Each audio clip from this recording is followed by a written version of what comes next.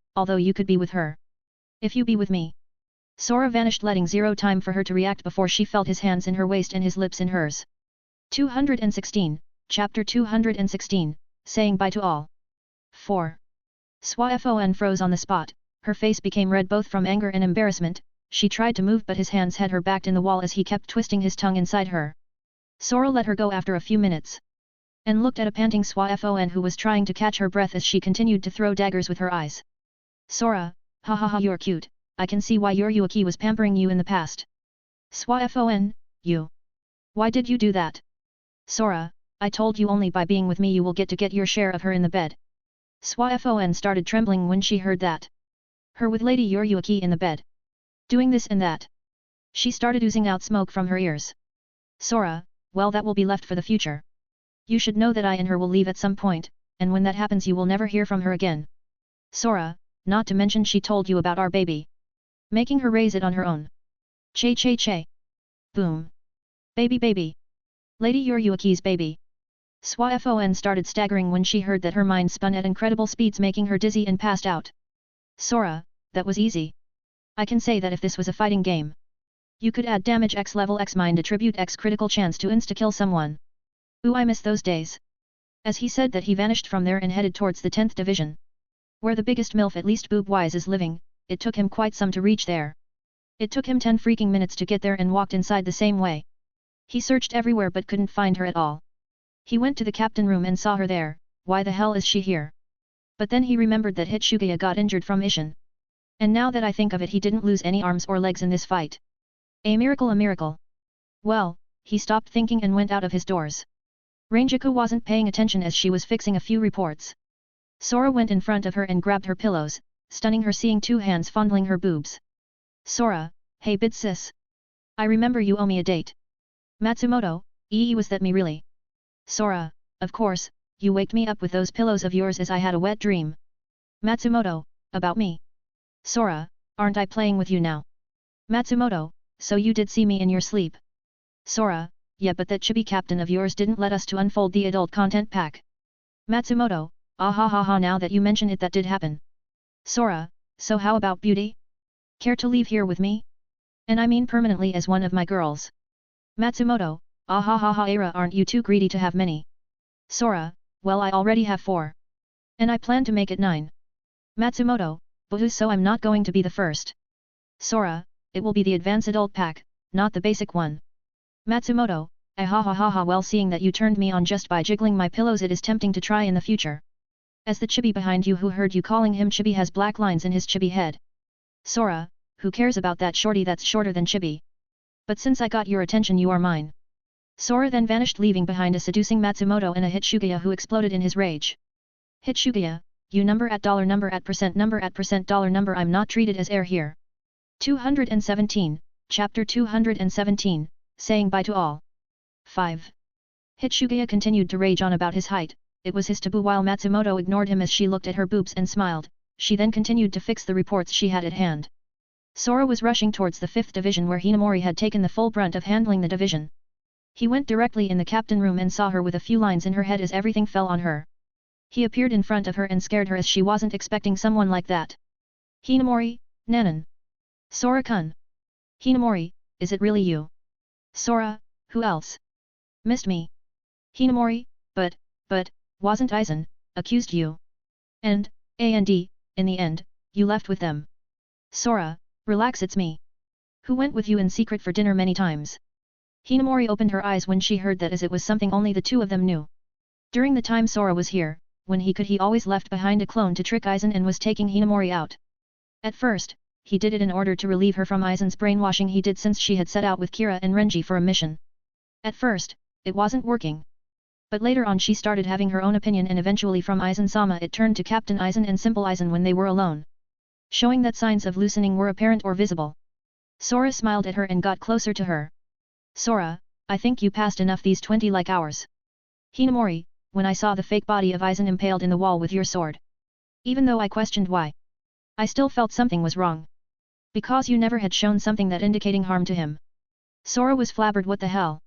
Normally complete hypnosis can only be felt by someone who has incredible strong Ryutsu. And she felt something based on my nature, of hiding hostility? Sora, good, that's it. From the first time I met you. You were quite obedience girl, following orders to the letter. Now you trust yourself and your feelings more. Hinamori, mmmmnn. Sora, say Momo. Do you like me? Hinamori, I can't say I don't, neither that I hate you. Sora, I am someone who has many girls in his list, particularly already 5. What will you do when I really leave from here? Hinamori, 5. 5 girls. I. Sora, pfffttt, look at your trouble face, don't think. Just follow what you trust and your feelings. Hinamori was flabbered, stunned, froze all of them. She didn't know what to answer, and then she sunk deeper in the unknown when she heard him speak. Sora, to be honest, I need to leave for 4-5 years. I may return earlier than that, but who knows, at that time I will gather all the girls I have or will have and leave for good. Sora, if the feelings you have tells you to follow me, then I will be happy. But if you don't feel that way, then don't strain yourself for an answer. Sora, I will wait for you to tell me in what kind of answer you've reached. Till then don't collapse, take breaks. Sora then gave her a light kiss on her forehead and vanished from there, leaving behind Hinamori with complicated feelings about everything. Sora appeared after a few minutes almost 1,000 meters above Soul Society. He looked down for a bit before going towards the gate so that he can return to the real world. 218, Chapter 218, Returning Back. In the real world, a portal opened in the sky, revealing a black figure. Normally his Shinigami clothes had many 4-ways colored twisting lines connecting towards his chest. But ever since he went to Soul Society and created his own body, his attire was the classic black. It was none other than Sora. Sora, finally I'm back. Sora kept staring the moon in the sky. He thought that within these maximum 1-2 years where Aizen will make his war, he needs to power up as much as possible, and at the same time, he needed to gather more points, as he had a feeling they will play a huge role in the future. It was also one reason he kinda stopped buying stuff. Sora, no matter what, I need to complete the quest of crystallizing Masaki. Then I will gain 120.000 attribute points on all stats. He sighed. He had already crystallized 5 of the 6 and he needs to finish this. Therefore, after one more last sigh, he vanished from there, going towards his house. Inu, Sato, and Ishida had returned back almost a day ago and were waiting for Kurosaki and the others. When the portal opened, they managed to sense someone but not him. Inu, who was the one right now? It's familiar, but yet I can't remember him. Sato, I don't know. But it seems he's heading towards the Kurosaki's house. Ishida, this Ryutsu. It's him. Both Inu and Sato looked at each other and then waited for Ishida to explain things to them, as they didn't have the slightest idea on who that was. Ishida, it's the guy who came with your Yuaki-san and Neliel-san. Inu, oh. Oh, you're right. That's him. Sato, yes, it does feel like him. Ishida, let's go. After agreeing to go there, they left from their school and headed as well to Ichigo's house. On a rundown store. Tessai had a shocked face when he didn't felt Yuruki's and Urahara's Ryutsu. Tessai, what happened up there? He also got up and ready to leave, but before he did, someone knocked on his storefront, shocking him even more. Sup? Tessai, is Urahara over here? Tessai, Hirako Shinji. Shinji, yar what's up with this that pale like face of Yui? Tessai, no it's nothing. If you're looking for Urahara, he went urgently in Soul Society in order to investigate something. Shinji showed a serious face and stopped talking with a joke's dialect. Shinji, what happened? As Tessai was explaining to Shinji everything they knew so far, outside of the Kurosaki's house someone has landed, making Masaki inside wary for a bit, as she had started to feel tiny bits of Ryutsu yet again. And she wasn't the only one, even Karin and Yuzua felt that. Sora used an unrefined GKI and fused with it in order to pass as living and entered the house. Sora, I'm home. Yuzu, Sora Nine. Karin, you mean Oni? Do you know how much it cost us to rebuild this place within 2-3 days? Sora, sorry about that. Masaki, now don't fight. Welcome back, Sora. Sora, I'm back, Mom. And also I'm hungry. Masaki, pfffttttt, ahahaha, I will cook up something, no worries. Sora, sigh. Thanks, Mom, and as you do, I'll take the guests inside. Masaki was puzzled. Guests? She doesn't feel anything at all. Just as she was about to ask him what he meant by that, she felt 5 people outside. 219, Chapter 219, Guests. Sora went and sat down in the chair waiting for food, and at the same time, he left his GKI, making 2 Soras appear in the dining table. Sora, I'm going a bit outside. Masaki, careful. Also spaghetti for food. Sora, yes. Sora left from there with Shunpo and arrived outside. He saw 3 on his doorbell almost ready with their fingers in the button to press it. Sora, what are you guys doing? Inu, oh. Sato, we wanted to see if Ichigo came back. Ishida, so it is you. Inu was flustered as she took back her finger. Sato had a calm expression and Ishida was shocked as he realized that this guy in front of him was the one saved them from Waiwak.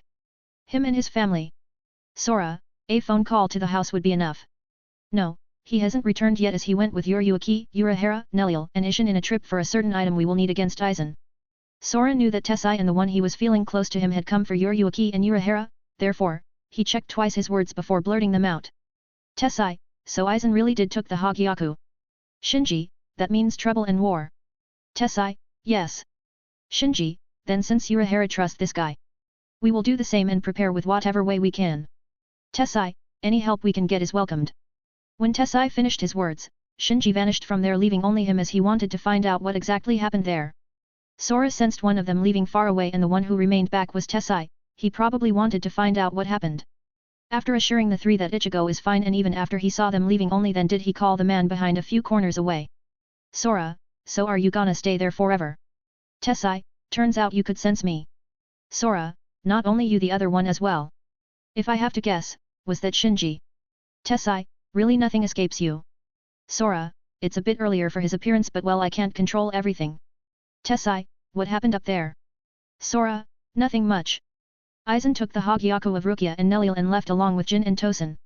Urahara went to a certain place with Ichigo, Yuriuki and Ishin as they wanted to take something Urahara had secretly built that might be useful against Aizen.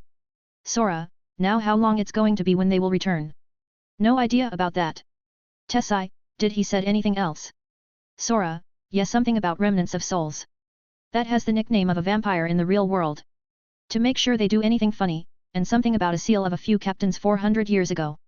I don't know what these meant. Tessai, I'll look into it and tell you about it. Sora, yeah thanks a lot. Tessai then left with a frown on his face and on his own thinking. Sora who was looking at him he murmured before returning back home. Sora, good thing I know that the bounty will appear in this time frame and after that. The lunatic idiot who ate and fused with his sword making him go crazy and start killing everywhere before 6 captains came to seal him but only 4 returned alive. As he finished murmuring in low-pitched voice that none could hear it, he left from there and returned to his GKI with a big plate awaiting in front of him. 220, Chapter 220, completing his quest. A few hours passed and after Sora had eaten his full and played with his little sisters, he finally put them to sleep. He went towards the living room where he noticed a heavy atmosphere in it. He saw Masaki sitting there and waiting for him to come down. Masaki, did you put them to sleep? Sora, I had quite a bit of trouble but finally yes.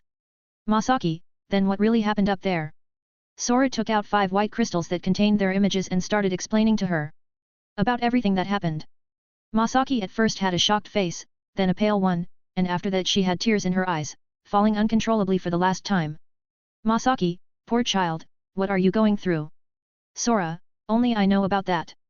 After completing the task I have, I will try to finish everything as fast as possible. As they were talking Sora created in the air a blade and pointed at her.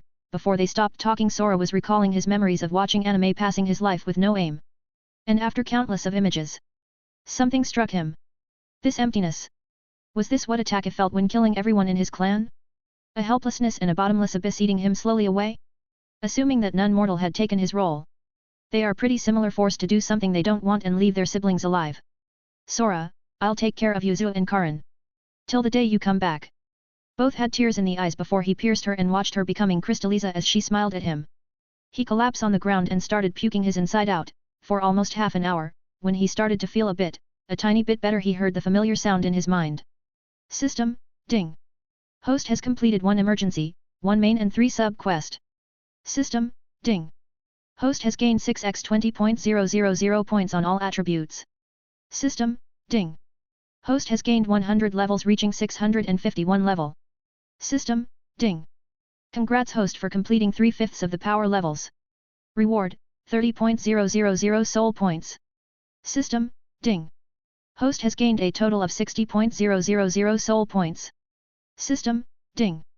Host has gained 1000 points on all attributes and 10.000 points on Ryutsu. System, ding. Host has gained 9.000 points on all attributes except on Ryutsu. System, ding. Showing new interfaces. Status. System, ding. Opening status. Name, Xylan Sora /H, 17, 38, /level 651 EXP, 523.788 450.665.223.120. Health, 179.450, 17.945, power, 179.350, 17.935, defense, 179.400, 17.940, INTE Legend, 180.500, 18.050, Ryatsu, 1.205.000, 120.500. Affiliation trait, Gluttony Human Shinigami Vizard Quincy. Ancient Enhancing Tattoo, 101 Fruits, Max 1000, equals 10.100 Attributes Points. Zanpakuto Command Name, Gaze at the eyes of all things where the moon feasts. Shikai, Heavenly Devour Moon, Tengoku Akumatsuki, equals Unable to use. Skill, Tengoku no Aim Tenku no Gecko. Bankai First Form, Heavenly Devour Black Moon, Tengoku Akumakurotsuki, equals Unable to use. Bankai Second Form, Heavenly God Black Moon, Tengoku Kami Kurotsuki, equals Unable to use.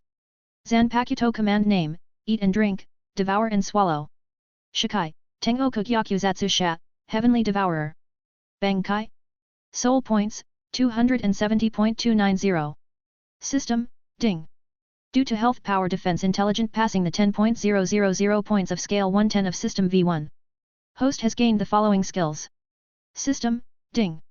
Heavenly Counter Description, this skill is only made for those that reached demigod rank, it takes any damage done to the user with this skill it is reflected on any target the user wishes. System, Ding. Heavenly Wrath Description, this skill is only made for those that reached demigod rank, this taboo skill can triple his stats for the next 5 minutes but then they reduce 3 times permanently. System, Ding. Heavenly Shell Description, this skill is only made for those that reached demigod rank, it can make any part of the user for 10 seconds immune to any type of damage. System, Ding. Heavenly Thoughts Description, this skill is only made for those that reached demigod rank, it allows the users to transmit their thoughts or voices directly to the mind of its target. 221, Chapter 221, The Bound of Vampires. In the morning Sora was making the breakfast and was waiting for Yuzu and Karin to wake up. After half an hour the house was filled with sweat-like aroma waking the little girls. Yuzu, Sora and are you the one cooking today? Sora, and Mom left last night in order to go to a certain place that she can train. Sora, originally she wanted to leave earlier. But Karin, she had to take care of us. Ha! Sora, yep, and since Ichigo and Ishin went in a mission with Urahara-san, I'm tasked with taking care of you, and well you know pamper my little sisters. As he said that he took out 3 plates with many pancakes stacked up one another making their eyes glitter with happiness. Yuzu, yeah. Pancakes. Karin, well I'll have a taste. Sora, sure go ahead. When they tried to eat a bite it melted in their mouths and stars appeared in their eyes. Yuzu, so good. Karin, well it's okay. Sora ate as well as he kept watching them eat something that was made from the heavens for them. After a few minutes, they finished their plates and prepared to go to school. Sora, be careful you two. Both, yet. Of course, Sora created a clone and sent it to watch over them from the void. He knew things will get a bit messy and he had to guarantee their safety. After an hour 3 knocks were heard in his door. Sora was puzzled how the hell I missed and didn't sense anyone in my door. When he went to open the door he was shocked to see 3 people and Ichigo. It didn't take long to remember them, the one in the physical body of Ichigo was Kon. One of the 3 was a little blonde girl named Riren. A guy in tuxedo was called Kuroto and the one in a ninja outfit was called Noba. That's right. Sora, and I kept wondering where the hell did Ichigo's body was. Ichigo/Kon, you must be Sora. I had been instructed to hide at the store taking care of this owner body, so that no one thinks I'm dead. I mean this body been dead. Sora, so I guess that was Urahara. And you guys must be Mob Soul same as Kon over there and must have been activated by Tessai. To bring me a message maybe. Ichigo/Kon, how do you know my name? Sora, there is nothing I don't know. Ririn, I'm Ririn, this is Kuroto and this is Noba. We did indeed brought some news to you. Sora, then come in. As he invited them inside, he told them to sit in the couch and waited till he brings tea for them before getting to the point. Sora, so what did he found out? Ririn, the Bountu is the name of those vampires you said to him. He said that they were created more than 200 years ago by Rentao. Sora, Rentao? Oh. That girl. That later was exiled by aiding them. Riren, ugh. Correct. Then 200 years ago the Bounty tried to invade. Sora, Now I remember. Soul Society with the Quincy's remnants only to be defeated. Ririn, you. And it was more like most of them were killed. Ririn, now they live in shadows of the real world with nothing set in stone and we have no idea what they are doing. Sora, that makes sense. Probably Urahara picked up something about them and wanted me to deal with them. Could they be trying again to invade? Sora, and what about the other? 222, Chapter 222, The Bounty Strikes. Kuroto, about the other, it's kinda complicated.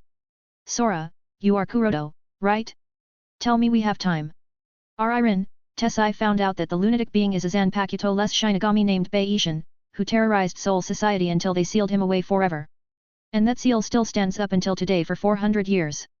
Sora, did he found out where? Kuroto, no not yet. He's still searching. Sora, I see, then is it anything else? Ririn, no not so far. Sora, then you guys can go back. Khan keeps the body hidden, as Inu and the rest placed a sickness absence from school. Ichigo/Khan, sigh, boring. Can't I go and play? Sora, go in another town. If you want, but let me warn you. No adult content. Not even as a joke. Sora raised his right so pummeling all four of them in the floor and cracks could be heard in the house foundation. Khan was suffocating at his power, he couldn't breathe at all. He was almost forced out of Ichigo's body and it was the same for the other three, they were almost forced out of their Jigai.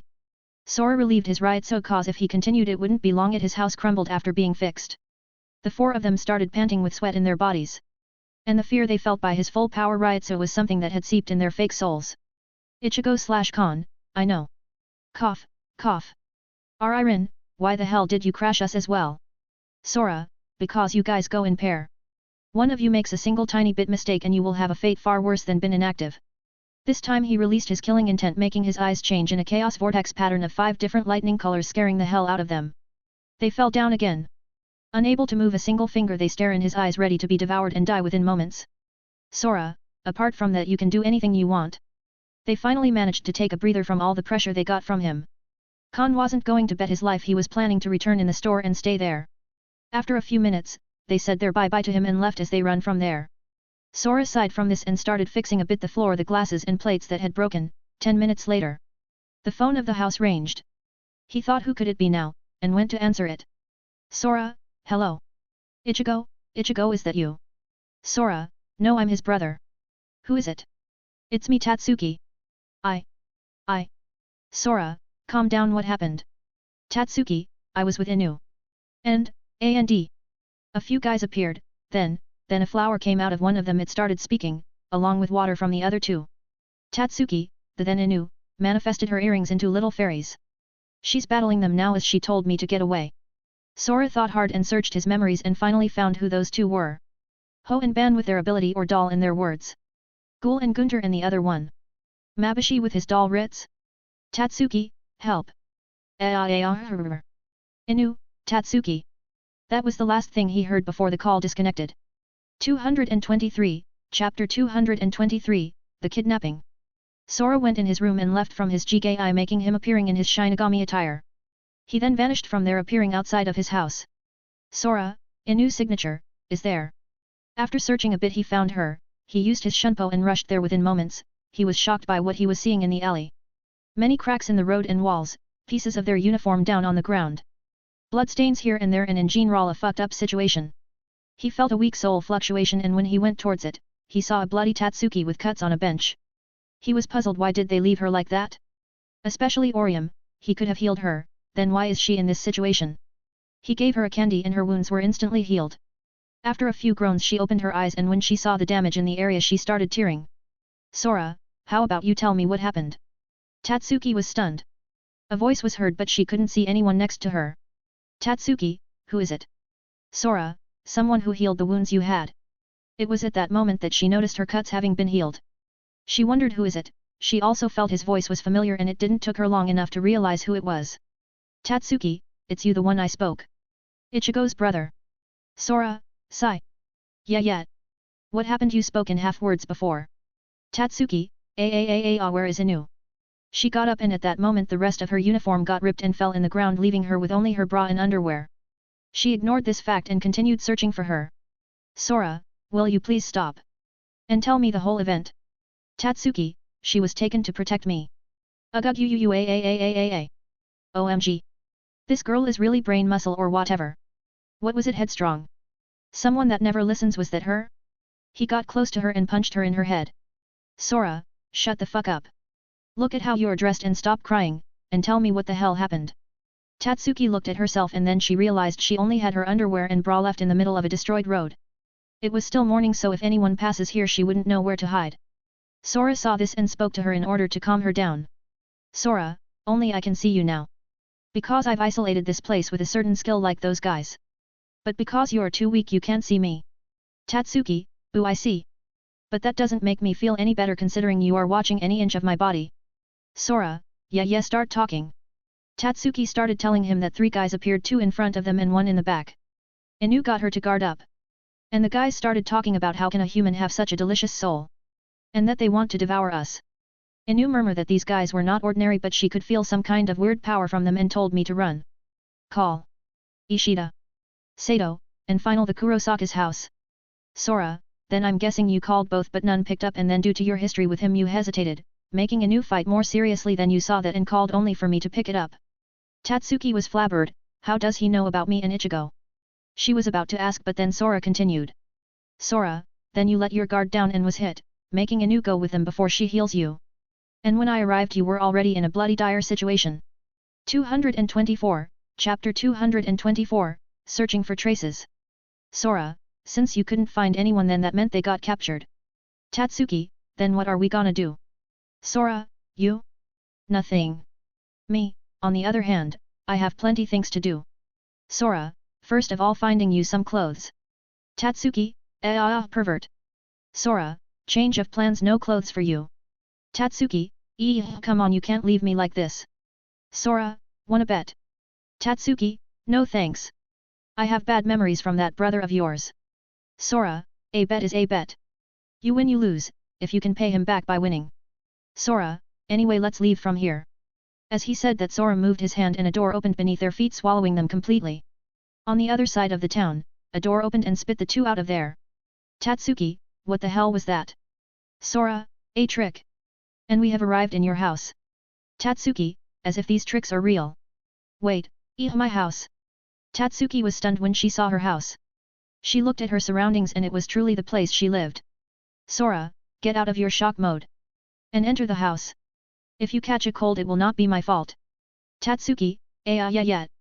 Sora then vanished from there and appeared way above the Karakura town. He closed his eyes and started sensing the whole town for anything unusual. He was like that for 10 minutes before finally managing to catch a trace of Inu's, Ishida's, and Sato's soul imprint. Sora, found them.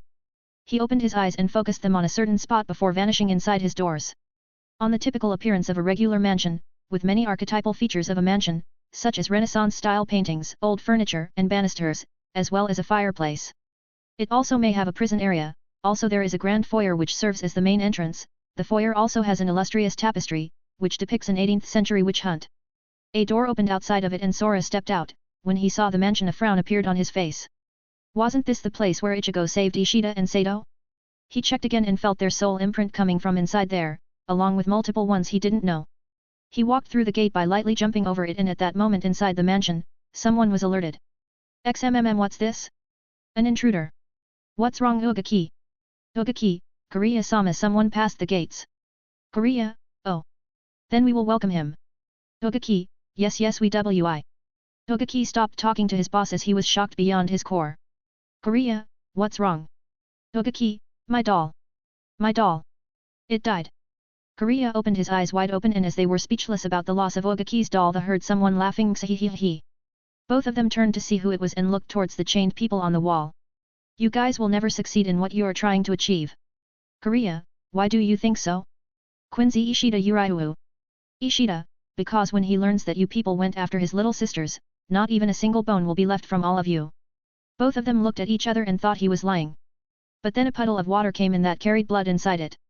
It had a single message. Run for your lives. 225, Chapter 225, Raging Anger. 1 hour or so earlier, on the park, Karan and Yuzu was sitting as they were eating snacks and the like. Karan, what do you think happened to Mom, Dad, and Ichigo? Yuzu, didn't they went to train so that the past can't repeat itself? Karan, That was what Sora Oni told us, but I don't think it's true.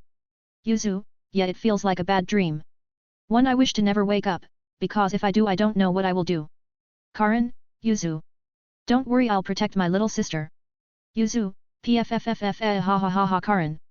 They stayed like that for a bit before giggling and tickling each other. After some time they got up and ready for their school to start. Sora too, who was hiding in the void, he had a bitter expression about what he heard from them. At that moment he saw two guys or kids with the same clothes approaching Yuzu and Karin. Hey, aren't those two cuties a wonderful soul meal? No wonder the boss wanted both of them to be captured. Karin, XMM, who are you two?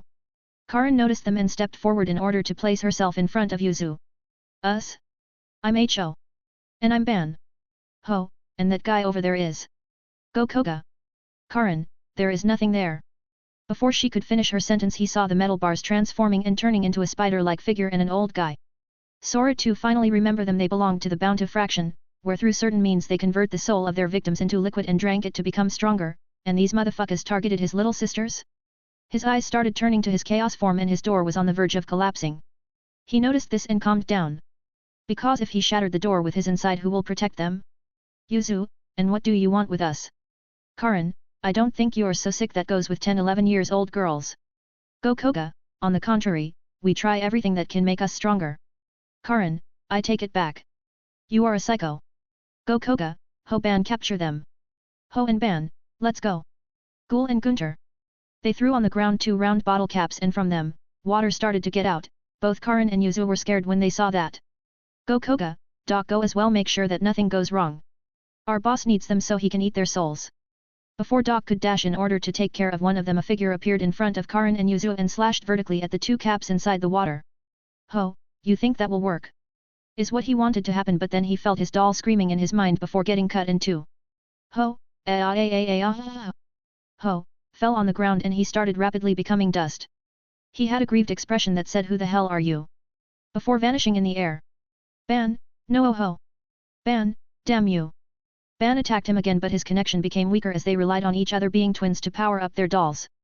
Sora too saw him coming closer and slashed horizontally, but before it could completely cut him in half. Doc appeared and stopped the blade. Doc, strong. Sora too, HOH. Managing to block a single swing of mine. Karin, Sora Oni. Yuzu, Sora Ni. Gokoga was having a hard time to breathe. And through his doll that kept blocking the blade, he could feel his power. And possible that was his tip. Ban was down and bleeding from almost being cut in half. He was looking at Doc with dizzy eyes and then at Sora. He used his last strength and commanded his doll to get a message powered up by his blood as he left his last breath. And also turned to dust.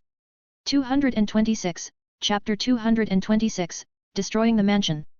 As Ban also turned into dust and with his doll sending the last message. Gokoga was in dire ropes. His bones started crackling from the pressure he got as his doll was still trying to push back his blade.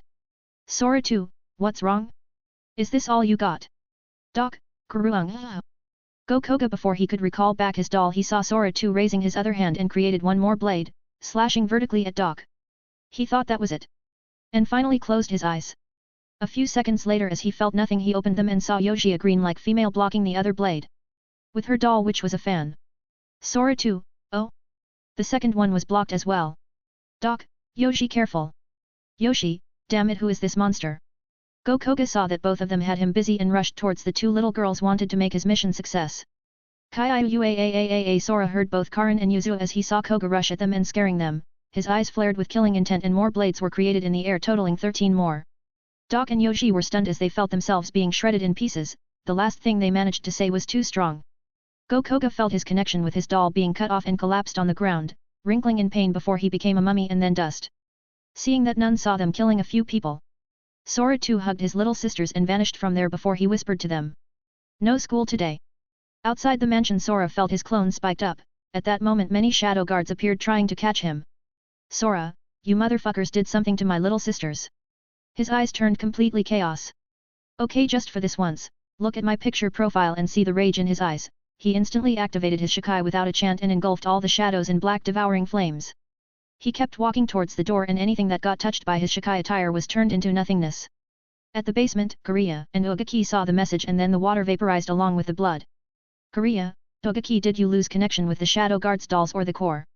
Ugaki, with the dolls, if I had lost the core then I would be the same. Dust in the air. Ishida, it's too late. Can't you feel it, his anger? When Ishida said that, a black flame appeared in the ceiling and along with it 3 blades cutting the chains of the 3 and a door swallowing them. Everything happened within 1-2 seconds as they got distracted by the flame. Both looked at the flame and felt a dread coming from it. Bump bump bump. The flame started pulsating like a living heart and then a black flash enveloped them. Korea, shit. Messer. Wind barrier. Devouring black flaming heart. Boom. Black flames burst from the flame in every direction swallowing anything in its path. Togaki didn't even have time to scream. While Korea left the room after he managed to push himself with the barrier out of the flame's way. Korea, turns out our info was not accurate about the Kurosakas. HOH, what made you think that? Plurut's 2 swords along with a voice pierced Korea in his chest out of nowhere, stopping him in his tracks as he runs away. Korea, ugh, who the hell are you? Sora, someone who will kill all Bounty for having the idea of eating my sisters. Sora then created instantly the 3rd blade and beheaded Korea. Sora, now only 3 Bounty are left and a Shinigami, I guess. It was the last thing he said before re-entering the doors as the mansion crumbled away. 227, Chapter 227, Gathering. Sora had destroyed their mansion and became a delivery man. Sadly he didn't know what to charge for his services. He threw Inu in her home and told her to call Tatsuki, then Sato in his house telling him to rest and then Ishida towards his fellow members. Ishida, thanks. Sora, how is your progress going? Ishida, not that good, I'm barely at 10% of my former glory. Sora, for now focus on passing your former limits. Since I'll be here I'll take care of everything. As he said that to him Sora vanished from there and returned to his home. Ishida sighed. If he was as strong as he was before then these remnants would be a joke. Within the house of Kurosakas, Yuzu and Karin was having a party since they didn't need to attend the school today and Sora too was taking the full brunt of their requests. Yuzu, Sora and I want ice cream. Karin, Sora and I. Make it 2. Yuzu, Sora and I. Let's play. Karin, Sora and I wanna see TV. Yuzu, Sora and I want to take a bath. Karin, Sora and I. Prepare it and no peeking. Sora too had his nerves exploded many times by their request, but then again now they had only him until he finds a way to restore the others. As he was preparing the bath without anyone noticed, a door appeared in the bath and Sora entered and fused with Sora too in his Jigai learning everything that happened today.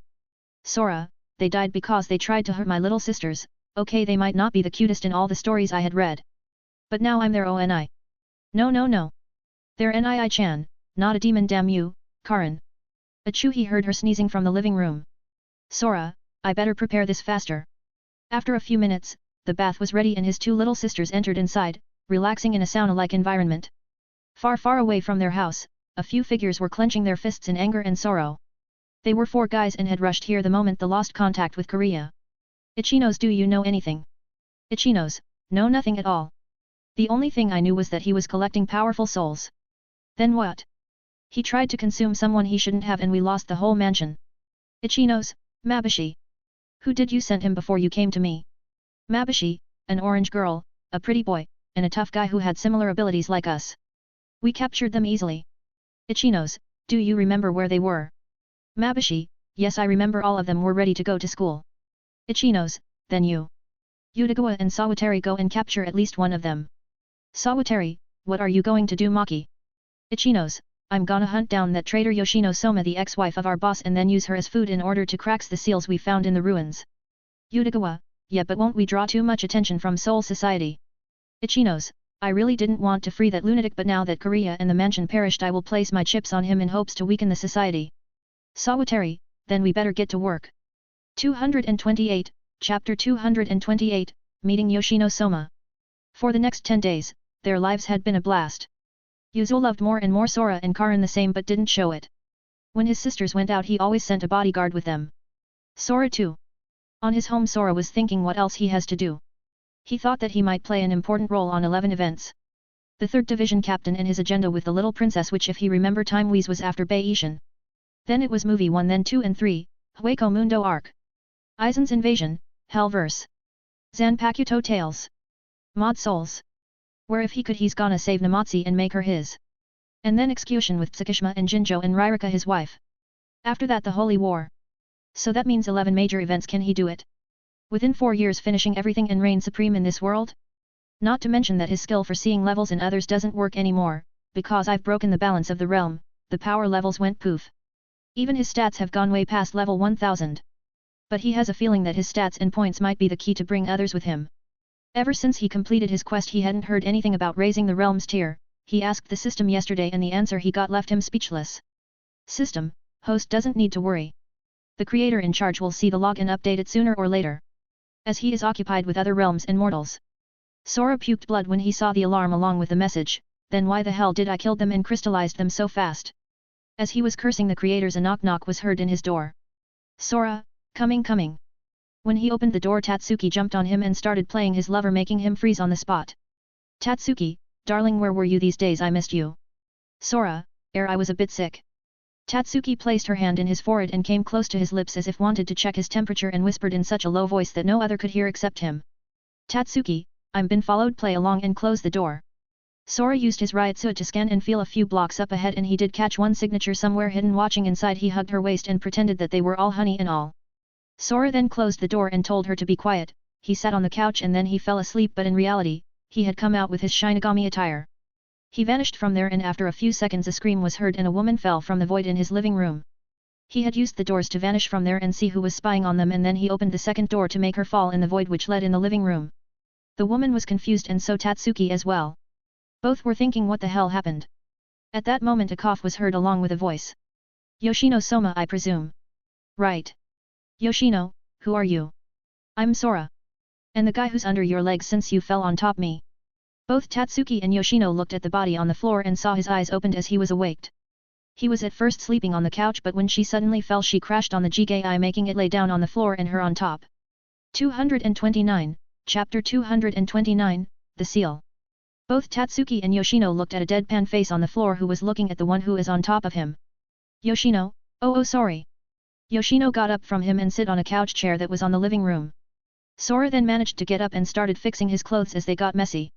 Sora, how long have you been watching this little girl? Tatsuki, your eye is little. Yoshino, ugh. A couple of days.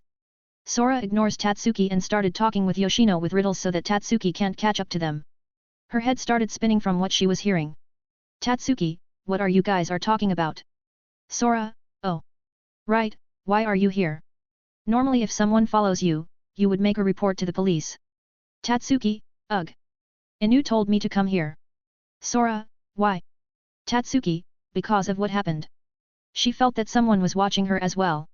Sora looked with half eyes in Yoshino's direction and saw her that she shook her head, he then started thinking and finally figured out who it may be. Ichinos, Sawatari, Mabushi, and Utagawa. What do these guys are up to? Yoshino made a signal with her eyes indicating if she should speak in front of this human girl. Sora knew that since he had plans to take her with him, eventually she must learn about everything. Sora, Tatsuki. Are you in love with Ichigo? Tatsuki, N.A. Warehouse. Tatsuki face became red as an apple which indicated that she did had some feelings for him. Sora noticed this and sighed. Sora, in a few years Ichigo, Inu, and a few others will leave let's say for another country. What will you do? Tatsuki froze, she didn't know if what she feels was an embarrassment from what made her do when she lost a bet. Or if she had truly fallen for him. Tatsuki, I don't know. Sora, I see then excuse me, for the change of scenery you are going to see. Tatsuki, hey, wah. Sora then used his door to swallow Tatsuki inside and send her outside her home. She was stunned and finally realized why he said a change of scenery. She was kinda sad but at the same time she was thinking would she be able to help if she faced with those guys? Yoshino, quite ruthless to a girl you are. Sora, people like us who had lived hundreds and hundreds of years should know better than them. That in this line of work. You either do it or not. Yoshino, I can't say anything at that.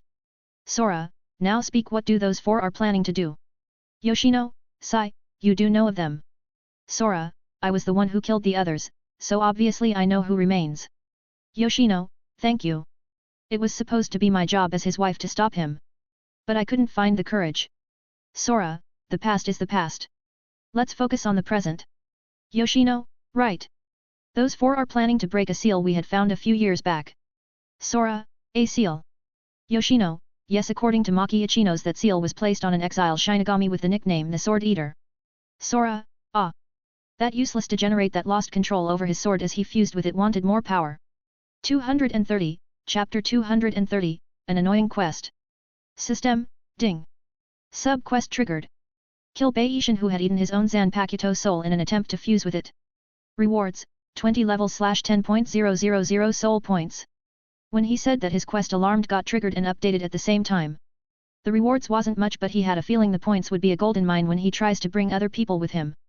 For that reason, he was going to complete any quest he can in order to gather a huge amount of them. Sora, I see. Then do you know when they will break the seal? Yoshino, no I don't, that's why I was following this girl who wasn't captured by them. Sora, in order to smoke them out something like that. Sora, Inu should be able to handle herself. Sato is the same but for Ishida, that's harsh to tell. Yoshino, why? Sora, let's say he had a battle where he lost his powers and now he needs to train from scratch. Sora, but either way that's not what concerned us. Yoshino, yes, we have no idea when they will go and break the seal. Perhaps. Sora, they already did.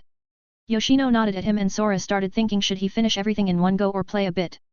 It didn't take long for him to decide to finish everything in one go as he wanted to start gathering intel for that new captain that will appear in Division 5. Sora, do you know where the ruins are? Yoshino, yes why? Sora, let's go. Yoshino, what? Sora then fall asleep and from inside the Jigai a Shinigami appeared in front of a stunned Yoshino. He waved his hand and both of them sunk the void. After a few minutes, Karin and Yuzu returned and saw their brother sleeping in the couch. At first they tried to ignore him but then they saw 3 sets of tea. Therefore they nudged him to wake up. Sora too who was behind entered the Jigai and pretended to wake up. Only to be met by a barrage of questions. Sora too, oh these are for Orium and Tatsuki they came and asked about Ichigo. Karin, oh. I see. Both Karin and Yuzu had a little bit sad face and Sora too in his try to cheer them up he said. Sora too, who wants ice cream? It was a taboo sweet-like existence especially for girls, the moment they heard it their eyes turned into sparkling stars, begging him to make ice cream. He thought wasn't that changing moods so fast? On the other side of Karakura town where a few mountains could be seen, inside a forest 4 people were talking. Ichinos are we really going to break his seal? Ichinos, are you afraid? Sawatari. Sawatari, I would be lying at your devotion to us if I said I wasn't. Ichinos, at least you know how to admit something. Mabushi and Utagawa. Both, yes. Ichinos, I know all of you are afraid because Korea and the rest vanished from our lives. I dare to say that even I am scared. Ichinos, but even so if I can inflict damage to the Soul Society and a major one at that it will be worth it. Humph. Like hell someone at the level of almost vice captain can damage the foundations of them. 231, Chapter 231, Unsealing. Ichinos, who's there? Have you forgotten who had helped you guys? Sawatari, you. You are. Mabushi, this familiar voice. Utagawa, Lady Rantau, you're alive. Rantau, not only alive, but I can't believe you guys wish to overthrow the Soul Society with one vice-captain's strength. Ichinos, what can we do about it? Surrender. Rantau, with the guy, Kiria pissed off. I'm surprised you guys are alive. Rantau, it took me days to find all of you. Ichinos, what about the guy Kiria pissed off? Rantau, he's capable of fighting a captain-level class easily. Ichinos and the rest opened their eyes wide opened. Who the hell is that guy? Rantau, his father is someone from the 5 main families the Shiba clan. Rantau, even if you unseal Bei-Ishin probably about 90% all of you are dead even so you will go with it. Ichinos was speechless so the others as well. Ichinos pondered seriously about it and after a few minutes, he spoke to them with a solemn voice. Ichinos, you guys turns out we will never reach Soul Society now. Ichinos, but at the very least I'll bet on the chance that I and Bei-Ishin can we will be able to kill him avenging Kiria. Sawatari, XMM then we will all go with a bang. Mabushi, I will throw our flowers in this last attempt. Utagawa, then I'll let my snake-like attitude sneak attack him and kill him. Ichinos, therefore Rantau we will proceed with the unsealing. Rantau, let this be the last time I'm helping you. At that point and after everyone came to an agreement to bet everything in this last opportunity had they vanished from there. After a long 10 minutes, a door was opened and Sora came out with Yoshino. Sora, that was interesting. Yoshino, how can you smile like that? Sora, why not? I get to kill 2 traitors now, oh wait with Bei-Ishin it's 3. Sora, too bad we didn't manage to hear everything from the start and we arrived at the same time as her. Yoshino, that's what you're upset about. Sora, pretty much. Yoshino. Sora, well anyway shall we follow them? Yoshino, probably they are going in the shrine where that Bei-Ishin is sealed. Sora, and they are planning on going all out on killing me. Yoshino, why do I feel like you're toying with them? Sora, you think? As he said that he vanished with her from there and started heading through the void towards them in the same direction. Ichinos, I really hope that he had grown stronger due to the seal. Making us realize every dream we have. As he said that they sped up and finally could see the shrine in the ruins inside the mountain. All of them reached there and walked inside. They saw a dark place like a tomb and from there, lights started igniting on the wall revealing a pyramid-like cone with countless symbols. Ichinos, Bei-Ishin is in there. Hui. Maki got close to the pyramid and placed his hand in it. After a few seconds he raised his Ryutsu and inserted on the symbols. And then one by one started blazing in flames as they disappear from their sight. 232, Chapter 232, Bei-Ishin the Sword Frenzy. BRRRRMMMM by EE is FFFFSSSSSS one after one the symbols started getting destroyed. Soon the whole place started getting trembling vibes. The pyramid started cracking and soon an explosion from it occurred that made all of them blow away and sent them outside the shrine. After checking that everyone was fine a heavy pressure fell on them from Bei-Ishin's Ryutsu and crashed on the ground. Ichinos, ugh. Ran Tao, ag this Ryutsu. The other three could barely keep their eyes open as it was too difficult to even breath with this pressure. At that moment they heard a laugher. Ah ha ha ha ha I'm finally free. A figure came out of the shrine before it collapses to smithereens. A middle-aged appeared, as a grey-haired man with a beard and blades growing out of his shoulders, he had 2 red marks on his forehead, he is also wearing a samurai-like armor over his Shinigami attire. He looked left and right and then he felt these weak embers on the ground that barely could stay awake. I am a blade. Those who stand in my way deserve to be cut away. When he said that he waved his fingers and as he did, swords materialized from them as he launched them towards their heads. Ichinos, Bakudo, Arts, 81. Danku. Maki barely said the instant cast a Bakudo and a thin wall appeared in front of them as the swords came raining on them. But out of their expectation the moment the swords touched the wall it shatters like glass. Making Ran Tao and Maki open their eyes wide open as the swords pierced all of their heads, killing them. Bei-Ishin, ha ha ha ha ha weak. Not enough Ryutsu. Bei-Ishin the moment he killed them, he went and absorbed the dolls as they contained a bit Ryutsu but that didn't satisfy him. He was hungry for more and more he turned towards the town and felt stronger souls. He smiled and as he was about to dash and killed all the innocent in the town. A hand appeared and gripped his face as it pushed him back, more like he threw him back in the temple. A figure then came out with a bit of serious face. Sora had seen those swords and the power they had was on par with his blades. Therefore he decided not to play around and kill him as fast as he could because if he achieved Bankai like he remembered it would be troublesome. Sora, why not stay there where you slept for 400 years Bei-Ishin? Bei-Ishin, that hurt. Strong, delicious Ryutsu. Sora saw him standing up as if nothing happened and was stunned. Was my grip too weak for him to not be in a daze? Or nothing worked as he had gone insane? Either way, he created 15 blades around him all pointing at Bei-Ishin and then they started rotating both from MC and themselves. He also drew his sword and said. Sora, eat and drink, devour and swallow. Tengo Kukyakuzatsu shat. Boom. A heavy pressure covered the whole mountain as his clothes burst and recreated in Ichigo Bankai clothes and then burst in black flames. On the town. Inu, Ishida, Sato, Tessai, Ururu, Hentai even his little sisters with Sora too felt this. Everyone thought who is fighting right now, who's the enemy? Sora smiled at him and said. Sora, I refuse to believe that someone like you was devoured. You're just afraid. Then let me help you gain a bit of clarity before you die. Your swords or my blades which one is superior? As if he tugged a string in Bei-Ishin he roared before waving his hands and threw countless swords at him. 233, Chapter 233, Blades vs Swords. Bei-Ishin dashed forward as he roared before waving his hands and threw countless swords at him. Sora was smiling and threw his spinning blades at the incoming swords. When these two projectiles connected with each other a few dull metal sounds were heard. Sparks flied everywhere before both weapons rebound back. Bei-Ishin, strong. Sora, about equal. How about now? Sora dashed and caught 2 blades in his hands and slashed vertically with both of them aiming at his head. Bei-Ishin materialized 2 swords and parried them. Clang. Sora smiled and Bei-Ishin had a grin on his face. From his chest swords flew out aiming instantly at his heart but the dark flames melted them without any chance of touching his skin. Sora, is that all you got? Sora started slashing at his body rapidly making the blades crack in his hand and quickly replaced them with another in the air. Bei-Ishin was creating swords all over his body trying to deflect the slashes. His crazy eyes started to have a small fire in them. Sora, don't get distracted. Clang. Bei-Ishin, ugh. Boom, The moment the light appeared in his eyes, his speed at creating swords dropped by 10%, giving Sora time to cut his sword flesh and send him away crashing in the rumbles. Bei Yishan, ugh, hurt, that hurt. Bei Yishan screamed as he raised his Ryutsu even further than it was already was. Bei Yishan, Bankai. Boom. A loud spiral of Ryutsu burst forward from his body and thunder started crackling in it. After a few seconds it started to disperse and revealed Bei Yishan, who had become covered with hundreds of blades that act as both a weapon and armor. 3 golden rings appeared ranging from his right shoulder to his right upper arm, and seemingly a small wing composed of entirely blades is also present on the left side of his body.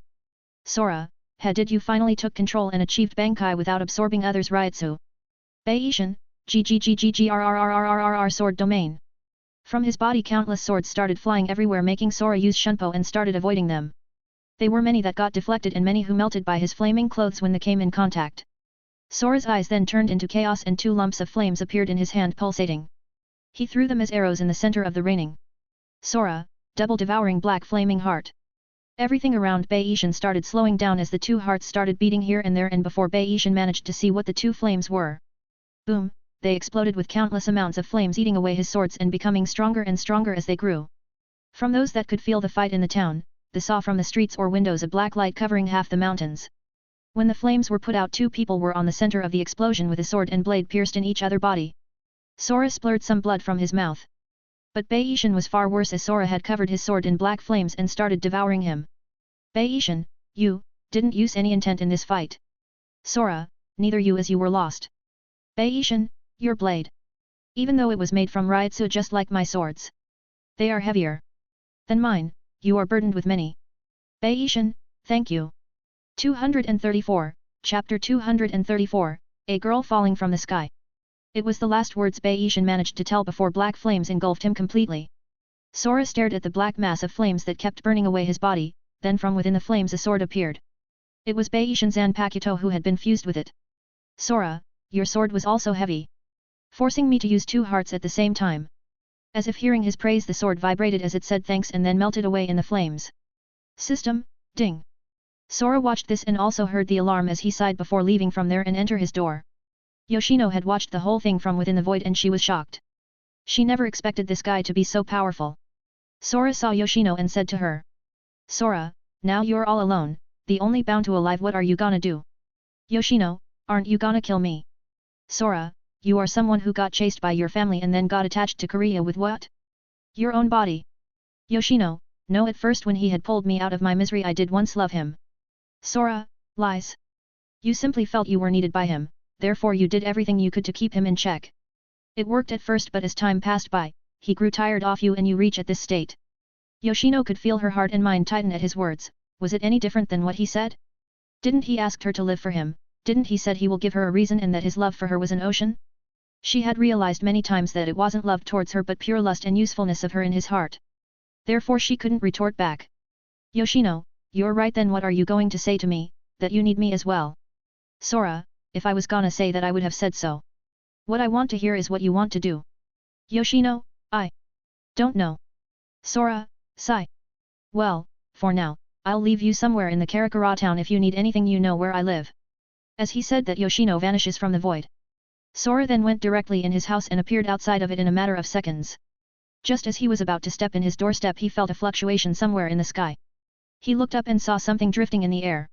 Sora, what the hell is that? Sora, is that thing falling? He kept looking up and saw that this thing was coming closer and closer, and along with it he heard a few roars from hollows.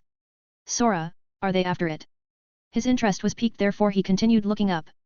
After some time he finally saw what it was.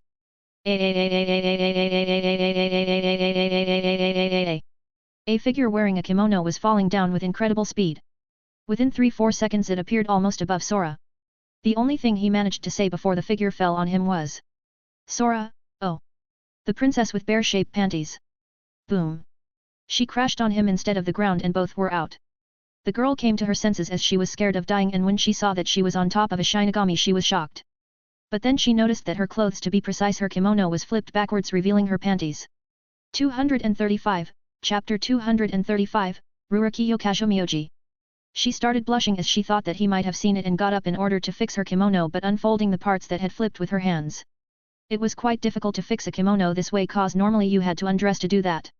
Before she managed to finish fixing her kimono, a few hollows appeared above them and circled around. Yuzue and Karin heard the loud boom and wanted to get out and see who it was, but Sora too stopped them, saying that it was nothing important.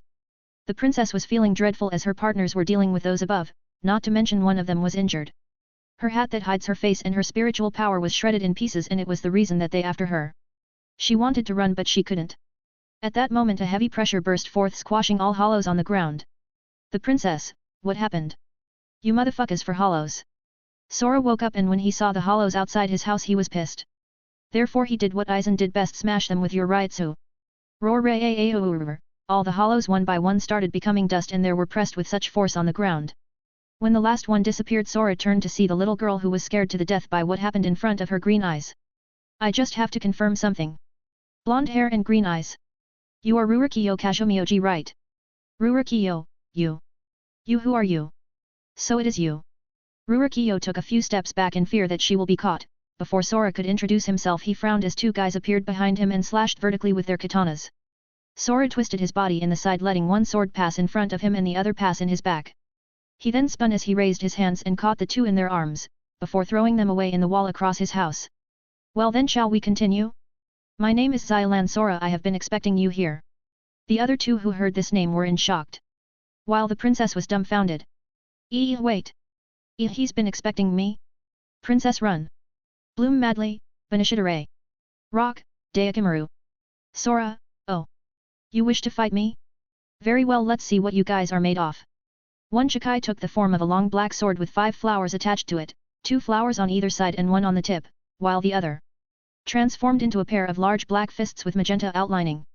The 2 fists are attached to a large chain which follows his hands. The chain follows from one fist up his arm around his neck and down his other arm to the corresponding fist. Let's go, Ryusei. Ryusei, I'm on it, Rusaburo. Scattering petals Sangha. Flowers appeared as he moved his sword, and from the flowers, it rained needles towards Sora. Then Rusaburo punched the ground as it created a trail of rocks that led in the direction of Sora. When the trail reaches its destination, overturned hand-shaped tatami, made from whatever material the current ground/floor is made of, arise from the ground and ensnared Sora and the needles within. 236, Chapter 236, Inviting. Sora saw many needles flying at him, but he didn't bother at all, not even when he was closed inside with them with a barrier like stone walls. Sora, wasn't this technique used on Amagai? Sora, if I remember correctly, he used his Bakuto to get out, so it must have some kind of defensive power, right? Sora, let's raise my Ryutsu a bit to see if they will crumble away. As he said so, he started raising his Ryutsu, making the space tremble at the pressure of it, but what surprised him was that the wall didn't budge at all. Sora, oh interesting. How about my blades? He created a blade and then slashed in the inner walls of it. Clang. He barely scratched it. Sora, oh well. Eat and drink, devour and swallow. Tengo Kukyakuzatsu Shat. As he activated his Shikai, a burst of flames engulfed the space inside, and instantly on the outside the barrier like stone felt away. Rurokiyo, no way. Ryusei, princess run. Rusaburo, princess go. Sora, why the hurry? I actually want to invite you guys inside my house. Sora, oh, and can't you please stop this? If I raise any more my Ryutsu, the humans around us will probably die. All of them were speechless. Then you're not the enemy? Rurokiyo, then you're not aftering me. Sora, after you? I'm sorry, I have a few girlfriends already, I'm not interested in kids with bare panties. Sora bowed as an apology to her that he's not interested in chasing her. And she was pissed and blushed at the same time. Rurokiyo, you. Don't you know who I am? Sora, a runaway homeless kid. Rurokiyo, ugh. Rusaburo and Ryusei had their eyes and ears popped out. They saw their little princess being bashful and throw a tantrum right in front of them. Sora, so care for a vacation trip. Rurokiyo, what kind of vacation? Sora, dunno yet, I was planning a trip with my little sisters. And then search for you. But you came earlier. Therefore let's go all of us. Rurokiyo was stunned. With his family, no, I can't. I'll get pregnant. Too soon, too soon. Sora could see that she had become red. And at that point, he thought. Oh yeah. She will think like that. Sora, no, you'll come as a guest, not as my girl. I told you I already have a few girlfriends and I have no interest in you. Rurokiyo almost fainted. She realized she jumped in the wrong accusation since he had stated earlier. She became red, but this time from anger for daring to reject her a second time. Sora, well, if you want to come in. Sora then walked in his house by hiding his Ryutsuo and fused with the clone he had in his Jigi. Sora, Yuzu Karin get here for a bit. Yuzu, what is it Sora ni? Karin, Baka oni what is it now? Sora, those guys outside left, and I thought of going on a road trip. Do you girls have something in your minds? Sparks ignited in their eyes when they heard about the trip. And both yelled in unison. Both, we wanna come as well. Sora, wow. Such passion. Sora, then get ready. Yeah. They started jumping here and there. Outside the three others could hear their voices and thought. This guy wasn't joking? 237, Chapter 237, Planning the Trip. Rurokiyo, do you two know who that was? Ryusei, Princess. It was Xylan Sora the one who betrayed Soul Society. Rusaburo, the youngest to climb in the ranks of vice captain within a year from the academy graduation. Rurokiyo, oh. That's amazing. Ryusei, Princess, we must run. Rusaburo, Princess we don't know his motives. Rurokiyo, do we have anything better to do? At least with him, I won't have to worry about being attacked by hollows. Ryusei, sigh. Princess. Are you thinking of going as well? Rusaburo, Princess. Rurokiyo, well he did invite me. Plus if he wanted to really harm me would you two be able to stop him? Ryusei, ugh. Rusaburo, ugh. Rurokiyo, therefore let's go for a trip. Ryusei, fine, we will follow you, Princess. Rusaburo, your wishes are ours, Princess. After finally deciding to go with this, they went and put their Jigi on, hiding the fact that they were Shinigami. Then they entered his courtyard and hit the doorbell. Sora along with Yuzu and Karin got puzzled, who was it? Sora, I'll go, you two make your plans. Yuzu, yes. Sora and I. Karin, Baka and I. He didn't know if he should laugh or cry. He then went towards the door and opened it only to see the princess and her two bodyguards. Sora, ah. Have you guys decided to come and play as well? Rurokiyo, be grateful you will be graced with my presence. Ryusei, we will protect the princess in the shadows act like you never saw us. Rusaburo. Rusaburo started waving his hands and made many signs which Ryusei saw and translated in Sora. Ryusei, he says try anything funny like adult pack and we will cut it off for you. Sora, then again I'm not interested in her. But why signs? Ryusei, when he is in his Jigi or with lots of people he can't speak, something like a complex. Sora, oh I see, then let me introduce you. Yuzu and Karin had already sneaked up behind Sora. When they saw the blondie small figure with green eyes they were mesmerized by her little charm. Sora, Yuzu Karin this is Rurokiyo, she's from Dad and mine along with Uncle and Aunt Line of the job. They came to see Dad but since he is on a mission they were unable to see him. Yuzu, greetings I'm Yuzu Kurosaki. Karin, sup, I'm Karin. Rurokiyo, nice to meet you, I'm Rurokiyo Kazumioji. No one said anything about meeting his dad as they did had to create a false background. After half an hour three guys had their palms in their faces. Sora, I didn't thought my little sisters will bond like that with her. Rusaburo. Ryusei, he says we neither. And also are we really going on a trip? Furthermore from me to you. Who's your dad?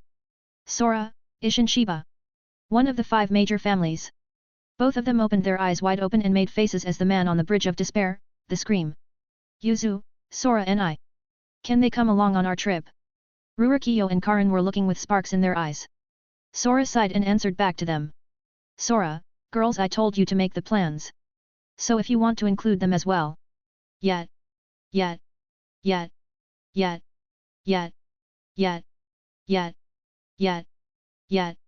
238, Chapter 238, Going on a Trip.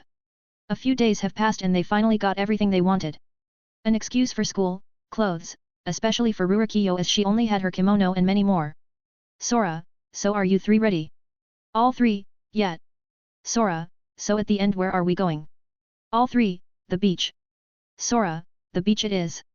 They ordered for a taxi to come and pick them up from their house. After a few minutes it had arrived and loaded their bags. One for each person. The 3 little girls and Sora entered the taxi while the bodyguards started running behind with Shunpo. It took them 3-4 hours to reach where they wanted them to get and when they got out their eyes flashed with happy light and stars seeing the wonderful resort where they had booked the rooms. Sora when he gets off as he was smiling suddenly he went a bit stiff. As he looked who the hell was across them getting off from another taxi. It was Yoshino. Inu. Tatsuki. Ishida and Chad. What the hell are they doing all of them? Was it a coincidence? Yuzu, oh it's big sis Inu. Karin, and Tatsuki. Sora, you girls. Did you call them as well? Seeing the both of them nodding he was speechless. Okay, they called them. Why is Yoshino with them? Yoshino, yo. Sora-kun. Sora, what are you doing here? Yoshino, what you say? I got invited by Tatsuki. Sora had a deadpan face when he heard that and looked towards Tatsuki, who had one hand in her eye stretching it and the other in her tongue as it was sticking out. Ryusei, who are they? Sora, friends. It turns out my little sisters called them to pass our time more enjoyable. Sora, and we didn't notice a thing. Ryusei. Rusaburo. Sato, Sora, thank you for inviting us and closed a room for us. Ishida, lately we had gone nuts with everything, you know, exams, and all. Inu, thank you Sora-kun. Wait, what? I'm paying for all of them. He started sweating and turned to look towards his little sisters. Sora, how much was the cost down of the whole plan? Karin, around 30.000 VAR. Sora started puking blood when he heard this. Are you kidding me? That's pretty much everything I have. Karin, why is there a problem? Oh, and I. Sora, no, you can enjoy yourselves. Sora was screaming inside him, trying to find a solution. It then hit him. Sora, system. Can I convert soul points in money, and how much will the ratio be? System, it will be at the ratio 1/500. Sora, so 1 soul point for 500 VAR. System, correct. Sora, then change 290 soul points for 145.000 VAR and deposit them in my inventory. System, ding. Conversion complete. Sora, Yufu. Now I'm rich. Everyone saw him grinning like an idiot as they were taking their travel bags from their respective taxis. Rurokiyo, are we gonna stand here all day? Let's go see the rooms already. Karin and Yuzu, oh. They raised a fist in the sky and then started marching towards the hotel where they would be staying. But not known to them, two people were watching them from way above the sky. Is that him? Yes, the one who sided with Aizen. What he's doing here? Who knows, but those who hinder Amagai's plans will go to hell. 239, Chapter 239, in the beach. Hansa Nokui, what are we going to do? Hansa, Ryukyuzu. We'll use your power of the Bakuto, and create fake images, and when everything is set we'll take the princess. Ryu, what are we gonna do if the others intervene? Hansa, I'll use my Bakuto and trap them in an illusion of themselves, buying us some time. Ryu, I have tried to feel the others and only that guy I can't read. Hansa, Xylan Sora. Amagai has warned us to make it as swift as possible in order for him not to find us. Ryu, that's gonna be a bit hard. Both of them had a headache from this mission they got. Meanwhile Sora and the rest had finally settled in the resort next to the beach. When the receptionist gave Sora the cost down, he gladly took out the money and paid them for their stay. Sora, now we are all good to go in our rooms. Yuzu and Karin along with Rurokiyo in one room, you two over there. I'll be alone in my room, and then Inu with Tatsuki and Yoshino. Finally Ishida with Sato. Any problems? Tatsuki, yeah, why you get to be alone? Sora, well, excuse me, I'm not Ichigo, therefore I don't really know any of you that will make me share a room. Sora, or do you expect me to stay with my sisters? If that were to happen, then what's the point of them having fun? Tatsuki, ugh. Inu, Tatsuki-chan, he's right, you know. Sora, well then, since we found our rooms, then let's go and unpack, and after that where will we go? Three little girls, the beach. Sora, then let's move. After he said that, he sent them all inside, and as he was the last person to start walking, he shifted his gaze towards the sky. He had felt earlier two people trying to gauge their powers, but they were also wary of him. That means that these two know him. Sora smiled and started walking in his room as he murmuring himself. Sora, mess with my sister's relaxing days. And both of you are dead. He went inside and started preparing as well. He took his clothes off and put his swimming boxer as he was planning to swim as well. After 30 or more minutes he went down and saw Ishida with Sato having prepared themselves and waited for the others. Sora, I see you guys were quick. Ishida, well, we didn't take much with us. Sato, therefore it was easier to unpack and get dressed. Sora, I see. Sora went close to them and whispered in their ears that someone was watching them from way above the sky. Sora, I have no idea of their motives, but I don't think it would go well. Both of them frowned. Ishida, after a bit of thinking, he asked Sora about a few days ago 2 bursts in Ryutsu if it was him. Sora thought about it and realized it must have been when he fought Beishin and nodded at him. At that point the girls came down and Sora almost had a heart attack. While Yuzu, Karin, and Rurokiyo were safe in terms of the design of their swimsuit, but Inu, Yoshino, and Tatsuki. Inu was wearing a white one barely covering her huge boobs and her lower part of the waist. Yoshino was wearing a black top and under swimsuit that made her quite sexy, while Tatsuki was, well you know kinda lacking. After all of them gathered up, they went towards their dream place for kids, the beach. Author's note. Thank you all for helping me fix a bit of the rating in my stories. I'll be honest, I don't really care about the rankings and I'm not asking for stones. I know there are many much more decent stories than mine and I'm not fighting for a rank. I simply write my own fantasies and versions of my stories. I know my English sucks and probably I'll never fix that as I don't have the knowledge I need to write better. My only desire is to write whatever I like, and for you guys to pass a bit of your time. I will never delete any of my works as I would feel I lost many hours of my life, and long as I think it's decent I'll post it. I'll always try to repay my debts and when I have free time a few bonuses. As thanks for helping me, I will speed type, and kill myself so that I can double Naruto and Danmaki for the next 7 days until the next Monday. Of course, if I have time I will add bonus. And please take note that my time frame cause I'm searching for a job in order to have a stable income is a bit fucked up. 240, Chapter 240, Water War. As they got ready and also embarked for the beach, the three girls were super excited. It didn't take them long before reaching the beach as it was next to them. They found a few umbrellas and seated beneath them with their chairs. Sora, now then you three puss some sun cream so you won't get burned and go off.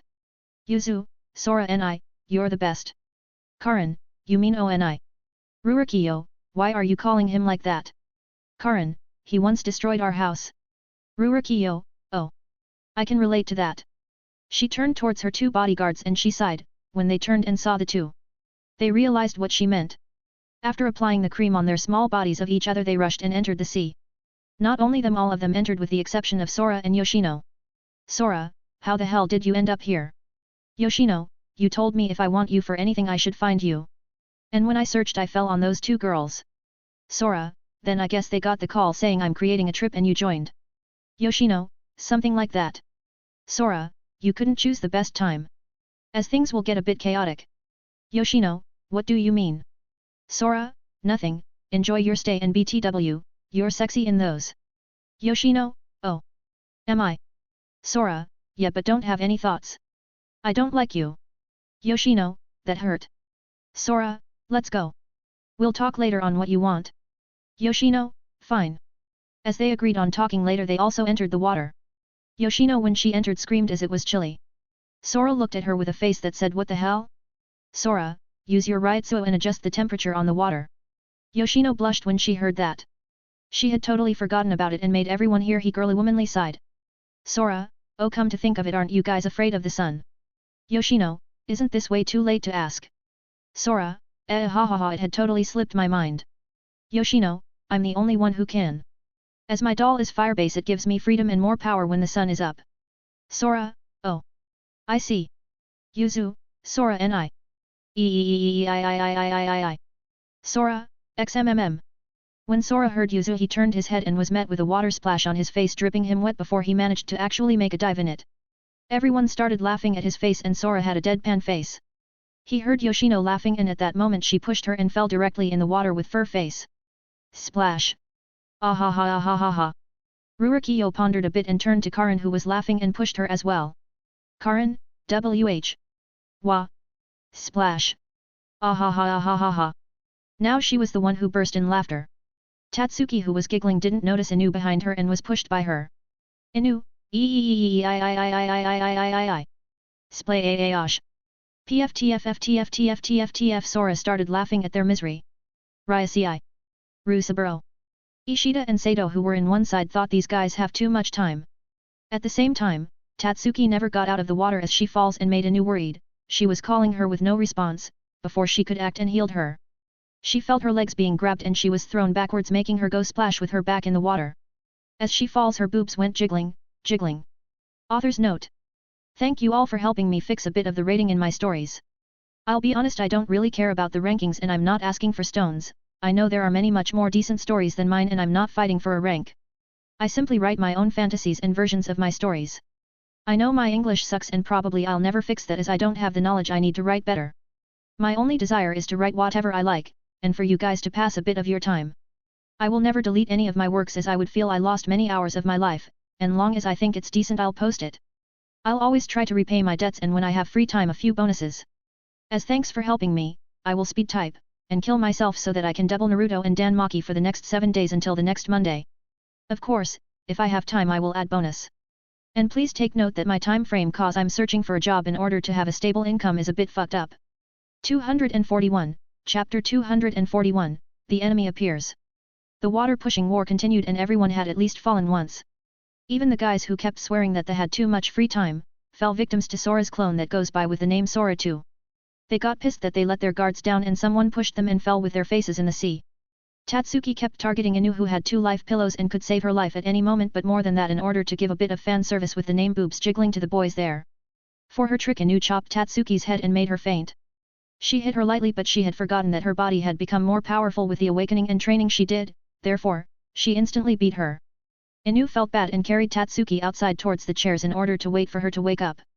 At that moment a flash passed her eyes and she started feeling sleepy and fell asleep as well as she thought she was tired.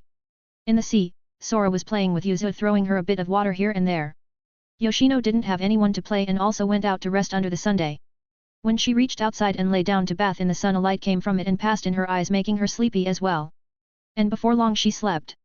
At that moment Sora felt something and looked at them sleeping. Yuzu, Sora and I, what's wrong? Sora, oh, nothing I just thought I would also need to get out soon. Yuzu, ugh. Can't we stay a bit longer inside? Sora, fine a little. You know it's not healthy to stay that long especially with your condition. Yuzu, Sora and I and Karin and Ruri is here. Karin and Ruri looked at each other and started laughing. Sora smiled as well and caressed her hair before speaking up to her. Sora, fine you can play a tiny bit longer okay? Yuzu, yet. Sora turned towards the 4 guys who were swimming in their own style and his eyes flash, when that happened all 4 almost jolted but held it in. So that they don't scare the girls. What Sora did was easy he used, no more like he tested his heavenly thoughts on those 4 by speaking in their minds, when he saw that they slightly trembled he spoke again. Sora mind, head up those 3 outside fell for the enemy. Their eyes were shocked but none could see it as they were swimming with their backs on the sky and their faces in the water. Sora mind, Ishida, Sato find an excuse and go check on those outside. You 2 also go and lay down outside and appear in your Shinigami attire and scout the area. Sora mind, I've already locked this place with my Ryutsu so no skill will get past me without me knowing it. Unless it's someone from the Zero Squad. I may have a bit of trouble then. All of them did as they were told and went towards their own position. They found nothing unusual and Rurokiyo was puzzled when she saw Ryusei and Rusaburo in their Shinigami attire scouting. But she stayed silent as she didn't want these 2 to find out. Author's note. Thank you all for helping me fix a bit of the rating in my stories. I'll be honest I don't really care about the rankings and I'm not asking for stones, I know there are many much more decent stories than mine and I'm not fighting for a rank. I simply write my own fantasies and versions of my stories. I know my English sucks and probably I'll never fix that as I don't have the knowledge I need to write better. My only desire is to write whatever I like, and for you guys to pass a bit of your time. I will never delete any of my works as I would feel I lost many hours of my life, and long as I think it's decent I'll post it. I'll always try to repay my debts and when I have free time a few bonuses. As thanks for helping me, I will speed type, and kill myself so that I can double Naruto and Danmaki for the next 7 days until the next Monday. Of course, if I have time I will add bonus. And please take note that my time frame cause I'm searching for a job in order to have a stable income is a bit fucked up. 242, Chapter 242, Clashing with Assassins. As Ishida and Sato were trying to wake the 3 outside, Ryusei and Rusaburo were searching in the area, high and low in order to find traces of the enemies. Rurokiyo saw them and realized something was up but because she didn't want to worry them she continued playing with them. She looked towards Sora who had a few glints in his eyes and she couldn't help but shiver in fear. Minutes passed by and they couldn't find anything nor could they awaken Inu, Tatsuki, and Yoshino. Sora decided to take things in his hand and called out the most trusted soldier he had, his clone Sora 2. Sora 2 went towards the 3 who were out and inserted his Ryutsu in them. When he did so he was sucked inside a dreamland. Hansa, XMM. Ryu, what happened? Hansa, someone tried to awaken those 3 and insert his Ryutsu inside. Causing one bad and one good thing. Ryu, which are? Hansa, bad news. I lost connection with them so I can no longer awaken them on my own. Good news. He also got trapped inside a dreamland. Ryu, doesn't that mean we can go and activate the plan? Hansa, yes right now our chances are the highest we would normally had in the previous attempts. Hansa, we only have to face these 2 bodyguards and the 2 humans. Hansa, you and Genka will comfort the humans and me with Janae will face the bodyguards. When Hansa said the other 2 names of their partners in crime, 2 figures appeared behind them. And nodded as they smiled at these 2. Hansa, this time we cannot fail. All 3, yes. Sora looked towards the three and didn't see them awake. He thought, what the hell happened? He should have devoured the Ryotsu there and that alone would be enough to awaken them. What's taking him so long? Sora, you three get over here for a bit. Karin, ha, why should I baka oni? Yuzu, what's wrong Sora nii? The only one who didn't ask and directly went close to him in the sea was Rurokiyo. She then was stunned by the looks she was getting from Karin and Yuzu. Rurokiyo, ear. Isn't it important to listen to the adults? Sora, see. How good she is. Get over here. Karin, ugh. Yuzu, so I'm not a good girl? Sniff, sniff. Sora, ugh. Just as he was about to explain, his face sunk. And dashed forward in the water as he was holding Rurokiyo and caught both Karin and Yuzu. At the same instant, a full blast attack similar to Getsuga Tensho came out of nowhere and engulfed all four of them. A huge blast happened in the sea where they were making Ishida and Sato tense up. Ishida had restored his powers at 40% and he still didn't know how well he could fare. Ryosei and Rusaburo were scared when they stopped feeling the princess soul. They failed to see where the blast came from and their princess paid. Ha ha ha ha boss, you killed them instantly. Well, Jenga is in there and is securing the princess. Yeah, but why is he late? He was supposed to come out earlier. Ryosei and Rusaburo looked towards the voices and they were shocked to see Gyokaku Kyumwa's assassins. Rusaburo. Ryosei, he says give back the princess. X3, and we say nay ah. 243, Chapter 243, New Form. Ryosei, UMO number at $$ Kur give her back. Rusaburo. Ryosei, bloom madly, Benishidare. Ryosei, and he said. Rock, Dayakimaru. Ryu take care of them. Ryu, yes boss. Ryu tried to dash towards them but as he did a few arrows blocked his way. He turned to see who it was and was stunned to see Ishida with a bow. Ishida, move and I'll shoot you down. Janae, go and deal with those two humans. Janae, yes boss. Ryu, deal with those two guards. I'll check Jenga. Ryu, yes. Hansa used his steps and left them alone there for them to duke it out as he checks Jenga and why the hell he is missing. The powerful blast had long dispersed and only a bit of evaporated mist from the seawater lingered around there. He landed in the mist and yelled. Jenga. It's me Hansa, did you finish securing the princess? He was welcomed with a deadly silence back. He started walking slowly and heard a few cries. Baka oni. Wake up. Sora ni. Wake up. Sora's body was on the surface of the water with a huge cut on his back. As he protected the three of them and wouldn't wake up. That's how the two of them saw it, but Rurokiyo next to them was trembling from inside her soul. Above them was a black flaming human beast that devoured most of the blast protecting them, and at the same time, he ate the one who sneaked attacked them and tried to kidnap her. Sora was so pissed they fired such a blast almost killing his sisters that Gyako released a new skill responding to his anger. He had become a black beast covering every inch of his body. His hand and legs transformed from the flames as well and his head became that of a wild frenzy wolf with chaos eyes that kept shining 5 different types of color together, spinning inside a vortex. At that moment Sora heard who was calling and also his name. He manipulated his flames and created a few arms and caught everyone, surprising Karin and Yuzu who were above his body. Then with the wave of his hand, he created a giant wind pressure and blew the mist away. Everyone who was busy fighting each other felt the wind pressure and turned to see what it was. All of their gazes froze when they saw that chaos glare from the black beast. In his one hand laid Sora's body and in his back, the 3 little girls were moving around. Yuzu, Karin, I'm scared. Karin, don't be, we'll be fine probably. Rurokiyo, you too, unless you wish to fall from Sora's back, stop moving around. Hansa, damn, he failed. Sora was looking towards the one who spoke and his killing intent starting leaking out affecting his sisters. Rurokiyo, stop raising your intent and Ryotsu any longer, you wanna kill them. Hearing that he panicked and dispersed his form, returning to his first Shikai form, where only his clothes burned with the flames. After making sure they were okay, he spoke up to him. Sora, did you knew they were 2 little girls with her? Hansa, for the first time in his life he had heard such an emotionless voice.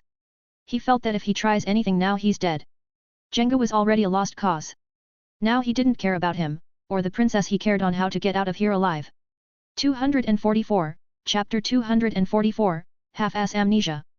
Hansa knew that if he fights him with the full power of his Bakuto he may have 5% to escape. But if he coordinates with the others, perhaps double or triple. Hansa, hat. We are assassins, why should we care for 1 or 2 little girls? Hand over the princess and we will leave quietly. Sora, I see, now I remember you guys. Sora, Ryukyuza, one of Gyokaku Kyumwa's assassins with the Bakuto, Shiragiri. Sora, Janae Doko, one of Gyokaku Kyumwa's assassins with the Bakuto, Retsure. Sora, and you are their leader. Hansa Nukui with the Bakuto, Saiga. All of them started feeling nervous. Who the hell is this guy? Why does he know so much about us? He had never revealed ourselves and only a few know us. As he was looking at them he walked in the air slowly towards Inu and the others. No one stopped him from doing so. When he reached as he was holding his Jigai he dropped it on the ground and then he placed both hands in Inu and Tatsuki. He devoured any Ryutsu foreign in them and did the same for Yoshino. When he finished his clone appeared from the void holding his head. Sora too, sorry. I didn't expect I would be stuck in a dreamland. He entered Sora's body and merged with him making him see what he saw in his dream. After a few seconds he sighed and the others started waking up one by one. No one moved again and the three knew they would never leave here unscathed. Sora, Inu. Yoshino take care of the little girls. Ishida. Sato you stay here on guard. Yuzu, big sis Inu. Where is Sora and I? Karin, I think he's there. After calming down the two collected themselves and finally remembered that this happened again when he had appeared and declared something to them before darkness came over them.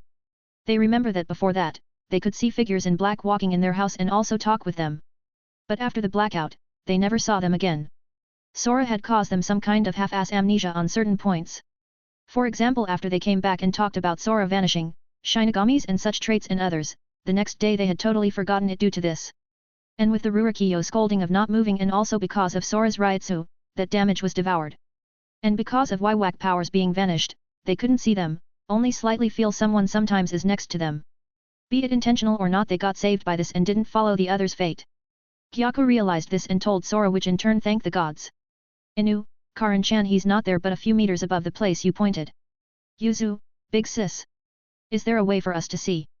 Rurokiyo, right now no, unless he lowers his powers way too much. Ishida, but if he does that. Sato, he won't be able to win. Both Kurosaki's girls were stunned. All of them could see him. Then they thought something who's this dead body here? They asked and got an answer which they stunned them. Hansa, have you finished your family teachings? Sora, I'll teach them when they are ready. But as for you guys, you will never leave from here alive. 245, Chapter 245, Vesrus 3 Assassins. Hansa, aren't you underestimated us too much? Ryu, we are three and you will fight alone. Janae, well if we kill you first, the others will be a piece of cake. Sora, idiots who can't tell the difference in powers. When he said that Sora realized he was like that as well.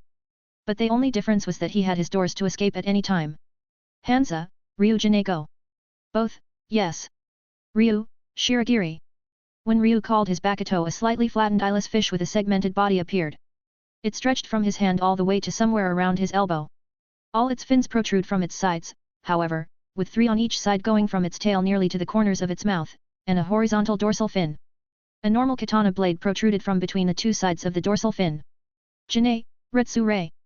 Similarly when he called it, a form of a single-edged scythe. On the end of its handle is a chain which can be used to throw the weapon, similar to Shihei Hisagi Shikai appeared in his hands. Ryu, Mugen Karo.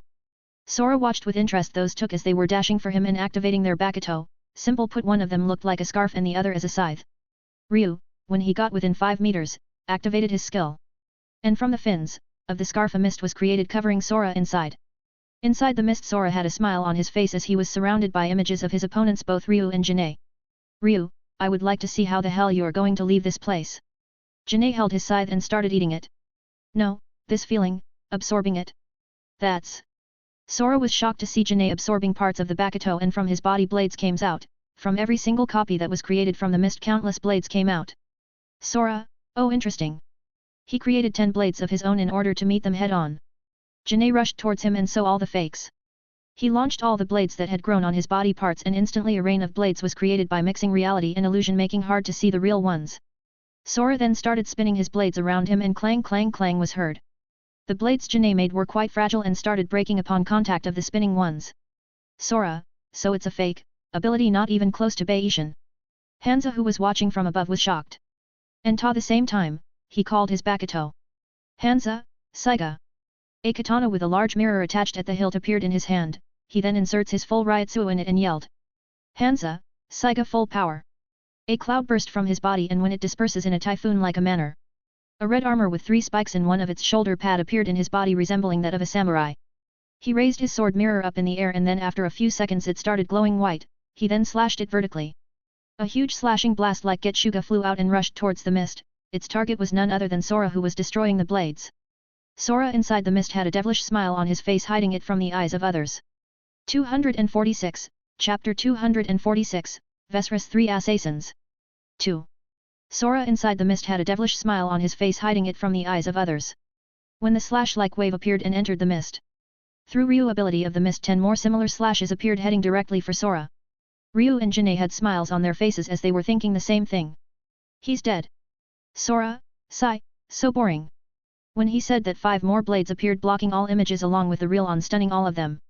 They looked at a monster. Wasn't his limit 10 blades? Sora, I believe it's time to end this. He threw his blades at them, and at the same time he created a clone, making a pincer attack on both of them. First Sora dashed at Ryu and Janae had was having trouble keeping the blades away, as even with half consuming his scythe he still couldn't damage even one of them. Hanzo was seeing this and started firing at his max power more and more slashes at him. He was thinking that he must kill him now before he returns to Soul Society and destroys everything. Slowly his body started becoming numb as he slowly felt that he is slipping. At that point he snapped his eyes wide open and saw many pink-like tentacles trying to devour him that came from his Bakuto. Janae was also in a similar situation, as he had devoured more than 3/5 of the scythe and he started losing the feeling of his body. Ryu was in a bit better shape as he could escape the slashes and the blades by instantly switching with an existing image of himself in the mist. Sora suddenly stopped. And when he saw them, he sighed. All of them have more than half been devoured by their own Bakuto. Sora, so this is your limit. Then I guess I'll stop playing around.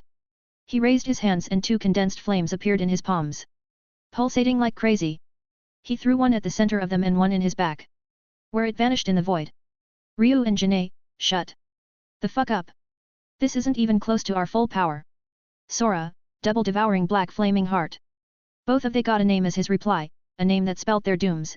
At that instant, at that moment, darkness befell in every direction of the mist, engulfing both of them inside. At the same time, Sora too had appeared above Hanzo and threw the second heart at him, which burst a few seconds later, engulfing him as well.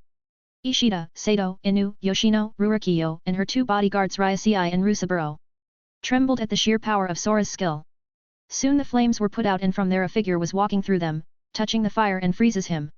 He looked into them who were black, his skin should crack and peel.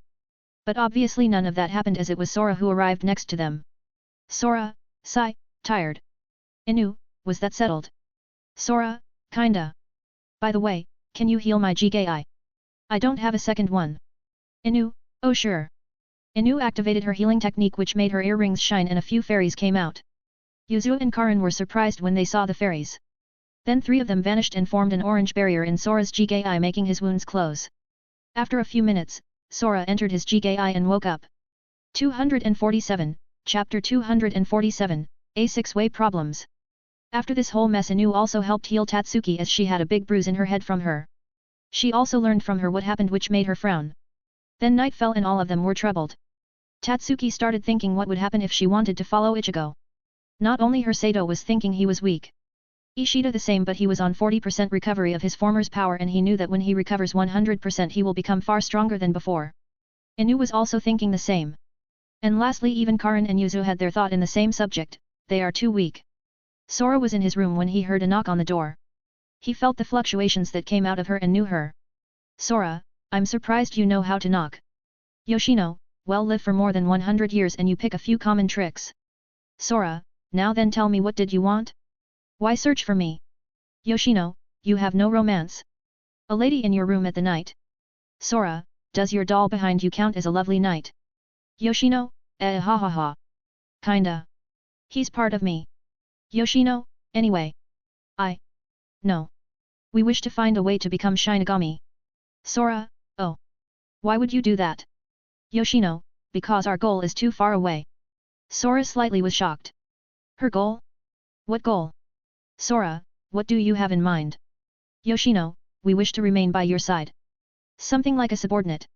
Sora, PPFPFPFFFFFFFTTTTT ah ha ha ha ha ha ha ha ha ha, that's what you came up with. Yoshino, yes. Sora stopped laughing when he heard the tone of her voice and saw her eyes. It wasn't of a lost woman, but a woman who knew her determination. Sora, sigh, I do know of a way. But your case will be a bit special. As you had drunk human souls, the moment you will become one, you will be branded as a sinner of souls and get sent to hell. Sora, trust me. You really don't want to go there, therefore you will have to wait for at least 2 years. Till I managed to solve a few issues first. Yoshino was shocked. Sinner? Hell? It actually exists? When she heard the last part of waiting at least 2 years, she thought, I lived in darkness for so many years, 2 more will be a piece of cake. After saying goodbye, moments later Sora heard other knocks on his door. He was shocked to find out that 3 people waited outside. Inu, Sato, and Tatsuki. Sora, for the bleach's sake don't tell me they also. He opened the door and saw 3 resolute lights in their eyes. His jaw dropped on the ground. What the hell?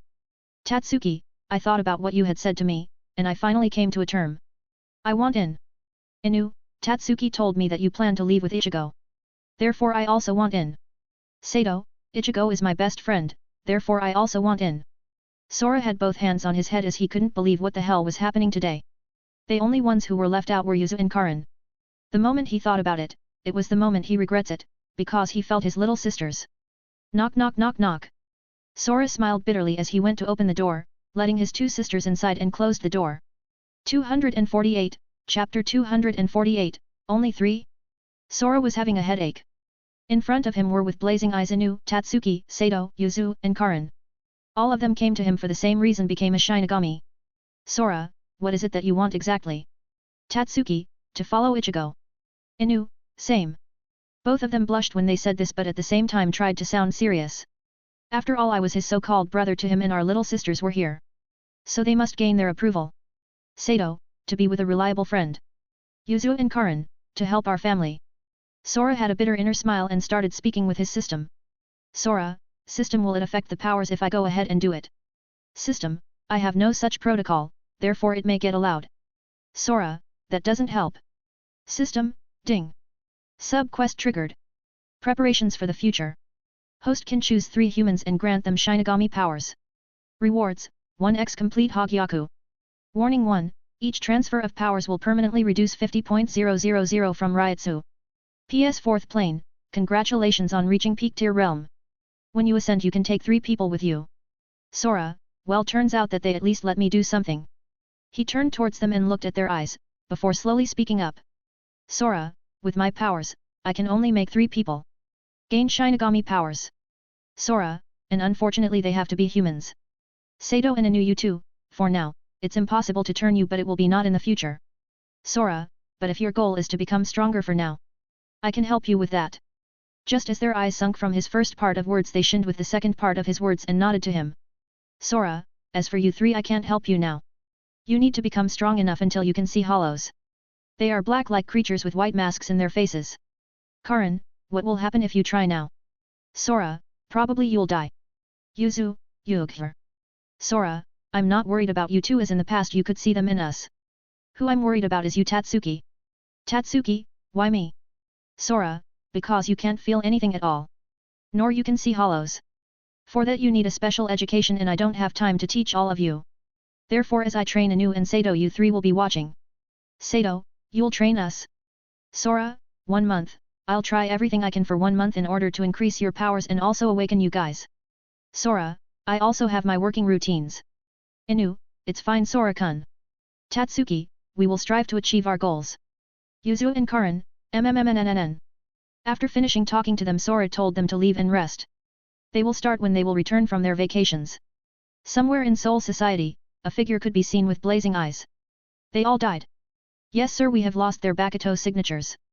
Who the hell has the nerve to pick a fight with us? We don't know sir. Find out. Go and see who hired them last time. Right away sir. Whoever messes with us assassins in the night they won't have a happy ending. 249, Chapter 249, Passing Days. After everything, they were through, they started to chill in the beach for many days playing with each other. Day and night they swam, ate, drank and many more. Eventually the days passed like they were nothing and the last day of their stay was in sight. Yuzu, Sora and I. Karin, you mean Oni right? Rurokiyo, you are so cruel. Sora, what is it you 3? Karin, where we will go next? Sora, next? We will relax a bit because we have to pack our stuff and then a long way back home. All 3 of them started making grunting faces and had almost brought tears in their eyes. Sora, this doesn't work. Yuzu, special attack. Yuzu, a begging look. Sora, ugh. No, nope, it doesn't work. Yuzu, UGHHG. Uaaaaaa Karan, he's bullying me. Sora, gay. Karan, baka oni. How can you do that? To Yuzu begging to look attack. Isn't she cute?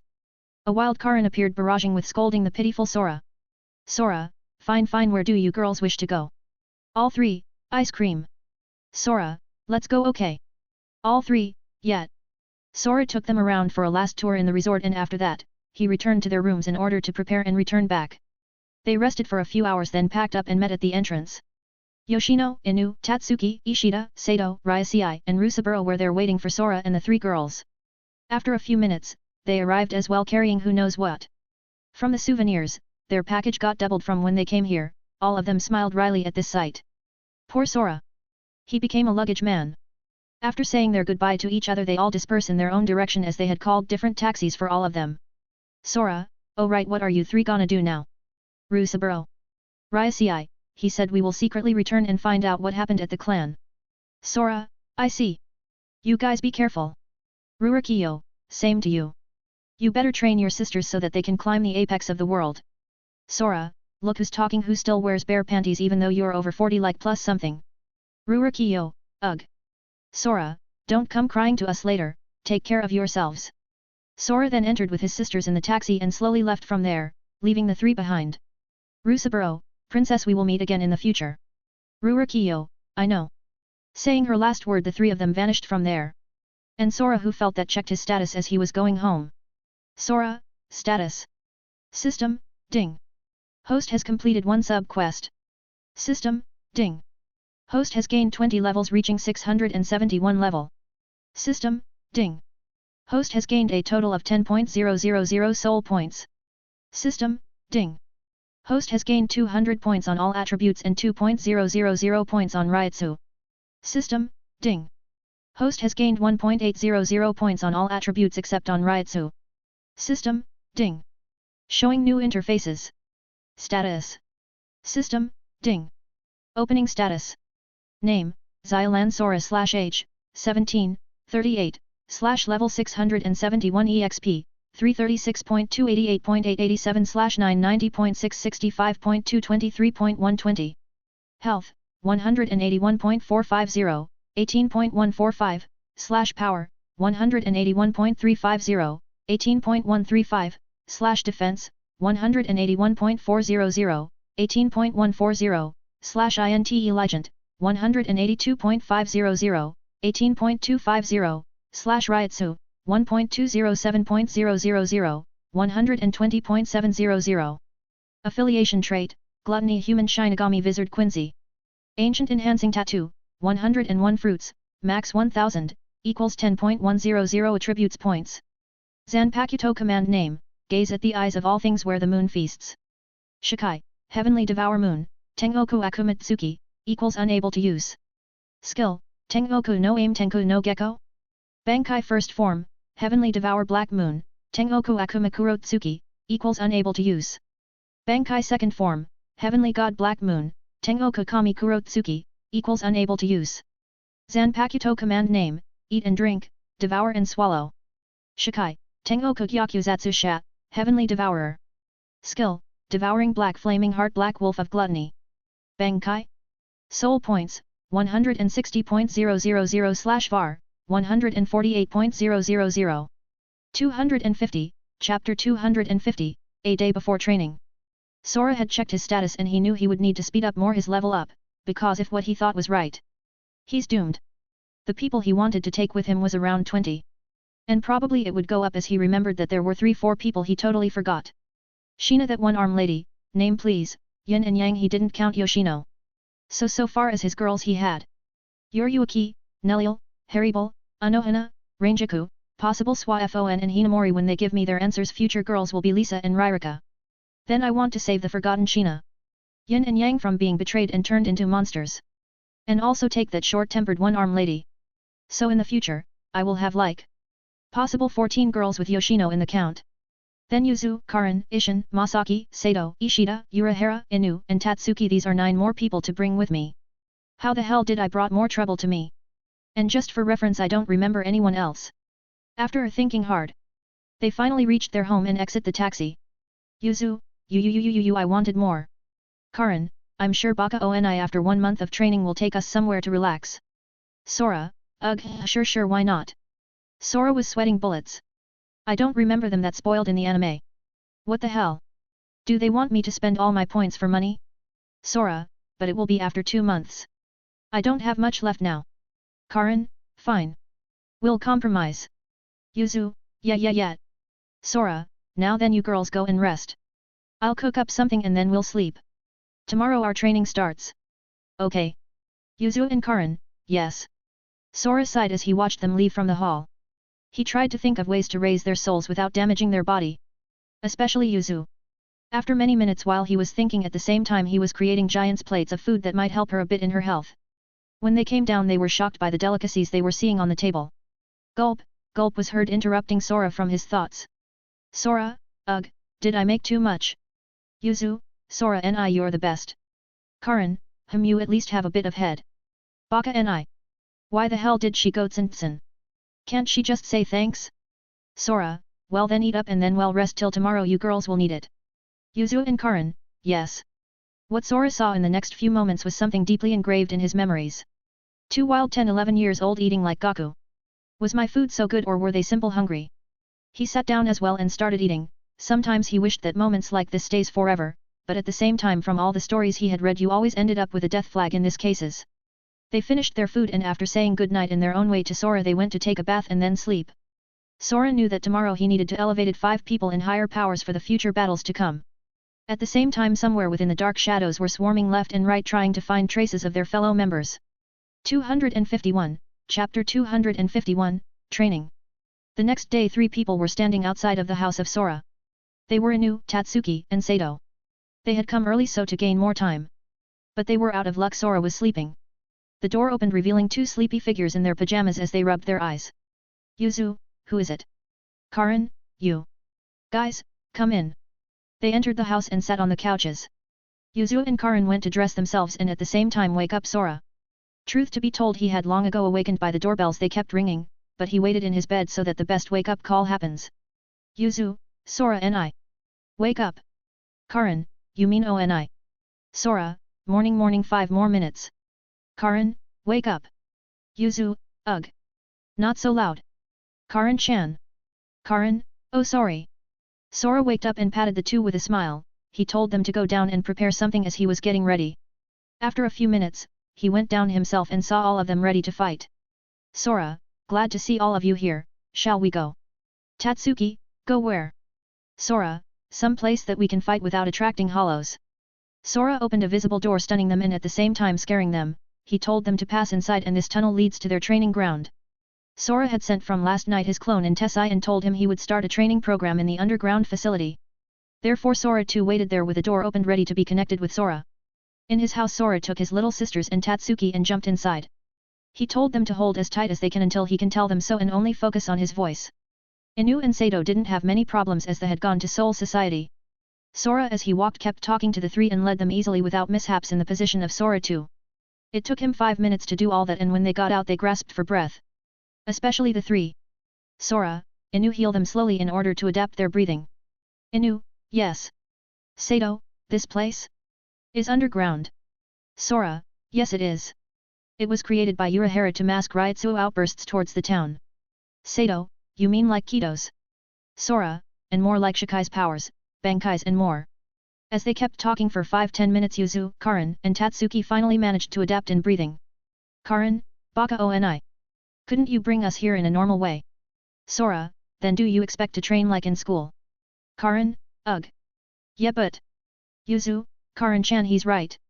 Sora, you 3 need to slowly awaken your souls by constantly being exposed to Ryutsu of someone else. Sora, Yuzu and Karin are there almost but Tatsuki, for now, you can't. Tell me is there someone behind you girls? All 3 of them turned around and saw nothing, but Karin and Yuzu could feel vaguely there's someone. Sora, your training, for now, will be to see that person, he will try and release different amounts of Ryutsu towards you 3, sometimes you will feel dizzy and others a bit of a headache. Sora, this will be a slow process for you to get used to that feeling. When you manage within a month to see him I'll awaken you. 252, Chapter 252, Training. 2. Sora, Inu and Sato you 2 will come with me, a bit further down. Sato, Oh okay. Inu, okay. Sora, you girls if you need something, about anything speak to him. Karan, what will happen if we awaken much earlier? Sora too, then I'll train you afterwards. For now you three should focus on sensing me, then able to see me. Yuzu, the voice is familiar. Sora too, you'll see eventually. Now let's begin. In the eyes of humans Ryotsuo appears as a cold wind or simple wind, other times as heat rays. When you feel suddenly the air getting cold. Karan, that means someone or a hollow is nearby, right? Sora too, yes, but high-level ones can hide that change and come and go as they please. Sora too, for now I'll slowly release bits of my Ryotsuo and you girls can tell me what you feel. As he said so he did release a bit of it. He saw their expressions that said will you do something? And he smiled. Sora too, then a bit more. Now they saw a bit in the ground the dust moving. Which was weird cause there wasn't wind earlier. Tatsuki, this is your doing. Sora too, correct. How do you feel about that tiny wind? Yuzu, it's like water is hitting me. Karan, same. Tatsuki, I don't feel something particular. Sora too, how about now? He raised his Ryotsu not one tad but two. Raising dust in 1 meter diameter and almost engulfing them. Yuzu started trembling as she was feeling cold. Karan was in a bit better position as she was not feeling that much cold but not trembling and Tatsuki was feeling a bit dizzy. Sora too, okay it seems I found your limits. Focus a bit your eyes and try to see in front of you. Yuzu, I see. A shadow on the ground. Karan, yeah but nobody or clothes. Tatsuki, I see something blurring white in the ground. Sora too was satisfied for their first time and stopped. Instantly all of them felt a weight off them and tried to look again but this time saw nothing. Sora too, what you felt now? Was the pressure of my powerful soul, the energy of it. The Ryotsu. If I had raised it even more you girls would have collapsed. And a tad higher dead. All three were speechless. They felt as if they were weak sick within 5-10 seconds. They looked each other and smiled wryly. Tatsuki, looks like we have a long way to go. As they nodded Sora too was stunned as he was within the void with an open invisible door. He had used the Ryotsu of a trainee Shinigami before he gets admitted in the academy. And they reacted on their first try. Sora too, if they had a rank as well it would be 30th seat. Sora too, for now rest for 2 hours and we will begin again. For today our goal is to achieve 5 times this method. They fell on the ground and raised their hands up. No actually their thumbs up. Meanwhile, on another side of the grounds, Sora was trying to figure out the skills of Inu and Sato. Sora, Inu how many skills can you do? Inu, so far 3. Soten Kishun, Santen Keshun, Katanzan Shun. Sora, I see, I can't do anything about the healing skill as it is already overpowered. Inu, overpowered. 253, Chapter 253, Training. 3.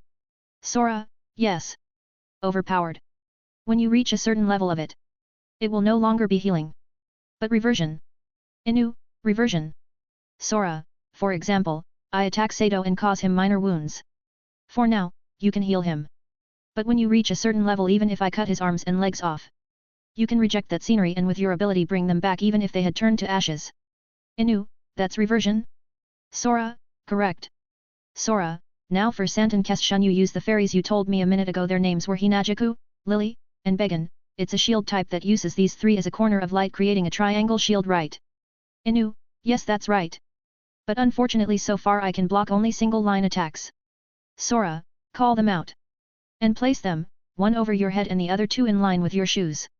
Inu, come out Hinajuku, Lily, and Began. Hinajuku, you called. Lily, what can we do for you? Began, XMMM command us. Inu, Lily. Go on top of my head and 2 in a symmetrical line down from my shoes in order to form an even triangle.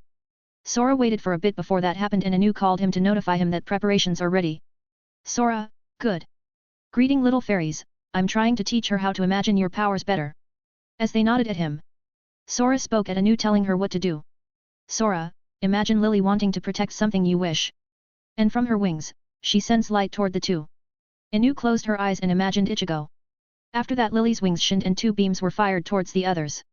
When they got the light they tried to connect with each other but Sora ignited a flame between Began and Hinajuku blocking the beam. Sora, now imagine Hinajuku and Began having received your thoughts of protecting those around you. Spread their wings and 2 lights firing from there. As he said so Anu did exactly what she heard. And Hinajuku with Began stopped trying to connect with each other and fired the beams from their wings towards left and right. Making them connected at some point. When that happened, a cone-like shaping shield appeared with her in the middle inside it. Sora, now open your eyes. Inu opened her eyes and found herself closed up in a cone like a barrier trapped inside. Inu, this. Did I do this? Sora, your feelings did. And the fairies gave it shape.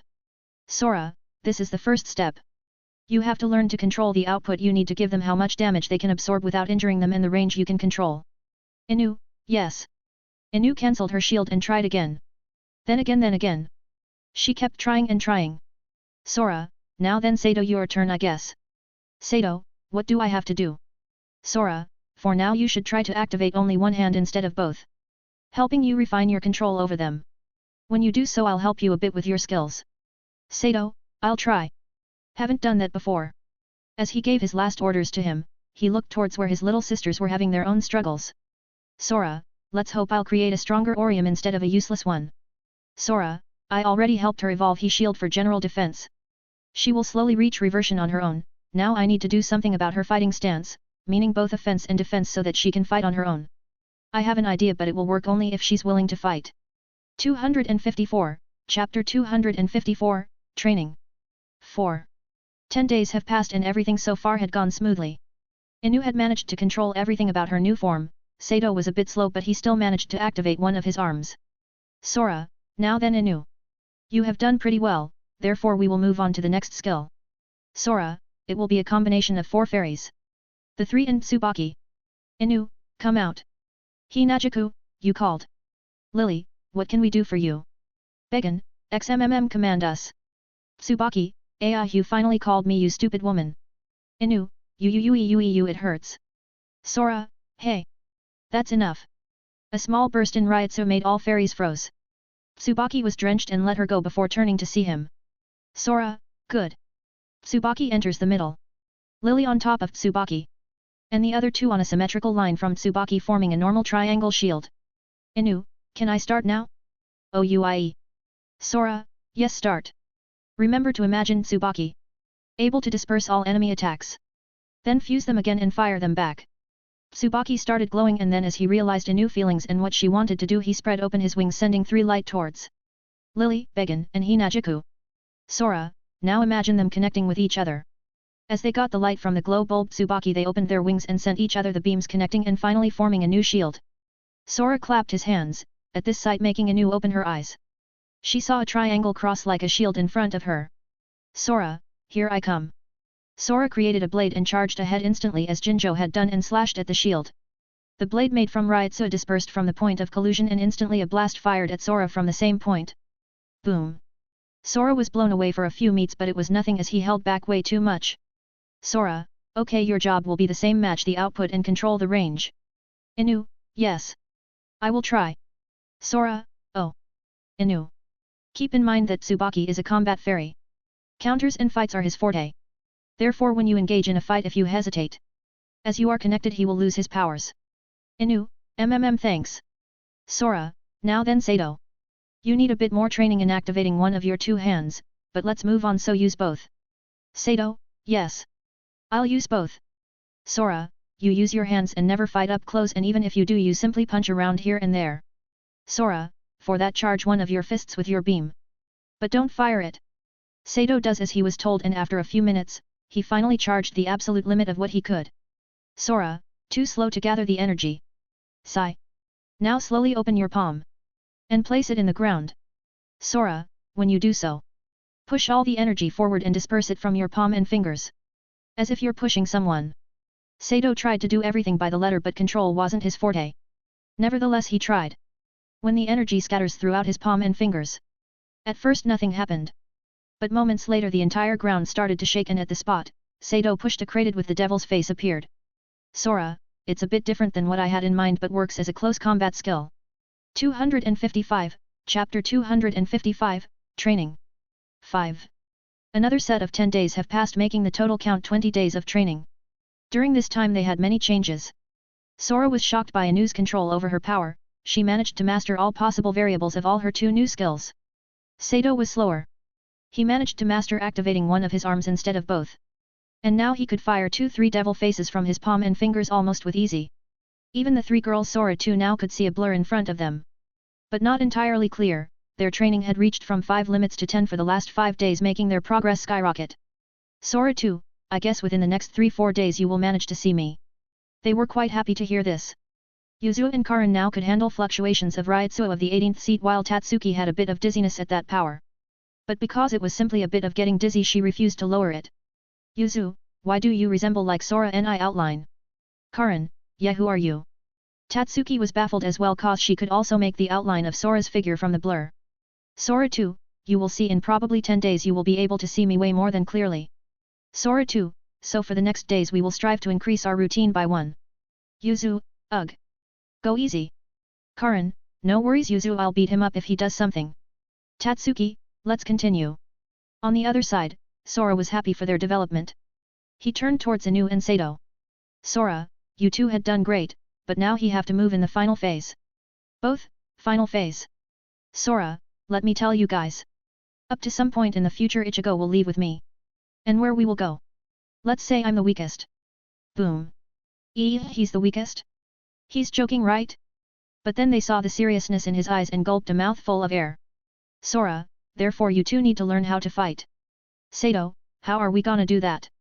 Sora, you two should have realized by now that your powers are not the same, as that of a Shinigami, it may be close but not the same. Sora, I will at later date try and turn you into ones, but not right now. Sora, Sato, your job will be 3 things. 1. To learn to disperse your beams through your fingers as 5 smaller ones. 2. To learn to push that energy throughout your feet in order to create even a bit of increase in speed or managing to step in the air. And 3. Practice all of them again and again. Sato, I believe the first one is easier. But as for the second? Sora, don't fret. You need to learn the first and then the increase. Stepping in the air will come naturally. Let me remind you that due to limitations you can only master small steps in the air, such as change a bit your trajectory. Sato, I guess even that will be life-saving. Very well, I'll try. Sato, Inu, for you. I have a plan, but it is based on your feelings to fight for your friends and Ichigo. As it will be crucial for Tsubaki, are you willing to go through this?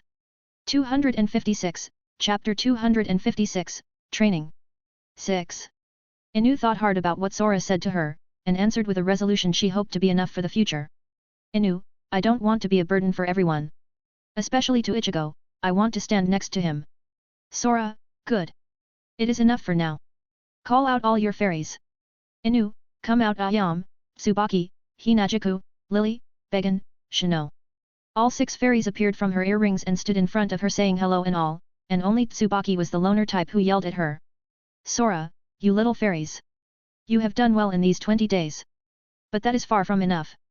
Therefore we will level up the difficulty. Lily, what do we have to do? Tsubaki, Simpmov. Sora, Inu, raise your right hand up till your shoulders, then Tsubaki stand at least a meter in front of her palm. Tsubaki, Che, ordering me around as you please. Even if he complained he still did as he was told. Sora then turned towards Hinajuku and Began. Sora, you two go and sit in her wrist, one on top and the other down, in other words, sit on each side of her wrist. He waited for them to finish, and when they did it was a bit awkward, for all of them. Sora completely ignored them and turned to Inu.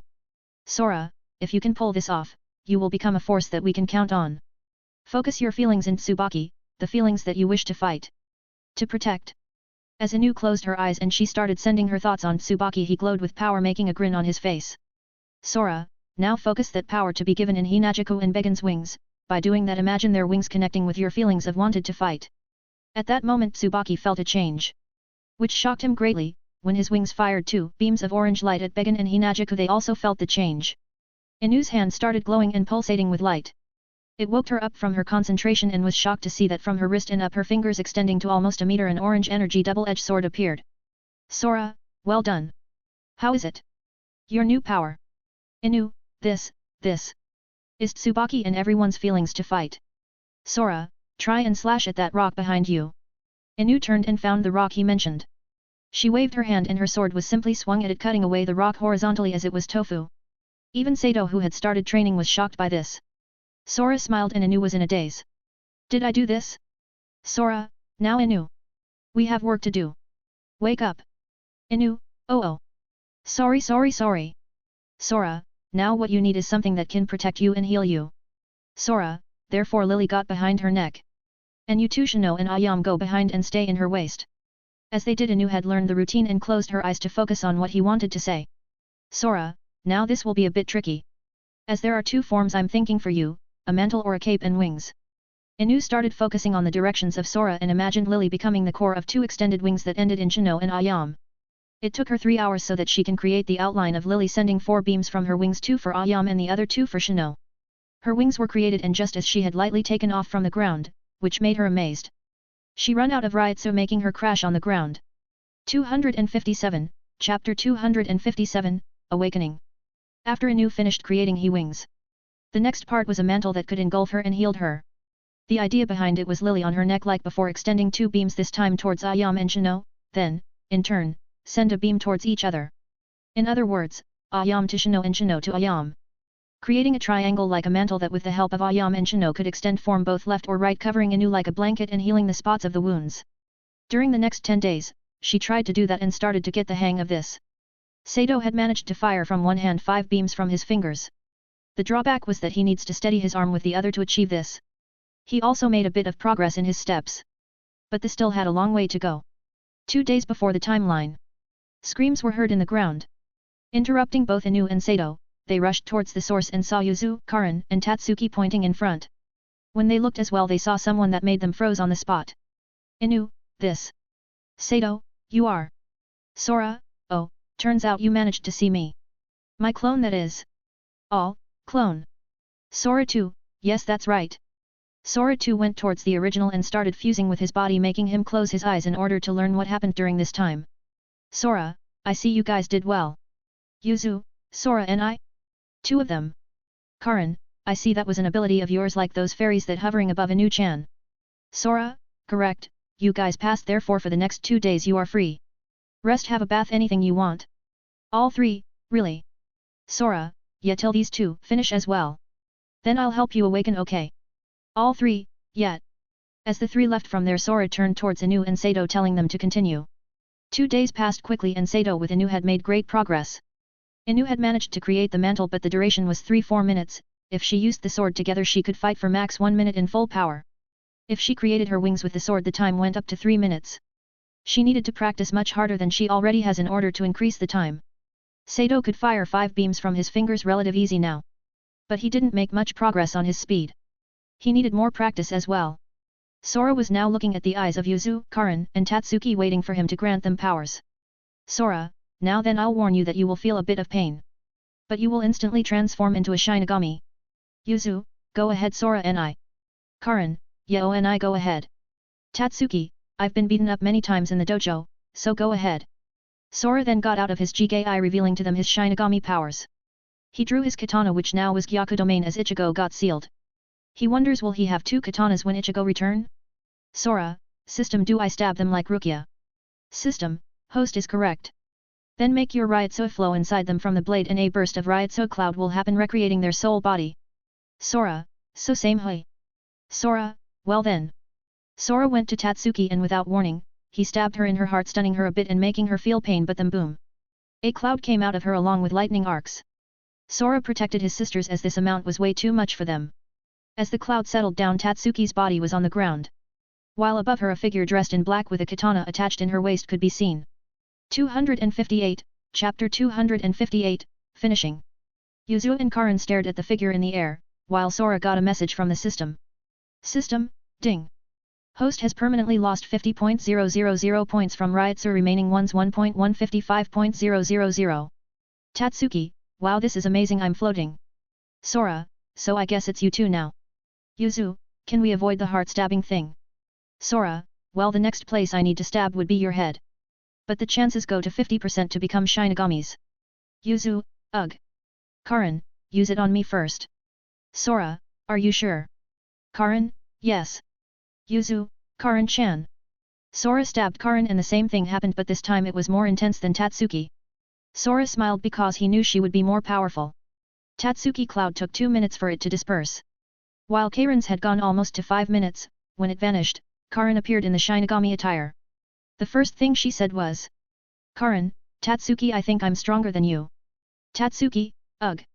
I'll pass you someday. System, ding. Host has permanently lost 50.000 points from Ryutsu remaining ones 1.105.000. Karin, Baka and I. How can we get special abilities? Sora, that will come later, first you need to learn how to control your Ryutsu. Otherwise you will attract hollows attacking the innocence people. Sora, but for now. Yuzu is your turn. If you changed your mind no one will tell you anything, this is a world beyond you can imagine. Yuzu, no I'll do it, I want to be with Karin-chan. Sora then went to her and stabbed her through. She felt pain but as she saw Sora smiling that pain didn't amount to much and then boom. The usually cloud came out of her body. After 3-4 minutes it disperses revealing a small figure in Shinigami attire. Sora got the final alarm. System, ding. Host has permanently lost 50.000 points from Ryutsu remaining ones 1.055.000. System, ding. Host has completed a sub-quest. Rewards, 1x complete Hogyaku. He didn't know why but Yuzu reminded him of Mashiro playful attitude. Oh damn I had forgotten about her. Should I take her as well? Yuzu, ugh how do I look? Sora, quite good I would say. Sora, now for a practical use, try and enter your bodies. They tried to do as he told them. And found it was incredible difficult. They looked at him for help. Sora, try use your Ryutsu and point it towards where I stabbed you. They tried to do this and the first one who managed to enter was Karin. Minutes later was Yuzu and the Tatsuki. Karin, now how do we get out? Sora, do the opposite. Push your Ryutsu out of your heart. They tried to do that and this time they got the hang of this much easier. And all of them with few seconds from each other got out. Sora, girls let me give you an advice. Right now you're both humans and Shinigamis. Therefore it's better if you lay down first before getting out. Sora, otherwise that will happen. She pointed towards Karin who hit her head and was bleeding. Scaring them as they thought Karin wouldn't be able to return. Lucky for them Inu was there and healed her. Sora, also avoid doing that in public. As there is a chance many will see you and think you died and send your bodies to become ashes. All three shivered from this revelation and nodded seriously at him. Sora then talked to Inu and Sato to continue training here. He also told Tatsuki to stay here with Yuzu and Karin.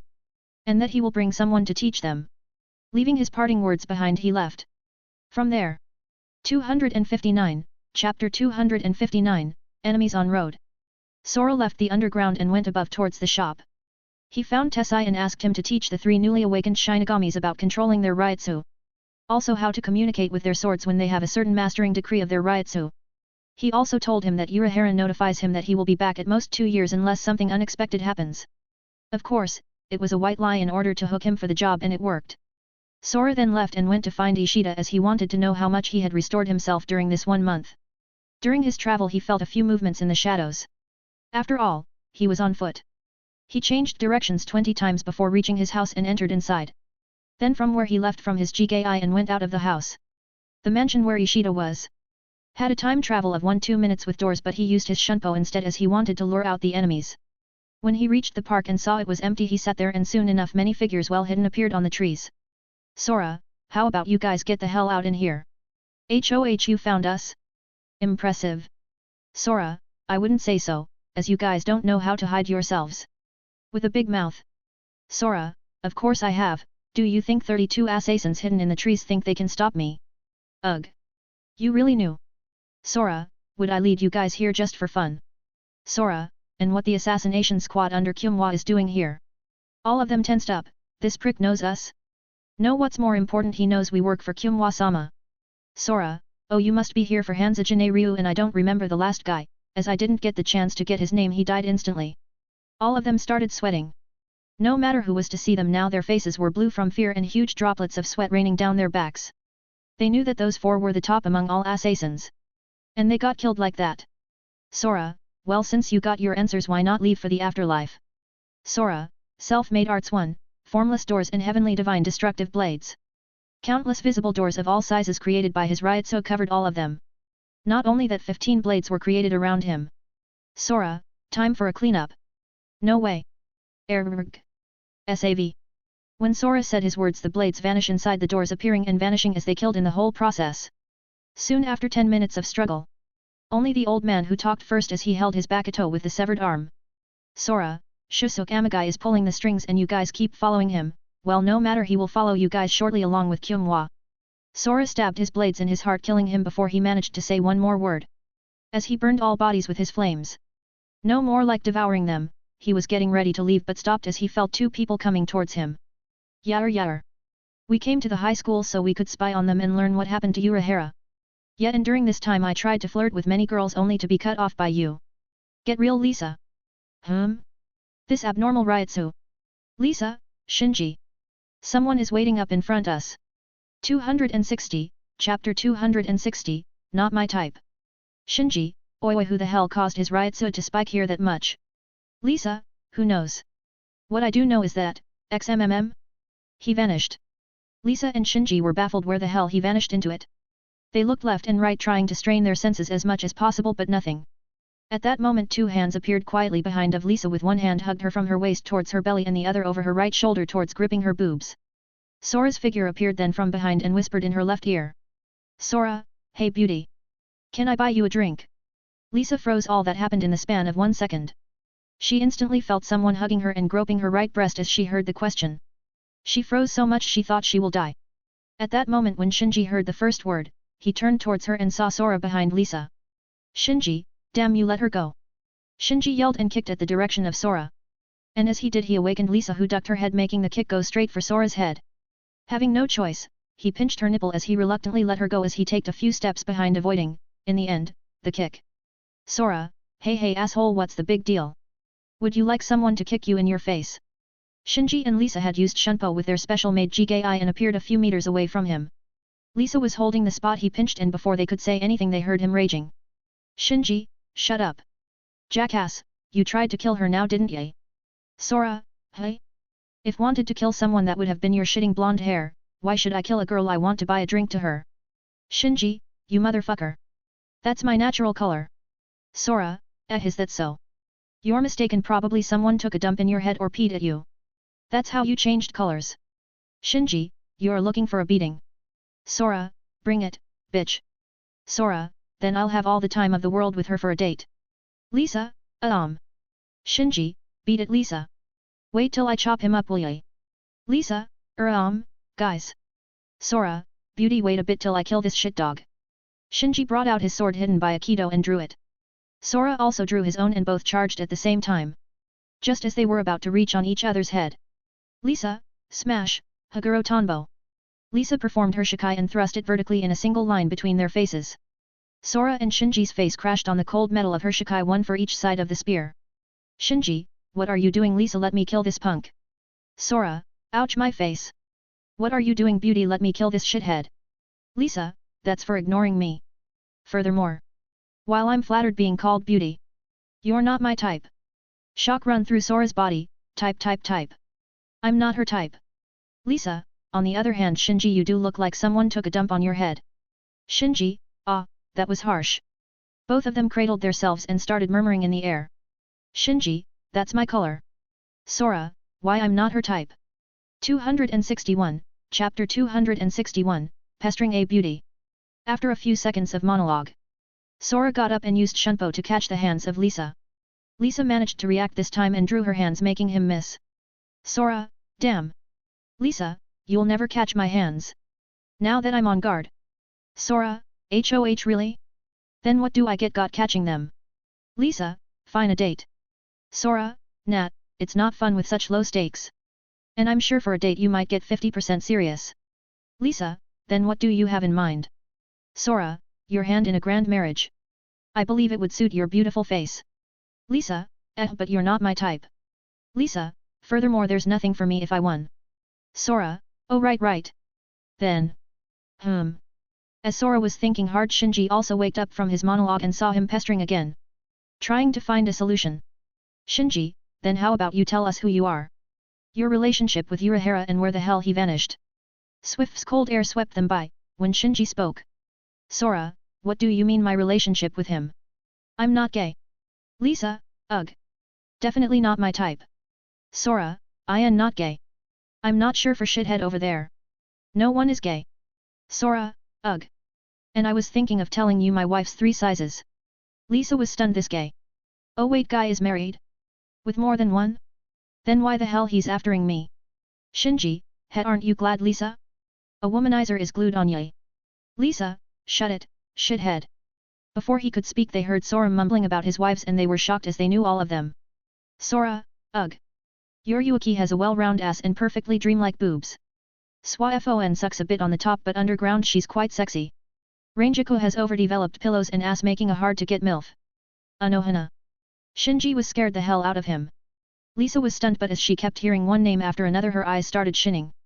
But when she heard him saying that Yuki had quite a tight pussy, she raged and her riotso burst towards all directions. Lisa, you prick. You did it with Lady Yuki. Sora, why wouldn't I? She's my girl. Sora, didn't Urahara or Tessai told you guys? Lisa hearing the combo name became even more enraged as she remembered that 2 days before he left for Soul Society they did had mention. Something like going to find Yuki's boy. Lisa, fine I accept. But let me change the rules a bit. Sora, go ahead. From the moment you got hooked you're mine. Lisa, you will try to catch my hands for 5 minutes. If I win, I want your head. If you win, you can even have me right now and for the rest of my life. Shinji was shocked. Not because on what she said but because he activated her hollow mask for a simple game of tag, catch her hands. At that moment countless howls were heard with numerous hollows rushing in their position. But both of them could hear nothing they kept staring at each other's eyes. Sora, Che. Those hollows. Eat and drink, devour and swallow, Tengoku Gyakuzatsu shat. Lisa also held her shikai as she watched. Sora's sword bursting along with his clothes and a new attire was formed as it was ignited in black flames. A blazing smiling Sora looking at the eyes of Lisa through her hollow cross-shaped mask and charged at each other. As they were about to confront each other. Howls. Sora Lisa, shut the hell up. You're in the way of our fight. Boom. A spear and a flaming hand slaughter instantly countless poor hollows. Note, https://www.youtube.com/watch, v = sjktr6 cow zq from 215 and onward. 262, Chapter 262, Winner or Loser. As the both of them used what they could to kill countless hollows as they were fighting themselves. Lisa was trying to keep him away and sometimes she used the hollows as shields or covers.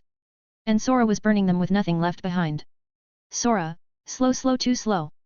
Sora, self-made arts 1, formless doors. Sora was having trouble to catch her as with her mask, her speed was doubled. Therefore he activated his doors and started vanishing and appearing on her field of sight. Lisa, what the? She felt a tug on her shoulder and instantly kicked backwards smashing a hollow with the force of her kick. Sora, damn I almost had you. Sora, this time I'll speed up even more. When Lisa heard this she saw him entering the void so fast that she thought they were more than one. In reality, she guesses correctly as Sora used his clone. Sora too to go with him a bit slower in order to make her believe the shadows were after images. But in reality, they were those two. Sora appeared in front of her and tried to take her mask off only to be greeted by her spear. Lisa, Niju Ichijo Tonbokyuderi, Dragonfly Landing. Lisa thrust her spear so fast that you could see many after images of her shikai. Sora managed to avoid all of them but the last strike scratched his palm who was not covered by the flames. Sora, Che. Shinji who was watching from afar he was shocked to see Lisa getting this serious, the only this she hasn't done yet was to fire a zero. When Sora was scratched he saw a few of his shadows didn't bleed immediately but has 1-2 seconds time gap after entering the void and exiting from there only then did they bleed. Shinji, what the hell? Shinji, did I imagine it? Shinji was watching with much more observation now than before. 3 minutes and something has gone by and all hollows had seen their maker. Neither had dealt any damage to each other only small burns and wounds. Sora, when he was touching her, didn't even have to speak Yaku stopped the Devour Forte and simply burned her. While Lisa was trying hard to throw him off balance, not only that her mask started to crack indicating she's reaching the 5 minutes limit. Sora saw this and cancelled his shikai and his doors along with the clone. Lisa, giving up. Sora, no but if I push it further you're dead. And I don't want that. Sora, therefore I decided to choose a long forgotten ability of mine. Lisa, bring it. Sora closed his eyes took a deep breath. And then charged towards Lisa. Lisa, is he nuts with closed eyes? Lisa slashed with her spear vertically and the spear as if extended reached 2 meters in front of her right above Sora's head.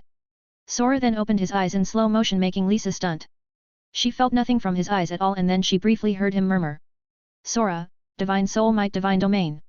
The next thing Lisa knew was that someone was next to her gripping both her hands. Lisa, I lost. Shinji almost wants to rip out his eyes. He who was outside 100 meters saw things very clearly. He sidestepped on the right and then dashed catching her hand. Shinji, what the hell are those like reflexes? Probably Lisa didn't see a thing. Sora, you lost. Crack clang. Her mask shattered in pieces revealing a shocked face. As she was trying to play again and again that moment in her head. Sora ignored her freezing condition and hugged as he lightly gave her a kiss, awakening her in the process. 263, Chapter 263, New Wife Obtained. Lisa was caught off guard by Sora, who kissed her as if nothing happened.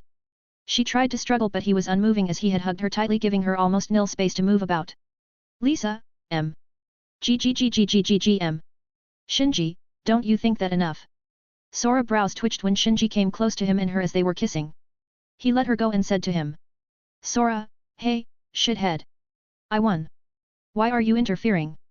Before Shinji could answer, Lisa charged at Sora again, and slashed him with her spear. Sora sighed by this, and as he still had his domain active, this time he made a reaction slower than 500 times. He went 100 times. Both of them could now see his moving in such a way that the spear passed from his slowly tilted head backwards and slashed nothing. Sora, now do you believe I won? Lisa, how did you move so fast? Sora, kinda hard to explain. My ability allows me to react up to 10 times faster for 2 seconds if I consume half my Ryutsu. Meaning that everything within a certain range for me is as slow as a snail. Shinji, while the others see that you had vanished. Sora, I guess so. None had survived until now, to tell me the ups and downs of this ability. Shinji, even with that you didn't win. You cheated. When she injured your hand, a few of your after images didn't bleed. Lisa, what? Then you kissed me while cheating. Sora, hey don't start accusing people, Miss Vizard. You didn't even fire your Zero's abilities, and I was the same, not using all my abilities. Both of them froze. What the hell? He knows we are Vizards?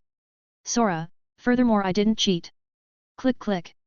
Sora clapped his fingers together and a visible door opened, making a figure come out from there. They were shocked to see the second Sora, and even more so when it came close to the first Sora and became strands of Ryutsu fusing with him.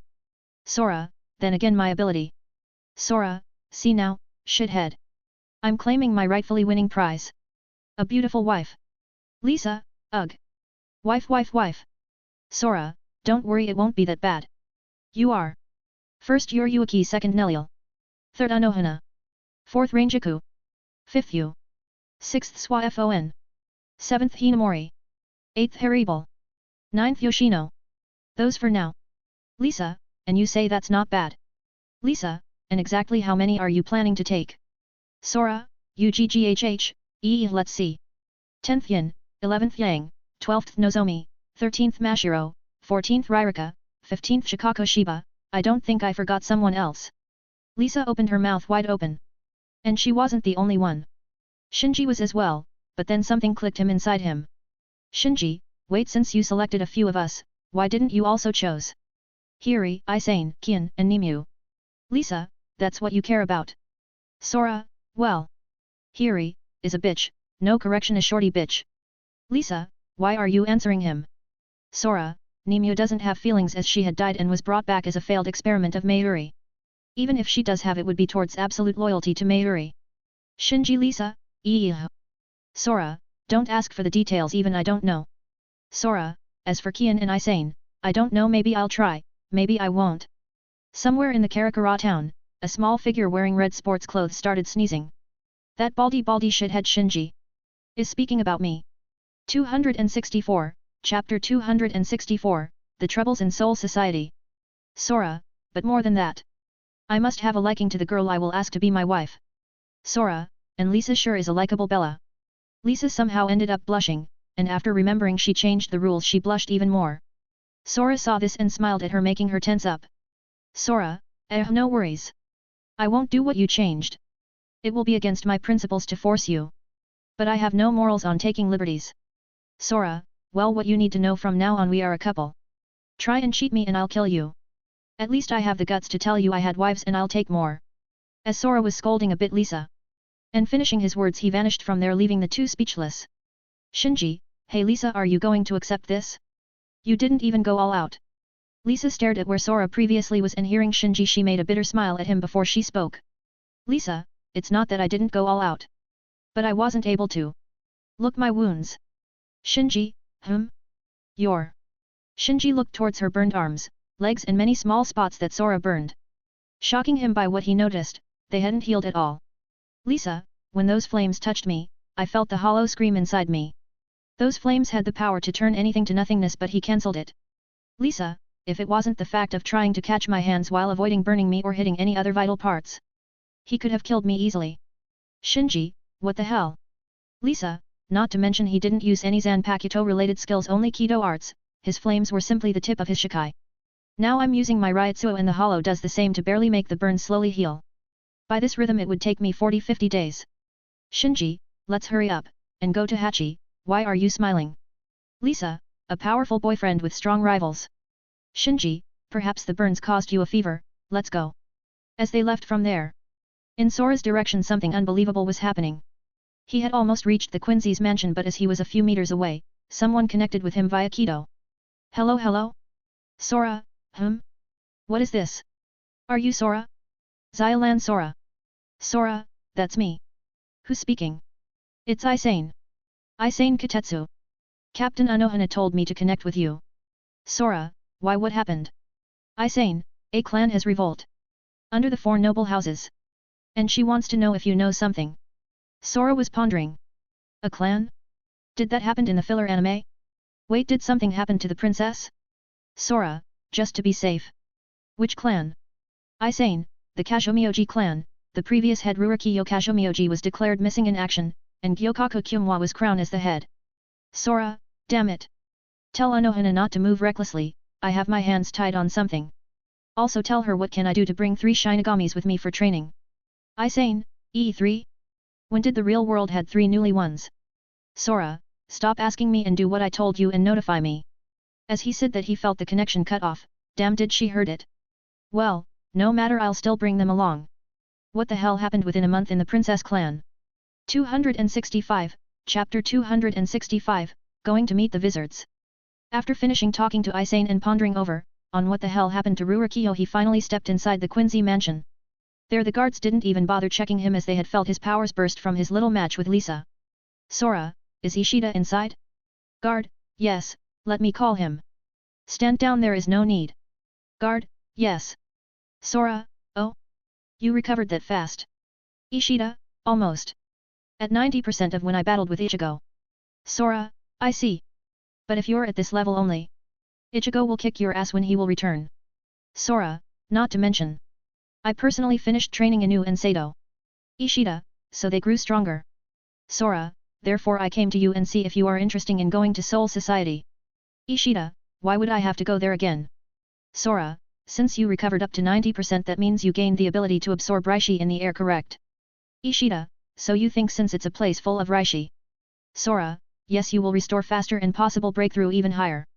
Ishida, I won't go. With my pace now, within 3-4 weeks I will have restored. Add a new weapon in my arsenal, my battle power will be twice as before. Sora, sigh. I see. It seems I lost my time. Sora, well, I hope the next time I see you, you will surprise me. Ishida, you better get ready. Sora, having said what he came here for and be rejected, he vanished within a door. Ishida kept staring at him, and far behind were 3 figures watching him. I'm worried he won't make friends like that. It's not that. He wants to repay him on his own rather than be in even more debt. AI, I'm getting old now. And we have our own plans to make for the future fight. You're right, Dad. The new generation of Quincy's, thanks to him, will pay their debts due to time. Sora was traveling, and when he reached the park again he felt something. It was like as if he had forgotten something important. Sora, oh. Shoot, I forgot to heal Lisa, even if those burns doesn't devour her as Gyako stopped that. They're gonna take a while to heal. Sora didn't think much and created a clone, the usual Sora too, who in turn went to fetch Anu and the rest. While he went to find Lisa. It took him 40+ minutes to find their hideout based on his memories and Lisa's burns that contained nil amounts of Ryutsu. Sora, it's here. But I can't see anything. Either it's underground or hidden by Kido. Sora, anyway I'll charge in. Sora created a blade and slashed in front of him. At the same time inside, Hachi was having a nightmare as he was trying to heal the burns on Lisa, but nothing worked. Shinji, even you can't heal her. Hachi, well, my forte is barriers and ceilings, not healing. Lisa, these things really hurt. Did that guy wanted to marry me or fry me? I can't believe you lost Lisa. Lisa, Hiri. Drop it, Hiri. The point wasn't the reason she lost. But someone unknown to us managed to best her. Hiri, Kensei. I know. Shinji, Yar. I bet you're more jealous he chose Lisa and called you shorty. Hiri, shut it, Baldy baldy baldy shithead. Boom. The ground started shaking, making everyone inside tense up. Who the hell is attacking them? Boom. Hachi was shocked because with the second hit the barrier he put up shattered. Hachi, my barrier. Shinji, who was it? Who the hell had the goo? Ugh. Before Shinji managed to finish his words, something hit him in his head and planted him in the ground. Hey waifu. Your husband has come. Author's note. New story. 6 days, One Piece. I have already decided on this. New story. 9 days, Hunter x Hunter DxD. The Slayers Inuyasha strike the blood. New story. 14 days, Boku no Hero Academia Dragon Ball Z D Greyman Tales of Demon and Gods against the Gods. Guys. If the poll turns out to be DxD or Strike the Blood, I will have to give you a heads up that it will be way worse that fairy tale in terms of sex scenes. 266, Chapter 266, Speaking with the Wizards. Lisa, we haven't married yet. Sora, that's what you're pissed about. Lisa, do something about your burns. They freaking hurt. Hiri, who the hell are you? Sora, damn, that barrier was hard. It took me 2 slashes to get in. Hachi, ugh. 2. Lisa, stop ignoring me. Sora, I'm not. Haven't you felt the burns? Easy up. Lisa, Oh, you're right. Sora, hey Fetus. Try now and heal her. Hachi, ugh. Fine. Hiri, hey Hachi. What the hell is wrong with all of you? Why aren't you attacking? Kensei, well, because he's sitting on the back of Shinji. Shinji, now you, guys. Remembered me. Ugh. Get the fuck off me. Sora, oh shithead. You finally relieved yourself in the vast nature. Here, let me leave you alone. Shinji, you number at $$. Just as he got off from him, Hiri, Kensei, and 3 more figures rushed at him with hands, kicks and swords. Lisa, wait. Sora, you guys are even more careless than Aizen. When they heard his words, shock run through their bodies. Shinji, Lisa and Hachi froze on the spot from what they saw in that instant. From inside the air, blades appeared parrying each one of their hits, along with a few more locking them in the air. The blades had been passed through their clothes and around their hands and legs in such a way that made them unable to move even an inch. Lisa, this? Sora, what? By the way, wife, I have a question. Lisa, what kind of? Sora, with the exception of Mashiro, can I shred everyone to pieces? When Sora said this, they felt the blades squeezing them and trying slowly to cut them up. Lisa, stop. Sora, sigh. Fine, fine. I'll listen to my beautiful girl and let them go. He snapped his fingers and all of them fell in the ground, shaking from almost dying. They could see in parts of their bodies small lines of their skin been penetrated. Shinji, oi. Did you had to go that far? Sora, I'm someone who even the commander will have to think twice to attack me. When he threw the first bomb at them, he didn't even wait for them to freeze and dropped the second as well. Sora, not to mention even Anohana and Zaraki both lost to me more than 100 times. All of them had frozen as their minds exploded in million pieces. Lisa was thinking, how much did this guy hold back? It was then that someone broke the ice. Shinji, no wonder Urahara has complete faith in you. Sora, you guys think you're all powerful especially because you have the masks? No, you guys suck, with no effort at all. Hiri, ha! Who do you think you are? Do you know what we've been through? Ugh! Boom! Hiri was hit by a kick and got sent flying more than 300 meters away. Sora, your attitude is pissing me off, shorty. Your easygoing shitting personalities got you in this mess. Hiri, cough, cough, cough, ugh! You bastard! Hiri got up and blood could be seen dripping down from her forehead. Her pink jacket was shredded in pieces from the smash in the small mountains and the ground. Sora, what, shorty? If it was Aizen, the moment he would have caught you in the same way I did right now, you would be missing legs and hands.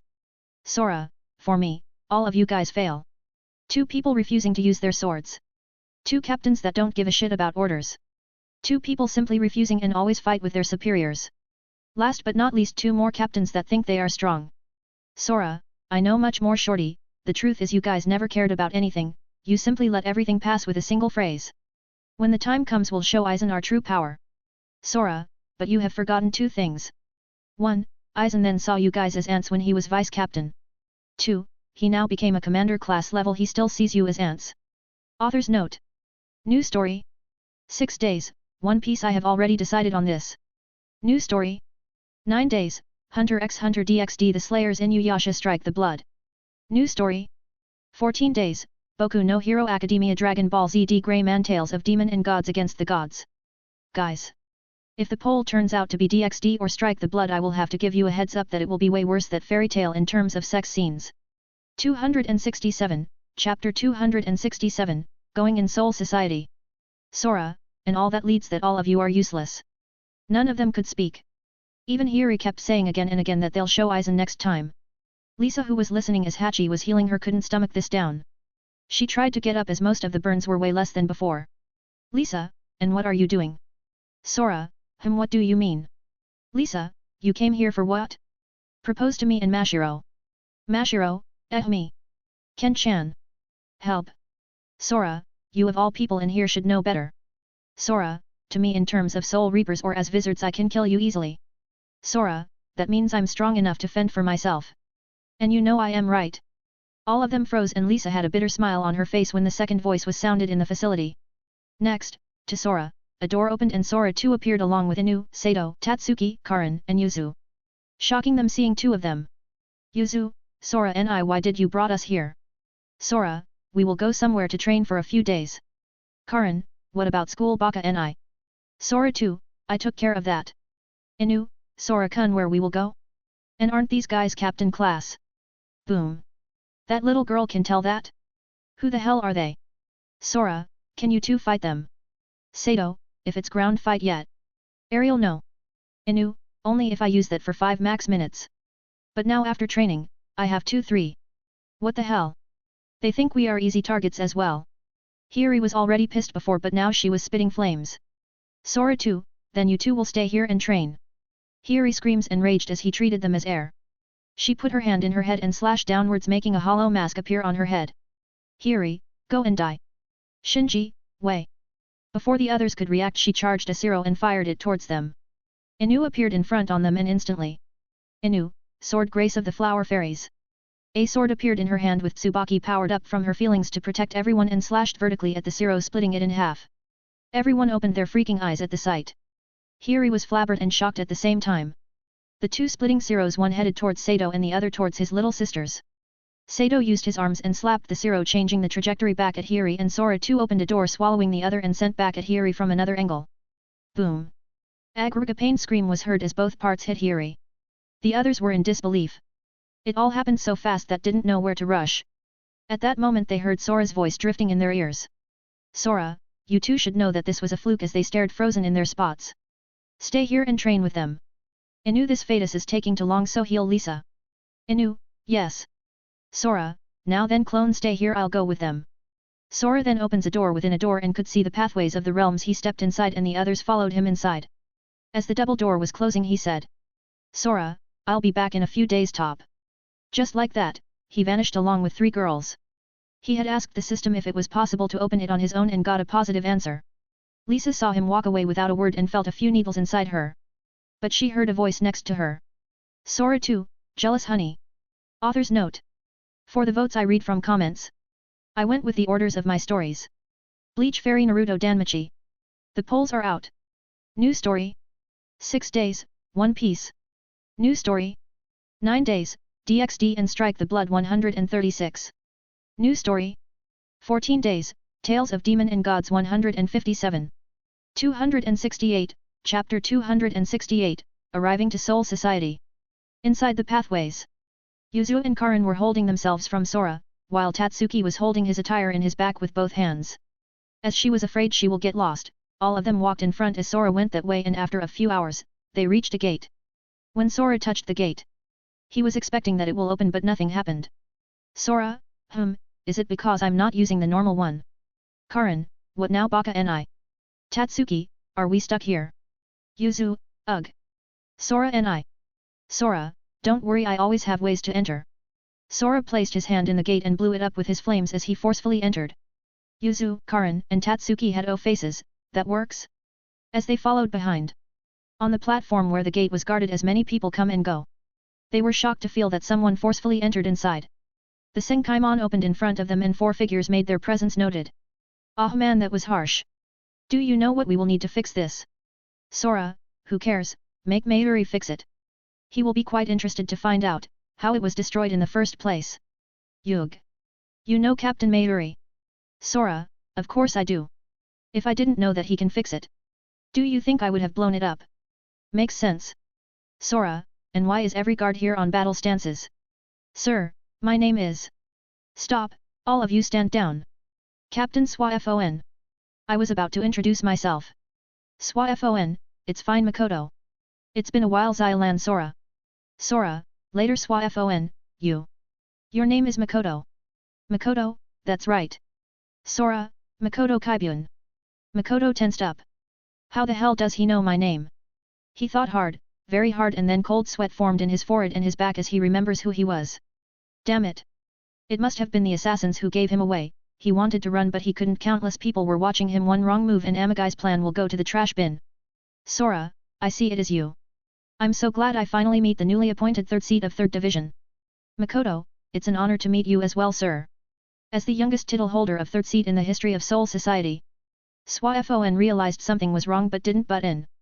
But Yuzu, Karin, and Tatsuki started exclaiming out loud for such a beautiful place this was. Yuzu, Sora and I, this is amazing. Karin, Baka and I, is that lady over there your girlfriend? You can't cheat on your Yuaki-san. Tatsuki, the air here feels heavy but refreshing at the same time. Swafon fails to register everything as the only thing that clicked her. Was her being a lady and that you can't cheat on your Yuaki-san. She instantly liked the girl who said that as she also regards Lady Yuruaki in pretty high values. Sora, I'll leave that for the future. Karin. For now I need to find a few people to train you, girls. Sora, but before even that. I need to report to the upper ones. Sora, Captain Swafon. Can I entrust these 3 to you? It won't be long, top 1-2 hours. Swafon, sure. Sora, then I'll be leaving now. Be good, don't bother her that much. Author's note. For the votes I read from comments. I went with the orders of my stories. Bleach Fairy Naruto Danmachi. The polls are out. New story. 6 days, One Piece. New story. 9 days, DxD and Strike the Blood 136. New story. 14 days, Tales of Demon and Gods 157. 269, Chapter 269, Seeing the Commander. Sora left from his spot with Shunpo leaving behind the 3 Shinigami. Swafon in her own fantasies and Makoto with a pale face. Makoto decided to inform Amagai about this and asked the captain for further orders. Makoto, Captain Swafon. Is there something that we are needed here? We need to inform Captain Mayuri for the gate. Swafon, no you can go, I'll take care of these 3. Makoto, yes. Swafon waited till they left and then turned towards the 3 who had come with Sora through the destroyed gate. Swafon, you 3 I have never seen you in Soul Society. Karin, Soul Society. Tatsuki, we never heard this place. Sora brought us here to train. We recently became ones. Swafon, then. Wait for You mean he turned you girls into Shinigamis? Yuzu, Yuzu nodded her head at her and she could see that the other 2 girls weren't lying. She facepalmed herself as she murmured. Swafon, what the hell? We just barely managed to settle the accident with Rukia. Yuzu, oh Rukia-chan. Karin, it's been a while since we saw her. Tatsuki, Rukia is a Shinigami as well. Swafon, wait you know Rukia as well. Yuzu, she lived with us for a while. Swafon, I see, then you 2 with Sora are? His sisters maybe. Swafon saw them nodded and was puzzled but didn't show it. She thought, did he hide the truth of them? That Ichigo, Urahara and that Arrancar died? But why? Can it be he didn't kill them or he made it look that way? Swafon, then don't you have a brother named Kurosaki Ichigo? How come he's not with you? Yuzu, Ichigo and I went with Uncle Urahara and Aunt Yuruaki in a mission to get something we have no idea what that is though. Karin, our dad went there as well. And when Sora came back Mom followed them as well. I assume Nelil-chan returned from where she came from with her partners. This is what he told them? Then can it be he really have not killed them at all? Swafon, I see. Tatsuki, I can't believe all your family is like this. Karin, As they were talking about pretty much everything with Swafon trying to avoid saying anything that will make them find out. Sora had reached the commander's room. Sora, He's not here. Sora entered the room as he felt no one inside. He looked around and simply saw an empty room. Sora, has he gone somewhere to train? Then I must have done quite well in my training since you can't see me. Sora was shocked. He looked behind him where the commander usually sits and he was freaking there. Yamamoto, what's wrong Sora? Lost your words. Sora, you've become stronger again old man. Yamamoto, it's nothing really, I just remember a few tricks from back in my days and started to retrain them for 2 months now. Sora, can't really say that they work as only tricks. Yamamoto, Yachiru called you yes. Sora, I came in person, isn't that reason enough? Yamamoto, then what do you know about this situation? Sora, this time only bits, the only thing I know is that even this situation was caused by you old man. Yamamoto, How so? Sora, because you killed the father of the one behind the scenes. Sora, don't ask who did you kill.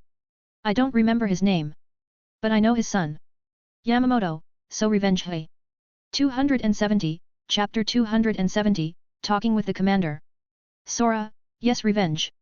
Yamamoto, I can't believe they all are choosing this moment. Sora, of course they will. If the old Soul Society before you guys power up got attack over and over again and again by old schemes, how many do you think will survive? Sora, during these months I already finished 2 of your problems. And I was in the middle of clearing this one as well. Yamamoto, HMMXXXX which problems? Sora, Bountu and the Sword Frenzy Killer Beishin. Yamamoto, yes those guys were trouble all those years ago, especially when they had colluded with the Quincy's. As for Beishin, it was even worse as we had lost 2 captains and the rest were gravely injured. Sora, I see. As for this mess, my sisters became friends with the princess of a certain clan in the Soul Society. Yamamoto, Miss Rurokiyo? Sora, yep that's her. Imagine my surprise when I learned that someone had the guts to attack my sister's friend. Silence fell on the room as Sora said that a bit with a cold tone. Yamamoto saw a bit of anger in his voice and sighed. Yamamoto, so you came to put an end to this one and for all. Sora, that too, but I also brought 3 Shinagamis I made, as I transferred a portion of my power to them. Yamamoto, let me guess your sisters. Sora, yes, and because they can't control their Ryutsu and as I'm not always with them I brought them here for training. Sora, oh. Although one of them is not my sister but Ichigo's girl. Yamamoto, what kind of training? Sora, just able to control their Ryutsu and possible see if they can awaken their Shikai. Yamamoto, then it will be best to put them under Yachiru in the underground. Where have you let them stay? Sora, with Swafon, she took a liking to one of my sisters, therefore, I left them to her for the time. Yamamoto, what are you going to do about the clan? Sora, I'll visit my family clan first that had fallen from grace, perhaps they will know something. Yamamoto, the Shiba clan. Sora, this is pretty much everything so far and I finished my report to you. Yamamoto, it's fine. Sora, well then I have to make a stop, tell Anohana to come and find me at the Shiba clan. Sora started vanishing within the air and from a blink of the eye nothing has remained of him in the room except the old man. Yamamoto, turns out he also became stronger. Yamamoto, Kojiro go and inform Anohana. A light nod could be heard around him leaving Yamamoto sighing. On the side of Swafon. Something unbelievable was happening. Tatsuki was down and bleeding and Yuzu with Karin was having a hard time standing up with wounds all over their bodies. Swafon was panting and one of her arms was injured. Minutes later after Sora left as they were talking, suddenly 30 figures appeared out of nowhere attacking the 3. Swafon managed to react fast enough and caught the 3 taking them away. Appearing a few meters away from the figures, Yuzu and Karin were scared but Karin was putting a brave front for Yuzu. Tatsuki when she saw them took a fighting stance ready to face them. Swafon, who the hell are you guys? Swafon, do you know that is a crime to attack a captain? A captain is a captain, nothing more nothing less, just a title and the person bearing that title can always die and be replaced. Therefore hand over those 3 or die. 271, Chapter 271, Anger that Burns the Heavens. Swafon knew if she was alone these guys were a piece of cake for her, but now she had 3 recently turned into Shinigami. Yuzu, Sora and I. Uja, sniff sniff. Karin, till Baka and I gets here I'll protect you. Tatsuki, why not beat them up now? Swafon drew her sword but what happened next stunned her. All the stealth corps fell from the air as corpses, all who had to respond hidden from the shadows the moment they saw the signal they died. Swafon, this. Then just die. When they saw the corpses around falling Yuzu, Karin and Tatsuki lost their words, more like they froze. The figure who spoke raised his hand and more than 100 small knives flew at them from all direction. Swafon managed to deflect 80–90% with her speed and injuring her hand but some of them hit the 3 causing such wounds. Karin, Yuzu. Yuzu, haha, it hurts. Sora n, I. Tatsuki. Tatsuki couldn't even speak from the pain as she saw Yuzu almost passing out but still struggling to stay awake. Karin was trying to get up and reach Yuzu. Amazing, you managed to do all that with this distance and this speed in an all-round field attack. But there won't be a second time. Ugh. Sprlha. You're right, cause none of you will leave this place alive. As the figure dressed in black was speaking, a hand pierced in his body and ripped out his heart, making him spit a mouthful of blood. The three before passing out they saw Sora's arrival, and after they were assured they passed out from the pain. Sora, Swafon, take them and rush towards Anohana. Fire, fire. Kill them all. Don't let any of them escape. Swafon, Che. Where can I rush to? Sora, jump backwards and start running when I let you out. Swafon caught the three and then did as Sora said, making her vanish and appear 2 kilometers away on the door. Sora opened to rush here. Damn it. Kill the, Sora, you will die first. A blade had appeared and separated his head before he finished speaking. Sora waved his hand and 14 more appeared, shredding body parts here and there, making his kill count rise up. Ah, run, save me, run, demon, run. It was the only thing that was resounding here and there. Sora saw the helplessness in his sister's face when he almost ordered the second attack, and his blood raged. As he was shredding things here and there, a few clothes ripped from these guys and revealed a symbol that made his blood bath in flames of anger. Sora gritted his teeth at that symbol as he had seen it in Hansa and the others, plus on those assassins. He murmured 2 names. Gyokaku Kyumwa and Amagai Shusuk. He activated his Shikai with no chant and burst an enormous amount of flames covering everything within 1 kilometer. He burned every single black figure, and everyone in Soul Society could feel this riotsu. On the face of Sora, white tiny drops could be seen before they got burned and devoured. Inside his soul realm, Gyaku, who was watching, spoke up. Gyaku, it's too early for you to make an appearance. The only reason that I never appeared again was that he always borders within good and evil, but his hate for the 4th plane and his anger just now is something that fuels me.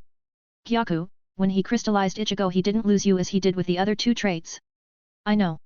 There are certain tricks to every mechanism. Don't worry, I won't bother him, and when he needs me I'll gladly lend him my powers, for I also want to kill those higher. Gyaku, sigh, we all do. 272, Chapter 272, The Fall of a Captain. Every single person felt the riotsu of an enraged beast. Yamamoto was stunned by this level of it that had slightly surpassed his own. All other Shinagamis were shocked as well. Many had recognized it, such as Zaraki, Anohana, Byakuya, and all of them thought. What happened for him to return that fast and raged like that? 2 figures who were together had frowns on their faces and started whispering with each other. Captain, I think that was a bad move from Kyumwa when we reported. Makoto, bad move or not, since he knows it's us. Then sooner or later we will clash with him. Makoto, but still Captain Amagai. What happened and he had such a reaction? Amagai, from what you told me about the newcomers, either one of them is his girl or family, maybe even both, I guess. Makoto, did they died? Amagai, I don't think so, otherwise the first who would die next would be you two. Both of them froze.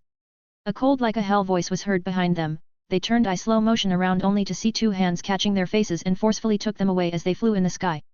Amagai, Makoto, Kyug. Moments later he felt an incredible pain along with a bang. They had been crashed in the mountains far, far behind in the memories of Sora. This was the place of the final fight, Ichigo vs Aizen. Sora, I changed the home field, don't feel so bad both of you. Amagai, feel bad? On the contrary, I'm thankful. Now I can. Sora, kill you way too easily. Before Amagai could finish standing up along with his words, a fist appeared right in his face and along with it Sora's words drifted in his ears. Bang. He ate a fist right in his center of the face, blasting him away as he was spurting mouthfuls of blood and broken teeth. Makoto, Captain. Sora spun his body and a backflip kick appeared at the side of Makoto. Before he got hit he managed to scream. Oh. Shit. Bang. He also got sent flying, crashing in another mountain a few meters away. Sora, what's wrong? Call out your Bakuto, call out your Zanpakuto. I'll make sure that nothing you do will ever save you. Amagai, cough, cough. You're so gonna regret this. Makoto, Captain. Amagai, sever. Reika. And tuning fork. Makoto, rage violently, repu. And kinetic. Both had released their powers, but Sora knew Amagai was still holding back. He knew he had a Bankai he had yet to show. Sora got even more pissed as his eyes turned to his chaos form as 5 colored strands violently spun in his eyes. Sora, I see. I see, even now you think just because you conceal others' Shinigami powers I'm not worthy of your Bankai. Both of them, as they were holding their weapons, froze. Amagai was having it the worst. This guy knows? Sora, then I will end this in an instant. Gyaku. Boom. A huge outburst happened before their eyes, and the flames that burst from Sora's body spread in all directions. Amagai was scared by this and called out his Bankai and the full power of Bakuto that looked like a black dragon sword. But something unbelievable happened as the flames were upon them. The space around them had been wrapped and they couldn't escape. Not only that his Bankai never appeared, on the contrary, it reverted back in the sealed form, and his Bakuto couldn't seal the flames. At that moment he realized the huge blunder he made by thinking he could win with the easy way out. It was then he heard Sora's emotionless voice as he looked at his eyes, making his soul go astray. Sora, Self-Made Arts 6, Hellish Dragon Fang. 273, Chapter 273, The Fall of a Captain. 2. As the flames spread for countless meters in every direction and with Sora's command, black solid fangs came out of the ground engulfing the two of them inside.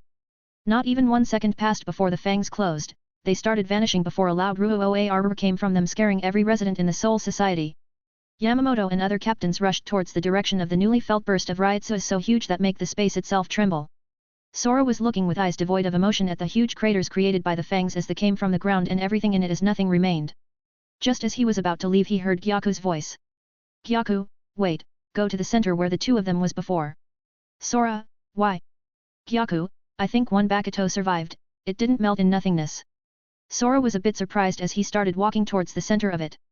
Gyaku was right. Sora saw Amagai's Bakuto on the ground in its final form with the dragon-like black scales. In this form, it's like a black scale hand before turning into an energy sword that seals others' Bankai.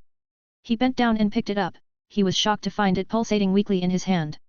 Sora, did it absorb Amagai's life force as the catalyst to take this form before turning to nothingness?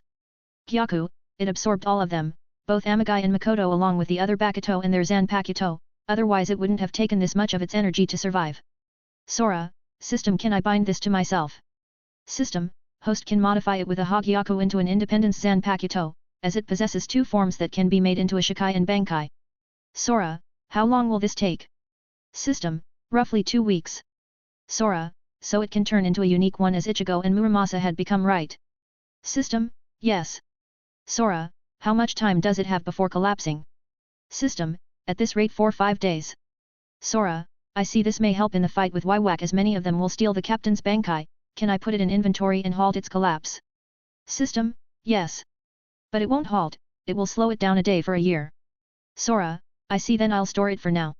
Sora waved his hand and the black scale hand vanished as it entered his inventory. At the same moment he felt many types of Ryutsus coming towards him. Look who's here. Sora, I have no time for your babbling Mayuri. HOH, and since when does a traitor busy themselves? Sora, shorty, get lost. What did you call me? Captain Hitsugaya, wait. Sora sighed and looked towards the sky. When he did, all of them felt a powerful Ryutsu, and when they turned to look at that direction they saw Yamamoto with Kojiro and behind them was Yukatake, Shunsui, Byakuya, Komamura and Zaraki. Sora, old man, I took care of your problem partially. Yamamoto, so it was him, hey. Sora, you have yourself to blame for this. Yamamoto, I know, what are you going to do now? You're barely standing from releasing such a Kido. Sora, sigh, nothing escapes you. Well, for now, I'm going to see Anohana as that clan almost killed them and Swafon took them and rushed towards her. Yamamoto, I see, don't worry about the clan, I will make them fall. Sora, you must be dreaming, I don't want them to fall, I want them to rise. Yamamoto, but to do that. Sora, don't worry, I'll find her, just don't mess this again.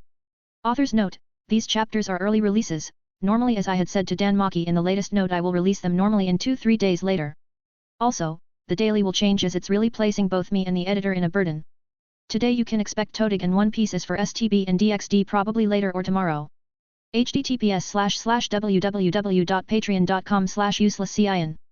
Discord, CIN number 0464.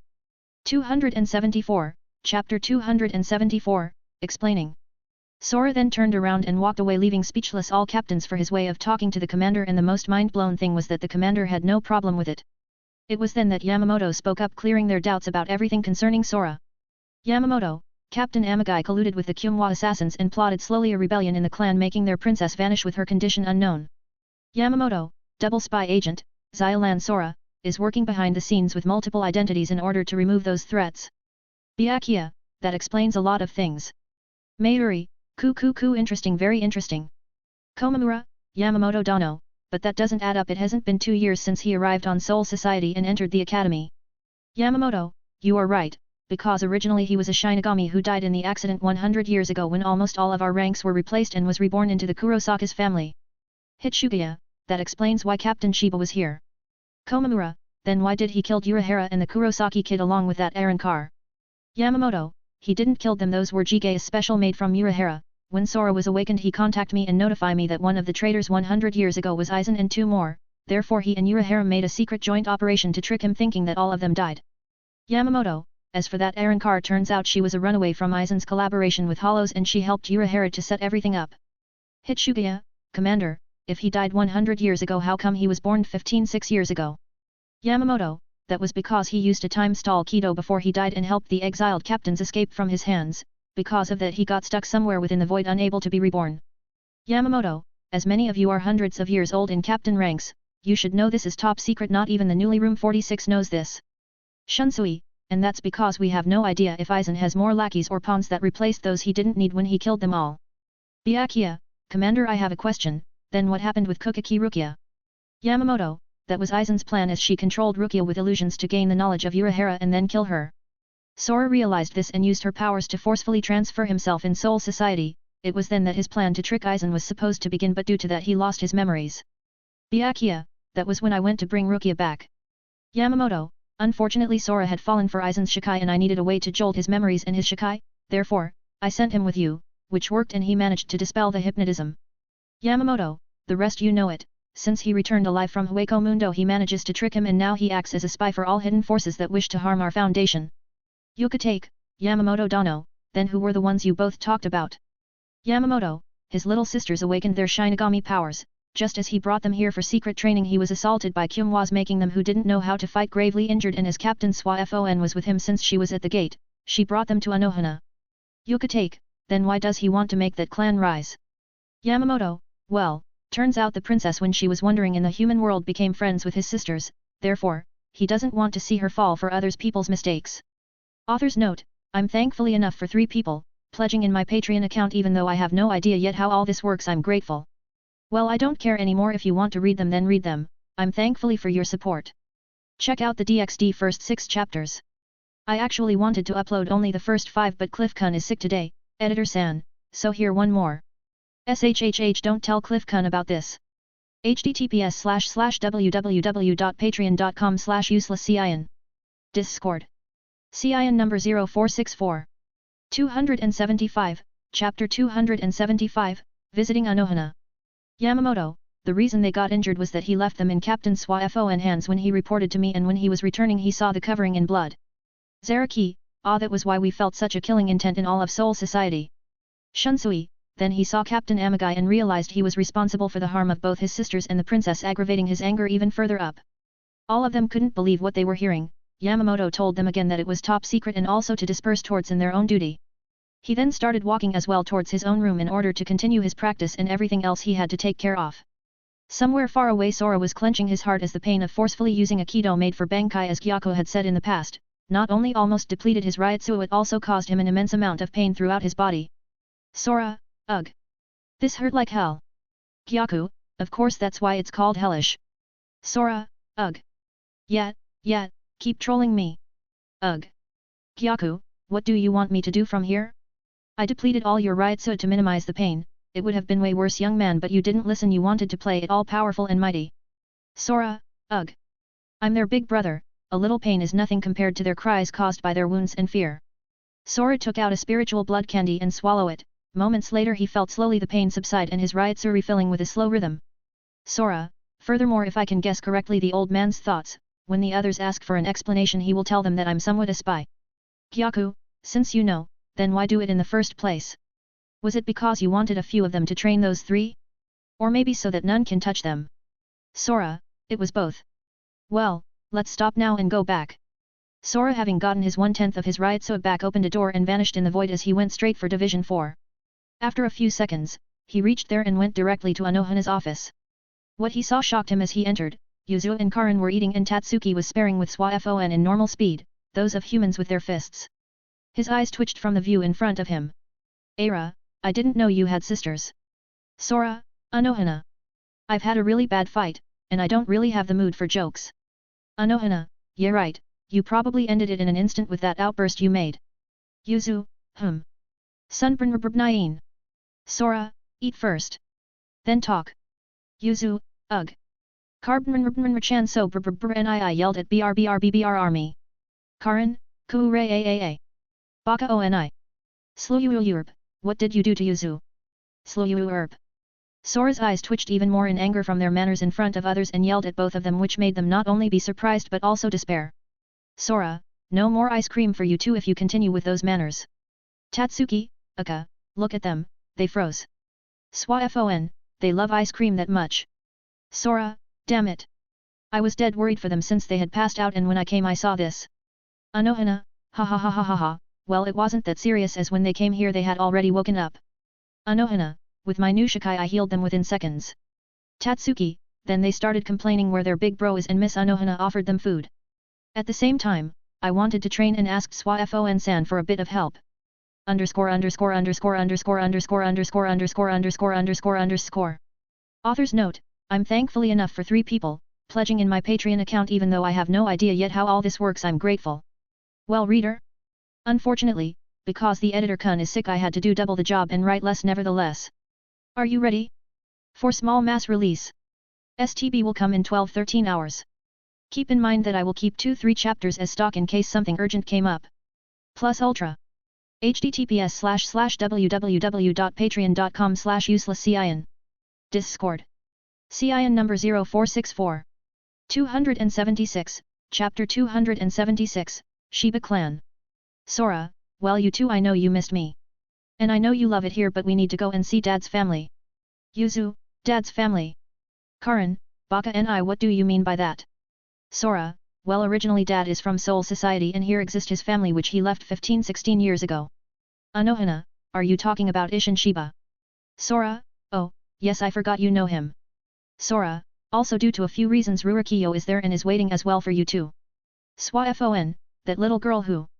Before she could speak Sora gave her a glance to shut up or change her words. Sora, little girl? What are you talking about, Captain Swafon? Swafon, that little girl who... Everyone calls a princess. Karin, Rurokiyo is there. Yuzu, Karin-chan let's go. Yuzu, Sora Nine let's go. Karin, Baka Unieath hurry up let's go. Sora smiled wryly at this and Anohana in the side was giggling, he thought did I pamper them a bit too much? He sighed and turned towards Tatsuki and waited for her reply. Tatsuki, do I have to come? Sora, since you are Ichigo's girl don't you think you should? Tatsuki, ugh. Fine. They then entered a door Sora summoned and vanished from there, as usual. Anohana and Swafon stared at each other with somewhat sparks in the air. Anohana, they don't know that Urahara and Ichigo died. Swafon was caught off guard by her as she thought she will ask about something else entirely. Swafon, no. They only know that they had gone far away on a mission to retrieve something for the upcoming war. Anohana, so that means he never killed them, it was a trick for Aizen's eyes. Swafon, I thought that as well. Anohana, then what are you to him, Captain Swafon? Swafon, ugh. Honestly no idea. Swafon, what about you? Captain Anohana. Anohana, one of his wives. Swafon, ugh. As they were talking about wives and many more things, Sora reached somewhere barren known as Rukonga districts. Sora, now which way was it? Tatsuki, do you even remember where it is? Sora, I do but I'm looking for someone first. As Sora spoke a large quake was resounding and made the ground tremble. Yuzu and Karin along with Tatsuki were looking at the faraway alleys where a sand cloud was raised. No, it was more like it was coming for them. Sora, there he is. $number %% what are you doing here? This is my territory. Get lost. Sora's eyes and ears twitched from anger, not because of his yelling but because he cursed at his sisters.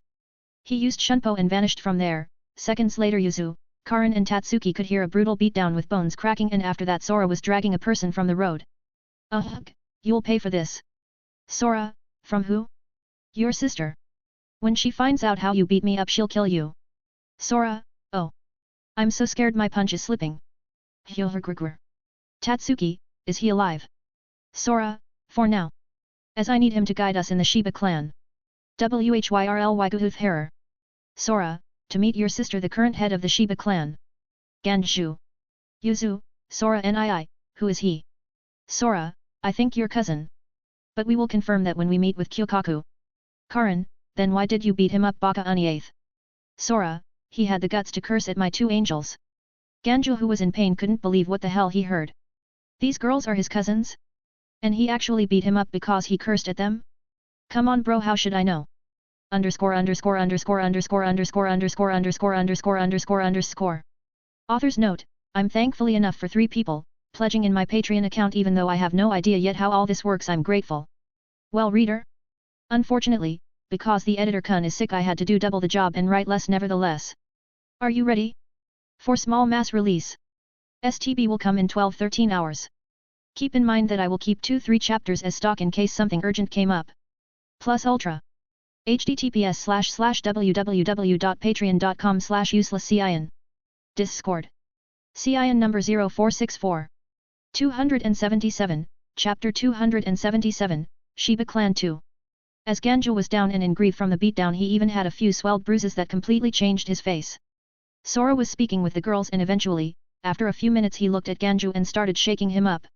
Sora, so care to tell us where the current Shiba clan is? As he was curious about their origin as well, he pointed towards the direction and all 4 of them in a punching bag left from there.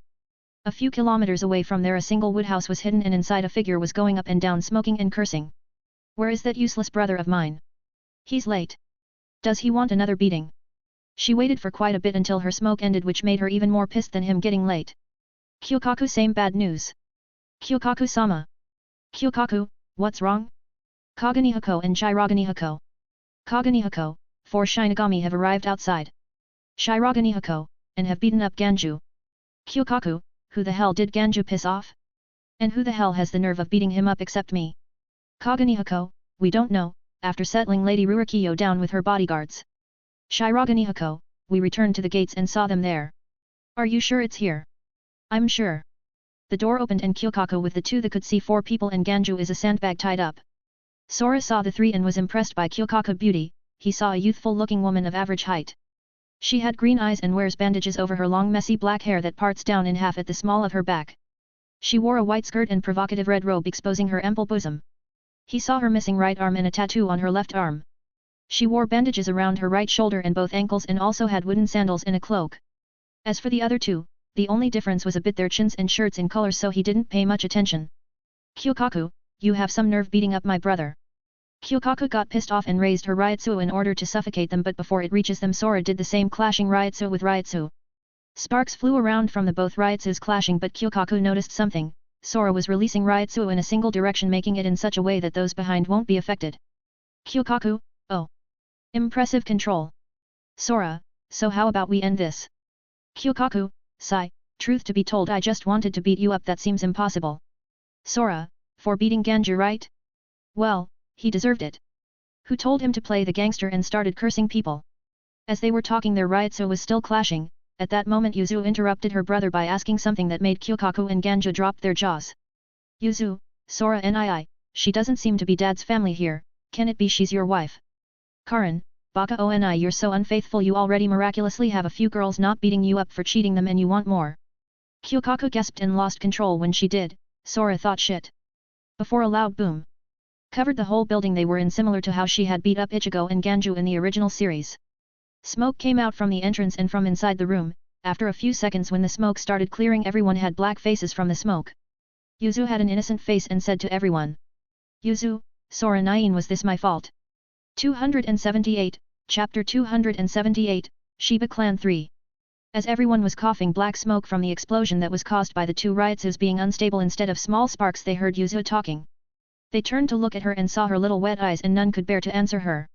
Sora was trying to see if anyone were injured, and when he saw towards Kyokaku he was shocked to see she used her wooden hand as some kind of shield.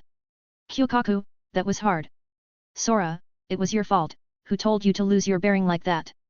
Kyokaku, oh yeah? Kyokaku saw Yuzu with teary eyes and couldn't blame her, cause in the partial reality she really lost control no matter the reason. The vast living room they are in is filled with many concentration Reishi crystals, and with the slightest distraction in here with your Ryutsu they will go boom. At that moment she saw Ganju and yelled at him. Kyokaku, oi useless prick, are you alive? Ganju, ugh. Sis. I'm fine. Kyokaku, then I'll let you go. Go shoo, shoo. Sora, nah. We came here to see our dad's family. Kyukaku, I caught that from the girl earlier who called you Nii. In other words, your little sister, but who is your dad? Sora, Ishinshida, I'm sure you know this name. Kyukaku, when she heard the name, opened her eyes wide open, and it was the same for Ganju and the other two big guys. Sora, no? He's not from the Shiba clan. Kyukaku started trembled when she realized they were talking about that Ishin, and couldn't speak for a long time. Karin, Baka Oni, are you sure they are our relatives? Sora, I don't know.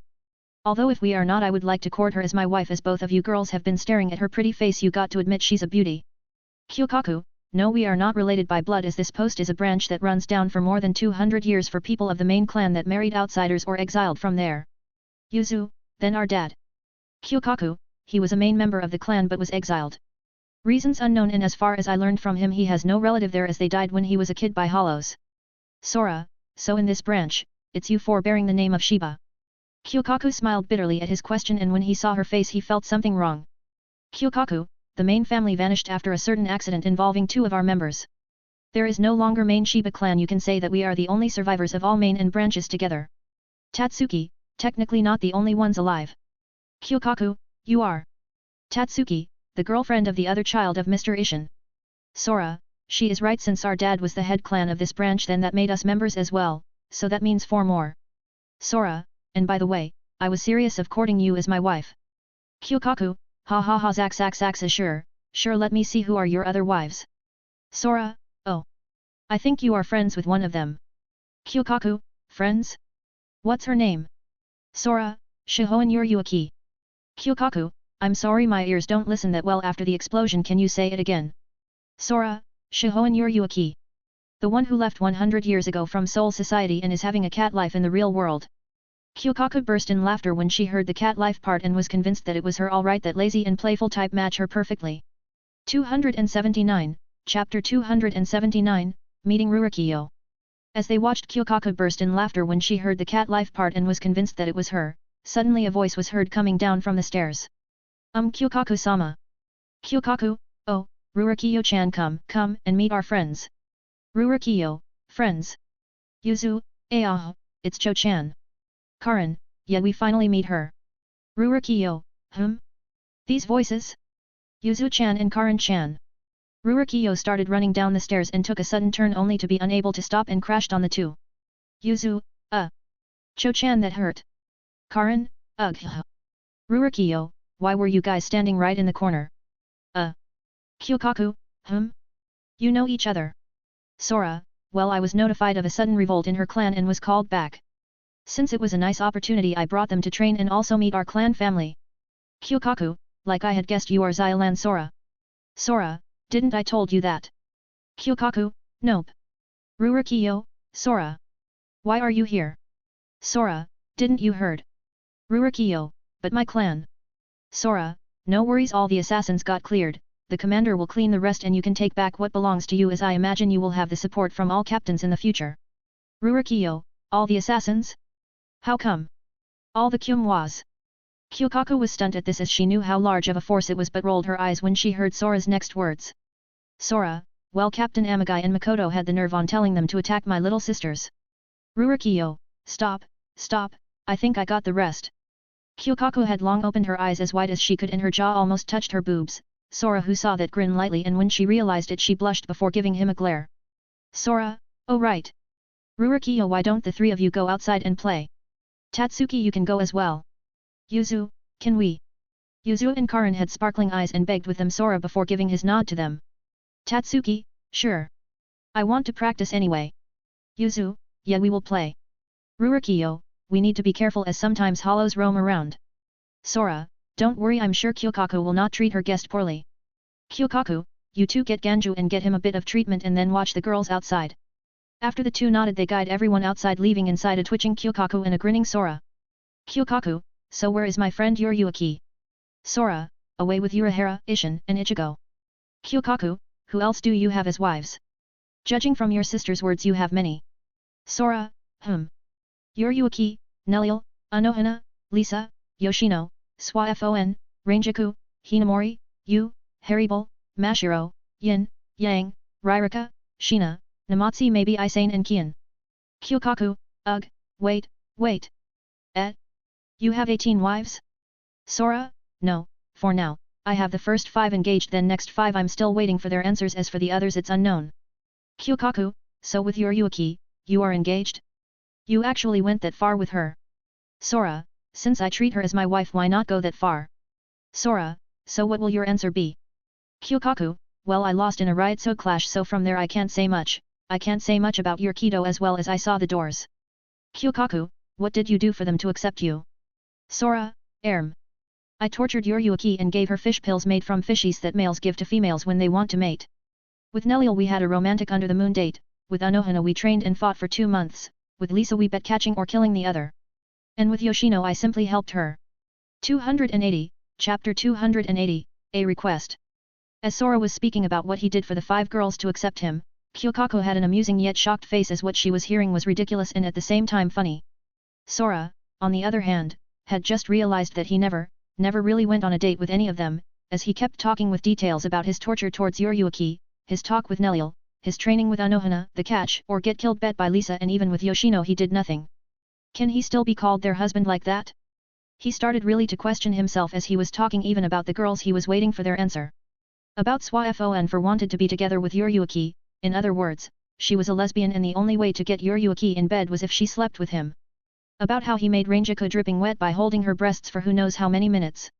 About the time he spends with Hinamori all these months. He didn't even do anything for Haribel, he only declared she belongs to him. As for her, he didn't do anything yet.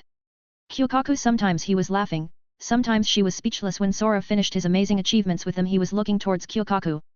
Kyukaku, but still you are nothing much. Sora, I kinda realized this now as well.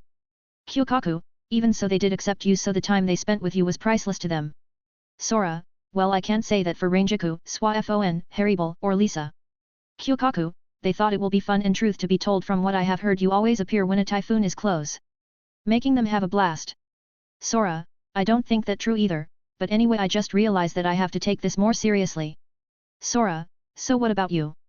Kyukaku, me? Well, you have so many bigs hots as your girls and you also want me. Sora, bigs hots or not, Cars or not, as 2 of them maybe 4 will be Cars. I don't care, as long as I like them I will try and court them and soar with them in the bright sky. Kyukaku, ha ha ha ha ha ha, Sora. Yep, it fits. And by the way, Cars. Sora, yeah, when hollows reach a certain level, well, you know. Kyukaku, they regain their human selves, becoming Vasto Lord. Sora, yeah, but due to Aizen's meddling the Vasto Lord evolved further ahead, regaining human traits as well. High-level ones are called Espada, those kinds had managed to regain almost all their appearance of being human previously. Kyukaku, and you're telling me 4 of them will be human like Car and Espada?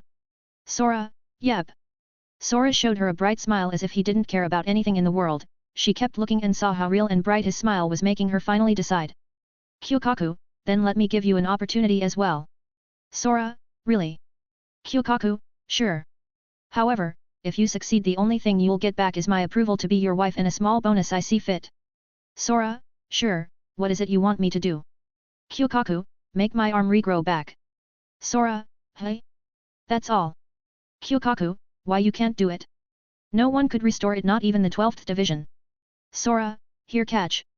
Sora threw a complete Hogyaku at her, which she caught with her hand. That was fine.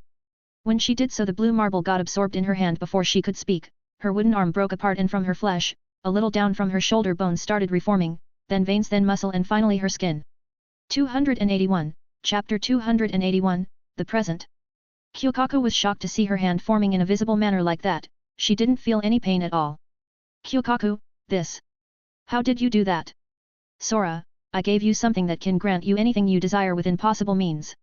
Sora, since you wanted your arm to regrow, it helped you achieve that. Why you don't like it? Kyukaku kept staring at it and moving every muscle in it. It was truly her hand. How many years has it been since she lost even the feeling of the pain? Sora, so? Now you can't go back on your word. Having been awakened by his words, she looked at him and started thinking that perhaps this might not be so bad. Kyukaku, I've been had. I honestly tried to trap you into an impossible task that none could complete. Sora, that was your mistake, not mine. Kyukaku, since I tried to trick you, what I said before still stands, with the exception of you get to choose a gift from me. Sora, I see, then. Sora used Shunpo and appeared right in front of Kyukaku as she was standing from the shock she got from her hand.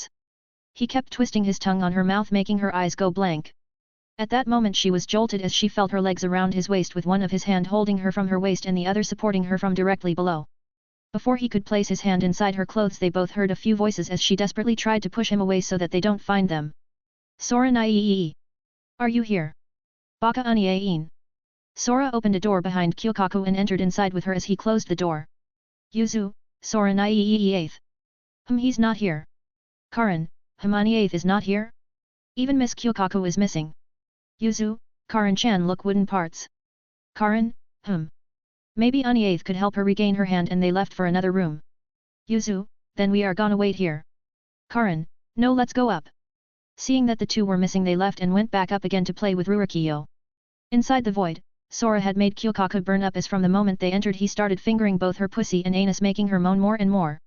Sora then stopped kissing her and ripped her upper clothes before starting to suck her breasts and biting her nipples. Kyokaku, that's enough. MMMGGGRRRR. Sora, you are not honest, are you?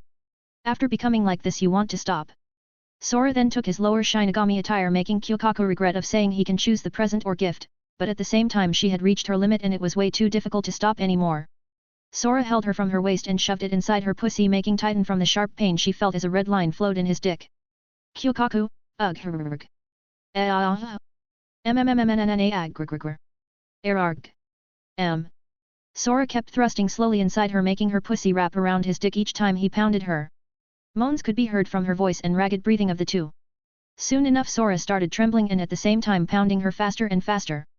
Kyokaku realized this and tried to stop him from finishing inside her, but before she did Sora kissed her, whispering to her ears.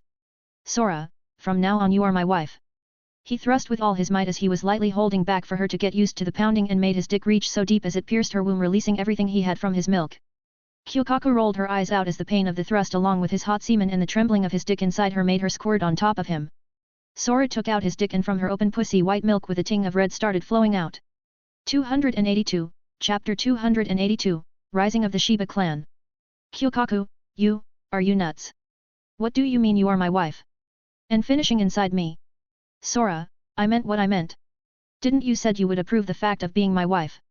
Kyokaku, I can't believe you are so unresponsible. What if I get pregnant? Sora, then let's make it happen with round 2. Kyokaku, no wait. Mai grr. Sora thrust his dick again in her sticky dripping pussy, but this time he didn't hold back and kept going with full force from the start as he kept piercing her womb again and again. Kyokaku, grr. Sora, as he was going, started kissing Kyokaku in order to shut her up with his tongue. A few moments later he trembled and released the second load of his thick milk inside her pussy, making her squirt more violently than before. Kyokaku, ha, I'm gonna kill you. Sora, impossible for now wife, accept the fact you are mine. Kyokaku, if after all this you don't marry me I'll kill you. Sora, well in the near future, at least in 2-3-4 years I'll marry all of you at the same time. Kyokaku, why not now? Sora, I still haven't confirmed who else will be mine, and actually I don't want to start a war with the first, second and all that. All of you are equal to me. Sora, furthermore you are going to be busy. Kyokaku, at least you know how you have to treat us, and with what? Sora, I imagine the old man will raise the Shiba clan. Kyokaku, when she heard that she started trembling and couldn't help staring at him with eyes wide open. Kyokaku, is this for real? Will we become officially a clan again? Sora, I think so, I said I imagine he will do that. And don't you think it's about time to return? Kyokaku, I would love to get dressed, but someone's dick is still throbbing inside my pussy. Sora, well I wanted a third round or even a fourth, but you are already tired and gasping for breath. Also, my sisters came and looked for us, therefore, they might want me something. Sora got up from her yet again and his semen started to slowly drip from her pussy.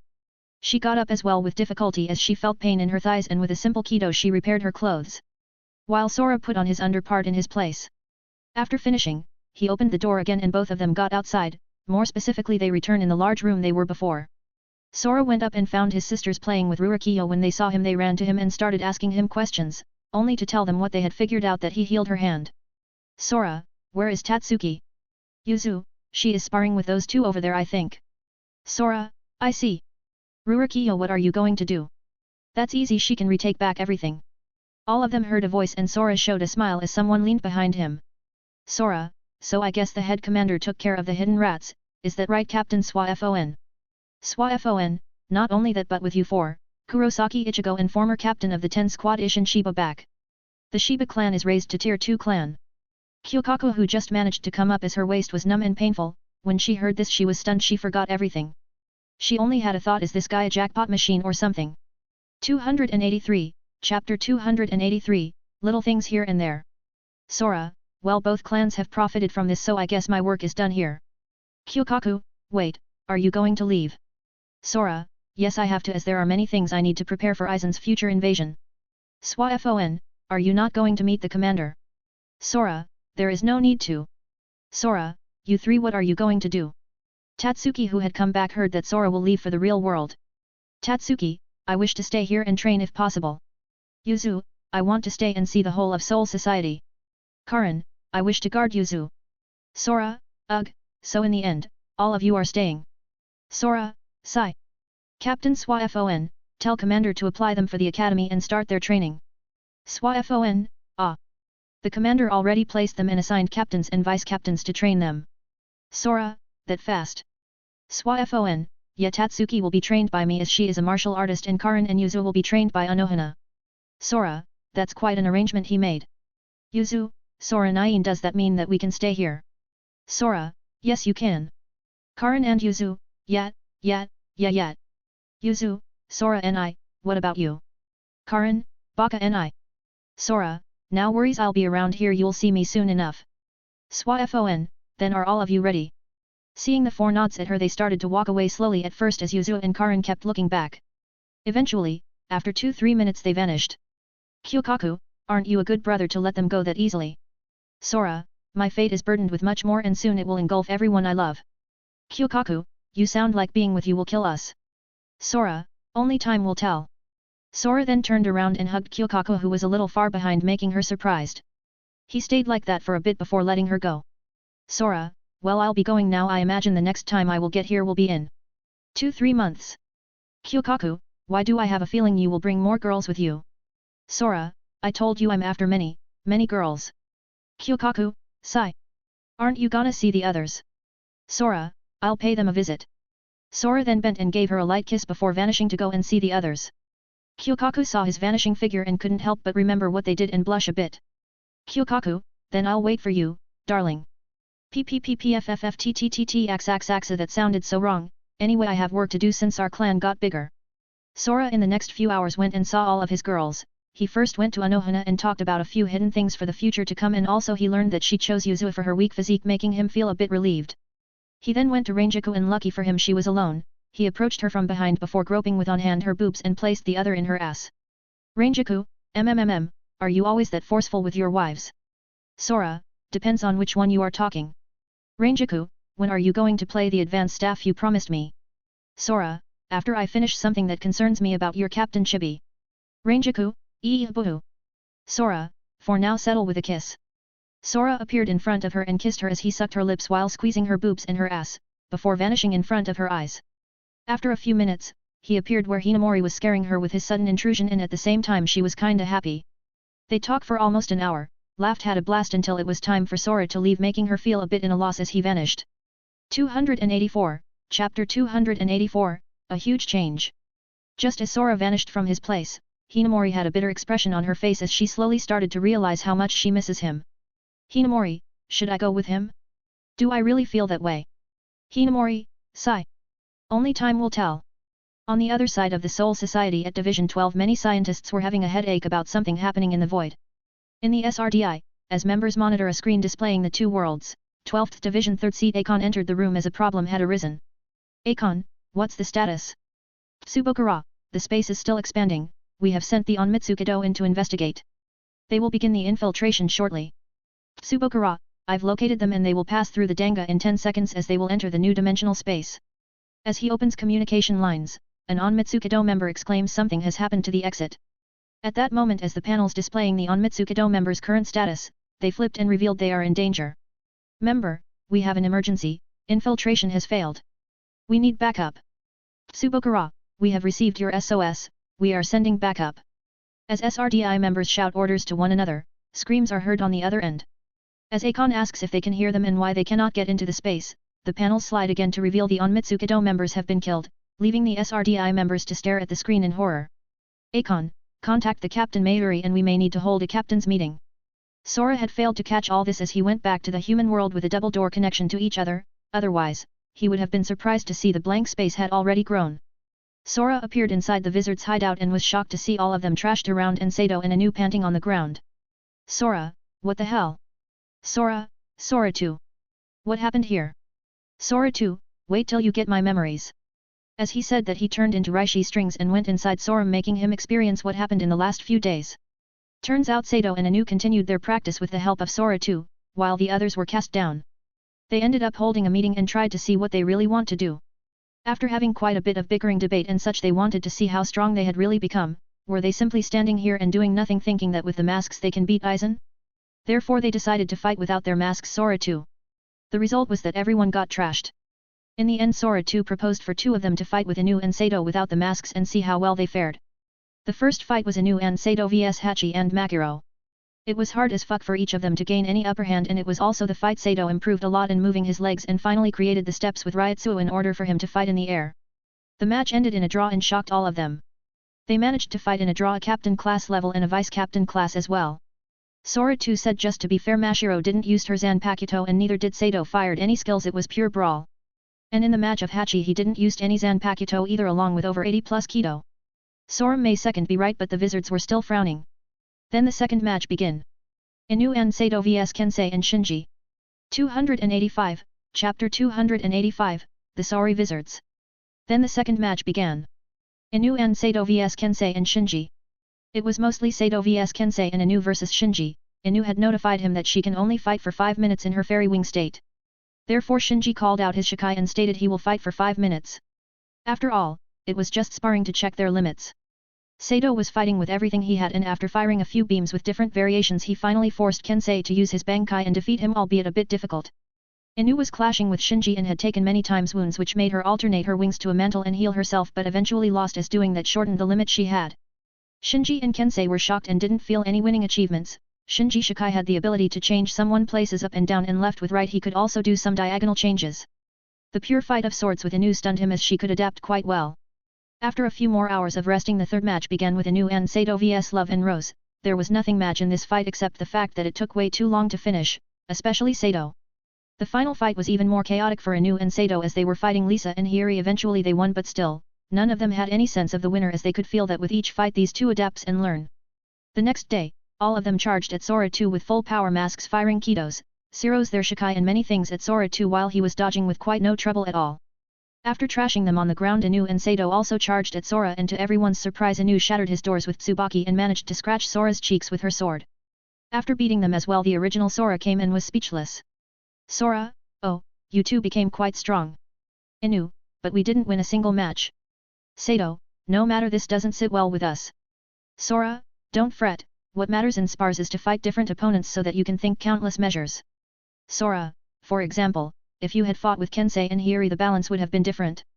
Also, your team is quite uneasy as Inu can only fight for 6 minutes as she stretches it. Sora, as for you guys, even within 5 minutes you couldn't land the finishing blow and win the matches. Although you didn't use the hollow powers, you were for years Shinigami. Lisa, can we really become stronger? Can we really raise our base? Sora, my little wife. The answer is quite obvious, you have forgotten how practice can raise your abilities. By practicing a skill over and over again from different angles the less Ryutsu it will need as it becomes more powerful. Sora, do you think Aizen reached the heights he is now by laying down on the ground? Sora, Aizen has reached his control over his Ryutsu to a perfect stage that either he calls the name of his Zanpakuto or bath them in his Ryutsu he can still hypnotize them. Shinji, you mean that the more we practice the stronger we become? Isn't that fundamental? Lisa, then how strong are you really? Sora, strong enough to trash you guys. My clone has 90% of my power and you still couldn't beat him, much less make him use everything. Lisa, can you train us? All of them had discarded their arrogant faces and truly wanted to train. Sora saw this and really wanted to train them. It was also his chance of getting close to Lisa and Mashiro, but fate had other plans. System, ding. Main quest triggered. 286, Chapter 286, The Quest. System, ding. Main quest triggered. The blank space in the void or else the Valley of Screams has expanded and the forgotten souls have escaped. Condition 1, absorb all blank souls with Gyaku. Condition 2, destroy the blank space in the void or else the Valley of Screams. Condition 3, destroy the dark ones. Condition 4, revive Senna. Rewards, 100 level /5x complete Hogyaku /50.000 soul points. Sora, oh. Lisa, what's wrong? Are you gonna training us or not? Sora, I got a message from Soul Society. I need to get back. But I'll leave my clone here again to train you guys. All of them frowned on the first part but somehow became excited on the latter. The only one who had a sour-like face was Lisa and Sora saw this. Sora, I know I owe you a date and many more, be patient. Lisa, Nat. Ah. What are you saying? Sora, don't be like that, it's normal you want to spend time with the real me. Lisa was pissed, she actually wanted to go with him, not do this and that. But after a bit of thinking, wasn't it the same? Spending time together? When this thought hit her she was speechless, making her face instantly blush. Hiri, Oya, our dear Lisa, blushed. Lisa twitched at her comment and actually couldn't say anything back at her. Sora created Sora 2 once again and sigh, couldn't he create a Sora 3 as well to go and finish the quest as he started spending more time with his waifus? The answer was impossible. After that Sora 2 started placing them in a training routine and even went as far as cutting Hachi's arm with a cold face, shocking everyone. Sora 2, you guys wish to train? Then we will do it my way. If one of you refuses to even use your Zanpakuto even in cases of saving your lives, I don't mind cutting an arm and leg. Everyone started having doubts and regrets having this jackass train them. Sora left from there and went according to his memories of when the blanks first appeared. If his memory served him right, the inn was in the forest when a soul was running from a hollow like a figure. Sora, if I remember correctly, it was the first time Ichigo performed Kenso. Sora, I hate to enact the same steps as others, but in this case, I have to go with it. Therefore, door destination the forest. No one noticed his vanishing figure from where he was, as none could see him in his Shinigami form. Just as he remembers, in the forest many birds were restless as they felt something approaching them. At that moment a female plus runs through the trees as a few unseen presences roaring. The female plus, which means soul, was running. It managed to get in a crowded area and as many unknown roars were resounded at the same time, the spiritual pressure in the area elevated, causing many humans to realize something is off in the form of light breezes or gusts in a bright blue sky. At that moment a door opened and Sora came out, and from the forest, a cloud dust was raised revealing a few hollows. When the hollows saw the Shinigami looking at them, they roared before charging at him.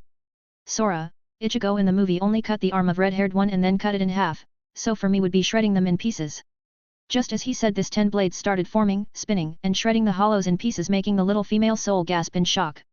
287, Chapter 287, The Blank Souls.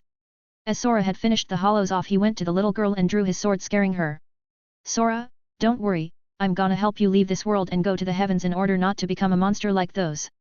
He raised his hilt in her forehead and lightly tapped it on her, leaving behind a symbol, making her feel comfortable as she ascended towards a better place. Just as he sent the girl, after a few seconds he felt the space solidify and many white things started appearing one after another. Sora, wait, are those the blank souls that Senna disposed at first? Sora, how come they appeared here? Were they drawn to the Kanso? Sora, no, that's not right, Kanso doesn't work on them. Ichigo had tried with none result. Sora went close to them trying to touch them, but his hands passed through them, making him see something different for once up close. Sora, eat and drink, devour and swallow. Sora, Tengo Kogyakuzatsu shat. Sora's attire changed and started bursting in black flames as he licked his lips. He tried to play the bad guy and said Itadakameso before he expanded the flames and started devouring all of them. When his flames touched the first blank soul, he got a message from his system saying, System, ding. Congrats host for gaining a soul fragment. Sora, soul fragment? System, what does it do? System, the host can gather as many as he can and use them as a chip for ascending more people with him. Sora, you mean like one person per 100 fragments? System, correct. Sora, no wonder I licked my lips, these things are free fragments. During his talk with his system, a figure was running towards his direction, and when it reached it started screaming as it failed to get here a bit earlier and all of them had vanished. Damn it. Someone got me. Sora, Sora heard a female voice scream from behind him, and when he turned he saw the main protagonist of movie 1. It was Senna, a young girl with large amber eyes and purple hair tied with a red ribbon to it. She wore a light brown colored shirt with a brown skirt and maroon tie, as she was in her Jikei and not in her Shinigami form. I don't believe this. Sora, and you never will, as I will keep getting ahead of you. Well, Obviously he's not gonna let her kill any of them. He had seen in his system that he gathered around 200 fragments in a single devour. Sora, what is your name? Which squad are you? Although he knew she didn't remember her squad, he still asked just for the sake of conversation with her. Hey? Why should I tell you? Sora, since you are here, only 3 types of people can feel the disturbance. Quincy's, Hollows and Shinagamis. Sometimes even humans. Sora, you clearly not a human as I can see the incomplete GKI, you don't seem like a Quincy either, not to mention a Hollow. So that leaves us with a Shinigami. Hey. My name is Senna, as for which squad not gonna tell you. Sora, I see. Senna-chan, right? Well, I have to admit, a beautiful girl like you rushing in here to help. How touching. Senna, for some reason, I want to beat up that smug off your face. Sora, you can try, but it will cost you quite a huge price. Senna, what price? Sora, your hand in marriage. Senna, hey, ah. Erim 288, Chapter 288, Sora vs Senna. Senna, hey. A marriage, who will marry you? Sora, pfffftttt ha ha ha ha ha ha, look at your embarrassed face first and then talk. Sora, so what will it be? Beat me up and lose or leave from here. Senna, you are really sure I'm gonna lose? Sora, obviously cause you're weak. Senna, turns out your face does need a bit of beating. Senna started walking towards where Sora was standing and got out of her GKI in her Shinigami form. When she separated from her GKI, it turned into autumn leaves and disappeared. Sora, that's new. Now I'm so scared. Senna used Shunpo and appeared behind Sora as she slashed horizontally only to hit empty air as Sora jumped on the air. Sora, slow, you are too slow. Senna, this, number dollar at I'll kill him. Senna jumped as well in the air and started using repeatedly her Shunpo, managing to create a few images of herself through sheer speed before hitting Sora in the face with her sandals. Senna, ha ha ha, who slow n. Or so she thought, but Sora had caught her leg and flipped her upside down, meaning Sora was looking at her legs and she looked at Sora's legs. Sora, honey, if you wish to do that you have to tell me, don't be impatient. Senna was blushing as they were in this position. It was like 69, she swung her sword hoping to cut his waist, but Sora at that moment let her leg go, and because she wasn't expecting it she fell in the ground, burying herself. Sora, I let you go because it's too soon, honey. Senna got up with a red face both from anger and from hitting her face in the floor at the same time. She also heard his words and exploded. Senna, okay, you asked for it. Senna held her sword with her 2 hands and started spinning as wind gathered in her feet, making her slowly raise in the air. Sora was impressed by the wind simply forming tornadoes and waited till Senna called her Shikai. As Senna reached almost the same height as him, she slashed with her sword as it glowed in a circular manner before speaking up. Senna, call forth the twilight, Morokumaru. Morokumaru, as it resembled an ordinary katana. It has a red hilt and a square tsuba. With Senna's command and her Ryutsu spiking, it took the form of a kukehara with a pointed tip as it was released. Then in the tornado in her feet, leaves appeared along with lightning and connected in her Shikai rings. Senna started moving her Morokumaru and the tornado dashed in Sora's position in a frenzied manner. Senna, eat this. Sora was engulfed by the tornado, making Senna reveal a smug on her face as she started dancing in the air and yelling. Senna, yeah, I did it, I smashed his face. Just as she was celebrating her victory over him for finally hitting him, she heard a voice behind her. Sora, didn't I tell you, you will lose. Senna froze and slowly turned around and saw Sora coming out of the tornado unscathed, not even a single scratch. Senna, how, you got swallowed. Sora, easy. I'm way stronger. Sora disappeared from his position and appeared behind Senna, hitting her in the neck and knocked her out. Sora, now you truly lost. Senna, tha. Wvas. Nt fai, rrrrrr. Sora held Senna in his hands, and just as he was about to leave he felt 6 people above him. When he looked he saw deadly stares directed at him, making him twitch in annoyance. 289, Chapter 289, The Dark Ones. Sora, who are you guys? Even though he remembered them with a weird name, he still asked. All of them looked at him like he was an idiot and it pissed him off. Hand over her. Sora, keep dreaming. She will be my wife. Find another one for your own uses. 1. We simply want her. Therefore, hand her over. Sora, go screw yourself with that purple hair. 2. I prefer doing it on my own than this fetus. Sora, sorry man, I tried to hook you up with her but she refused. 3. Leave the side jokes and hand her over. Sora, listen pal. She is my wife. Get lost. All of you stop and start getting to work. All 5, yes. Before Sora could manage to sigh. All of them vanished from where they were standing and appeared from different angles as they released their attacks one by one towards Sora. Sora had a killing look as they actually dared to attack him with Senna in his arms and raised his right hand as with the left he was holding Senna, and countless doors appeared just in time to change their attacks, making each and every one of them being hit. Sora, sigh. I tried really hard to make you guys quit and spare your pitiful exiled selves, but you just wouldn't listen. The guy who was on the air was stunned when he heard this and moved as well, vanished from where he was and appeared behind Sora as he thrust his sword from his back. What surprised him was that his sword passed some kind of barrier and half of it vanished before it pierced Sora. What? Ugh. He felt a stinging pain in his back, and when he looked behind him he was shocked to see it was his sword stabbing in his back. Sora, I see, so you guys are the clan of souls that were exiled over 1000 years ago and are also known as the Fallen House of Ryodaji. Sora, what are you guys trying to do now? We no longer belong to that past. We only wish, for one thing, the fall of Soul Society. All 6, for we are the Dark Ones. Sora, and? Am I supposed to be scared now? Care to introduce yourselves? Very well. I am Jay, a member of the Dark Ones. He is a large man with dark black skin, full lips, short bald faded black hair, and a broad nose. He has black irises. He wears a white kimono undergarment underneath his dark green shiakusho, a blue obi belt sash wrapped around his waist. A dark green armored breastplate that is on his front chest that has bronze outlining around the armored breastplate itself and curved bronze arrows in the center, which is also held by red ropes, wears a dark green beret cap on the top of his head, white tabi socks, and tan zori shoes.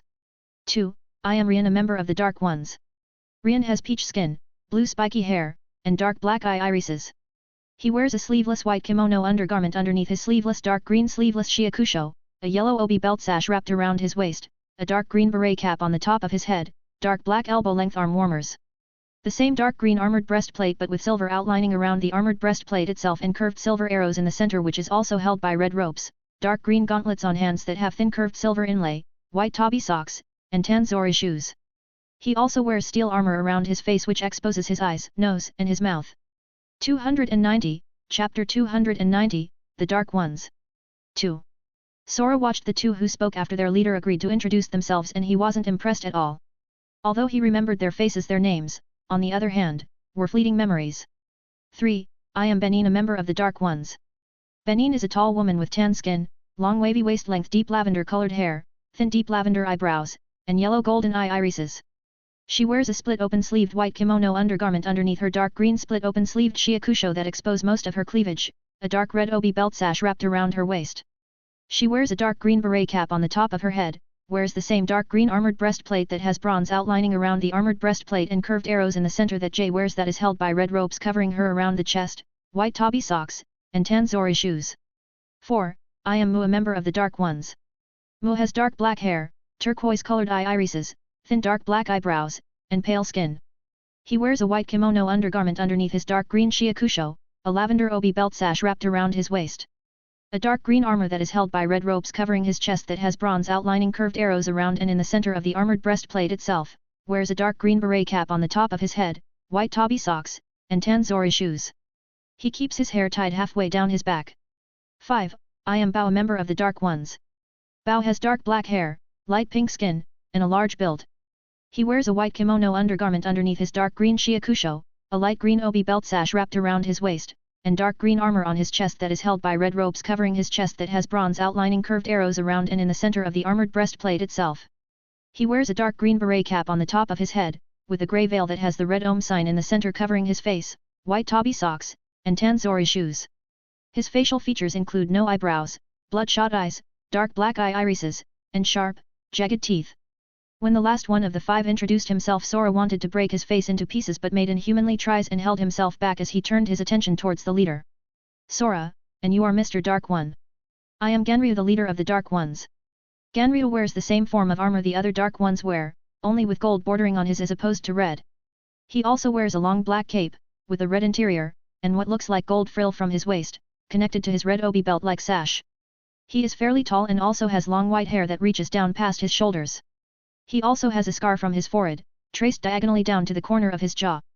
Sora, so Genryu is the problems in the Valley of Screams you're doing. Genryu, and what if they are? Does it matter to a dead person? Sora, you are right, it doesn't matter.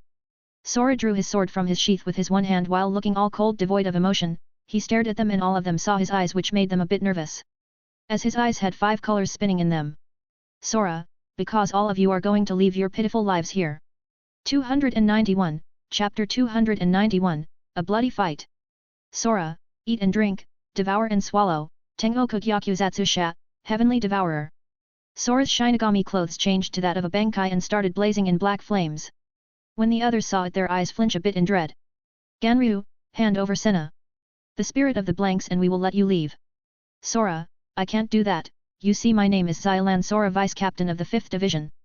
And she is a Shinigami as well. Sora, not to mention my wife. If you want to take her, you have to kill me for that. Jay took out his chakram blades and threw them at him. Rian wielded a unique blade that split apart similar to fan blades. As he rotates the blades at high speeds, he vanished and appeared behind Sora, slashing at him. Benin took out 2 daggers. That was curved over the hilts. She threw one of them at high speeds towards Sora, and he was surprised to see she could control them, similar to Hisaki's Shikai, as the daggers themselves are connected by a single chain that is attached to both hilts. Sora dodged the chakram that was flying at him and caught the fan blade with his one hand. Rian smirked at this as the dagger had almost reached him. But what made him choke on his smirk was that the dagger vanished a tad bit earlier before it hit him and pierced his shoulder. Rian, Benin. What the fuck are you doing? Benin, it wasn't my fault. Ganryu, both of you pay attention. He has the ability to redirect attacks. Ganryu, for now you the blanks that have arrived, and power up and heal yourselves. Mu used this small window of Sora fighting the others and pulled an unusual sword with a thick blade, red handle, and a golden handguard in the shape of a squashed letter W. He made a slash motion towards Sora, and the thick blade detached from the sword's hilt and guard, revealing a thin golden blade underneath it. The golden blade is multi-segmented, and the segments flew towards him as small projectiles. Sora watched the small projectiles come for him, and as he looked a bit carefully he saw some kind of shining lines. Sora, are those cables or strings? Mu channeled his Ryutsu through the guard, which traveled towards the projectiles, and as they were upon Sora they exploded one by one, engulfing him within, which causes it to explode. Mu, now take this opening and heal yourself, Rian. Rian nodded and descended towards the ground where countless blanks had appeared yet again, but before he could absorb them he felt pain in his chest. Mu, that's impossible. He's clearly inside the chain of explosions.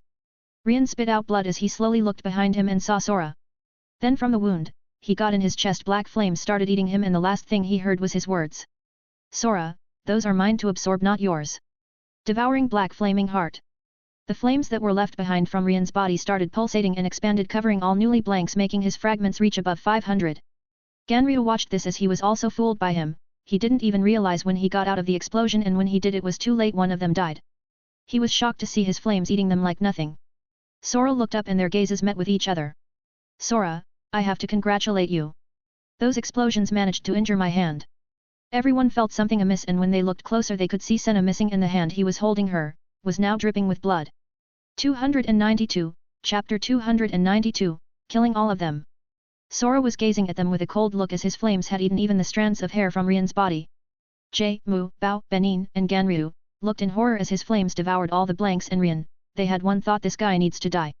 Jay used his chakram and duplicated them in 7 similar blades, and from there 7 copies of himself came out. Jay, kill him. All of them charged ahead of him as they threw their chakram in a boomerang way and tried to punch and kick him as they entered in close combat.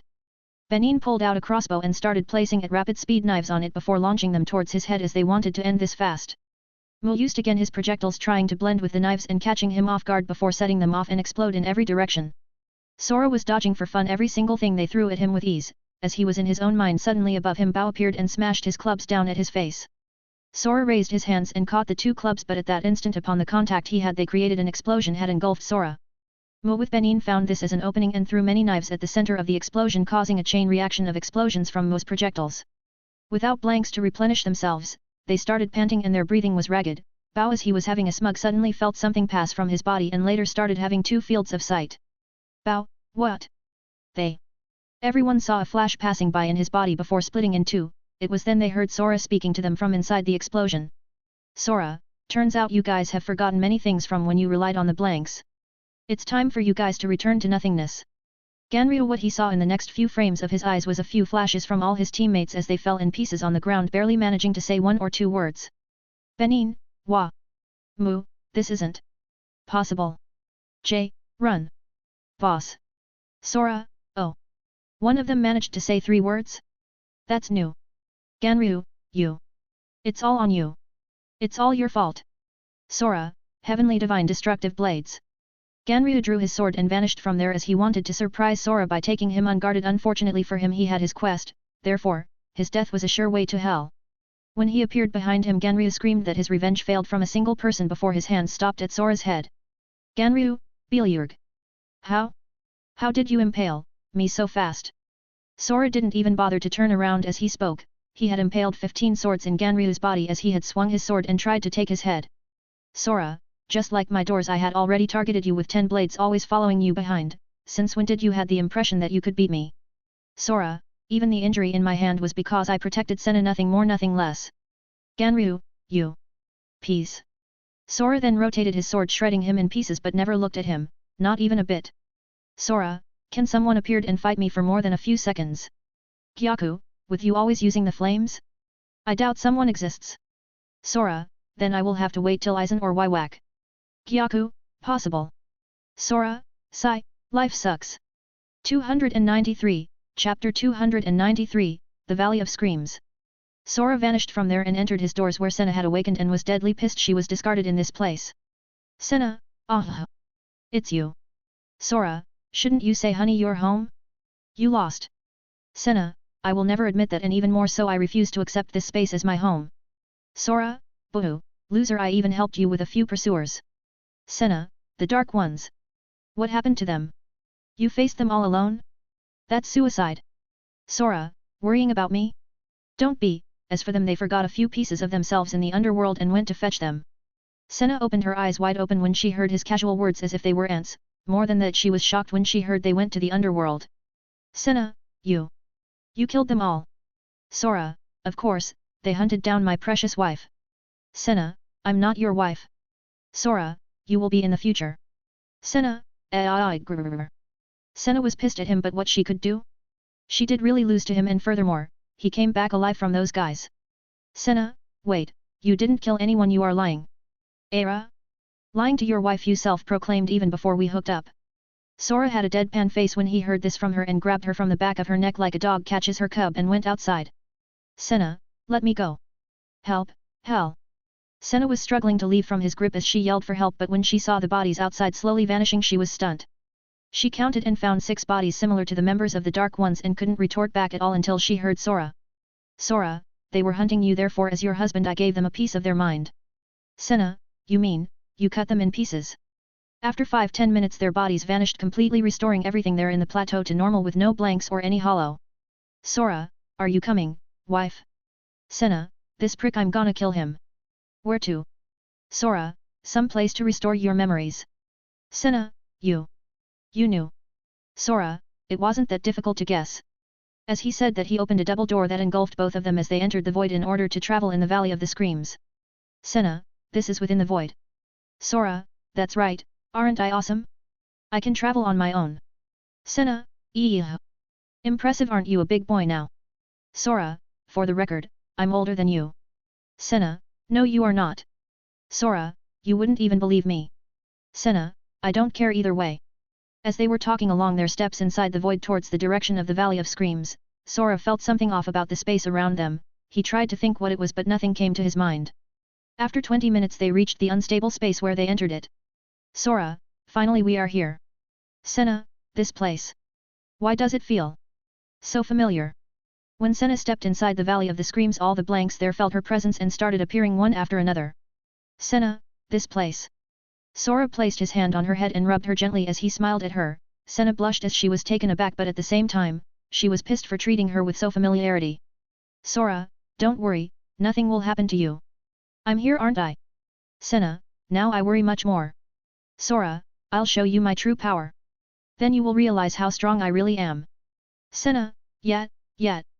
294, Chapter 294, Black Flames Limit. Sora, Now I'm tasked by Soul Society to destroy this place, but how I'm gonna restore your memories? Senna, like you can. Dumbass. Senna, can I make those blanks vanish? And then be like yeah I did it yahoo. Sora, no, you can sit back and watch. Leaving a grumble expression on Denna's face Sora started talking to Gyaku about something he wanted to try. Sora, Gyaku, will it be possible to devour this whole space? Gyaku, that's impossible, you don't have enough Ryutsu. Sora, hey? But I never run out. How come I don't have enough? Gyaku, oh, you do run out, especially when you used that keto on those two. What was their names? Amagai and Makoto. Gyaku, furthermore, when you devour something that had riot so it automatically restores a bit of yours you have in store, but most of the times you use the flames for a little amount of time and you don't notice this. Sora, so then what's my limit? Gyaku, right now you are in perfect restored condition. In this space, the blanks don't have Ryotsu, therefore, you can't restore your reservoirs. Gyaku, so you can use 10 times the devouring black flaming heart or 3 times the black wolf of gluttony. Sora, and that's I guess not using the blades or the doors with any other keto. Gyaku, usually with 2 hearts or 1 wolf you always overpowered your enemies so you couldn't reach your bottom of this, but as my powers are connected to you I know clearly how much you have left. Sora, I see, then one more thing, can I devour the blanks but not her memories contained inside? Gyaku, that's the easiest part, they will become fragments with a different color than what you have in the inventory. Sora, and then I can give them to her. Senna was waiting for Sora to act since he was talking all high and mighty before, she kept tapping her leg on the ground as she waited, finally after 3-4 minutes he finally sighed. Sora, self-made arts 1, formless doors. 9 doors appeared out of nowhere stunning Senna as it was her first time seeing so many visible portals like doors of different sizes. Sora ignored her for a bit before raised his hands. Sora, eat and drink, devour and swallow Tengoku Gyakuzatsu Sha, Heavenly Devourer. His clothes burst revealing a new attire from it as they burst in black flames making Senna take a step back, Sora then told her which made her a bit confused. Sora, now then, don't touch these flames and wait a bit I'll collect your memories. Senna, what do you mean? Collected them. Sora, don't fret the details wait for a bit. 9x devouring black flaming hearts. From where he was standing in flames 9 balls came out of his body and just like Gyako had said he felt his Ryotsu depleted at an incredibly fast rate. He threw those balls as they were pulsating into the doors and made them land on 9 different spots. Sora, and now ladies and gentlemen. In 5 4 3 2 1 boom. As he gave his signal the hearts exploded bursting and expanding with black flames as they devoured anything they touched. Whether it was the mountains here or the trees or the blanks slowly everything started to vanish. Senna almost passed out by this sight, she could clearly see everything turn to nothingness, and finally realized that this guy was way out of her league. But she still couldn't help but wonder how the hell is this going to help regain her memories? Sora checked his inventory and saw the soul fragments going above a 1000 and he also saw something with the name. Senna's memory fragments so far it was 5 pieces, but slowly kept going up. 295, Chapter 295, Pieces. In the SRDI, as members monitor a screen displaying the 2 worlds, 12th Division 3rd Seat Akon entered the room as a problem had arisen. Akon, what's the status? Tsubokura, the space is still shrinking at an alarming phase, we have sent the Onmitsukido in to investigate. Tsubokura, I've located them and they will pass through the Danga in 10 seconds as they will enter the unstable dimensional space. Member, sir we may have a problem. Tsubokura, do we have an SOS for sending backup? What's with all this commotion after the captain's meeting you called? Akon, Captain Mayuri, even though we called for a meeting about this, the space suddenly started showing signs of vanishing. Mayuri, then either something happened inside while we were talking in the last few hours or someone took care of it. Akon, we had already sent a team to investigate yet again. Member, sir we are picking Ryotsu fluctuations from inside. Tsubokura, proceed with caution. Inside the Valley of the Screams, most of the space there had been devoured and waited for the rest to vanish as well. At this moment Sora frowned because he felt someone entering from behind him and when he turned to look he saw a few corps of investigation from Soul Society. Sora, go back and tell Mayuri and the captains I took care of this little problem. The Onmitsukido as they recognized Sora they simple nodded at him and tried to leave but before that their eyes fell on Senna which made them exclaim in shock. Onmitsukido, you. How are you alive? Onmitsukido too, this can't be. Senna, hey? Are you too drunk? Aren't I in front of you? Why are you acting like I'm a ghost? Furthermore, who are all of you? The Onmitsukido were shocked by the barrage from here, they all thought, amnesia? Sora sighed and spoke up sending them away. Sora, go back, you never saw her. If I learn you told a soul about her not even the old man will save you. All of them were scared because they could see his freaking 5-colored eyes looking at them with devoid of emotions before nodding and leaving. After nodding at him while bowing they left with their tails behind their backs, Senna turned to look at Sora with a bit of fear as she heard his words. Sora, don't be scared. You will realize everything when you get your memories back. Senna this time didn't speak, no it would be more accurate she started to be afraid what would happen if her memories get restored how she will react. After 2 more hours, the space finally vanished from there and left them standing in the void inside his doors. Sora told Senna to return to the real world as it would be easier to restore her memories, Senna was trembling. She felt she would lose a part of her instead of regaining one. Sora, don't worry, I'm here. You are my future wife, I wouldn't harm you. Senna had black lines in her head as this guy kept calling her wife this wife that, but now she didn't care as they slowly went back to the plateau where they were before. Having arrived there, Sora looked at his inventory and saw 20 pieces of her memories and took them all out. Senna was stunned to see something like a lollipop pop out of nowhere in his hands. Sora, here, eat these. They are small parts I found in the space that have the same soul imprint as you. I know there are your memories that had been absorbed by the blanks. 296, Chapter 296, Restoring Memories. As Senna took them with trembling hands, the moment she touched them felt way too familiar with them and started eating them one by one. On the Soul Society, a second meeting was held as they kept hearing the report of the Onmitsukido. To the old man's surprise, these people had the guts and omitted everything about Senna to them. At first, they thought it was their duty to do this despite being scared by him in the Valley of the Screams, but as time passed, the Onmitsukido noticed many bitter faces. Mayuri, ku, well, you guys can officially forfeit your lives. Swafon, this guy probably took her under his protection or for something else. Anohana, well, he is too serious about all that. Kenpeki, I can't believe he destroyed a freaking space on his own without calling me to smash and slash it. Who was hiding inside?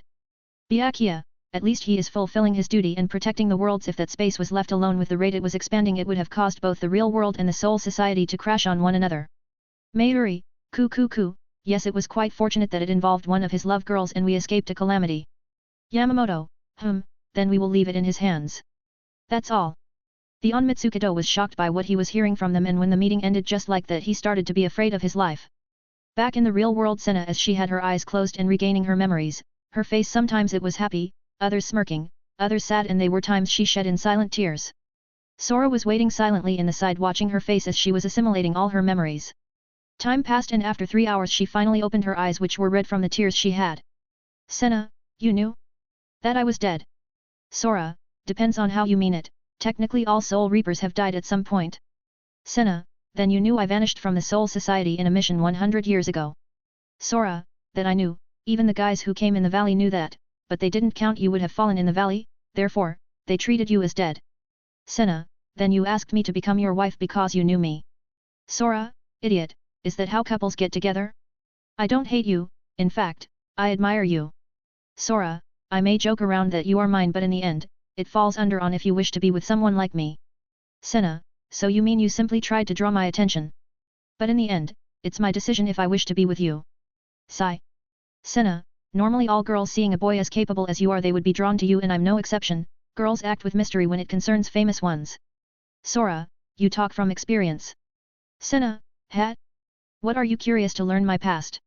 Sora, not really, what I care is being with you now in the present, and not just you but many others before you and after you. How they were in the past I don't give a damn. Senna looked at him with a bit of surprise in her face, both by his answer and by the fact he has girls and wants more. Senna, hey pervert. Wanna go somewhere with me? Sora, I would be an insult to my pervert nickname you gave me to refuse a date from a young and cheerful girl like you. 297, Chapter 297, Date. As Sora and Senna walked around the plateau, they realized that there is a Ferris wheel nearby. She turns back to Sora with puppy eyes that she wanted to go there. Senna, when she saw Sora not, she runs away from him, prompting him to get him to play a game of tag with her. Sora eventually loses track of Senna, or so she thought as she was on a tightrope walking above the crowd. Sora then appears to the mall where Senna was having a blast with full of smiles, and Senna greets him, surprised that he actually find her, or was it that he knew where she was? Senna gave him a suspicious look before she prompts him to catch her as she runs off again. A few minutes later he appeared next to Senna with ice cream standing on top of the roof of one of the stores and watches as she balances herself on one of the overhead wires lighting the area. Senna, as she was sucking with her small tongue the ice cream, she suddenly loses balance and falls off, alerting the entire crowd, but vanishes before she even hits the ground. She appears behind Sora and gets the attention of the crowd gathered in the area, who applaud her. She tries to get Sora to join her, before pulling a few sheets, and both of them played with his doors, the magician of vanishing stuff. Sora then pulled out something for Senna. When she looked with curiosity she saw a red ribbon. Senna, when did you buy this? Sora, I found the time. Senna, liar. You were always watching me. Sora, it was when you were walking in the ropes I was under you and shopping a few souvenirs. Senna, what else did you buy? Sora, I got a hair clippers for you and 2 for my little sisters. Senna, aren't you gonna buy for your other girls? Sora, when I go with them on a date I'll buy them. Senna, well, at least you are considering them. Senna, let's continue. Senna dragged Sora into the Ferris wheel, and when it started Sora saw stars in her eyes, and it was then he remembered that Senna likes high places. After that Senna kept mumbling that she tried a red ribbon on a certain store, while Sora started laughing as the one she had tried probably was the one he bought as he had seen her trying it. Senna realized this and was red that she forgot she was wearing it. She then got up and told him they're going for their food gourmet experience. After the wonderful food, and as they head back, she started talking to him about some of the memories of her father. Sora, so do you wish to visit the cemetery? Senna, not sure. After a few minutes, they ended up leaving the mall to go to the cemetery. Upon their arrival there, Sora noticed Senna absent-minded, and he actually knew the reason, and that was she started vanishing. Senna, all this time she spent with him in this fairy-like date, she realizes that she won't last for much longer, therefore, she told him that she wants to see her grave, as both knew that she was once alive and lived in Karakura town. As they got closer to the grave of both her and her father, she started feeling weak before he was supported by Sora and made her ride his shoulders like a piggy ride. Sora approached the grave that Senna points out to him, but her vision begins to fade, so she couldn't see. She asked Sora if her name is on the grave, and he, in turn, replied to her that it is. Senna started to cry from being happy to have managed and live a second time in Karakura town. As Senna's body begins to fade, she asked Sora if he was serious about getting married. Sora, you ask that now, idiot? Of course, I'm content with your cheerful smile. Senna, hat. I wish I could have met you when I was alive. It was the last thing Senna managed to say. 298, Chapter 298, Revival. Sora, system, use what you need to save her. System, ding. Using 1x complete Hogyaku on the half-vanishing Senna. A blue ball came out and floated in front of him as it pulsated and gathered the lights of dispersing from Senna's body inside it from the sky and Sora's back as she was half-transparent.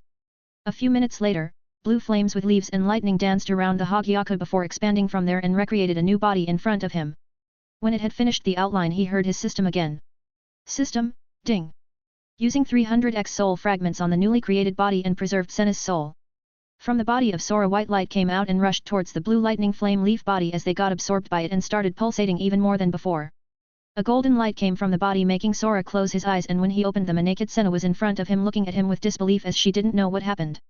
She ignored the fact she was naked and started checking herself from her toes to even counting her pubic hair, making Sora twitch a bit at this sight.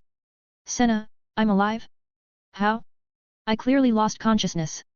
Sora, it must have been your wish to marry me so badly that you gained a new life. Senna, you knew I would vanish. Sora, TS, wife, I cried with bitter tears when you vanished and prayed for your return in my arms. PFFFTTTTT. Ah ha ha ha ha ha ha ha ha. Senna, you're right. And who are you calling your wife? I don't remember anything. Sora, hey? You clearly said you wished to meet me when you are alive. Here you are alive and well. Senna, there I met you. Bye. Senna activated her Shinigami powers and had no problem with them. In fact, she felt stronger and vanished from there, but as she did, Sora saw tears in the corner of her eye and a small smile. At the same time, he was bombarded with countless alarms. System, ding. Host has completed one sub-quest. Rewards, 1x complete Hogyaku. System, ding. Host has completed one main quest. Rewards, 100 level /5x complete Hogyaku /50.000 soul points. System, ding. Use a 1x double level up pill? Sora, go ahead and do it. System, ding. Host has gained 200 levels, reaching 871 level. System, ding. Congrats host for completing 4/5 of the power levels. Reward, 100.000 soul points. System, ding. Host has gained a total of 50.000 soul points. System, ding. Host has gained 2000 points on all attributes and 20.000 points on Ryutsu. System, ding. Host has gained 18.000 points on all attributes except on Ryutsu. Status. System, ding. Opening status. Name, Xylan Sora /age, 17, 38, /level 871 EXP, 666.221.335/878.755.454.845.467. Health, 201.450, 20.145, /power, 201.350, 20.135, /defense, 201.400, 20.140, /inte legend, 202.500, 20.250, /Ryutsu, 1.077.000, 107.700. Affiliation trait, Gluttony Human Shinigami Wizard Quincy. Ancient Enhancing Tattoo, 101 Fruits, Max 1000, equals 10.100 Attributes Points. Zanpakuto Command Name, Gaze at the eyes of all things where the moon feasts. Shikai, Heavenly Devour Moon, Tengoku Akumatsuki, equals Unable to use. Skill, Tengoku no Aim Tenku no Gecko. Bankai First Form, Heavenly Devour Black Moon, Tengoku Akumakuro Tsuki, equals Unable to use. Bankai Second Form, Heavenly God Black Moon, Tengoku Kami Kuro Tsuki, equals Unable to use. Zanpakuto Command Name, Eat and Drink, Devour and Swallow. Shikai, Tengoku Gyakuzatsu Sha, Heavenly Devourer. Skill, Devouring Black Flaming Heart Black Wolf of Gluttony. Bankai. Soul Points, 430.000/var, 115.325. Sora, even with all that power up, I'm not surprised, but what does surprised me are the freaking fruits, I haven't created any for ages. Gyaku, well, those fruits to bloom needs place that are high on spiritual density such as Soul Society, Hueco Mundo, or the Underworld. Sora, damn it. 299, Chapter 299, Disturbance in Two Worlds. As Sora was lamenting his luck with the fruits, Senna, who was running away, was wiping her tears from being alive and safe. Senna, idiot. Thank you. With that she vanished till they meet again, as she wasn't mentally stable to face what she felt at that moment. She noticed Sora seeing her tears but let her off to cool down a bit. Senna, we will meet again, hoo-hoos. She tried to say husband only to burn up from her embarrassment as she vanished from the town. In Soul Society, a certain someone was having great difficulty adjust himself in his training as something kept bugging him.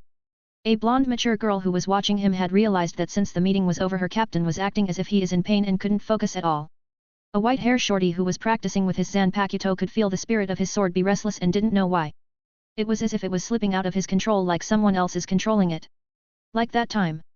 Bayam.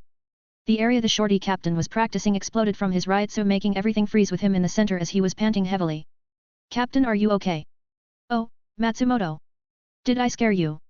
Matsumoto, not at all, it's just I'm not used to you losing control like that. I'm trying a new technique with Hiren Meru and it kinda backfires. Matsumoto, then do you want to take a break, Captain Hitsugaya? Hitsugaya, I'll do just that then. Hitsugaya left the grounds and Matsumoto looked at him with a deep thought. She even remembered Sora saying something about her captain's problem. Can it be that? Matsumoto, is he sexually frustrated? Well, he is a kid. Hitsugaya, who was tens of meters away, managed to hear that and screamed. Hitsugaya, that's not it. After Hitsugaya left while murmuring and leaving behind a laughing Matsumoto for his behavior, somewhere within an endless white desert with a black sky, a figure started forming there, from icicles that were formed in the air. After a few minutes, the lines of the figure from within ice could finally be seen, having the appearance of a tall guy with long, black hair tied into a bun at the back and bangs hanging over the right side of his face. He red eyes and a large scar running the length of the right side of his face. In his hand, there was a yellow artifact that was glowing and shatter his eyes, making him fall in the desert. He slowly opened his eyes and tried to look around him in his daze as he slowly murmurs in himself. What happened? Where am I? He held his head as he tried to remember his last memories. At that point, his scar started hurting before groaning in pain that resounded everywhere in the desert. Half. I see, now I remember. I'm Sojiro Kusaka, the second owner of the strongest ice-type Zanpakuto Hiren Meru. Kusaka, how come I'm in Hueco Mundo? Kusaka turned and saw something shining in his hand and was shocked to see that it was the Oin, or else the kind seal, in his hand. Kusaka, I see I died in my battle with Hitsugaya and was reborn here as an ice crystal flower that nurtured my soul slowly, and eventually I came back because of this. Kusaka, I need to meditate for a bit and gain my powers back, and when I do I will make Soul Society pay. As he said that, the air around his started forming small icicles in response to his anger, hate and killing intent towards them. 300, Chapter 300, Yin and Yang. A few days later, Kusaka was in the desert training his senses again in Ryutsu. Since he was a Shinigami, it was way easier to reach a level where he could summon his Shiakusho and his sword. Kusaka, with the rate I'm training, in 5-6 days I will be able to connect with Hiren Meru and release my Shikai. Kusaka, then it will be quite easy to train and reach higher levels than before. Kusaka, for now, he could use all Kidos up to levels 30 flawlessly without mishaps. As he was continue training, he saw two figures running for their lives as they were chased from something. Kusaka, are those two girls? The two of them, who seemed to him almost identical in appearance, with both having aquacolor eyes and tattoos around their eyes too. Of the two, however, one of them was having short red hair, while the other has long blue hair which is parted in pigtails. They had remnants of their hollow masks act as some kind of headband, both of which go vertically down the middle of their heads before reaching their eyebrows. The mask remnants also act as a sheath for their weapons, sitting behind their head horizontally, which also shocked Kyuzaka for that, and he couldn't see their hollow hole as it was probably hidden by their uniforms. As they run, they were holding their 2 daggers from what he could tell by the sheath, but in their hands, one took the form of a flaming sword and an electrically charged whip for the other. They both wear the same outfit. A sleeveless white jacket, elbow-length gloves, white bracelets on each wrist, sock-like stockings, black high-heeled Aaron-car-themed boots, and short schoolgirl-themed skirts. Of this, the skirt, stockings and gloves are colored to represent their element, flame for the red girl and lightning for the blue girl. Keep running, Yin. I know Yang. Yin made a roundhouse movement and slashed with her lighting sword in a circular manner that cut quite a few hollows behind them before she picked up her pace again. Yang took this chance and slashed vertically, creating a wave of fire that engulfed the hollows that Yin missed before also started running. The sheer number of them gave them a big headache to anyone, and they weren't an exception. They lost count on how many they had killed in their try to get away. Kyuzaka was watching the whole show and an idea came to him. Kyuzaka, what if I help them, and make them swear loyalty to me? As this idea kept growing inside him, he didn't know if it would be feasible. After all, they are hollows, evolved ones but still hollows. As he was pondering, Yin messed up in one of her attacks, and a hollow who survived hit her and threw her a few meters away from Yang, and now they were separated. Yang, Yin. Are you okay? Yin, ugh. I'm fine. Yang, Yin, watch out. As she was getting up, she heard her twin yelling at her and saw 3-4 hollows with open mouths jumping at her. Before she could react, a figure caught her and drew her out of their way, saving her from certain death. Damn, this is annoying. I'll help you girls for now. As he said that, Kyuzaka started using Shunpo and slashed at the hollows or pierced them with Heido Arts 4, Byakurai. Moments later he had cleared all of them as he panted and started counting how many he had killed. Was it 60-70? Maybe more? Yin and Yang watched the person who helped them as he was wearing the Shinigami attire, trying to catch his breath for a few moments before turning to them. 301, Chapter 301, 3 months later. Kyuzaka, it's my first time seeing so many hollows after an evolved hollow. Yin and Yang, even though they were grateful they survived, but seeing a Shinigami placed them in a burden. Kyuzaka, don't be so stiff, if I wanted you to die I wouldn't even help at all. Yin, who are you? Yang, why is a Shinigami here? Kyuzaka, I'm Kyuzaka, Sojiro Kyuzaka.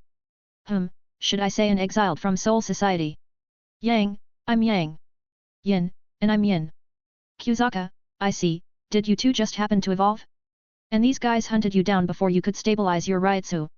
Both of them nodded to him and he sighed. He thought that no matter if you are hollow, Shinigami, or human, there will always be dead ends in front of you. Kyuzaka, I see, then I'm leaving. I wish to train for my own goals, stay out of trouble. Kyuzaka then used Shunpo and vanished from there, leaving both of them dumbfounded from his vanishing back. They didn't even manage to say thanks. A few days have passed since they, and at a single point a certain someone was fighting an Aaron-car and was on the losing side for quite a bit. Aaron-car, ha ha ha ha, a Shinigami like yourself is useless against the great me. Oh? You think so? Then let my sword test that theory. Sit upon the frozen heavens, Hiren Meru. His sword changed, and in its shikai, Hiren Meru extends slightly in length and gains a crescent-shaped blade attached to its hilt by a long metal chain, which can extend greatly if necessary by force of will, as what Hitsuguya had done. He slashed at the Aaron-car, creating an immense amount of spiritual power which overflows from the tip of the blade, and from there an ice shaped like a Chinese dragon flew at his opponent. The Aaron-car failed to see the power behind, and when it touched him it instantly froze anything in its path. Kyuzaka looked towards the frozen Aaron-ken and slashed again, breaking him to pieces. Kyuzaka, in the end, in front of Hiren Meru your power amounted to nothing. Kyuzaka had a frown. By its power that it expels is so overwhelming that in Soul Society, its mere release affects the weather within the immediate vicinity, creating a thunderstorm or a blizzard. However, he is no longer at that state he once was. In order to reach that state he needs at least more than a month, and even then might be difficult to achieve his goals. After all, he is alone. During these days Yin and Yang, with nothing to do, followed him from behind and were watching everything he had done. They kept seeing that he carries a burden way heavy than anyone and actually wanted to help him. Kyuzaka with his Ryutsu spiked like that, he finally felt someone watching him and he saw the two stunned from afar. They never expected him to find them. They left their hiding and went to him as they bowed down, similar to subordinates with knees down and one hand on them while the other on the ground. Kyuzaka, you two. What are you doing here? Yang, we came here because we wanted to be of some help to you for saving our lives. Yin, you can say that until we save yours and repay our debt, our lives are yours. Kyuzaka, interesting. Then I won't refuse, and in fact, I did need help. Both of them had smiles on their faces, but how should they know that their future was blank from that point onward? Kyuzaka, we are going to train for 2.5 months before going through my plans which I will tell you later. If you think you can't do it then don't put a bravado towards your death. 302, Chapter 302, 3 months later. 2. Finally, after 2-3 months the day came for Kusaka and Yin with Yang to carry out his plan. During this time the king seal in his possession vanished as it had managed to stabilize its soul and returned where it belonged. In Soul Society, they had noticed the seal missing and then returning after days have passed and decided to perform a ceremony to move it in the real world. Yamamoto had placed in charge of Captain Hitsugiya and Rangiku for the ceremony as the head of the operation and many others Shinigami. Hitsugiya, damn, why should I have such a bothersome escort? Rangiku, because lately Captain you are on the edge. Sora, Chibi stop complaining. Senna, I can't believe someone like you is a captain. Hitsugiya, what did you say, newbie? Sora, she said her mind, her thoughts, therefore, sue her. During these 2-3 months Sora spends most of his time training the wizards and went to many dates with Lisa. He had no luck with Mashiro and in the end, he removed her from his list. On one date he met again Senna dressed in a school uniform and since then she and Lisa started fighting on dates priority. They also duke it out making it a draw for them, but what surprised Sora that Senna's Shikai changed from a staff with a ring at its end where she could control the typhoon, leaves and lightning. It became 2 smaller rods almost 80 centimeters each with one ring on both of them and smaller rings hanging from there. It made it easier to control her elements, one wind and the other lightning accompanied by leaves. When he asked her she said that because she was self-preserved in there she couldn't draw the real form out and actually brought a fake one. Sora was stunned because with her new Shikai she tied with Lisa in her mask form and trained by him or his clones. Everyone in the real world through a thunderstorm is coming as a large cloud moved across the sky of the human world. A royal procession takes place inside, with guards walking next to carts and musicians playing instruments. As a carriage being carried by several men, Rangiku appeared before 3 Shinigami and asked for a status report. When one of the Shinigami tells her there has been nothing out of the ordinary, Rangiku told them it is an important assignment, so they must stay alert. As the Shinigami agree, one of them asked her what the Oin actually is, and another state all they know is they have been ordered to guard it without being conspicuous. When he asks whose authority this operation is under, Rangiku revealed to them that the orders come directly from the royal family, and in regards to the Oin, they only know it is a treasured artifact, and only those within the royal family are permitted to see it. They asked her if she knows the extent of its power or how to use it. Rangiku said to them that only the royal family knows. She also said that she has heard it has the power of magic. The Shinigami kept pestering her, prompting her to state they are gullible, and in truth, she does not know any more about it than they do. She then said to them that since the 10th division having been assigned to this is the only thing which matters, Rangiku then moves away with Shunpo. As Rangiku was away from her position for some reason Hitsugiya was on the edge and Sora knew that he can probably feel Kusaka as they controlled the same Zanpakuto, therefore he kept his eyes open for a single reason to meet Yin and Yang. 303, Chapter 303, The Attack. As 10th Division Captain Toshiro Hitsugiya watched the far horizon, Rangiku appears next to him and tells him all stations have reported everything being normal. When she states the procession is even more magnificent up close, Hitsugiya tells her there is always fanfare surrounding royalty. As a presence moves across the land, Rangiku tells Hitsugiya he will get in trouble if he says things like this. As the presentation continues to move, Hitsugiya and Rangiku sense something. With Sora in the back talking to Senna. Sora, be careful, I have a feeling things are gonna be quite ugly. Senna, hey? Who do you think you are talking to? Baka, I'm the 4th seat of the 13th division. Sora, yet. With my help as always. Senna, ugh. Sora, and you still didn't pay me anything. Senna, hey? You should be grateful I went on a date with you. Sora, aren't you my wife? Isn't it a given you should go out with me? Senna, who's your wife? And besides, who will be your wife? You're giving lustful gazes everywhere. When Sora and Senna got reunited again, he made a small trip to Soul Society and after a long debate with the captains he registered her as a 4th seat under Yukatake. He also saw her little sisters and introduced themselves in one another. Senna also saw Anohana, Kyokaku, Rangiku, Hinamori and Swafon looking at her with a few shining eyes, which after a few minutes she realized why and was red from her toes to her forehead. As they were talking loudly to each other, Rangiku, even though she kept having a bad feeling but was still laughing, irritated even more the already pissed off shorty. Hitsugiya, will you two cut it off? Sora, What's out, shorty? At that moment, a ball of lightning crashes into one of the carriages, which made Hitsugiya and Rangiku along the rest of 10th Division to be alert as they moved away with Shunpo. Sinking into the cloud, the carriage bursts into flames as the ball of lightning emerges and splits into 2 balls. Moving through the procession, the balls attack and electrocute the bannermen and carriage bearers. Many Shinigami emerged from the trees below and approached Rangiku, who tells them to attack the reformed ball.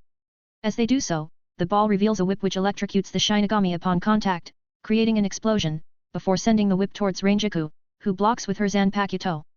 As the whip wraps around the blade, the dust clears to reveal Yin, who bids Ranjaku farewell before sending electricity down the whip towards her. Just as the whip was about to hit her, it vanished inside a door and came out from behind Ranjaku. Sora, that wasn't so nice, you know. Attacking a girl's face, aren't you a pretty yourself? Yin twitched her eyes at his comment, and as her whip was touching behind Ranjaku it created an explosion, making Ranjaku fly from there. Yin, now it wasn't on the face. Meanwhile, as someone calls for the fire to be put out, a ball of fire emerges from the damaged carriage. As it attacks and incinerates the bannermen and carriage bearers, Hitsugiya came in front of it as he drew his Zanpakuto and attacks it. As the smoke clears, Yang blocks Hitsugiya's sword with her own. As Hitsugiya tells her to identify herself, ice begins to cover her blade. Leaping back as soon as she managed to shatter the ice, Yang runs away from Hitsugiya as he constantly tells her to stop before running after her. Moving to the top of the damaged carriage, Hitsugiya tried to look for her. At that moment she felt an immense amount of Ryutsu along with an incredible amount of pain. He then slowly looked down to see he has been stabbed. 304, Chapter 304, no. That's a lie. As he bore the pain, leapt forward and looked back only to see a masked man emerged from the smoke. When Hitsugiya started demanding to know who he is, but he was only greeted with the masked man raising his sword and attacks him yet again. Hitsugiya, fine, have it your way. Ranjaku went and asked where the Oin was with all the commotion and is told they do not know.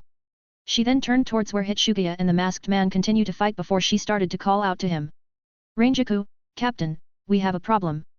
Ranjaku, he is not listening. Hitsugiya completely ignored Ranjaku as he crossed blades with the masked man. He felt way too familiar with his fighting style and a sense of déjà vu started breeding inside him. Man, you haven't changed at all, have you now? Hitsugiya, who the hell are you? What is your purpose here?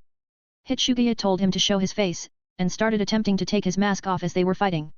As the man leaps away, Hitsugiya tells him to stop and begins to chase him before Ranjaku calls out to him again. As he looked back he saw her with a sorrowful expression on his face, before Hitsugiya used his shunpo to move away and give the two chase. As Ranjaku tried to call out to him one more time, the carriage exploded, forcing those present to shield themselves. As the one who was in the next line of command, she orders the others to put the fire out. Then Sora appeared and told Ranjaku that the enemy has escaped. Ranjaku, pfffftttt ha ha ha ha ha ha. She escaped? From you? Aren't you sure you took a fancy on her for your soon-to-be wife? Senna, damn right. I can't believe this idiot let her go just like that. Ranjaku, what do you mean? Senna, after you got blown away, he simply told her to stay like that for 3 minutes and talk, or if they fight and she loses he will take her for his wife. Sora, ugh, you were watching. Senna, yeah, like you couldn't tell I was behind you. Sora, whistle whistle. After both of them laughed for a few seconds they started counting the casualties they had, and to their surprise, they suffered nothing at all, at most a few injuries. At that point, a few Shinigami appeared to Ranjaku and asked her if she was alright, which she didn't respond. The next few hours, all of them started looking for their captain's traits. Ranjaku saw many destried carriages and stated to everyone to look every inch, as the last thing she needs is someone starting trouble in this important event. At the same time, several Onmitsukido members appeared along with 2nd Division Captain Swafon and started asking what the hell happened. As she was getting pieces of information about what happened, she looked around and saw a glow from some part of the barrier indicating that from there someone either entered or left. Before she tried to investigate, an Onmitsukido member approaches Swafon and leans down to tell her something. Listening to him, Swafon told the others about two cracks in the barrier before making a few hand seals that shattered the barrier. Sora and Senna stayed behind to investigate a bit more, and when the barrier was lifted both of them felt someone's Ryutsu, and when they looked they saw Ishida, which then prompted them about what happened and they found anything out. All three of them, as they were talking about the events, they started noticing falling snow. At the same time, a bloody figure appeared in their sight before collapsing. Running over to him, Hitsugiya was barely breathing and kept murmuring a few words before finally fainted in front of them. Hitsugiya, no, that's impossible. Kyuzaka, it's a lie. He can't be. Ali, v. 305, Chapter 305, Orders of the Four Families. Sora and Senna said goodbye to Ishida before Sora opened his doors for the Soul Society.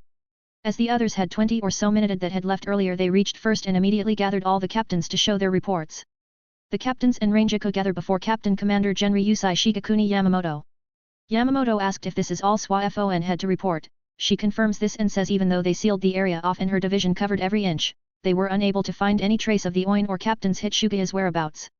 Yamamoto, what about Sora and Senna's? Ranjaku, they stayed behind to search in the real world for any clues. Yamamoto, if we use special means of transport we can reach at our top within 10 minutes. Ranjaku then stated that they believe whoever is responsible for the attack possesses it now. She says Hitsugaya pursued the attacker and is currently missing, based on the reports they received on the 10th Division. Then SWAFON stated that they had found traces of his Ryutsua passing the barrier but then it vanished as if he concealed his Ryutsua to avoid being found. Ranjaku, wait, Captain SWAFON, are you implying he abandoned his post? SWAFON, based on what we found from the S.O.S call you sent us he appears to have broken a few regulations and left his post. Ranjaku, Captain Hitsugaya would never do that. Yamamoto, both of you stop this, our primary point now is to find both of them and exterminate the enemy. He then stated that the 10th Division is to be confined to their barracks until further notice. But just before he could say something more a door opened from within with Senna bowing to them and Sora carrying in his shoulders Captain Hitsugaya. All of them were stunned and Anohana rushed to see its condition and couldn't believe how severe his wounds were. Sora, hey old man? Do you know someone named Kyuzaka? Yamamoto and a few others were shocked when they heard the name of someone who was dead. Ranjaku had question marks on her head and so a few others. Sora, so you do know of him? Good. Yamamoto, judging by your tone I should expect mayhem. Sora, no not really, I'm just surprised that you as the head of Soul Society continues obeying orders from the four families. Byakuya, what is that supposed to mean? Sora, it means so far all the troubles that had resurfaced are his and only his blunders. If you want to take this as an offense Captain Byakuya go ahead. Byakuya, it depends on your next words. Yamamoto, stop it, and Sora start speaking. Sora, first you never bothered with what happened 100 years ago and we have Aizen's betrayal. Second you never solved the Bountu and the Frenzy Shinigami issue, thankfully for you I took care of those. Sora, third you never properly handled the issue with Amagai's father that caused a revolt to the lower clans. Sora, fourth now this? I wonder what else will resurface after the weakening in Captain's ranks. Sora, so Captain Byakuya what about these events? Are you offended? Byakuya, it's true that many of the above events you stated can only be approved by the families so for now, I won't be offended. Yamamoto, and I already said that I'm thankful you are helping with these issues, therefore, you are the only one I'm pressuring them and not backing down. Sora, I know, therefore, just as usual I'll handle this. Furthermore, the two girls that were with Kyuzaka were evolved Aaron cars. Yamamoto, which means they stranded off from Aizen's treatment, that means he has pretty much finished his army. Sora, if I had to guess then at most 6 months. 306, Chapter 306, Kyuzaka. Yamamoto, that soon. All the captains tensed up when they heard this including Anohana who was providing treatment for Hitsugaya. Sora, at that time we may face, hit and run tactics before the war or Shunsui, an immediate war. Sora, correct, but that for the future. We still have time for that, and for this problem, I'll do something about it. I'll try my best not to drag this in Soul Society. As he said that Sora and Senna left from there leaving them behind as they watched walk away so carefree. Yamamoto, sigh. MMNNN. Captain Anohana take him to your division for healing. Anohana, yes. Anohana took Hitsugaya before vanishing from the room leaving behind all the others waiting for Yamamoto to speak as he was about to give orders for the 10th Division. Yamamoto, Vice Captain Ranjaku Matsumoto, you are done here, return to your division upon further notice. Matsumoto, yes. Matsumoto backed off without a second thought as her captain was found and Yamamoto started explaining the history which was secret to most of them. Yamamoto, Kyuzaka Sojiro, he was in the same class as Toshiro Hitsugaya and the two of them quickly became friends. Yamamoto, he had regarded Hitsugaya as a genius and strove to be better than him. He also swore his allegiance to Soul Society and worked hard to become a successful Shinigami, devoting his life to them. Yokotake, oh, that boy. Shunsui, it was recorded he died in their graduation exam. Yamamoto, the reason he was deemed dead was that of his Zanpakuto, and not through an exam as he had come back alive then but in secret. Yamamoto, when Kyuzaka met his Zanpakuto's spirit in a cave, he met Hitsugaya there who had also met the same spirit. They were overjoyed to know that both of them had exactly the same power and their friendship deepened as a result. Mayuri, two Shinigami with the same spirit fascinating. It shows you, how much hidden power waiting to research must be contained inside. SWAFON, or they were gonna be incredibly weak for sharing the same spirit. Komamura, it would be unknown at this point if they would be weaker or stronger. Yamamoto, however, the central 46 members ruled that two Shinigami cannot possess the same Zanpakuto. By the ancient laws of the Shinigami, such a situation was not permissible. Yamamoto, although neither Kyuzaka or Hitsugaya had intended to violate the law. Hitsugaya offered to abandon Hiren Maru instead of fighting Kyuzaka, but the council forced Kyuzaka and Hitsugaya to fight for the honor of bearing Hiren Maru. Byakuya, that's why Sora said it was the orders of the four families. Yamamoto, it was ultimately Kyuzaka who drew his sword and charged at Hitsugaya, shouting that he wanted Hiran Maru for himself. Yamamoto, but that cost him, as it was never meant to be a duel to the death, but a test to see who would raise their blade first. Swafon, so what happened afterwards? Yamamoto, just before the battle was concluded, the central 46 members ruled that Hiran Maru belonged to Hitsugaya and Kyuzaka was sentenced to be killed immediately. Yamamoto, though no one had won at the time of the decision, Hitsugaya appeared uninjured, while Kyuzaka was covered in ice. Numerous Onmitsukido members appeared and restrained Hitsugaya while surrounding Kyuzaka. Yamamoto, several of them stabbed Kyuzaka and then dealt the fatal blow by slicing open the right half of his face. Yamamoto, then his execution was kept secret and his academy records were destroyed afterwards. Almost no one in Seoul society knew of his existence. Yokotake, to think that he survived. Shunsui, so when the Oin vanished a few months ago was that it could give him new life in Hueco Mundo, since he appeared with two Aaron Carr. 307, Chapter 307, Memories. Yokotake, wait, that doesn't add up. Komamura, if he died so many years ago, then how come he was resurrected now? Mayuri, that may be because the seal was recharging as it transfers from place to place, it may have gathered bits by bits its soul and when it was completed it was transferred in the Hueco Mundo. Yamamoto, it doesn't matter how but it did happen and brought us here. Sora said he will take care of it, but in the end, he is alone therefore be prepared to back him up. Captains, yes. Just as they finished their meeting inside the 4th Division where Anohana had begun healing Captain Hitsugaya, she could see him groaning as if watching a nightmare. Inside his so-called nightmare, a young Hitsugaya was sitting at a table and stared out of the window at the Shino Academy. At that moment someone approached him, and many students said he must be Toshiro Hitsugaya, the boy genius whom everyone has been talking about. Hello there. Hitsugaya, Do you have something with me? I heard from the other students that you are the genius of the class. Hitsugaya, exaggerations, no one is a genius, they simply become stronger by training. Ha ha ha ha, do you want to spar? Hitsugaya, you are going to back off away like the others anyway. As Hitsugaya and the other boy got ready, they rapidly started clashing with swords, fists, and many skills. After finishing with Hitsugaya the winner of the spar, Hitsugaya asked him who he is. He simply named himself and told him his plans to become a Shinigami and devote his life to Seoul society. After months the scores for the students were posted, and Kyuzaka stated when he saw Hitsugaya's score, that he was truly a genius. As the two cut through dummies in combat training, Kyuzaka declared that he is not going to let Hitsugaya beat him next time. Hitsugaya waked up. He started looking left and right as he wondered where he was. At that moment the door opened and Anohana greeted him. Recognizing her, Hitsugaya finally realized he is at the 4th Division. After checking for his wounds he was somewhat assured that Anohana had healed him, then wait for his body to restore. Anohana, I'm surprised you are alive with those wounds you had. Hitsugaya, I'm more surprised on how I ended up back to Seoul society. Anohana, you talk like you weren't planning on returning. Hitsugaya, how long I was unconscious? Anohana, not much, 1 hour max, but your body has suffered quite a bit of damage along with your wounds, so it would be best not to move for a few hours. Hitsugaya, who found me? That was me. What, you have a problem, shorty?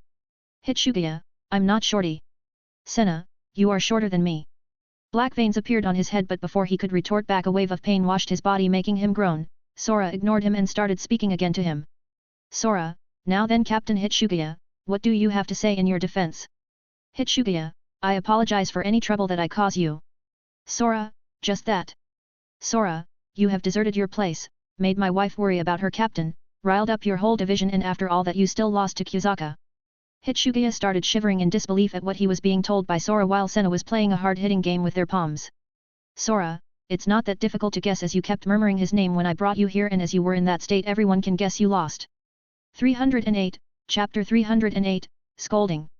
Sora, I don't know what is going on in your mind. Sora, and I couldn't care less about your past. Hitsugaya, then why don't you stop talking, like we are friends? Sora, because you are a captain, so deal with it. If you want to see him, then beat him up and capture him for a long nice chat after giving him in custody. Hitsugaya, you are talking as if you haven't been doing what you want on your own. Sora, because I have the strength to roam free, I'm doing what I want. Sora, as long as I don't bring negativities in the Seoul society, I'm free. If someone tried to use me or my friends and family, I won't care about the rules at all. Sora released his Ryutsu to his maximum capacity and Hitsugaya fell on the floor, been squeezed as the seconds passed away. Senna and Anohana, who felt that, didn't move but started deeply at Sora, who was looking at the sweating Hitsugaya, trying to even lift a finger as crackling sounds could be heard in his body. Hitsugiya, ugh. After a few more seconds Hitsugiya couldn't feel his body anymore and at that point, Sora stopped leaving him some room to breathe in, before speaking again to him. Sora, all those years ago, you were placed under a test for your Zanpakuto ownership, yet even though you declined and offered to retrain in hopes of maybe awakening another ice-related sword, Kusaka still raised his hand against you. Sora, your friend died when he betrayed you back then, and now he was reborn with the Oin as an enemy. You wish to help him? Fine, I can accept that. Sora, do your duty as the youngest captain in history and beat him instead of getting beaten, didn't you gain the power? Sora, is the friend he acknowledged before his death so weak and pitiful? Hitsugiya opened his eyes wide open as he was gasping for air from his words and started recollecting everything they have done and passed together. As Sora stood up he went to where the two were and said a few last words. Sora, his grudges are probably because he never liked your attitude of fighting him seriously and in the end, he died from other people's hand, not you, the rightful owner of your secret. Sora with Anohana and Senna left the room, leaving behind Hitsugiya pondering about everything it was said by Sora while gritting his fists. In the morning, Hitsugiya left the 4th division without letting anyone know. He left his captain's Hayori on the desk, with a letter that said, I'm going to finish this, as a fellow owner of Hiran Meru, and his former friend, I have an unfinished battle to finish from years ago. Are you sure this was okay, Sora? Sora, whether it was okay or not, Anohana, he must know better than me. If I was in Kusaka's shoes and was going through the same thing, I would hate him for not letting me fight and die with my beliefs. Anohana, trying to become the strongest and protect Soul Society. Sora, honor to die from your hand, even thought Kusaka raised his hand first, he would have preferred it than be killed by the rules. Anohana, die from the person I respected and inherit the sword along with my will. Hey! Anohana, how do you think it will turn out? Sora, I don't know, even though I tried to place a bit of logic on what regrets Kusaka had, in the end, nothing is certain. Sora, I'll follow him and stay behind him, but if something happens and this escalates in here, I'll try to save the day yet again. 309, Chapter 309, Meeting Kusaka again. With Hitsugiya vanishing again, he sent the Soul Society in turmoil. At the 10th Division Barracks, 1st Division Lieutenant Kojiro Sasaki told them to remain confined to these barracks until further notice on Yamamoto's orders. As the division members begin talking among themselves, Kojiro reveals until Hitsugiya is apprehended, they are all considered to be CO conspirators and therefore are required to surrender their Zanpakuto. As the division members voice their dissent, two figures started to approach them. Kojiro says to them that Yamamoto's orders stand, they had no choice but to give their Zanpakuto away. At the same time, Rukia and Renji entered the division and happened to see the scene. Ranjaku saw them and asked them what it was they wanted here. Rukia, taking such drastic actions without any evidence seems very odd. Ranjaku, no it's not, the Oin which was stolen is very important, or otherwise they would not be doing this. Renji, yeah, but directly doing this. Ranjaku, it seems to do with Captain Hitsugiya leaving from his duties as he knows who it was, therefore, they placed us in standby status. Renji, isn't that far-fetched? I'm sure Hitsugiya will return soon and sort this mess out. Ranjaku, I don't know the whole story, but there's someone who might knows. Rukia, who? Ranjaku, fine Sora, I'm sure he even knows where Captain is. Kojiro, let the three talk all they wanted, but when all of the division members had surrendered their Zanpakuto, he told them to return to their barracks and await their next orders. Apologizing, a Shinigami tells Rukia and Renji he has orders to lock down the barracks, and everyone must be cleared from these quarters, so he must ask them to leave.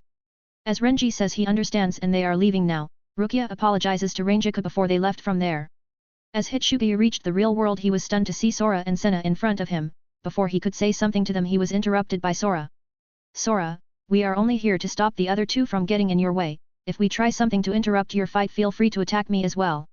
Thanking him for his help, Hitsugiya states he appreciates it. Just as he was walking away from there as he wanted to try and find Kusaka's Ryutsu, Hitsugiya saw a fireball hurtling towards them. As the fireball exploded, they jumped back from the explosion. Looking up at the sky, they saw Yin and Yang. Yin, hand over Hitsugiya, otherwise you will get hurt. Yang, you will be eliminated if you two get in our way. Sora, well I doubt you can even touch my hair, nevertheless us two here, have the role of only blocking you two. Senna, as for that white-haired shorty over there, he wants a rematch. Hitsugiya, god damn it all of you. I'm not shorty. All four of them watched Hitsugiya with black lines in his head and tried to measure their height before five voices answered him back. Five voices, but you are. Hitsugiya was steaming with anger from their teasing, but then it suddenly hit him, who was the fifth voice. He looked up and saw the masked man before exclaiming loudly. Hitsugiya, Kusaka. Kusaka, oh? You finally remember me? The beating yesterday probably was the trigger. Hitsugiya, whether it was or not it's not important right now. Kyuzaka, oh? And what is important? Hitsugaya, my fight with you. A fight I never honored when we were still students. Kyuzaka stopped talking and looked at Hitsugaya through his mask, as he proceeded to remove it. A scar could be seen in his face as it was the last hit that caused him his death. 310, Chapter 310, A Clash. Seeing this, Yin fired a ball of lightning towards Sora and Yang fired 2 blasts of fire towards Senna. As the attacks hurtled towards them, Sora created 2 blades and threw them towards the attacks, countering them as they exploded. As the 2 Arrancar dodged the blast, Yin noted that Sora countered their attacks while Senna was sitting back leisurely as none of them moved a step back. Sora, I told you, you will not be able to touch my hair, furthermore, we are here simply to see a match of Kyuzaka vs Hitsugaya. Senna, as for me, if my dear over there let any attack hit me he can forget trying to court me. Sora started sweating at her remark, but after a bit, he thought he can throw her in the void with all delicacies he can find in the stores a few meters downtown and nothing will happen to her. At that moment they moved away with Sanido. As they saw Sora not chasing them, they were puzzled. Yin, this Shinigami is weird. Yang, I agree he doesn't show the least bit of hostility. Yin, this Shinigami is on vacation. Yang, do they truly have vacations? As both of them were talking about him and stared at him as they were on high alert for any sneak attacks, Kyuzaka and Hitsugaya finally began their fight. The two kept slashing at each other, parrying, blocking, using feints and everything they learned in the past. During their high-speed sword fight that drew their attention, Hitsugaya remembered that he stood before the Central 46. They declared they have no need for 2 Shinigami. As the boy from before manifests his Zanpakuto, the Central 46 proclaims they must decide, and there can only be 1 Shinigami and 1 rightful wonder. Hitsugaya tried, again and again, to ask them to let him abandon Hiran Meru and end this, as he could either retrain or become a Kido core expert, but the Central 46 stated it is not his choice and tells him to not question them. Hitsugaya came back to his senses as he kept fighting and he could see a light in Kyuzaka's eyes. Yin and Yang were watching from behind him and they could see that Hitsugaya was somehow different today than yesterday's clash. Kyuzaka, I'll admit you are different, your own resolve whatever that is genius. Kyuzaka, therefore I'll treat you a bit more equally now. Hitsugaya, there is no need to hold back, come at me with everything you got otherwise you will die. Kyuzaka, hat, big words from someone who ate dust. Both of them started raising their swords as they had reached a conclusion and both yelled at the same time. Both, sit upon the frozen heavens Hiran Meru. Their swords changed, Hiran Meru extended slightly in length and gained a crescent-shaped blade attached to its hilt by a long metal chain, their raitsu spiked before waving their swords and 2 dragons of ice were formed as they got launched from the tip of their swords. Both Xiaolong dragons clashed at each other, one dark blue one light blue, freezing everything in the vicinity as they clashed blades again. The temperature around Sora, Senna, Yin and Yang fell considerably as they watched a fight that neither backed off. Hitsugaya, you came back for what? Kyuzaka? Hitsugaya, is this all you've got? Rokui Hyo Ketsujin 6 clothed ice binding array. Hitsugaya activated a trap he had placed when Kyuzaka stepped into the trap, sending snowflakes in a line of ice towards him. The space within them was then enclosed in a large pillar of ice, trapping him. Kyuzaka, Ryujin Hyaeki woven ice wall. Kyuzaka generated a protective wall of ice by finely weaving threads of ice together created from the water and air in the air to protect himself when he stepped in his trap. Slowly the ice that trapped him cracked and a panting Kyuzaka came out of there along with the icing threads that protected him before shattering. 311, Chapter 311, Incomplete. As Kyuzaka was panting he was watching Hitsugaya in his fighting stance and Hitsugaya was watching Kyuzaka.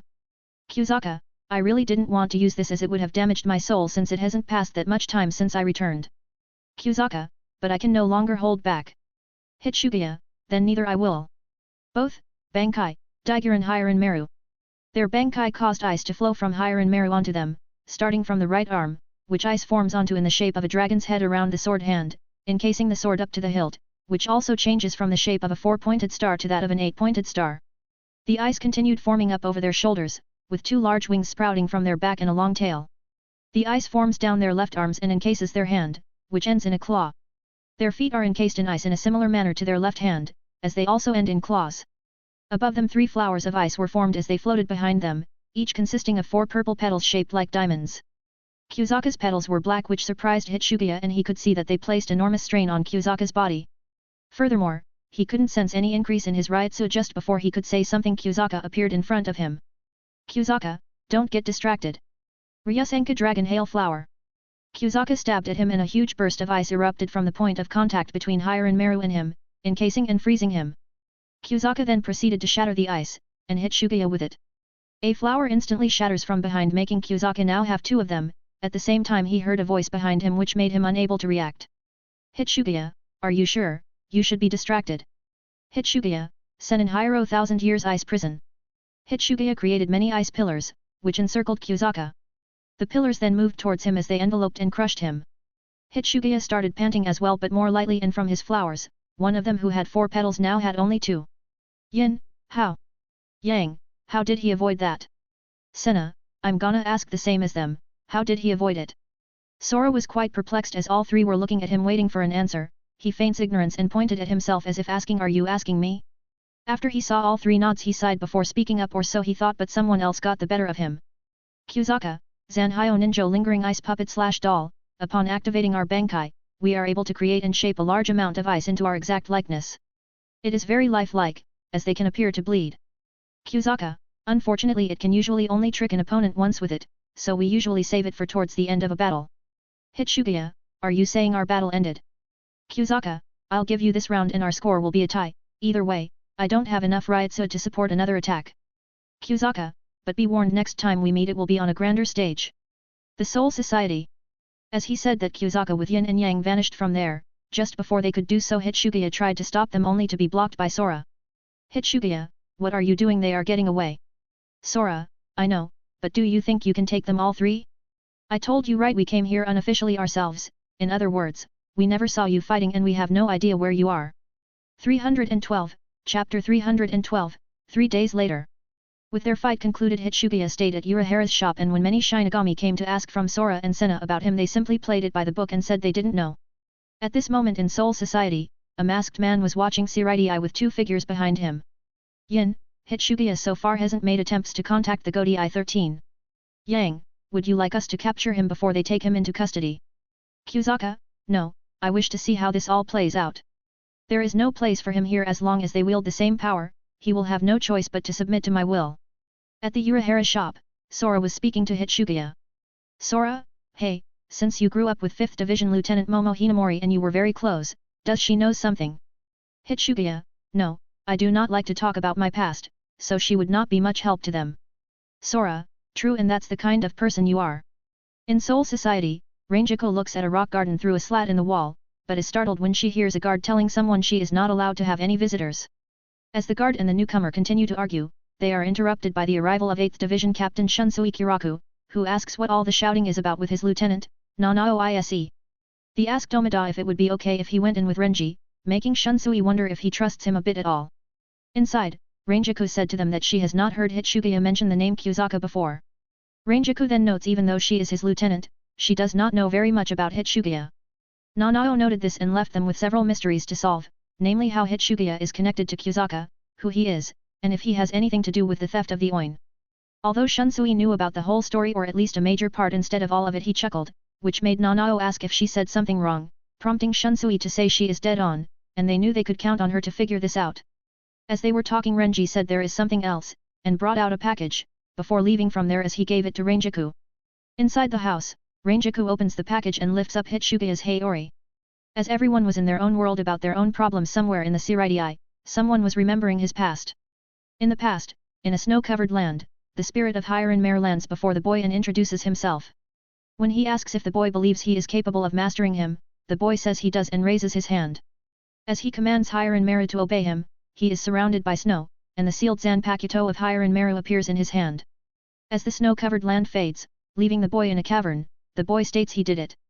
Waking up next to a stream, another boy uses Hiron Mare to push himself up. Walking on a bridge as a train speed past, he walks up a flight of stairs and past a villa as a plastic windmill spins.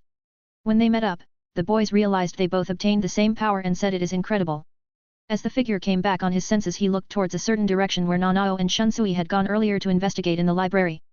Having found a few clues, Shunsui sensed something and left Nanao to keep searching as he went out only to be great by snowflakes. 313, Chapter 313, The Start-Off Attacks. As Shunsui walked away from the library, he was greeted by snow. As he continued walking forward seeing the snow, Yin stepped out behind him as she followed him. It wasn't long that he noticing her, making him run into an alleyway. As she runs after him, he sees snow falling more wildly and puts his hand on his Zanpakuto. At the same time a masked man stepped out, and despite Shunsui demanded to know who he is. When the man did not answer, Shunsui then stated the name he was holding inside him. Shunsui, you must be Kyuzaka. Kyuzaka stated he has an exceptionally sharp mind with no equal, so it is no wonder he was the first to figure it out.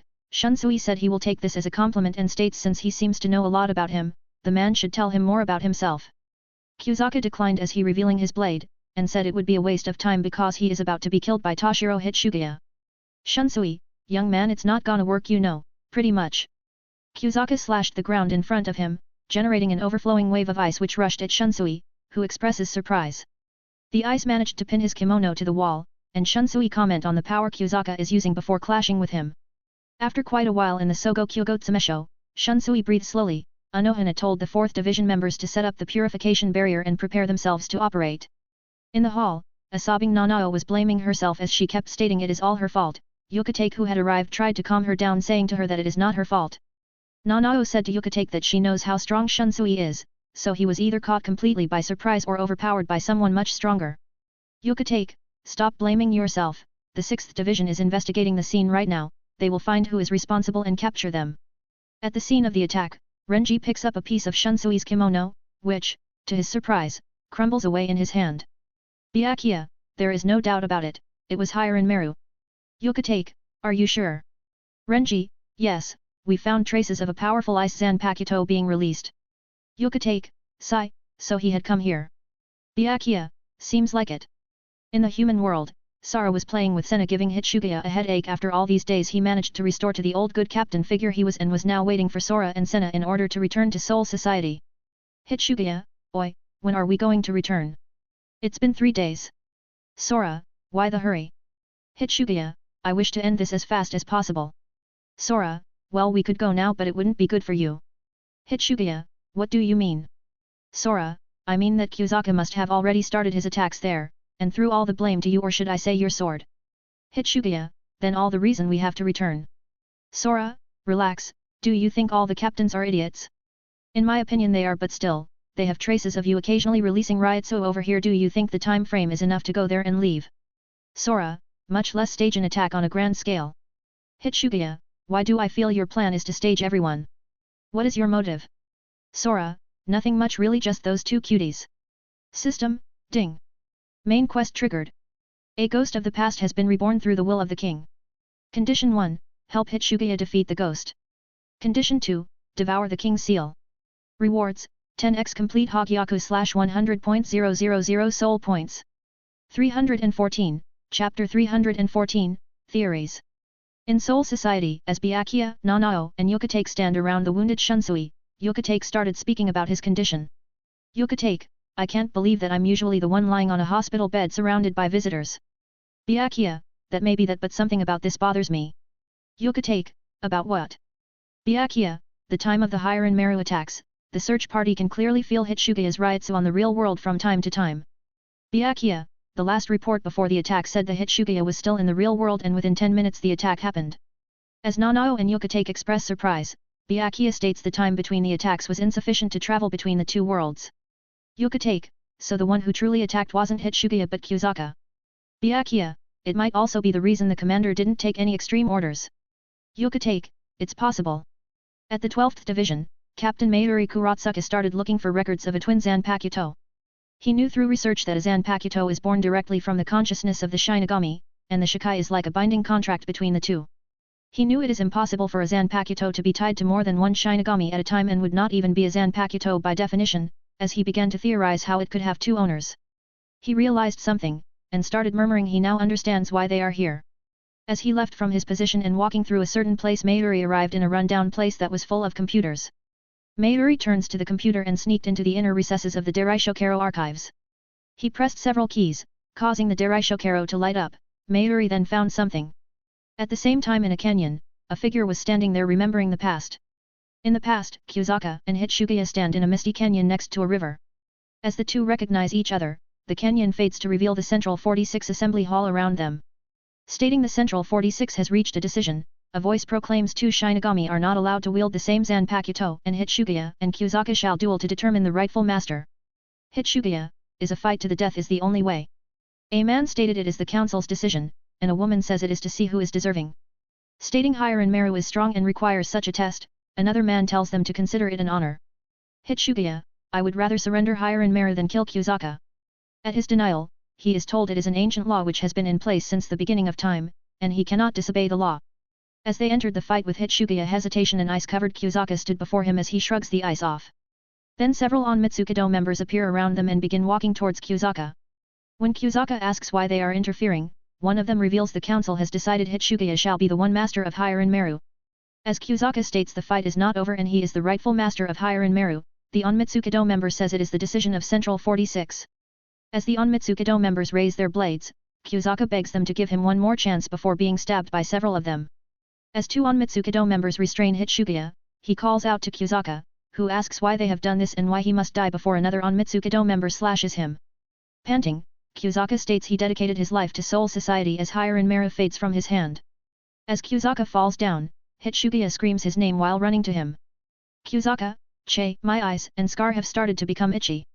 Kyuzaka, even thought I knew Hitsugiya is not at fault, I have no choice, as all the families at Central 46 will have to die.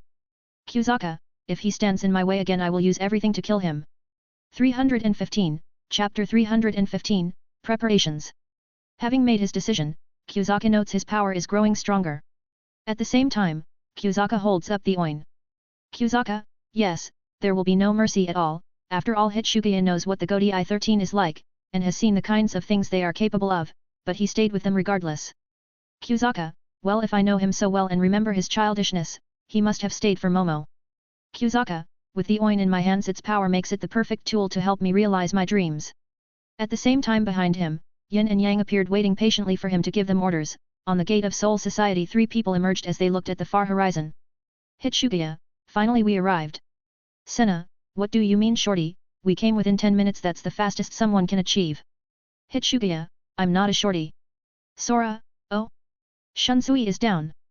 Hitsugiya, what do you mean?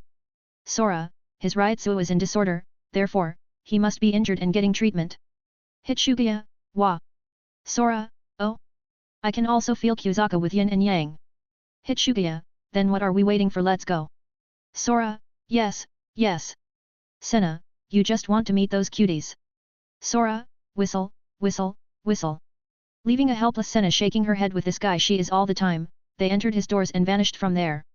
After 10 minutes they appeared in front of a canyon making Hitsugiya remembered their past here as well until he was awakened by a voice. Kyuzaka, so you came. Hitsugiya turned and saw the 3 of them standing there with Kyuzaka being in the front and was holding the oin as it began to glow. Hitsugiya, what are you going to do with it? How do you know its powers? Kyuzaka, don't get so excited, you will know soon enough. At the same time Hitsugiya, Senna and Sora got drawn towards him, and Kyuzaka held up the oin as he started laughing before they are transported across space. Everyone in the Soul Society felt an unusual Ryutsu and at that moment hundreds of hollows appeared through Siraidii. Rangiku who was at the barracks felt this and murmured that it is more pure and powerful, and never felt anything like it. Inside the space Yin and Yang laughed at them as they watched them being confused as more and more Shinigami appeared. Yin, this is the power of the oin. Yang, with this Kyuzaka have begun to take their revenge on the Siraidii. Yang, as for you two, you are a bothersome obstacle which must be eliminated. When Yang said that more hundreds of hollows appear behind them. Growling at them before Yin opened her mouth again. Yin, we will not allow you to interfere with Kyuzaka's plans. Yang, attack. In the Siraidii, as lightning and flames crackled above Sokyoko Hill, the Shinigami who still hadn't figured what was going on started wondering what is going on as they gather. At the same time, a Shinigami informs Rangiku of the Ryutsu of the oin appearing above Sokyoko Hill, before she exits the room to see what is going on. As the rest of the 10th Division gathers, Omida tried in vain to get them to return to their barracks. Turning around in shock when they all gasp in unison, he wonders what is going on as Rangiku realizes Hitsugiya is there. As a Jigokuko flies through the air, an announcer informs all Shinigami of Hitsugiya and Kyuzaka along with a few others appeared on Sokyoko Hill.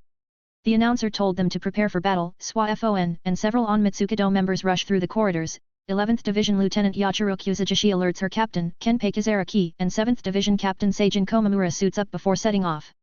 316, Chapter 316, Plans. As her lieutenant, Isane Katetsu, approaches, Anohana wonders how they could have penetrated their defenses so easily. Theorizing the enemy knew the forces of the Godi I-13 were short-handed, Isane states they must assume the worst and apologizes. On Sokyoko Hill, as the lightning around Kyuzaka dissipates, Hitsugiya recognizes their location. Revealing they are at Sokyoko Hill. Hitsugiya, this? How did we come here? Kyuzaka, you are witnessing the incredible power of the oin. Kusaka, whoever masters the Oin is empowered with the ability to transport any type of matter to other dimensions, regardless of space and time. It not only allows them to be transported to a different physical location. Kusaka, but I can also move attacks to another dimension, and he can reverse any of his wounds to a time before I was injured. Kusaka, as my fading soul was bathed in the light of the Oin, for all these years I was transported to Hueco Mundo and got resurrected. Kusaka, afterwards the Oin vanished and returned here, but since I took it back, then I will finally have my revenge on the Siraidii. Kusaka, here I'm holding out for you, cut it in half, I know your Bankai can do it. Hitsugaya, why? Kusaka, because then everything will be purified once you do. Kusaka then started laughing maniacally, and as he did so, Renji, 11th Division 3rd Seat Ikeku Madarame, and 11th Division 5th Seat Yumichika Ayasukawa appear above Hitsugaya. Ikeku, are we the first to arrive? Yumichika, apparently so. Renji, Captain Hitsugaya, what are you trying to prove? Ikeku, it makes no difference, for we have an executive order from Commander to arrest Hitsugaya and Kusaka. Kusaka, HOH, someone with immense physical power and expert swordsmanships, you must be quite valuable to the Godii 13. Ikeku, flattery will not save you. Kusaka, but still no match for me. Ikeku, you motherfucker. Swafon, Komamura and Byakuya approached. And at the same time, hundreds of Shinigami and Onmitsukido members appear on Sokyoko Hill. Swafon, this is far enough, throw down your weapons. Kusaka, this is ridiculous. Komamura, you are under arrest. Kusaka, Hitsugaya, haven't you endured enough? Kusaka, this is my revenge for all of the sufferings I have endured. Kusaka, Hitsugaya, cut the Oin. Swafon ordered the Shinigami to seize them immediately. But at that moment a black flame appeared and stopped them in their tracks. When all of them looked, they saw Yin and Yang beat up with slight burns, Senna dancing at her victory for killing so many hollows, and Sora looking at them before he turned to Hitsugaya and Kusaka.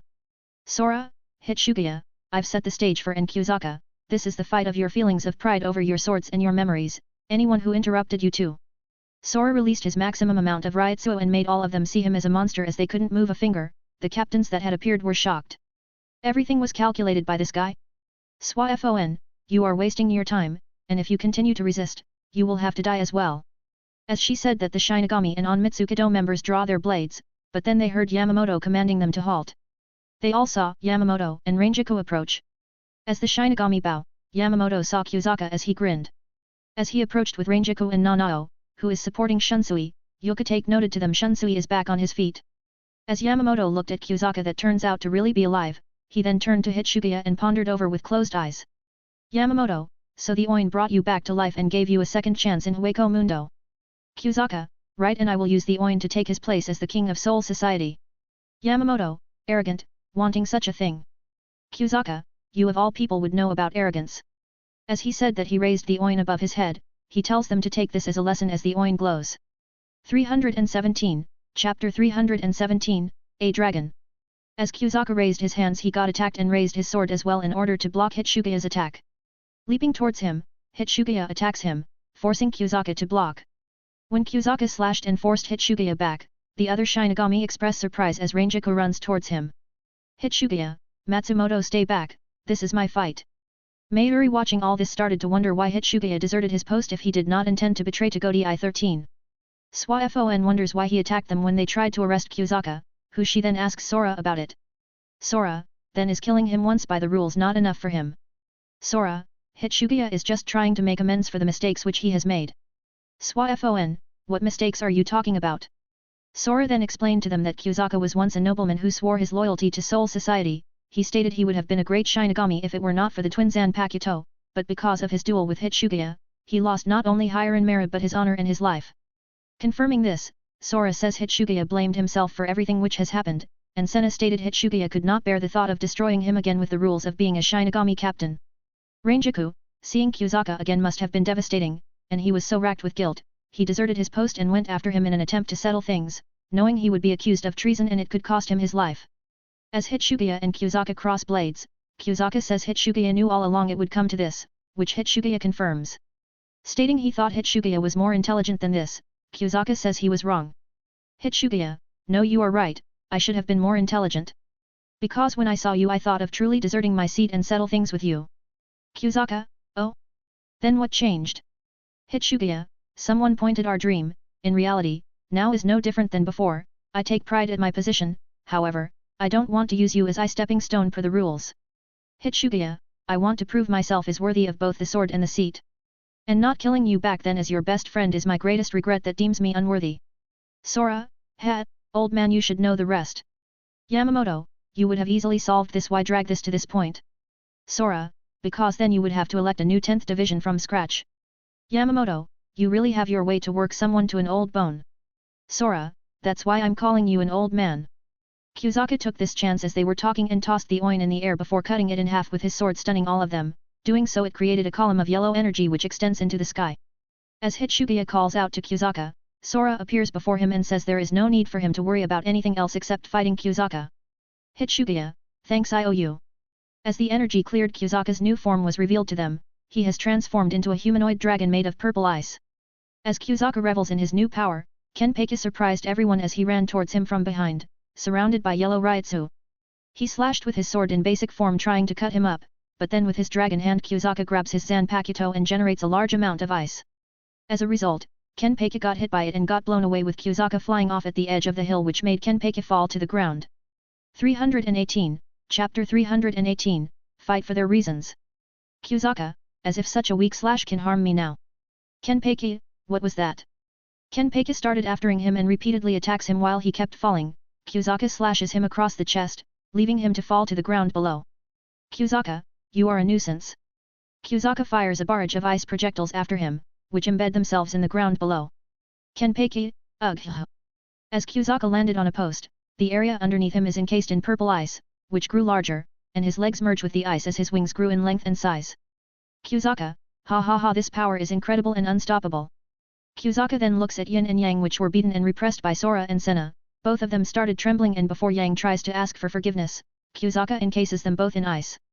Glowing, Kyuzaka roars as Yuka take notes he is becoming even more powerful. As the ice forms an enormous tree, the branches of which pierce the ground. Yamamoto tells the Shinigami to stand their ground, for they cannot retreat, and Kyuzaka will be left to hit Hitsugiya. Kyuzaka released an omnidirectional energy blast, which knocked the Shinigami away and cracks the ice tree. As the ice begins to shatter and fall apart, a dark orb with two intersecting band forms around Kyuzaka and begins to expand outward.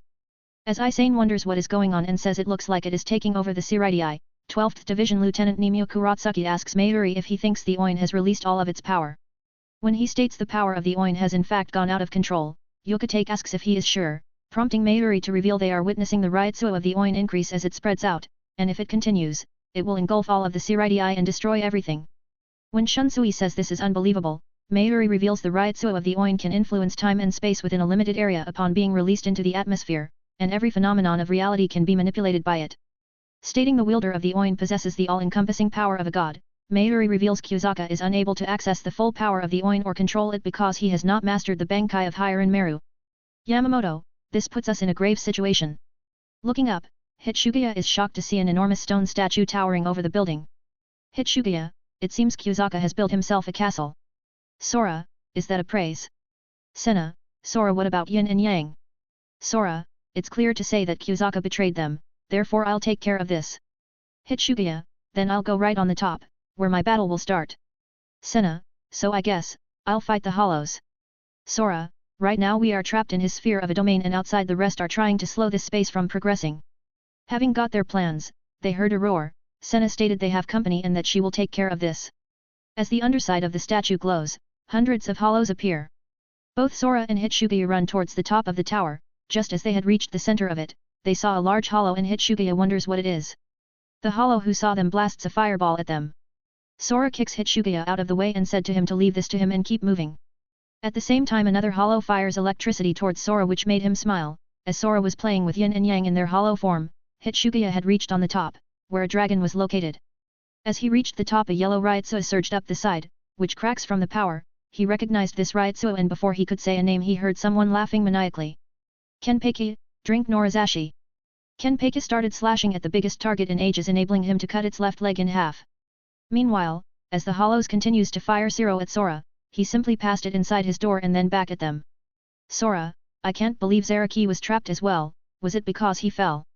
When Hitsugiya reached the top he activated his Bankai, Daigyuren Hiren Meru, to try and stop Kyuzaka's rampage. 319, Chapter 319, Forever Friends. As all this was happening, Senna was waving her scepters, causing wind and lighting along with autumn leaves vanquish many hollows only for another hollow to appear. At the same time, Hitsugiya encased several hollows in a pillar of ice, which shatters. Everyone was doing their job as Yamamoto was holding back with the other captains and vice-captains the dome's expansion. Yamamoto and the others are all being pressured on the outside. Outside, Yamamoto has discarded his Haori and released his Zanpakuto, Ryujin Jaka, while Komamura and Mayuri have activated their respective Bankai, Kokujo Tenjin Muo and Kanjiki Ashisaji Jizo, all of which are holding back the expansion of the dome. And they weren't the only ones. Byakuya and Renji along with Rukia had brought out their most powerful skill set in order to hold it back. Kusaka at this point, as Sora was playing with Yin and Yang, fired a beam of yellow energy at him. Sora, you never learn, do you? I'll just send it back at you. Sora, before he managed to finish his speech, saw his doors shatter one by one from the sheer power of the beam and dodged himself. Sora, whistle, what power? The last time I remember a door been destroyed that easily was with the Quincy's. As Hitsugiya was fighting a few hollows, Kusaka fired ice blasts shaped like the ice dragon of Hiran Meru at him. Hitsugiya saw this and generated his own ice dragon, which collides with Kusaka's dragons in an explosion of ice. Hitsugiya's ice dragon breaks through the ice explosion and went to constrict Kusaka, as the ice dragon bites his neck. Kusaka's forehead glowed and then a rotating ring of symbols appears above him. Coming down in him, Hitsugiya stabs his forehead and fires an ice dragon, which goes through Kusaka's head and comes out the back as his wings shatter. Meanwhile, the hollows on the ground stopped moving and Sora with Senna looked at the top. Standing in front of the headless Kusaka, Hitsugiya lowers himself to the ground as the ring fades. At that moment a pillar of blue light extends from Kusaka's neck into the sky, the rest of his body shatters. As the blue light begins to erode the dome, Hitsugiya deactivated his Bankai. As the dust clears, revealing a panting Kusaka, Hitsugiya stared at Kusaka before they prepared themselves. Assuming a battle stance, both of them pulled their swords as they charged at each other and stabbed their bodies. As their blades grind against one another, Kusaka recalls pulling out his sword in the central 46 chambers and telling Hitsugiya Hiran Meru should belong to him. As Hitsugiya begged him to not do this, Kusaka charged at him, forcing him to pull out his own sword and block as an ice dragon emerged from the clash and froze Kusaka. In the present, as light begins to shine through the clouds, Kusaka's Zanpakuto falls to the ground and breaks. Kusaka, so it was true, you were the chosen one. As he begins to disperse into blue energy, due to having been impaled, Hitsugiya tells him they will always be friends. At the same time, Hitsugiya heard thanks from Kusaka before vanishing completely. As Hitsugiya bids him farewell, the blue energy rises into the sky. As the blue energy ascends into the clouds, several streams of yellow energy converge at one point, and the Oin reforms. As it descends to the ground, Sora picks it up and used his flames to devour it. After hearing the sound of completing the quest, he saw Hitsugiya standing still. He walked over to him. When Hitsugiya saw him, he offered his thanks again for his help, and at that moment Senna with Yin and Yang appeared as she had tied them for their safety. As Hitsugiya looks at them, he sighed. He went to where Kusaka's broken Zanpakuto was and put it on his cloak. 320, Chapter 320, The Four Families. Yamamoto and the others watched as the dome vanished. Yamamoto, looks like this is the end. Yukatake, Arg, that was so hard. Shunsui, I need a vacation. Kenpeki, damn, I only managed to take a leg. Yamamoto, stop your complainings, we have to restore the order. All, yes. Yamamoto, now then, Sora, what are you going to do with these two? Sora, I thought I could get away. Senna, you're right. You probably wanted them for your wives. Sora, well, that's if they want, I can't really force them. Ranjaku, Aira, so many wives and still not satisfied. Yin, pervert. Yang, pervert. Sora, you two, jokes aside, or let's just say we will leave this issue for the future, both of you will live with me in the human world as you can't return to Hueco Mundo. Yin, ugh. Yang, Aizen. Sora, that's right, and probably in 6 months or so we will go to war with him, to be more accurate he will wage war to us. Mayuri, ku, but I keep wondering, do you have a thing for hollows? Sora, as long as they are cute, why you think they don't have feelings? Yin and Yang were stunned by his words. Not even Kusaka had said something like that to them. Yes, they have feelings, being afraid of losing one another. Yin and Yang originally were blood sisters before dying by hollows, and both of them ended up together in Hueco Mundo. They had one thought only, their desire to protect each other. After coming back to themselves as they thought about their pasts, both of them looked at Sora and were stunned when they heard his next words. Sora, oh, right, Senna, untie them, I want to court them, not to enslave them. Senna, you were the one who tied them twice. Sora, sorry about that. Ranjaku, Swafon, and Senna let out a few softly chuckle when they heard his words, Senna then untie them and surprisingly enough they were still looking at him with pondering eyes.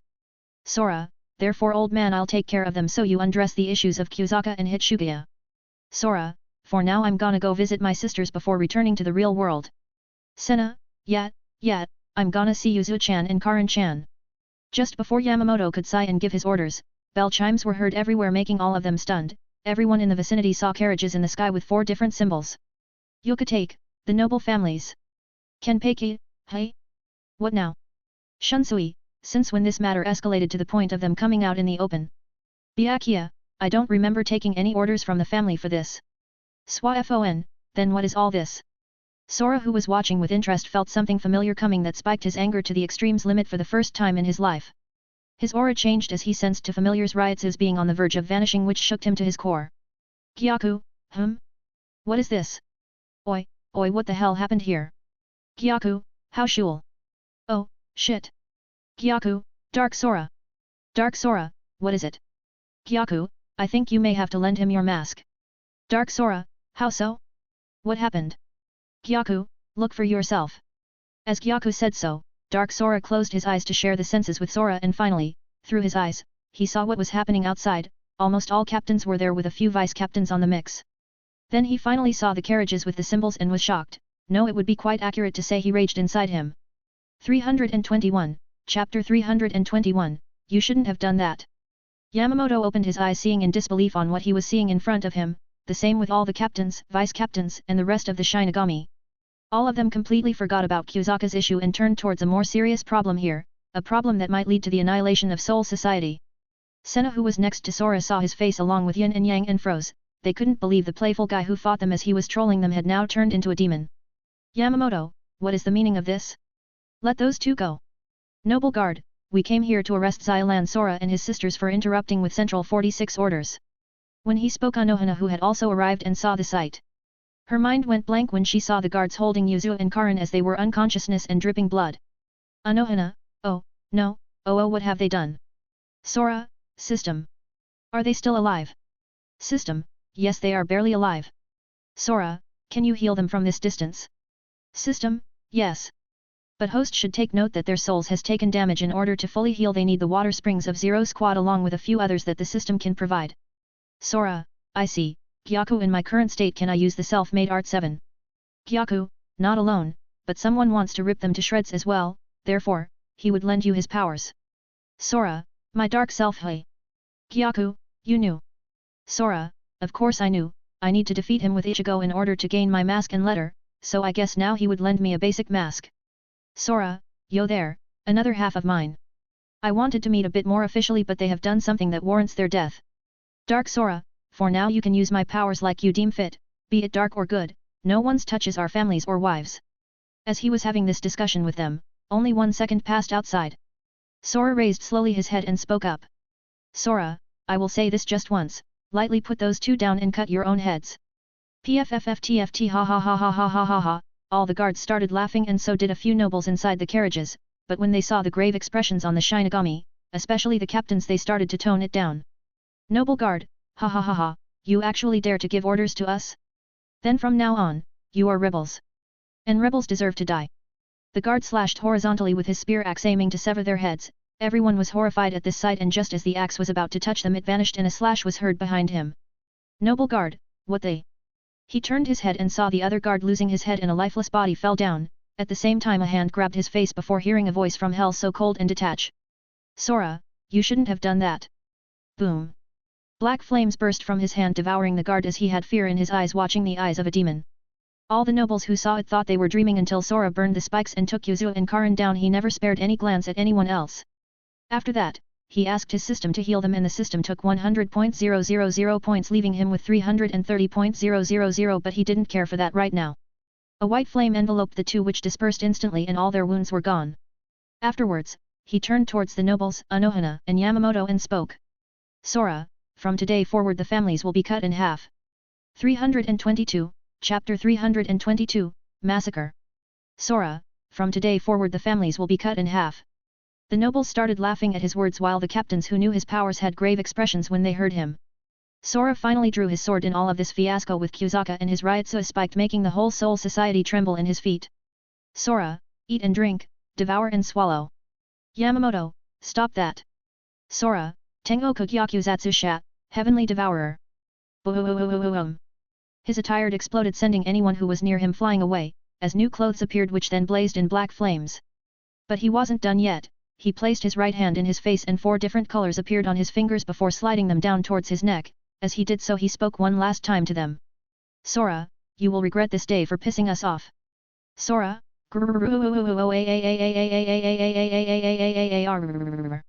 everything froze with his cruel unreal voice that came from hell as he growled. Yin and Yang who were far away with Senna were shocked because they could feel the sheer power of hollow being emitting from Sora.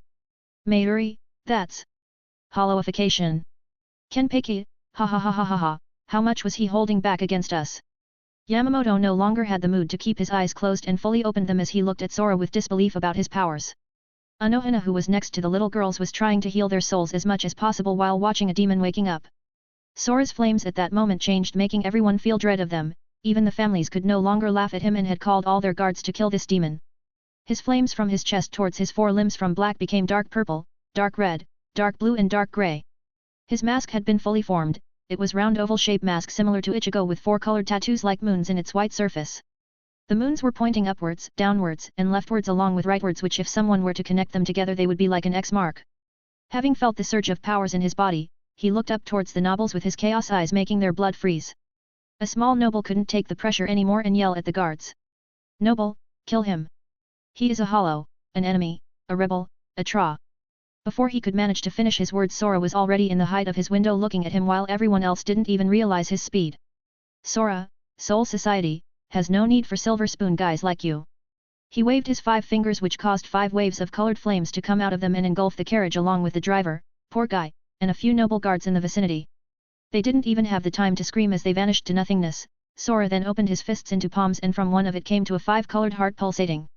While in the other, 5 lights started to gather and form a sphere. Sora, devouring hollow flaming heart. Incinerating Zero. Vroom.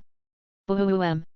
A beam launched itself from the sphere engulfing 2/10 of them while the heart vanished as it went inside a small door when it appeared and was directed in the rest of the 8/10 of them, resulting in a nuke explosion of colors. Many guards started running for their lives as they couldn't even see his speed, not to mention the carriage was made by Zero Squad from a material capable to handle even Yamamoto's Shikai. As a few guards run for their lives they suddenly stopped moving as they felt something wet in their whole body and before they could look they burst in pieces revealing a few blades spinning widely. 323, Chapter 323, Bankai. Everyone watched pieces of hands, legs, organs, eyes, pieces of brains raining down like it was nothing to him. Many Shinigami started puking at the hell he had created. At that moment he waved his hands and the pieces all caught fire vanishing eternally. Sora was watching the void until he heard his system about something and made his resolve even thicker to reduce the families. System, ding. Host has absorbed a large amount of Ryutsu making the ancient tattoo create 99 fruits in the process. System, ding. Host currently has 200 fruits with a boost 20.000 points to all stats. Sora, so now I have even more legit reasons to kill them. Sora, based on their signatures, the families are over there. Just before he could move towards that space he heard a voice interrupting him as a few petals drifted away in his eyes. Byakuya, Bankai, Senbonzakura Kage Yoshi. Byakuya drew his sword and threw it in his legs straight down. The sword phased into the ground, as though it were a pool of water. Energy ripples expanded out, turning the surrounding area dark, and within seconds, 2 rows of 1,000 giant blades rose up from the ground. Those 1,000 swords scatter, and countless flying petals drifted and engulfed Sora inside a sphere. No one knows the exact number of blades generated. Sora marveled at the sight of a constant current of petals and spoke. Sora, what is the meaning of this Byakuya? Byakuya, although I hate getting in others people's business, the place you looked was my family, as its head I need to go there and demand an explanation. Byakuya, and not just me, all of us will go there, as all of the captains belong to either a clan of a family noble or not. Sora, HOH? And if I force my way inside? Byakuya, then I will have to try and keep you here. Senkei. The scattered petals united into complete glowing swords, numbering in the thousands, which then formed 4 rows. These rows floated just above each other, and circle around Byakuya and Sora in a continuously moving, column-like array. Sora, oh? So you abandoned defense in favor of a concentrated offense. Byakuya, though visually menacing, this form is not meant for attack from all sides, rather, it concentrates my Bankai into fewer blades, thus increasing my attack power. Sora, so you hope to get through my blades with more power. Sora, Due to your respect and careful wording, I'll grant you a bit of my time. Sora summoned 15 blades, while Byakuya called them to his hands for actual melee combat. When in his hand, they lost their glow and take the form of his sealed Zanpakuto.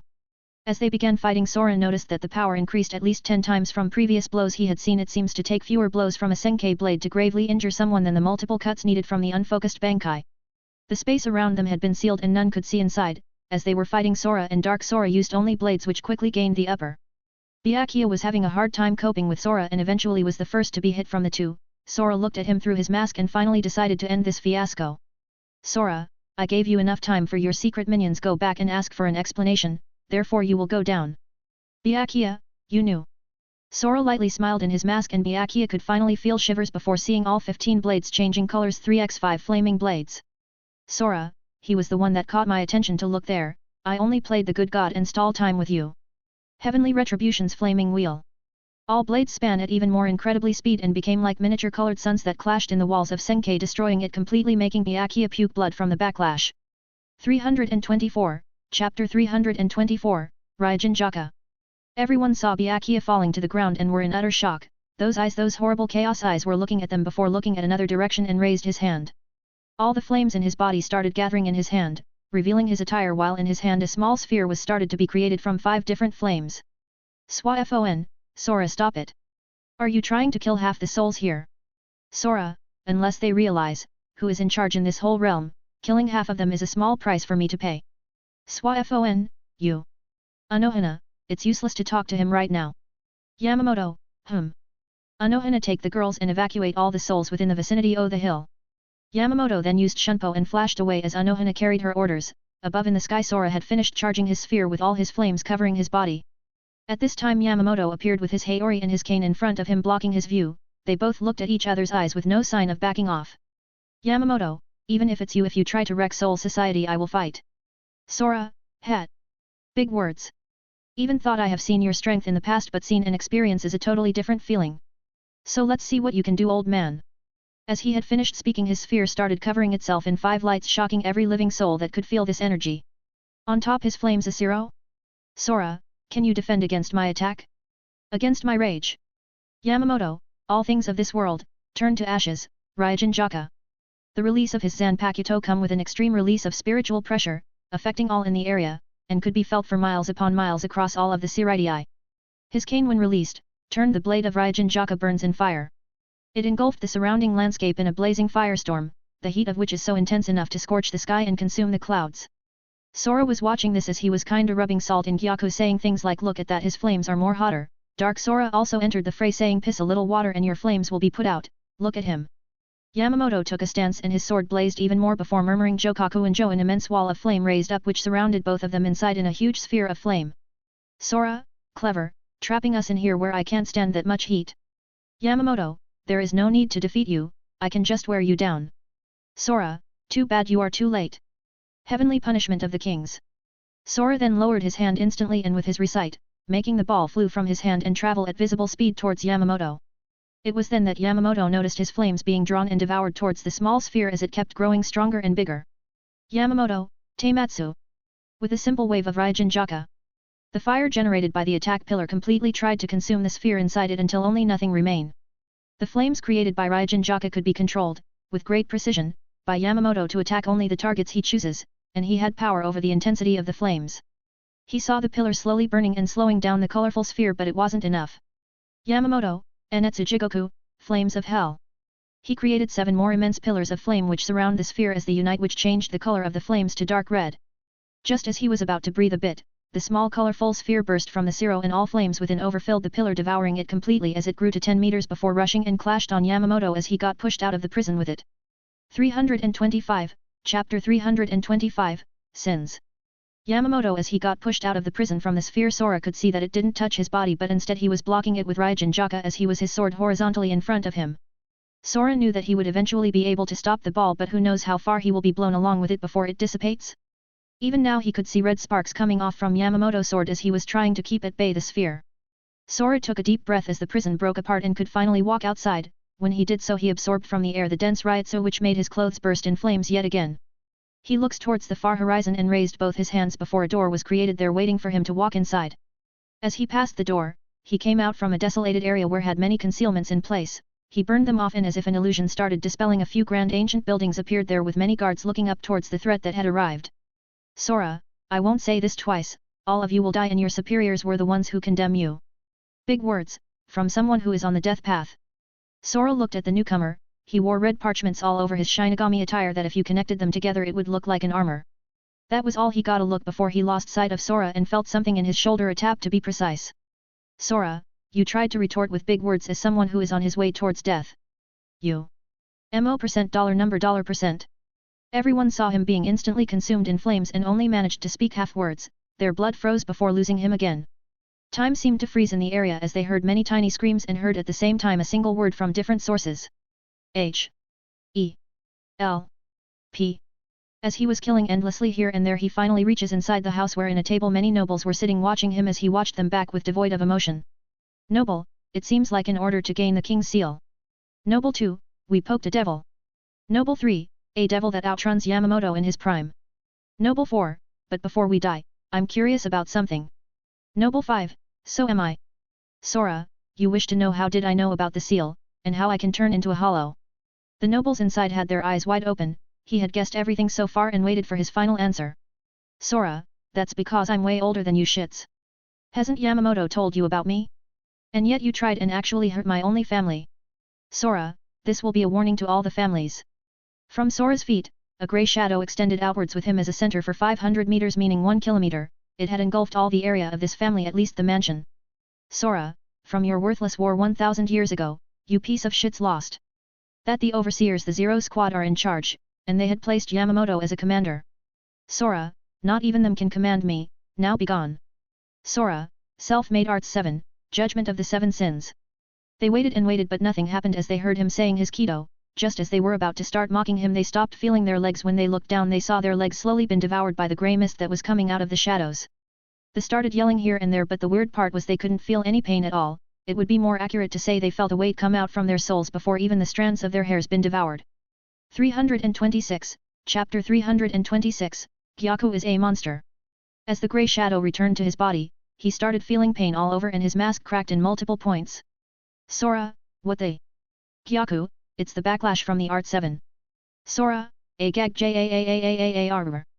D Sora, why is it so painful? His body has started falling apart. Gyaku, keep healing it. D Sora, I'm trying. Sora's body had cracked multiple times and healed at an insane rate all the while being in pain. He had figured out what the Art 7 does. It eats away at the sinful souls that had sinned against the user, leaving nothing remaining in sight, but your body experiences all the pain they felt, the tearing, the devouring, everything.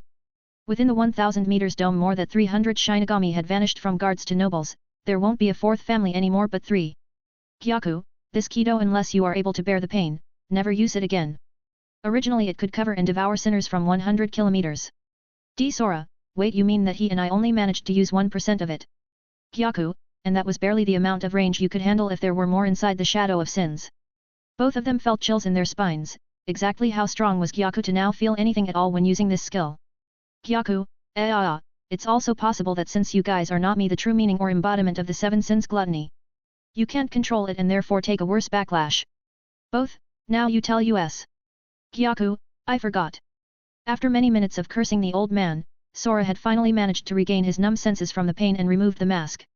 At that point, he felt the temperature rise dramatically, and when he turned he saw the building started smoking and slowly burn on fire. A figure appeared in front of him with a blade that looked like an ancient and worn katana, severely scorched by fire. Sora, so you managed to burn my sphere into nothingness. Yamamoto, I'm not proud of that, as I was sent at the outskirts of Siratii and even activated my Bankai to completely eradicated it. Sora, then shall we continue? I already gave my warning to the families. Sora, if I remember correctly, because of the extremely intense heat which emanates from both your blade and body, you can only wield Zankan no Tachi for a short amount of time, and prolonged use of it will eventually destroy your opponent, Soul Society, and even yourself. Yamamoto, are you treating me or the Zero Squad as air? Sora, I'm sorry but I want to live longer. Not die earlier. Sora, I'm sure Mayuri has enough evidence to shut everyone up. I'll stop here my rage, but remember, don't let them do what they want ever again. Sora vanished from his spot, leaving behind a pondering Yamamoto with burns all over his body trying to eradicate the sphere. He undid his bankai and his sword returned in the form of a cane before rushing back towards the others' captains. Later that day everyone learned that one noble family had planned of rebellion through the seal. Mayuri had released the evidence he had found which stated that Kusaka belonged to a noble family and was once a human in the real world. They didn't like that and used the seal to clone the trait of Captain Hitsugaya of his Zanpakuto which was gained by Kusaka. They wanted him with his Zanpakuto to activate the seal so that they can become the only rulers in the Soul Society. As their plans failed twice they framed Xylan Sora and almost killed his sisters. Using the records of Aizen's betrayal, Sora hollowified himself temporarily and got rid of the hidden threat that schemed for years against us. In case someone doesn't remember, Mayuri did try to find a few evidence but never said his discoveries. 327, Chapter 327, Ways of Healing Yuzu and Karin. On the 4th Division, Sora was talking with 3 individuals but one of them couldn't hear the last 3 as he was speaking in his mind. Sora, Anohana, how are they? Anohana turned to see him with a bitter face. Even though their wounds healed up their souls that were almost awakened, their Zanpakuto had taken a major damage. Anohana, I'm sorry, healing their souls are something way too difficult, a wrong move and they can dissipate from existence. Sora, I know that, sigh. Sora, you two any ideas on possible healing ways? Gyaku, I can only think 2 in their condition. Actually 3 but the third one will be rejected by the realm here. Sora, which are? Gyaku, I devour their souls and remold them. As they lose their Shinigami powers they will be like when they lost their Quincy powers. Sora, yeah but that would mean total amnesia and not temporary. Gyaku, the second will be to forcefully awaken their Zanpakuto in a false state, so that their souls get triggered and awaken them but they will be even weaker than students of the academy. Sora, what about the 3RD? Gyaku, dive in their souls and make their Zanpakuto practice Soul Heavenly Crescent Manual from the 3rd plane. At best case scenario they will become the strongest little girls ever. Worst case they will be rejected and arrive on the 3rd plane. Sora, and their fates will be unknown. Anohana was seeing Sora think about how to go about it and suddenly she remembered something which prompts her to speak her mind out. Anohana, we can also embark for the resident of the Zero Squad where they possess many abilities and could heal them instantly. Sora, yeah but if I go there and someone ticks me off, I can forget about their help. I do have 2, 3 maybe 4 methods but all of them depends on their will and luck. Sora proceeded to tell her about how he can strip their powers and let them revert back to humans until they are healed, and also about the part of awakening their Zanpakuto. Anohana who was hearing this had a face of disbelief in her face as she hasn't heard of a false one never in her life. At that point, someone else broke the mood of Sora with his voice yet again giving him one more option that he hadn't thought about it. Sora, you can also inject a few hollow fragments inside them and made them wizards, healing their souls in the process. Sora, hollow? You mean like how they gained their Bankai back on the Quincy War? Sora, no, it's gonna be a bit different. Since you were born on Ichigo body, your souls are similar, it was made this way, then you can say that all 6 of us share the same base. Sora, you mean like how I transferred my powers to them and they accepted I can transfer yours? Sora, yes, this way you will avoid making them complete hollows, and since I agreed it will heal their souls but whether later can gain their own unique masks by gaining their favors. Gyaku, but if you do that, you'll... Sora, I will enter into a submission state and Sora will be able to use my full hollow powers. As for the Quincy part you need to beat me with Ichigo later on. As he was speaking in his mind with them he was also bombarding Anohana with all stupid's ideas wanting her opinion and at the same time talk to a beauty. Anohana started answering, as best as she could making him sometimes frown or have hopes. 328, Chapter 328, Awakening Their Souls. Sora got plenty of info he could use from all 3 of them and proceeded to talk with his system about which has the highest chance to wake them up normally. Sora, so system, which way is the most efficient and safe among them? System, the safest one would be to give them hollow powers. This will place a seed in their souls after healing them and each time they got closer to their death or feel negative emotions it will grow to form their own dark self. Sora, I really don't want to go to the Zero Squad. Actually, it's a miracle they haven't made an appearance yet. Sora, therefore I'll use this. Sora, so, you decided to go with my plan. Sora, yeah. But can we avoid their hollowification process at least till they awake? Sora, it won't happen, as we have similar types of souls. Sora after going through one more time with his plan he turned and started telling Anohana about his plan, since she is his wife he should let her know right? Anohana, are you crazy? Then won't you become like Aizen? Sora, Aizen's ways are simply trash, my way is top quality. Anohana was speechless yet she could see a confident look in his face as if he was saying a piece of cake. Sora took a deep breath and called his hollow mask which caused the room to start crack from the ryotsu he was emitting. He then raised his hands and placed them in their chests where their hearts located before injecting them with zero-type strands of ryotsu. As he did so his mask started getting thinner and thinner, At first it was like 2 centimeters thick, but now it went like 1,99 1,98 and went down to 1,50. He gave 0.25 each of them, which was enough to heal them and place a bud inside them. Sora then placed his hand in the mask before making it go completely away as if he had never worn it. Sora, now we can only wait. Inside of their own soul realm, the girls started waking up and reach in 2 different words stunning them. Karen's inner world was like rocky mountains, while Yuzu's was like a plain field full of flowers. Both of them were puzzled as to how they had reached this place and started looking around for any clues as to where they were and how they got here. They tried to remember their last few memories and an intense pain started assaulting their heads. Both of them fell in their knees as their memories started resurfacing and remembering about a few well-dressed guys beating them up. As the feeling of pain came back to them, they also remembered that in the last moments of fading away they heard they wanted to kill Sora. They started breathing heavily and an incredibly rage came forth from them as they always ended up causing their family problems from being too weak. Their eyes turned yellow and white drops started forming in their faces.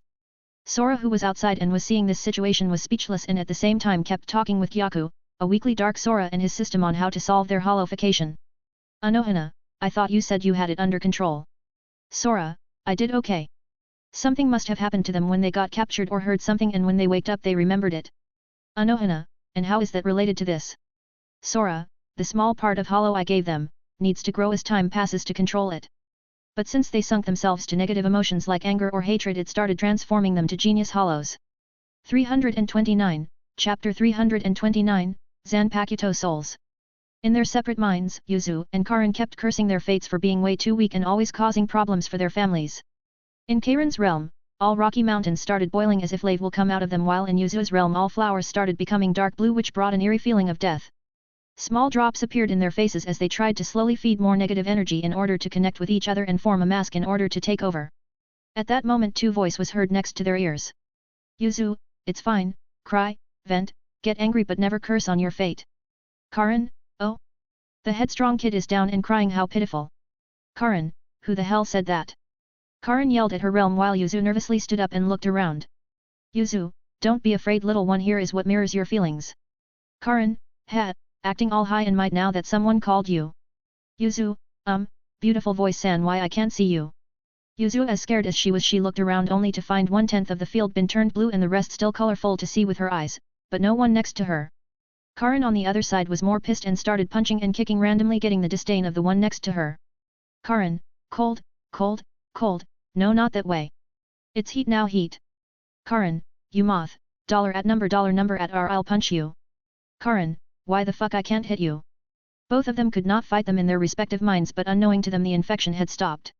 Sora outside could see that only 5-6 drops across their face had been formed and stopped there for a while. He thought that they must have made contact with their Zanpakuto souls and that placed a break in the hollowification. Inside their inner realm, Yuzu finally tried to focus her current small powers and took a deep breath before calming herself and looked again in the sea of flowers. On a particularly flower a butterfly was sitting on it, which caused Yuzu to stare in awe as she got closer and closer to it. When she reached up close, she was shocked to see that it wasn't just a butterfly, but a beautiful mature girl in the size of a butterfly with wings. In Karen's inner world, she tried to do the same despite the many tauntings she got from him. She tried to calm herself down, albeit with much more difficulty, and started looking around. After 20 or so minutes she found something in the mountain and went towards it. It was a small cave. When she entered inside and started exploring it, she arrived at something that looked like an altar. She saw there an old man sitting there watching with disdain at Karin. Karin, an old man? You are my Zanpakuto. Old man, be grateful for that brat. Karin, since you confirmed it for me, then this place must be my inner world I was taught about for speaking with our swords. Old man, and since you arrived here, you are supposed to earn my trust and gain access to your first form, or else your Shikai. Karin, then. Will I become strong? Old man, strong? Why do you desire power? Karin, to protect my family. The old man kept staring at her eyes, which carried an unwielding flame inside them, before sighing and started speaking up. Old man, you are not ready yet, due to various reasons, and also until you heal your injuries you can't wield me. Karin, I know, but what can I do to leave this place? The old man started pondering about a lot of things, but he couldn't find the way for her to leave. Normally as her inner world she can come and go as she pleased, but even after almost healing her soul she still hasn't left. Old man, I don't know. 330, Chapter 330, Our names are. Karin, what do you mean you don't know? Karin, aren't you like part of me? Old man, yes, but your case, and I'm guessing your sister is having the same problem right now. Old man, original speaking, you two were supposed to come here after a long meditation in order to connect with us and gain our approval. Old man, but you two were brought here in a half-dead state with no hope of waking up at least immediately. Karan, so you mean never found our way here, therefore, we don't know the way out. Old man, something like that. What you can do now is meditate until you realize the meaning of Rocky Mountains in here, perhaps it would help you get out. As the old man was giving his explanation, Yuzu truly did had a similar problem and the beautiful girl in the form of a butterfly was trying to guide her.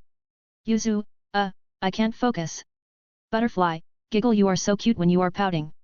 Butterfly, here, close your eyes and imagine two worlds. One of them is here inside and the other is where your body and family is. Yuzu closed her eyes and started imagining a bridge where it connects this world towards where she was previously. It took her a long time, for her it was almost 2 months, but she finally found the way back.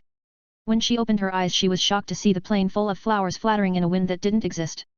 She somehow knew it was an illusion and a name popped up in her mind. As she called it, all the flowers vanished, revealing a grass-like ground with small buddings of flowers and a small lake in the center of it. Yuzu, Genso Hanacho. In the middle of the lake, a sword appeared and laid there plugged in the surface of the water as if the water was solid and was holding the sword. The sword had the form of an ornate medium-sized bladeless sword with a flat end. Its blade is decorated with countless flower patterns. It didn't had a guard hilt in the middle of the handle and the blade it was totally flat. The handle of it covered in black with a blue color similar to Ichigo's Bankai, which is black and red. Yuzu, Hana-chan, there is no need to take the sword form while in here. I won't have anyone to talk to. Hana, giggle, you really are kind.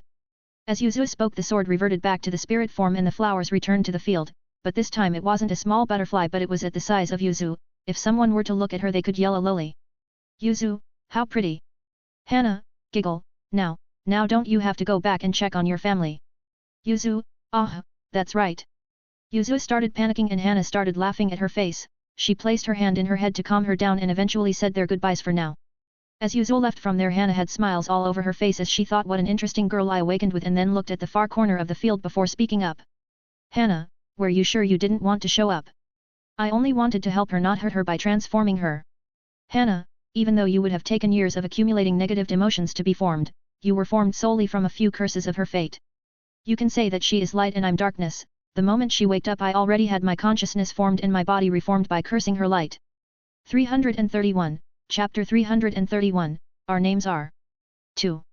Hana, sigh. Just make sure you introduce yourself and explain the requirements of you being here. Well, I'm sure my big brother would explain to them. Hana, that guy is truly off the charge. In the room of where Sora was waiting for his sisters to wake up, 2 days had passed when they began the treatment. During those 2 days, he managed to gain control of Sora and accustomed to his powers. Previously he could only put the mask on for about 2 hours, but now he could keep it on well at least for 10 hours.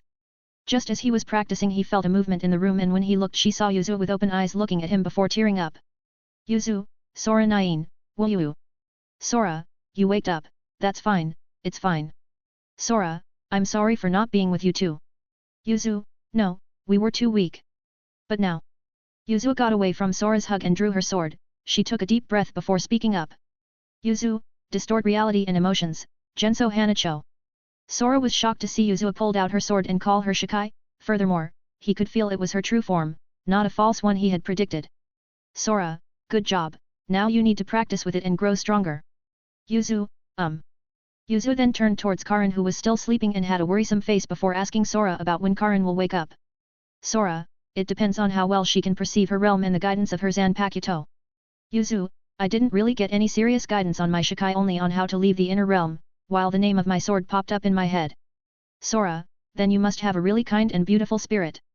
Yuzu, she was really beautiful, like Mom, Yuryuki-san, Neliel-san, Anohana-san, Kyokaku-san, Sena-san, Ranjaku-san, Swafon-san and Hinamori-san. Both Sora and Hana, who could hear her, had wryly smiles on their faces. Yuzu-chan is way too kind and cute. As Yuzu kept rumbling about how beautiful her spirit was, in Karen's inner world she finally managed to find a few things about the mountains. They represented her stubbornness and her unwillingness. Having figured this much, she finally felt a connection towards a certain point, which was the way out. The old man who was watching her for a month or so inside her realm, he was impressed by her will to preserve. As Karen was meditating, a few things popped up in her mind before opening her eyes and looked towards the old man. Karen, Kazan no Ten no. When she murmured his name, the old man transformed into a sword similar to that of Yuzu, with the exception that it had mountains carving in the blade and the hilt was red and brown. Karen, this is my Shikai. Karen, Kazan, revert back. Kazan, the little girl finally learned how to treat this old man. Karan bowed to him, which stunned him, and then he heard her speaking up. Karan, thank you for your guidance mixed with lies, in order to make me realize my inner world.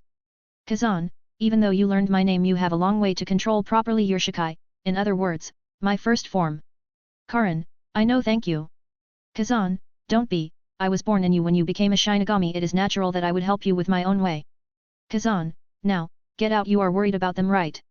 Karan bowed once again to him, which made him smile wryly before closing her eyes and vanishing from there. Kazan then looked towards a hidden cave in the mountain, which revealed a figure nodding at him as she returned back inside. 332, Chapter 332, Signs of Amnesia. Karan, Baka and I, Yuzu-chan. Yuzu, you Karan-chan. Sora, now you are both okay, thank goodness. Just as the two were hugging and tearing up, they heard Sora, who had moist eyes, stunning them when they saw him. They started crying loudly, which caused Anohana, who was coming to check them, rush here as she thought something happened. When she entered, she saw the little girls crying on the floor while Sora had moist eyes. She was speechless. A guy like him that can kill without batting an eyelash is actually crying silently. She screamed in her mind, yeah, I found something to tease him about. Mgzak-sak-saksa, but her thoughts went out of the window when Sora looked at her with a stern look. Fuck, was the word in the mind as she forgot the scene because she knew he would rage hell on her. Anohana, well, the two sleepy cutie girls awakened. Yuzu, Anohana-san. Karan, we waked up and also awakened our swords. Anohana, oh? That's quite nice, now you need to train in controlling the abilities of your swords. Both, we know. Sora, by the way Anohana, I'm feeling a bit weird for some reason, like I'm forgetting something or someone. Anohana, you too. Sora, what do you mean? Anohana, during the last 2 days pretty much everyone started having lapses of not remembering a name or face of a few people. Sora, do you too feel this way as well? Both, no, we are fine, we remember everyone so far. Sora started pondering about the issue, and after a few minutes he finally figured it out. The only reason that could have an elapse is that something erased that person's existence completely. Sora, Gyaku, can you do it? Gyaku, if I was on my original power level then I could, but here it's limiting me. I can devour that person's power and convert them for our own use or his memories and view them as a book, but I can't devour things that he had done in the past and get viewed from so many people. Sora, so there is only one thing that can do this here. Sora, that small hollow Urahara was researching years ago. Going back in time by 2 days, in his lab after Mayuri returned from the meeting of captains, he held a special type of vial containing light. Mayuri, ku. With this, I will be able to surpass Urahara. Mayuri, I knew Kyuzaka would lose, therefore I prepared a special container and managed to absorb a few lights of his soul. Mayuri, probably over half of his soul, whether he would be resurrected with a new type of soul and Zanpakuto or he will completely dissipate, it will be quite interesting to see. Mayuri, this will be my only chance to dwell in the examination of the purest form of souls, the light that formed it. Mayuri, if this succeeds then it will be possible to surpass even Aizen for creating the so-called wizards. Mayuri, ku. As Mayuri had placed the vial somewhere safe with a dense supply of reishi to keep the lights from dissipating, 2 shadows were stalking him from behind and slowly were becoming one with the shadows there, watching him in his every movement. After many hours, Mayuri pressed dozens of keys, several gauges fill up, and the pipes expelled steam. Continuing to type, Mayuri leans toward his computer as he noticed something and puts his finger to the screen. As electricity crackles from the system, Mayuri turns around and watches as a flower-like machine emerges from the ground and opens to reveal a vial. Mayuri, ha, ku, I finally did it. Mayuri, both of my projects are alive. 333, Chapter 333, The Crazy Mayuri. Laughing, he picked up the vials. Mayuri, ku, a new artificial soul has been born. As Mayuri took the first vial with the former Kyuzaka inside it, he tried to do the same with the second one, but then the electricity went out. Mayuri, that's odd, I don't remember using that much energy during the last 10 or so hours. As he looked around, a scythe-wielding figure appears behind him and slashed through him. As Mayuri stumbles, he fell on the pillar that contained the second vial, making it drop down from there to the ground, losing its glow. As Mayuri stood up he saw a massive machine and wonders what it is. Calling out to him, 12th Division Lieutenant Nimue Kuratsuki runs up to him and asks if everything is all right. Nimue, Mayuri-sama, are you okay? Mayuri, who are you? What are you doing here?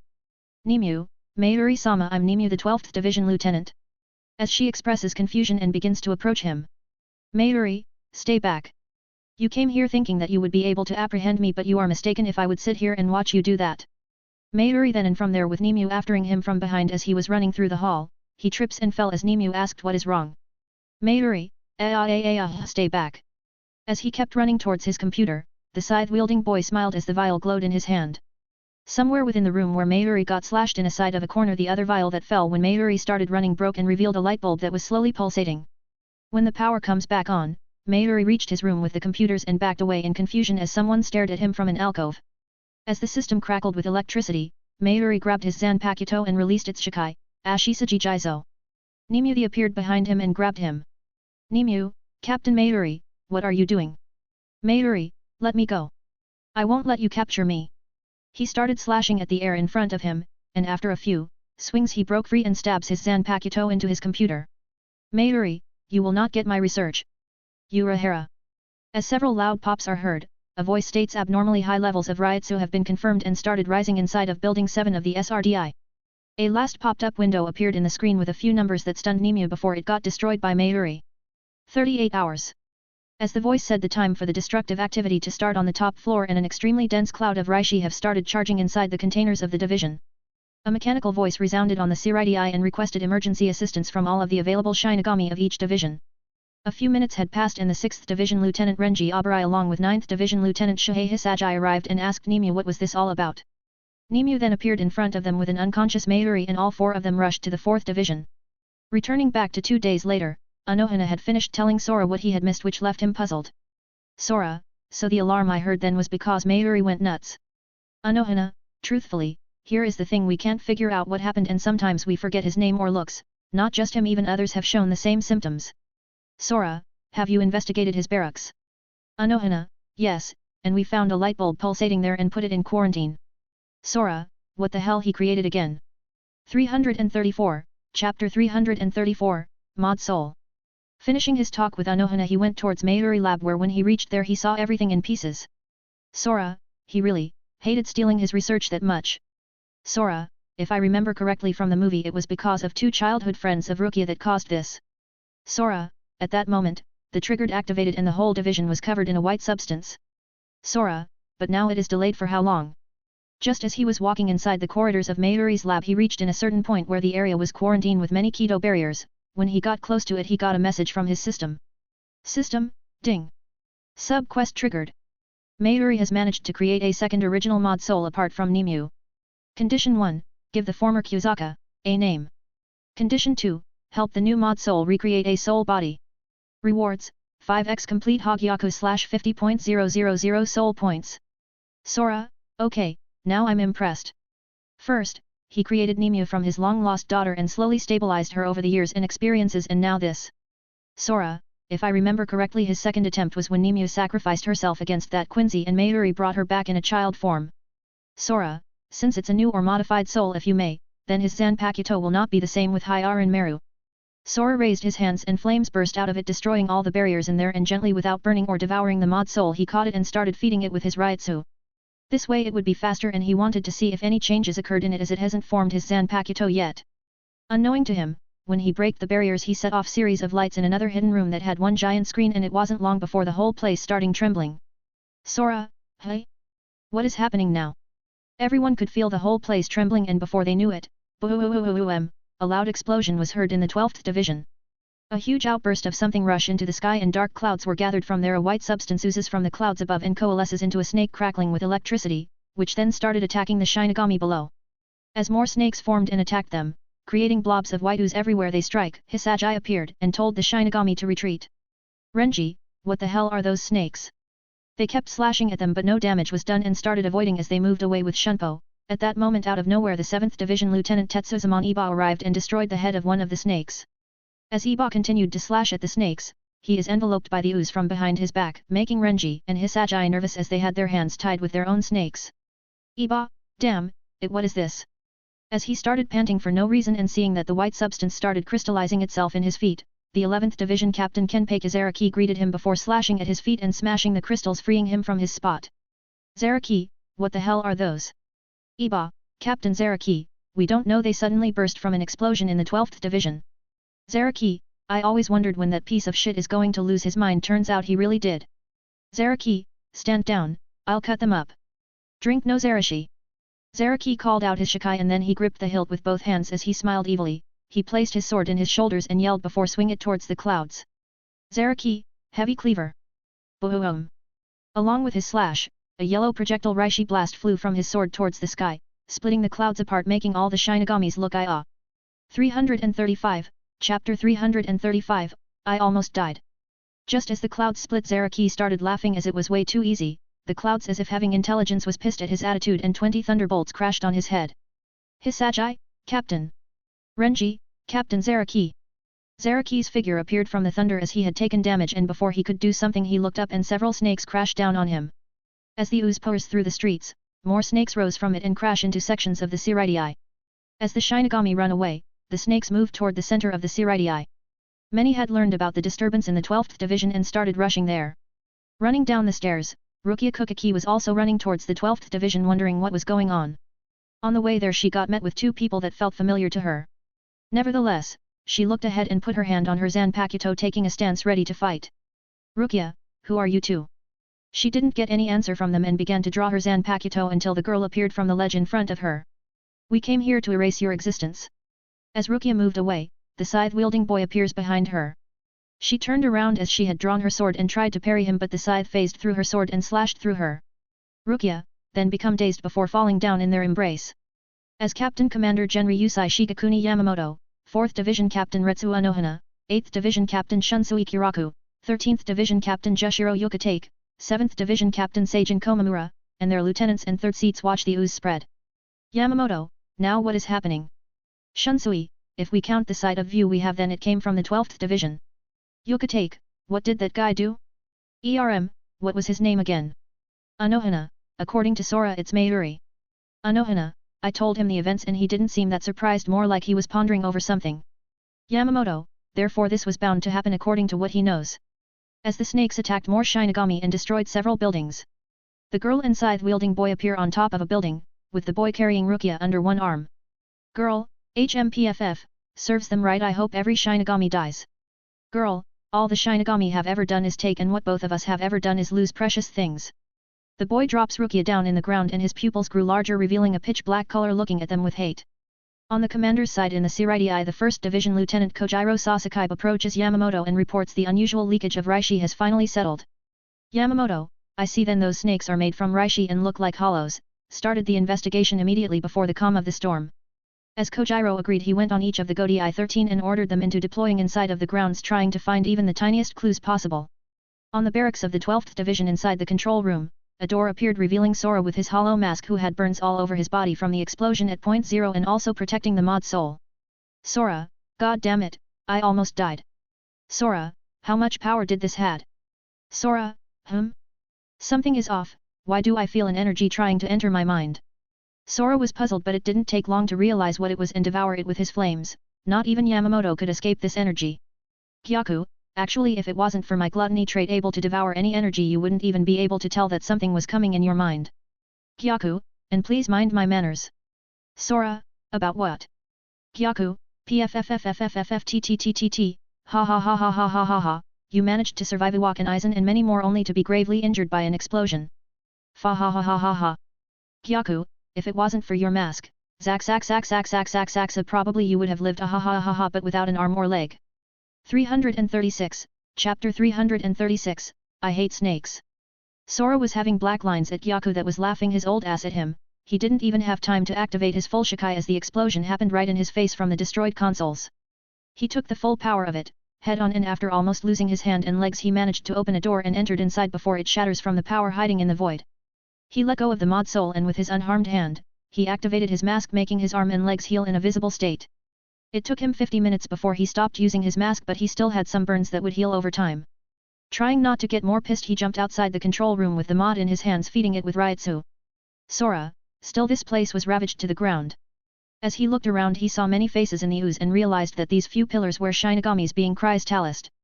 Sora, wow, it's totally different than seeing it from a screen instead of reality. Sora kept walking forwards from the 12th Division and was quite amazed to see a wall composed of the ooze and trapped Shinigami. Sora, not to my taste but I prefer not even ashes remaining from my opponents. Kyaku, well, you almost became ashes yourself. Sora, M number at number percent at dollar number ER. Meanwhile, 2nd Division Lieutenant Marekio Omida and several Shinigami guards one of the 4 gates. As the boy and girl appear with Rukia, the girl notes they have troops in front of the gate. Boy, too bad for them, to have so many stationed here. Girl, do it. When the girl told him to do it, he started shaking his scythe, which has the vial attached to it. As the vial glows, the whole place started vibrating and electricity crackles appeared in Mayuri's lab. The ground rumbles as a ball of ooze float into the air before turning into a snake. As the snake flies towards them, the Shinigami got scared seeing the previous result of it and Hisagi told them to get ready. As the snake attacked, many tried to fight back only to end us as a statue from the spitting of white fluid the snake threw at them making Hisagi to us Bakudo Arts 62, Hyaporan Kan, which embeds itself in the snake. Continuing to move unhindered, the snake crashed into a group of Shinigami leaving in its way nothing but destruction. Hisagi, Che! Reeb! Just as Hisagi was about to call his Shikai the snake saw Sora and charged at him with open mouth. Sora lazily raised his finger and fired a mini zero that burst the poor snake apart. Sora, I hate snakes, especially white ones. They remind me of a certain disgusting person. The Shinigamis were in awe by this display of power especially the small fries who will never reach this state of power. Hisagi, Sora, how come you came from that direction? Sora, I went there cause I found something but before I stepped inside the explosion happened and blown me towards the outskirts of Siraidii. Hisagi, no wonder we couldn't find you. Sora, what for? Hisagi, the head commander passed the order if we found you to tell you, he needs to see you. Sora, I'll go now. Sora then opened a door in front of them and vanished into the void leaving them again in awe. Hisagi, what are you looking at? Free those that have been partially trapped and get back to work. Hisagi, what happened here? Hisagi, Captain Komamura. Well, the thing is. Hisagi started telling him about the tremor and the snake that appeared which in turn got defeated by Sora. 337, Chapter 337, Existence. After Komamura learning what happened here he told them to come back here, at the same time as everyone was coming back a few snakes crashed into the gate, blowing it off of its hinges. As the door crashes into the buildings on the other side, a boy and a girl appear with Rukia before the destroyed gate. Boy, our future with Rukia awaits us. Girl, therefore we will go and walk forward. Komamura sensed them and turned his head only to see in the far corner on the other side of the gate the two carrying a Shinigami but he couldn't remember who she was. Nevertheless, he ordered all the Shinigami to draw their Zanpakuto, prompting to attack the two and save that female Shinigami in their hands. Hisagi was the first one who appeared in front of them before the boy clashed with him with his scythe. Hisagi, identify yourselves. Boy, there is no need to do that. Hisagi, capture them. The boy dodged several attacks before jumping in the air and launching a counterattack when he did his scythe phased through them stunning Hisagi and Komamura who held their heads as they couldn't remember who these Shinigami were. Landing on the back of a Shinigami, the boy proceeded and incapacitate 5 more before being confronted by Hisagi, who attacks him with Bakudo arts. Hisagi, that scythe has the ability to mess with our sense of people or something like that. Boy, oh. You realized this after I slashed at almost 30 or so. Quite slow I would say. Hisagi ordered all the Shinigami to stop him, by attacking with Kido and avoid as much contact as possible with the target before they managed to one-up him they saw him running away from there as the girl had vanished. Renji running up with several other Shinigami, finally arrived only to hear from Hisagi these two who vanished are responsible for all of this. Renji, did you recognize them? Hisagi, no, but they had a familiar face of a person I can't seem to remember at all. Renji, you mean they had a hostage? Hisagi, yes, we need to inform the head commander. Komamura, no, I will do that. You two continue searching for them and only fight with Kido. Both, yes. As Komamura left from there, Hisagi started telling Renji about their abilities with that scythe. Meanwhile, Sora was face to face in the captain hall where everyone had gathered except Mayuri, Komamura and Zaraki. Yamamoto, finally you came, care to explain what the hell is going on? Sora sighed and started telling them about bits for this event. He told them that someone is aftering the temporary positioned Vice Captain Kukaki Rukia. Byakuya, wait, who is that? Sora, I think your sister-in-law from marriage, but you probably don't remember her as they used a certain ability to erase her existence from history. Yamamoto, what do you mean by erasing? Sora, I mean the person will continue to exist, but any related event or person surrounding her will be forgotten like it never happened. Sora, for example what did Aizen get in from which body before his betrayal? Everyone popped their eyes wide open, it wasn't long before Aizen betrayed them but they can't remember why he did so, what did he want so much that made him do this? Yukatake, wait, then if they directly erased her, then what happened to Mayuri? Why can we partially remember him? Sora, that's what I wanted to know and after Anohana notified me I went to his division only to be welcomed by an explosion at point blank in my face. Sora, they wanted something from him which caused the explosion that was meant to happen a few hours ago, but due to the Keto Corps putting up barriers to seal this, it got delayed. Everyone looked at the light bulb in his hand and wondered what it was, as it was pulsating like a living heart. 338, Chapter 338, A Quest with Possibilities. Yamamoto, what is that? Sora, Mayuri, managed to save Kyuzaka's soul light or essence, and with the current skills he created this mod soul. Hitsuguya, that's Kyuzaka. Sora, was, or is, I don't know. Shunsui, what do you mean? Sora, it's different for original mod souls as they are incredibly difficult to be made from nothing, but this one used Kyuzaka as a base. Yukatake, therefore you mean when he wakes. Sora, he will be born anew with a new Zanpakuto as a Shinigami, but whether he will retain his personality and memories. Hitsuguya, that's good, at least he survived. Yamamoto, so you took it upon you to nurture it. Sora, I believe he had gone through enough so far and deserves a chance to live. As all captains were silent, suddenly Komamura came in and bowed before speaking up to report. Komamura, we found the cause of memory loss. Yamamoto, speak. Komamura started telling them about the two who he met with Hisagi and about the scythe that the boy had. They also learned about a girl carrying a Shinigami that they couldn't remember at all. Sora, how did those two look like? Komamura, the girl, had spiked blonde hair, the roots of which appear to be bright pink, and bright green eyes. She wore a short light pink ragged kimono with a brighter pink, down-turned collar. She also wore a yellow cloth around her waist. Komamura, as for the boy, he had shoulder-length black hair that usually falls on his face and covers his right eye and lavender eyes. He is very lean and pale, and wore a white ragged kimono that exposes part of his chest and a yellow belt around his waist and no footwear. Sora, wait, weren't these two dead? Sora, and that scythe? System, ding. Main quest triggered. The Hollow of Existence has taken control of both Homura and Shizuka based on their emotions to be with Rukia. Condition 1, help the siblings. Condition 2, save Rukia by transferring bits of your Ryutsu. Condition 3, devour the scythe and recreate it. Rewards, 100 fruits/30.000 soul points/1x unseal crystal. Sora, ah. I had completely forgotten about that. Yamamoto, care to enlighten us? Sora, before I sent Urahara on a mission, he told me to take note of two people if I ever went to Hueco Mundo. Sora, at some point when Rukia was enlisted here, when she died in the real world with the sister, she met two orphans. Sora, I won't go into much detail, they quickly became friends, but then something happened. Yukatake, what? Sora, a hollow with a tail that of a scythe which Urahara was keeping in order to study it, went out of control and possessed a Shinigami. Yamamoto, I do seem to remember something about a small incident back then. Sora, that Shinigami killed the two while trying to protect Rukia, and Rukia managed to kill the Shinigami at the cost of her first friends she made when she arrived here. SWAFON, Head Commander, I wish to speak. Yamamoto, Captain SWAFON. What do you have to say in this?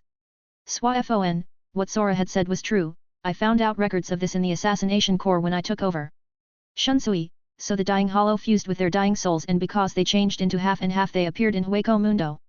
Sora, it's not that surprising after all. The term soul is the origin of everything, humans, Shinigami, hollow, all of them have souls, or at least part of them. Sora, AI, now I feel bad, my negligence of forgetting what Urahara had warned me turned into this mess. 339, Chapter 339, Talking. As the meeting was reaching the final state of things. Elsewhere, Rukia woke up and clutched her head. She looked around, but she didn't recognize the place, therefore, she got up and looked out of the window. Rukia, this is the Rukanga. I remember this place here was when I helped Renji and his friends steal water by tripping their pursuer and helping them get away. Rukia, this place is where I grew up with my... Ugh. As Rukia clenched her head, a boy and girl appeared from outside, making the girl tackle and hug her. Rukia, what is your problem? Who are you, dot? Girl, you. Boy, you know if you don't show her willingly your face she will not remember you. Girl, ugh. I know this. The girl sits up and told Rukia to look at her.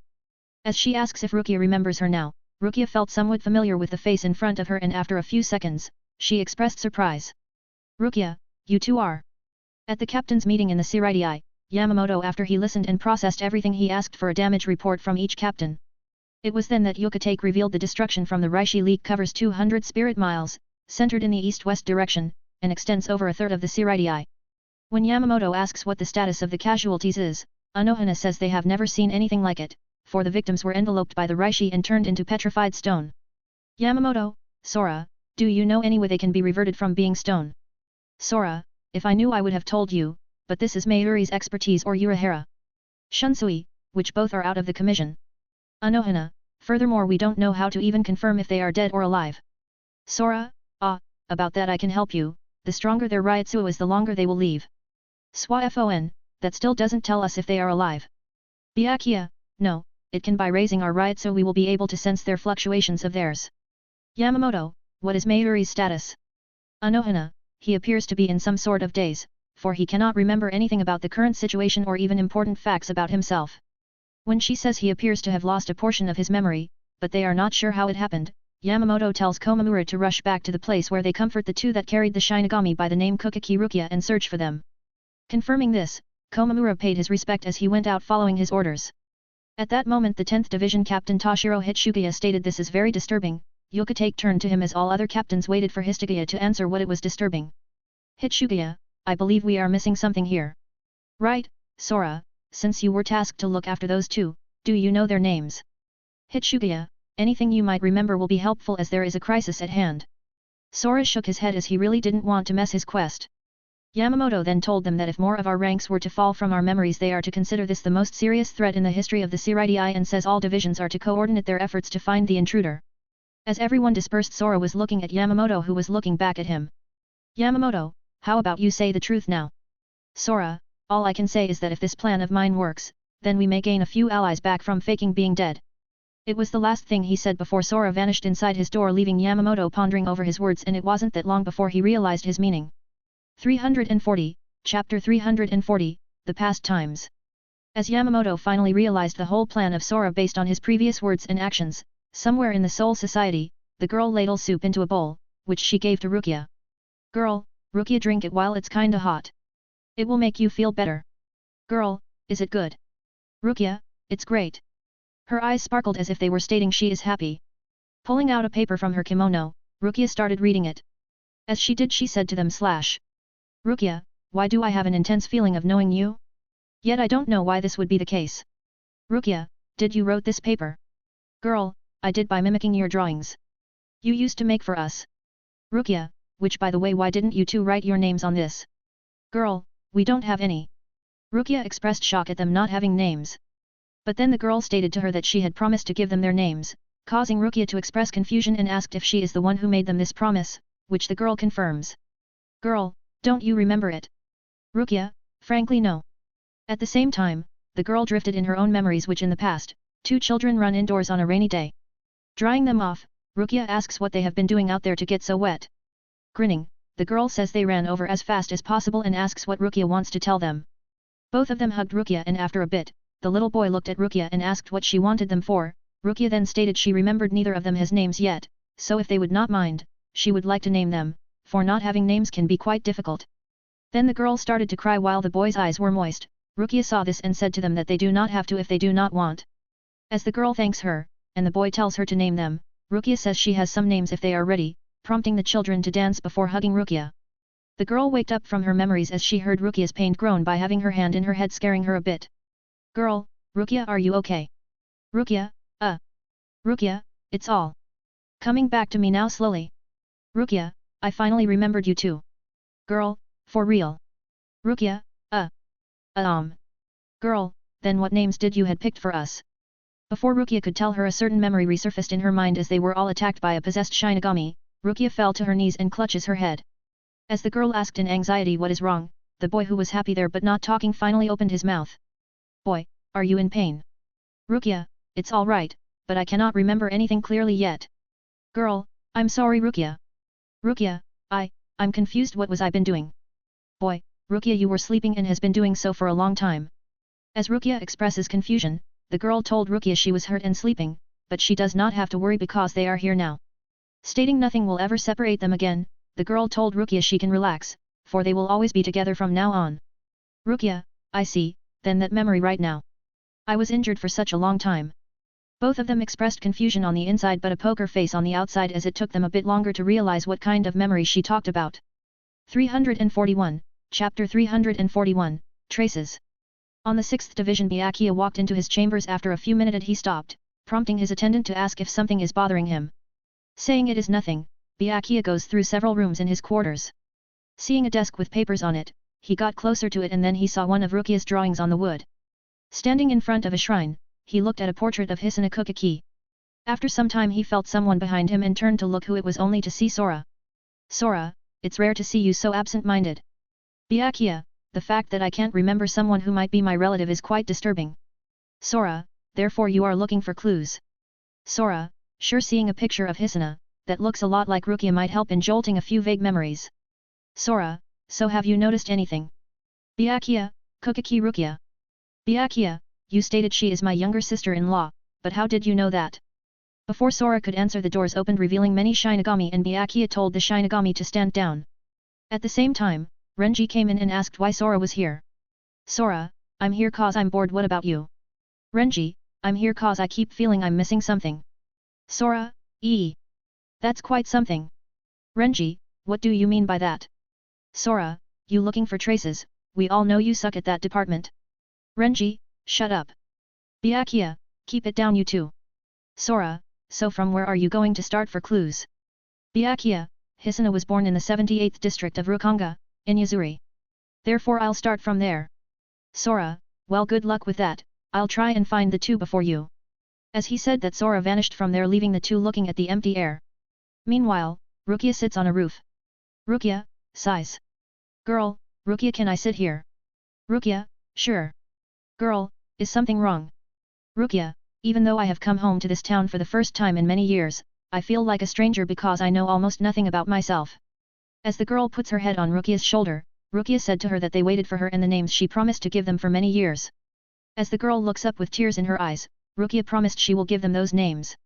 Girl, thank you. Looking at the sun, Rukia gets up, prompting the girl to ask what is wrong. Seeing a hill, Rukia remembers standing with Renji beside the graves of her deceased friends on this hill. Rukia, I remembered a few things. Meanwhile, Renji, as he was training with Zabimaru, he put a hand to his head, he wonders what is wrong with him. A few minutes later the spirit of Zabimaru materializes, making Renji be confused as to why it would come outside. Zabimaru, why are you that hesitant? Renji. Renji, what do you mean? Zabimaru, have you forgotten the reason you became Shinigami? Wasn't it for her? Zabimaru, didn't you rush and learn Bankai so that a trial like last time with your loved one never happens? Renji, when did I train in Bankai? Zabimaru, have you forgotten everything which you have been taught and become a pathetic warrior? Renji, what are you talking about? Taught by whom? As Renji had been frozen in shock. Elsewhere, at a park, Byakuya was sitting and recalled his past with Hisuna. In the past, Byakuya and Hisuna walk over a bridge. When Byakuya asks if Hisuna went to Rukanga again today, Hisuna confirms this and apologizes. Stating it is all right, Byakuya says he knows why she keeps going, but he is concerned about her health. Apologizing, Hisuna states it is something she feels she has to do. When she breaks into a coughing fit and falls to her knees, Byakuya expresses concern, stating to her she is not all right. Hisuna smiled at him before stating she must continue her search, no matter how far she pushes herself. In the present, Byakuya notes she was searching everywhere, but he does not remember what she was searching for. Getting up, he pulls back a panel to reveal a bookshelf. Pulling one of the books out, he reads through it and expresses surprise at something. 342, Chapter 342, Regaining. As Byakuya was searching for some final clues before heading in the district, Rukia visited the graves of her deceased friends atop the hill. Rukia, this is the place where I grew up with my friends. As she was paying her respects, the boy and girl appear in front of Rukia. Before she could say something to them, she fell on her knees clutching her head in pain. Rukia started recalling how she got her powers and many others as she clutched her head in pain with both hands, prompting the girl to rush to her aid. When the girl saw that Rukia started remembering as she was murmuring a few words, dark Ryutsu started emanated from the girl.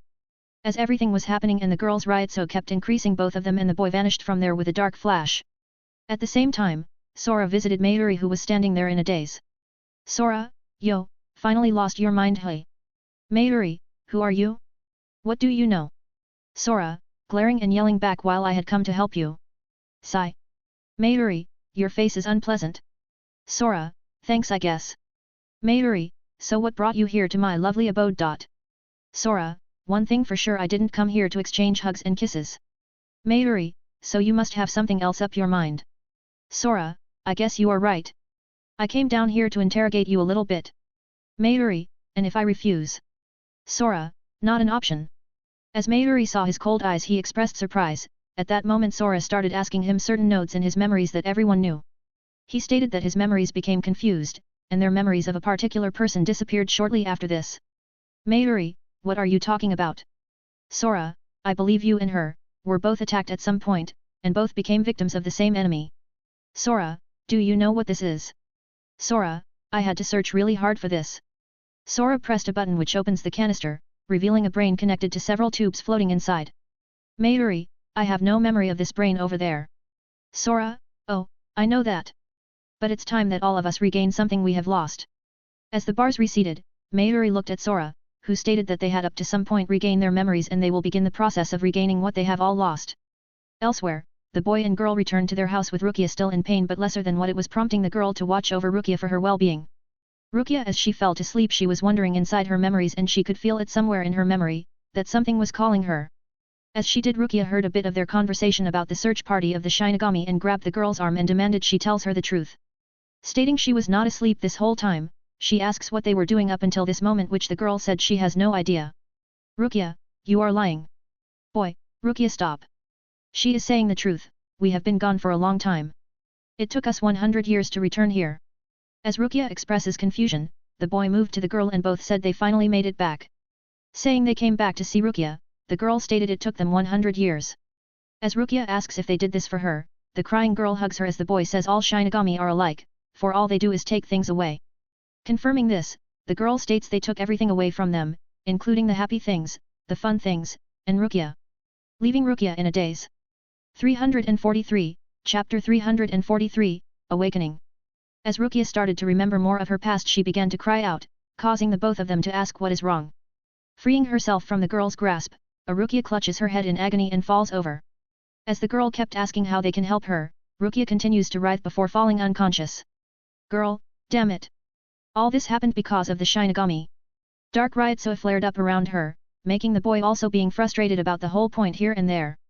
Somewhere within Soul Society, Sora was having a stroll after completing his task of healing Mayuri. He held Kyuzaka's mod soul and kept infusing it with his Ryotsu, and finally, he could see a change in it. Sora, oh? It's finally time for him to bloom. Sora asked his system as to what he must do now, and he was told that he didn't have to do anything at all as it will form his own body shortly. Staying true to his words, the light bulb flew from his hands away and landed 5 meters in front of him as it was crazily pulsating, then a light burst out from it and it was starting growing larger and larger. 10 minutes later a figure appeared that resembled Kyuzaka, with the only difference was that his face had an X scar going from his eyes down his jaw and that his hair was white. When he opened his eyes, Sora saw him having purple-colored ones. The mod soul looked at Sora before speaking up, surprising him. So, in the end, I died again. Sora, oh? You retained your memories? Do I have to call you Kyuzaka or are you going to change your name? I died twice and was reborn twice, but this time I can feel zero connection to Higher and Meru, instead I feel more powerful than ever. Is it because you were feeding me your ridiculous Ryotsu? Sora, you were so mocking me back then and now you are admitting I'm ridiculous? I'll have you know, by the way, that the Godi I-13 is no longer gonna mess with you, and in fact, you can gain a position if you like. So they fear you that much? Sora, if you had the power to wipe one of the nobles' families, I'm sure they would fear you as well. What happened when I died? Sora, nothing much. Sora gave him a brief explanation about everything that happened, shocking him greatly about how much he had underestimated this guy in front of him. Sora, to be honest, I never planned to save you, that was done by Mayuri, but after an eventful twist I found you and decided to help you. Just as Sora started giving him the full version of what was happening, meanwhile the boy and girl appeared above the ruined section of the Siraidai, with the boy carrying Rukia. Girl, look, the Shinigami are completely buried in the Reishi. Girl, why are you so worried? We are invincible. Boy, perhaps we may have gone too far. As the girl expresses surprise, the boy stated to her that Rukia might never remember their names because they took so much of her memory, and this would be horrible. Girl, you have to stop this. Girl, we just have to make sure she never remembers what occurred on that day, for if she ever does, you know what will happen. Girl, we cannot take this chance, and somehow it will work out, for once the Shinigami are destroyed, Rukia will be with us forever, even if she never remembers what our names are. As she stated they will go, they vanish in a burst of dark Ryotsu. Meanwhile, the mod Kyuzaka was shocked that the two people from Sora's briefing managed to bring the Siraidai down to this level while he pretty much did no damage. P.S. Thinking about something like purple ice or black ice for Kyuzaka, furthermore any good new name for him. 344, Chapter 344, The Final Preparations. Sora, so what are you going to do from now on? I don't know. Sora, should I give you a name? Technically didn't you raised me? Sora, I would rather kill myself than become your mother. I would rather die as well yet again. Do I have a Zanpakuto in this state as my attire was formed but no sword? Sora, you do have one but you will have to train all over again and connect with it. So back at the academy yet again. Sora, you know the drill, it would be a piece of cake for you. So what will my name be? Sora, I'm thinking something like Kuromaru or Kyuka. I kinda like Kyuka as it feels my life was full of deceptions to reach here, so I'll take that. When Kyuka accepted his name, Sora heard the system giving him a heads up about the completion of the mission, which was a few points as rewards and 5x complete Hogyaku. Sora, then I'll leave you on your own as I have kinds of stuff to do like preventing the two of them. Kyuka, what about Yin and Yang? Sora, those two will be my wives in the future, therefore, I sent them away with Senna towards the real world where they can relax a bit. Kyuka, then if an opportunity arises I would apologize to them. Saying their last words, Sora vanished, leaving behind Kyuka with complex emotions. It wasn't long before he vanished from there and went towards somewhere far in order to start training in awakening his Zanpakuto. But then he suddenly remembered he needed an Asauichi that the students are training when they transformed in their swords, and went towards the academy. It wasn't far, and when he reached there he was surprised when he felt a familiar Ryutsuo, and the other person was surprised when he felt his. Kyuka, Hitsugaya. Hitsugaya, it really is you. Sora was right, you did survive. Kyuka, my name now is Kyuka and I came here to get a sword as I want to train for my new Zanpakuto. Hitsugaya, I see, then follow me. Kyuka, why are you treating this so easily? Hitsugaya, because this whole mess was made by the families, furthermore if you have your own sword spirit the Soul Society won't do anything to you. Hitsugaya, if you need one more reason is that like the old times I wish to compete with you. Kyuka, always the naive type, don't cry when I surpass you. Hitsugaya, start training to do that. As Kyuka was getting guided to get his sword, Renji had reached where he was living as a kid, trying to find something that might trigger what he might have forgotten. At that time he stared at a vendor selling pottery. In the past, Renji and his friends held pots of water while running from a man, who says he will kill them before being tripped by a girl, who tells them where to go. In the present, Renji recalls his past with that girl, from the day she helped them steal water to the day she was accepted into the Kukaki clan, but he cannot remember her face at all. Looking at his hand, Renji shakes his head before leaving from there, trying to find something else. At the same time, the boy and girl phased through the mountain into Mayuri's lab. As they landed, the boy sets Rukia on the ground. As they run into the room with the large machine, the boy shakes his scythe, prompting the girl to ask. Girl, will the vial work? As the vial glowed, electricity crackles up the ropes connected to the machine, making the girl jump from happiness as she stated they did it. 345, Chapter 345, Bankai. Rukia woke up and saw themselves in a different room before she walked towards them. Girl, I'm glad. Rukia, you are all right. Are you in pain? Rukia wonders what this place is. As the boy begins to explain, the girl states they are going to chase away the Shinigami who have been making Rukia suffer. Expressing confusion, Rukia recalls seeing the boy and girl watching the destruction. Realizing what they are going to use the machine for, she said to them that they must not do this. Rukia, do you know how much destruction this machine can cause? You can destroy the entire Siridi if you are not careful. Girl, why? Why are you standing up for the Shinigami? Girl, they want to take you away from us again, we do not want to be separated from you again. As she falls to her knees and cries, Rukia asks what she is talking about and states she is going to be with both of them forever. As the girl continues to sob, Rukia puts her hands on her shoulders waiting for an explanation. As she states that Rukia just has to trust her, the girl looks up and says they cannot take any more chances, for they must be destroyed. Rukia, why is this so important? Girl, the truth is I'm. Boom. The dark Ryutsu surrounded her once more, which made the surging Ryutsu knock Rukia away as it expands from the top of the mountain. Extending in multiple directions, the Ryutsu seemingly destroys any building it touches. As a Shinigami wonders what it is, the buildings appear overhead before falling to the ground. As the falling buildings destroy other buildings, the Shinigami flee.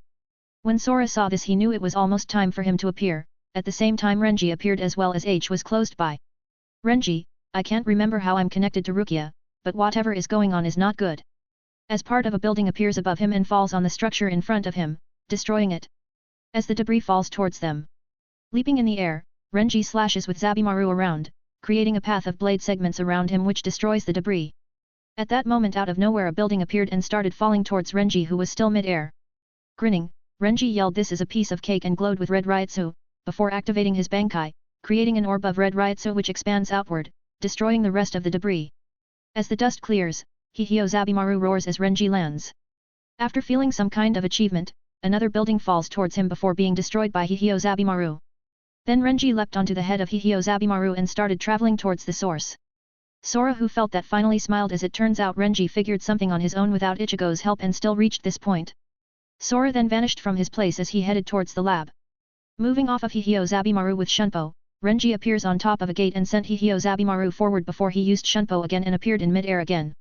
As Hihio Zabimaru moves towards to mountain, a large building appears in front of it. But Renji saw that and that was his reason for jumping in mid-air, which made Hihio destroy it and emerged from the smoke before Hihio Zabimaru continued towards the mountain. A few minutes later in the lab, Sora arrived stunning the two, and moments later Renji landed as he deactivated his Bankai. Sora, now what will it be, surrender or fight? 346, Chapter 346, The Darkness Has Come. Girl, I despise the Shinigami for what they have done. Taking everything from us. The girl started gasping as she remembered Rukia being attacked by the possessed Shinigami. As the more she remembered, the more her Ryutsu intensified.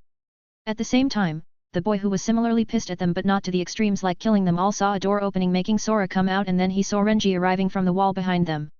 As the tearful girl turns around, she saw Sora and Renji, which Renji stating they had come to take back Rukia even though he didn't remember her. When Rukia saw Renji, she remembered her past with him and finally recalls his name. It was then she started trembling and puts her hand to her head. Girl, you two go away. Girl, Rukia does not know you and does not want to know you. Sora, oh? Then does she have the rights to know you too? Sora, your thoughts have been twisted and can no longer be called her friends with her now, can you? Girl, no. You are wrong about this. Girl, Rukia is a very close friend of us. Renji, great friends I would say, since you are causing her this much pain. Before the girl could speak, Sora was faster, making Renji eat his words. Sora, we don't want to hear that from someone who spent their childhood together and ended up forgetting her. Renji now did really shut up his mouth and no longer spoke up as he couldn't say anything about this. The girl then got pissed and said that they are wrong and that Rukia wishes to and wants to be with her and the boy. Renji, Rukia, you just need to remember you cannot give up being a Shinigami as it is a part of you. As Rukia looks at him, before clutches her head. At the same time, the girl ran to her and said to her that she has to resist. Begging her to not listen to them, the girl stated that she and the boy need Rukia here with them. When she begs her to not go back to the Shinigami, Rukia expresses confusion.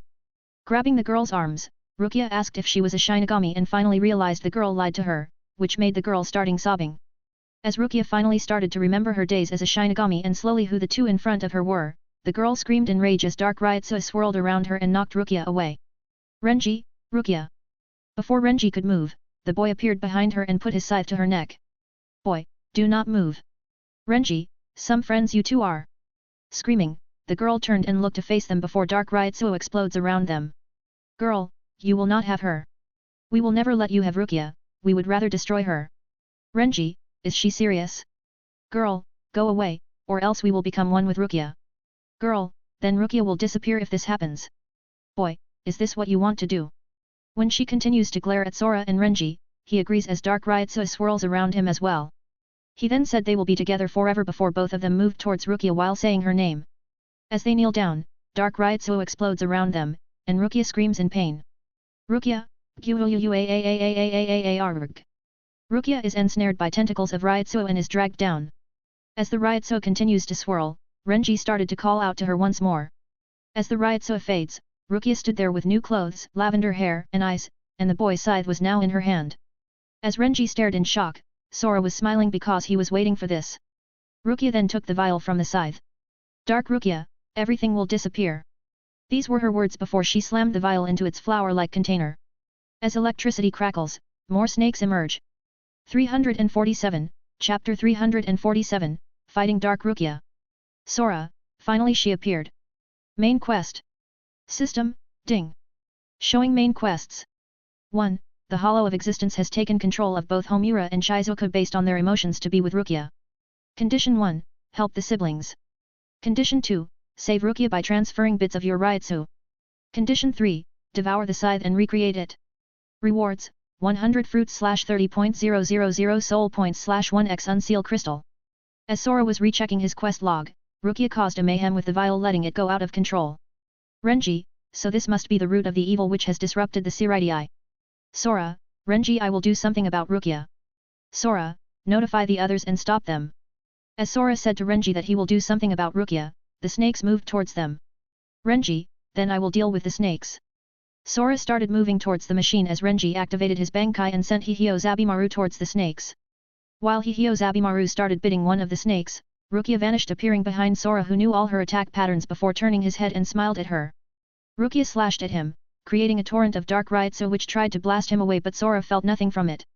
As the machine continues to spark, a large amount of the ooze bursts out of it. Renji was caught off guard and overwhelmed by it. The top of the mountain where they were, exploded as the ooze surges upward. As it extends into the sky, smoke covered it while lightning crackles in the clouds around it. As the Shinigami around the Siraidii watch, ooze drips from the clouds. When ooze begins to swell up, Hisagi and 10th Division Lieutenant Rangiku Matsumoto arrived. As Hisagi tells the Shinigami present to evacuate, one of the Shinigami tells them to look. As several eyes open on the ooze, an enormous, tentacled monster rises. As the tentacles fire streams of the ooze, which separate into smaller tentacles, from their mouths, Rangiku and Hisagi move away with Shunpo as the Shinigami around them are covered by the ooze. Meanwhile, Sora faces off against Rukia. As she slashes at him, Sora leapt back but before he could land safely, a lightning struck him from above which he deflected with his hand towards another direction. At that moment he heard with Rukia's hoarse voice the girl telling Rukia to shear Sora away, and then, in turn, he heard the boy telling her to do so now. Sora, oh? You two can talk even now. Slashing at Sora, who dodged instead of fighting seriously, Rukia attacked him again and again. Sora was waiting for the moment the hollow truly takes control making her eyes go completely black. From what he could remember it would be any moment now, Rukia appeared behind him and threw her scythe at him. Sora finally drew his sword and deflected the scythe, which sent back at her enabling her to follow up with stabs at him from the handle of the scythe for several times before uppercutting him with it. Stabbing at him several more times, Rukia slashed at him yet again causing Sora who played around to leap back away. Sora, hey what's wrong, weren't you going to shoo me away? Sora, put more power in your attacks. As if understanding his mocking words Rukia started teleporting so fast that it made after images in his eyes.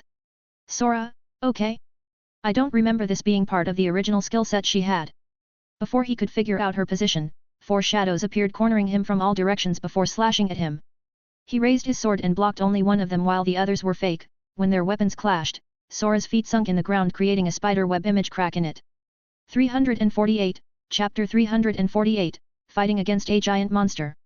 As the dust settled from the spider web crack on the ground, Rukia didn't let him go and continued to attack him, she leapt into the air and slashed at him.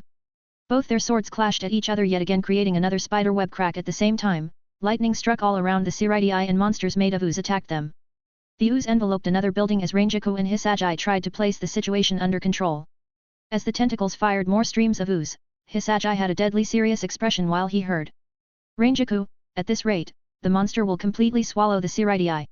As if the heavens heard her, someone called out to her. When she turned around she saw Hitsugaya along with Kyuzaka appearing behind them. Hitsugaya, Matsumoto, we need to regroup, make the necessary steps. At the same time Yamamoto, Kojiro, Swafon, Yukatake and Shunsui appeared behind him. As the tentacles roar, one of the eyes looked towards Ikeku and Yumichika who run up to it in order to kill it. Yukatake, I wonder what that monster is like. Shunsui, surely it's not here to sign a peace treaty. As they were clueless about what to do someone approaches them shedding light in the darkness. Mayuri, Yar, I can't believe I fell for gimmicks and caused this. Hitsugaya, Captain Mayuri. Mayuri, Oh. Kyuzaka, you bloomed. Kyuka, it's not Kyuzaka, Captain Mayuri, from now on my name is Kyuka. Mayuri, oh? Who named you and who made you bloom? Kyuka, dha same person who is going to kill you if you don't speak on how to solve this. Mayuri, che. Sora. Yamamoto, Captain Mayuri, enough of the drama, tell us how we can stop all this. Mayuri, you will need to remove the control lock for the Reishi convergence device which I created and is likely in the enemy's possession. Mayuri, otherwise all the terrible things which have happened so far as a result of this device going out of control will worsen. Mayuri, a surefire way to stop it even after removing it will be to destroy it.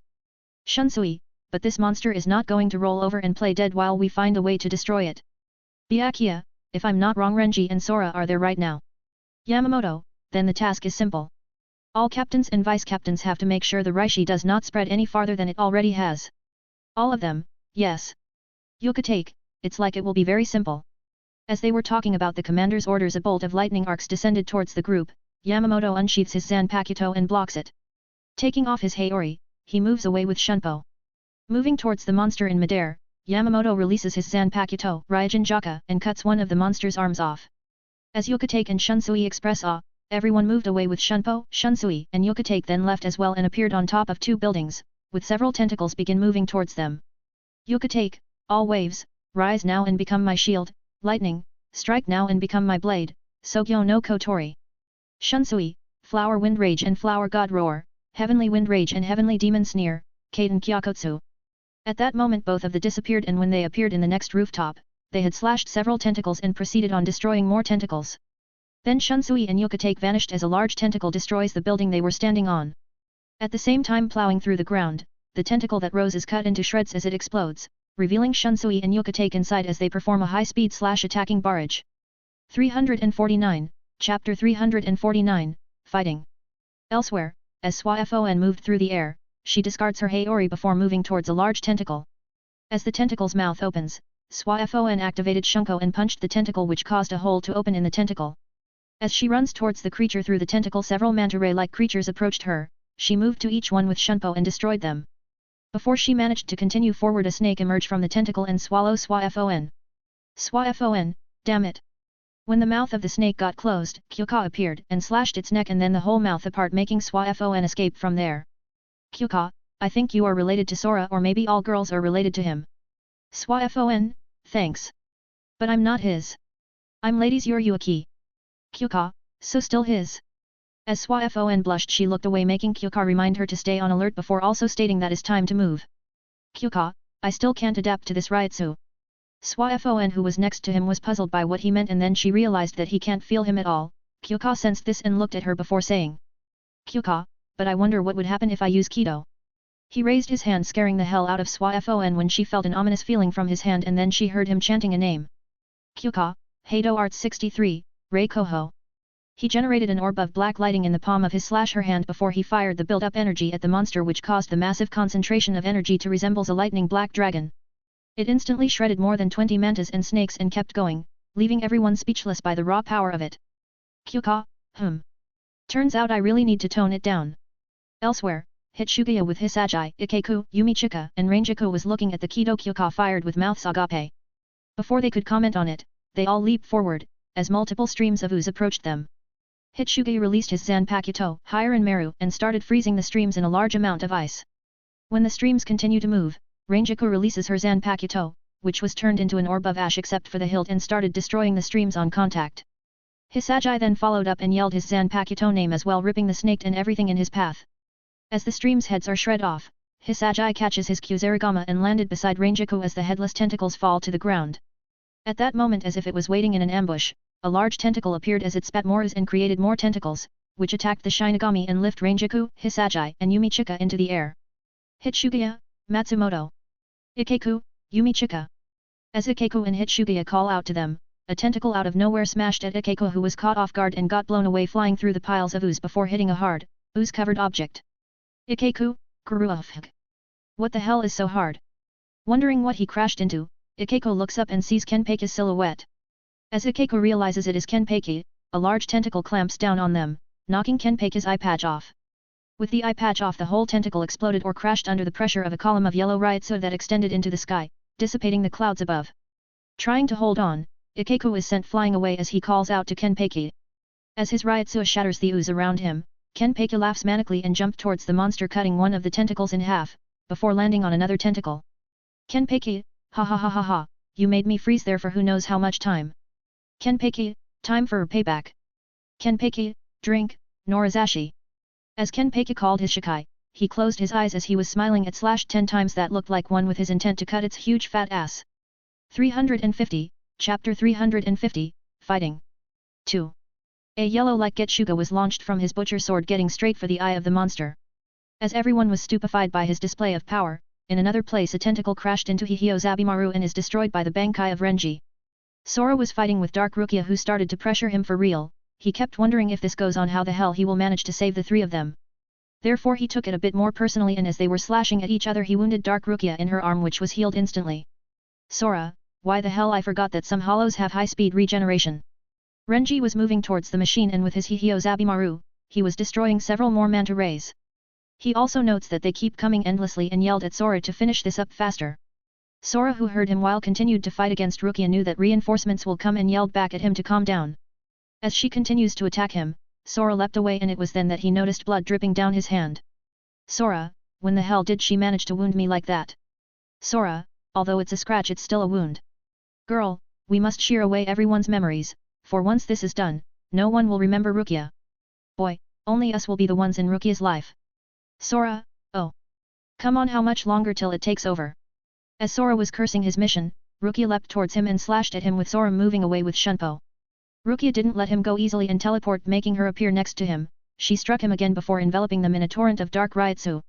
Just as Sora started to really feel the pressure from her, making him raise his power and tad bit more each time her scythe phased through his sword. Sora having no problem at all with the scythe's effect as he leapt back, he expressed joy as the Ryutsu around Rukia separated into strands, revealing Rukia's eyes to have turned completely black. Meanwhile, Kyuka, Swafon, Yukatake, and Shunsui appeared together. Stating it is not going well, for the monster is too big, Yukatake said they are not going to make any progress until they destroy the device in the lab tower. Kyuka, we cannot get to the lab tower with the monster in the way, we will have to at least rid of. Before he finished his words, another yellow Ryutsu flared up near the monster which cut one of the legs. Kyuka, rid of one of its legs. As Shunsui wonders what was going on there, they started hearing Kenpei laugh manically as he destroyed more tentacles alongside Ikeku and Yumichika. At that moment Byakuya appeared with Shunpo and released his Zanpakuto, Senbonzakura, before creating a tunnel of whirling blades. Byakuya, I'm going there first. As Shunsui stated he is counting on him, he leapt through the tunnel. As it vanished, several tentacles burst out of the ground around them, making all of them disperse in order to dodge. At that moment two voice was heard with different results. Hitsugaya, Bankai, Daiguren Hiren Meru. Mayuri, Bankai, Kanjiki Ashisaji Jizo. Hitsugaya, who activated his Bankai, Daiguren Hiren Meru, froze every tentacle in the air, while Mayuri made his Bankai rush and poison the snakes, manta, and tentacles which started melting. As Yukatake thanks him, Hitsugaya tells him to not mention it and says they must move, prompting them to run off in a different direction. While Mayuri was looking with an amusing look as he thought of taking samples of the ever-evolving monster in front of him. 351, Chapter 351, Fighting. 3. As Yukatake and Shunsui slash through several manta rays, Swafon beat down two other tentacles. Using Ryusenka, Hitsugaya encases a large tentacle's head in ice. Jiaka started pure sword fighting as with Kido he might kill someone if he takes the previous example before a manta ray clashed with his sword and pushed him away. Meanwhile, Rukia kept slashing at Sora, who this time was getting really serious in this fight and started giving her more wounds on her body. Moving to him, she slashed at him again, cutting off part of his Shiakusho. She then vanished, making Sora focus on the environment to trace her. He closed his eyes and reignited his intent on his hand to auto-parry any attack, and as she appeared behind him and puts her scythe to his throat, making her grin thinking that she finally did it. Sora's hands moved in such an unbelievable angle that made his sword pass through his armpit by a hair's breadth, causing the tip of his sword to knock away her scythe, leaving her with a shocked expression.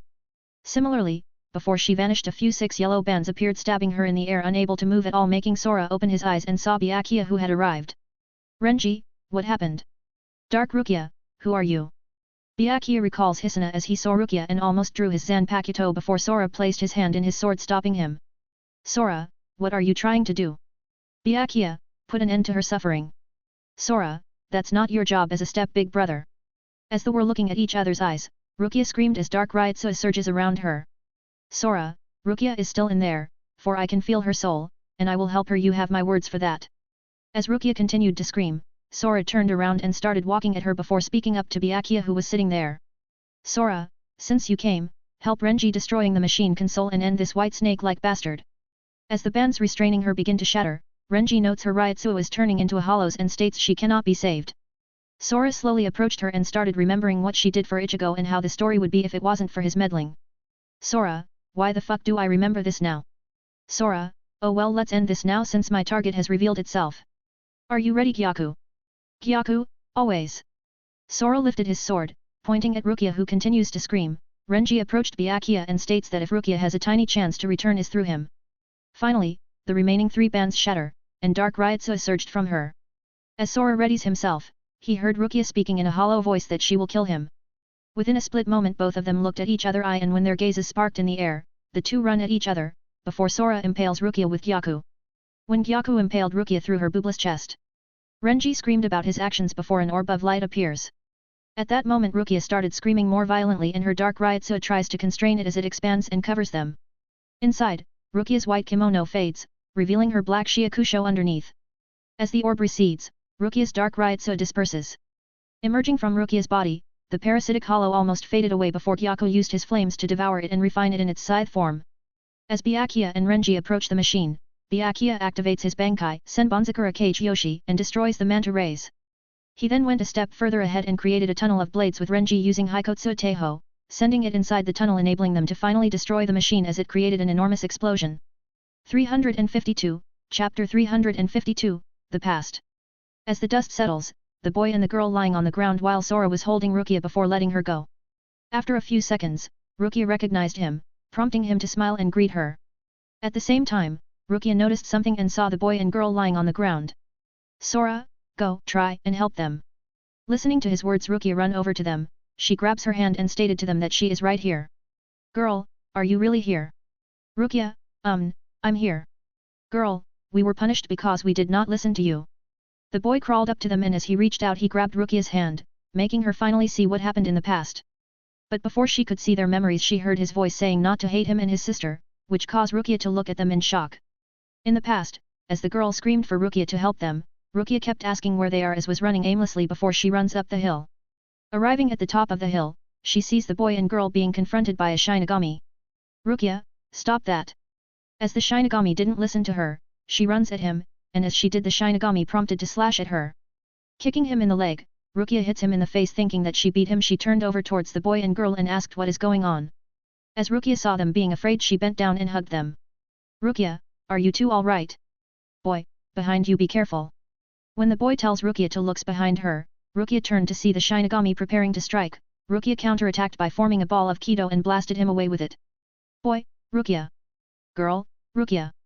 Rukia, stay behind me. As Rukia tells them that, a dark Ryotsu started surrounding the Shinigami. Rukia, who was seeing this up close, she wonders what he is. The Shinigami got up and started speaking in a hoarse voice as he stated he wants their Ryoryoku. Coiling around him, an image of a parasitic hollow appeared and said that this body is useless to it. Rukia, you two run. As Rukia tells the boy and girl to run, the Shinigami attacked her. As she was dodging, she attempted to hit him with Kido again, only for him to find his chance and catch her arm. When he did, he punched her in her stomach and then lifted her up by the throat. Rukia, you are a monster, not a Shinigami. As the parasitic hollow was hearing praises from Rukia, he brought out its tail, making the boy to call out to Rukia with a worried face. As the hollow placed its sickle in Rukia's mouth, the girl stabbed him in the leg with Rukia's Zanpakuto. Girl, leave Rukia alone. Hollow/Shinigami, get lost. The Shinigami punched at her face, making her fly meters away before landing. Rukia, you. Hollow/Shinigami, shut up. You are next. But first, this thing is in my way. As the Hollow/Shinigami pulled out her Zanpakuto, she clenched her neck, even more, making her slowly lose her consciousness and darkness fell over her. Rukia, damn it. Hollow/Shinigami, you are in my way. The Shinigami squeezed her neck even tighter before throwing her away and walked towards the two. At that moment, Rukia's vision blurred and faded to black. After minutes, Rukia waked up and couldn't understand why she was on the hill above. His sword lay there for no apparent reason. Her only thought was, did she passed out while training? 353, Chapter 353, Homura and Shizuku. In the present, Rukia opened her eyes wide open when she finally remembered everything. She finally realized why she was on the hill there all alone. Rukia, I remember now, when I had woken up at that time you two were gone, but I forgot about it for some reason. Sora, that was probably the hollow erasing your memories of them so that he can leech on them. Sora, not only that, the boy and girl possess a special ability to perform teleportation, and they likely placed the hollow into their own bodies moments before they died in order to protect you. Sora, which made the already dead Shinigami's body to withers and disintegrates. Sora, as the two of them were on their last straw of breath, the hollow did not realize it had become parasitically attached to a dead body, and rushed back to Hueco Mundo. The two of them vaguely recalled that as they took over the hollow's consciousness in the process, in the past, the boy and girl's bodies dissipate, and they emerge from a cloud of dust in Hueco Mundo. Sora, their overwhelming desire to see you, their first friend, sustained them and brought them back to you. Girl, so now Rukia, you remember. We are really sorry for lying to you about what happened. We didn't want you to be upset because we had died. Rukia, your lives had not ended. Rukia, look at what happened. You came back to see me and are a part of my life, which makes me very happy. Boy, we wanted to see you again. Girl, that because you are the only friend we have ever had.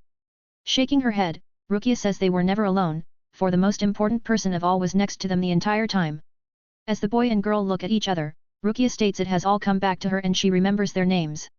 Rukia, your names are Homura and Shizuku. Sora, it means the two of you shine brightly. As Shizuku and Homura repeat their names, which are what they wanted to hear, their eyes shined with happiness. Homura, they are truly nice names.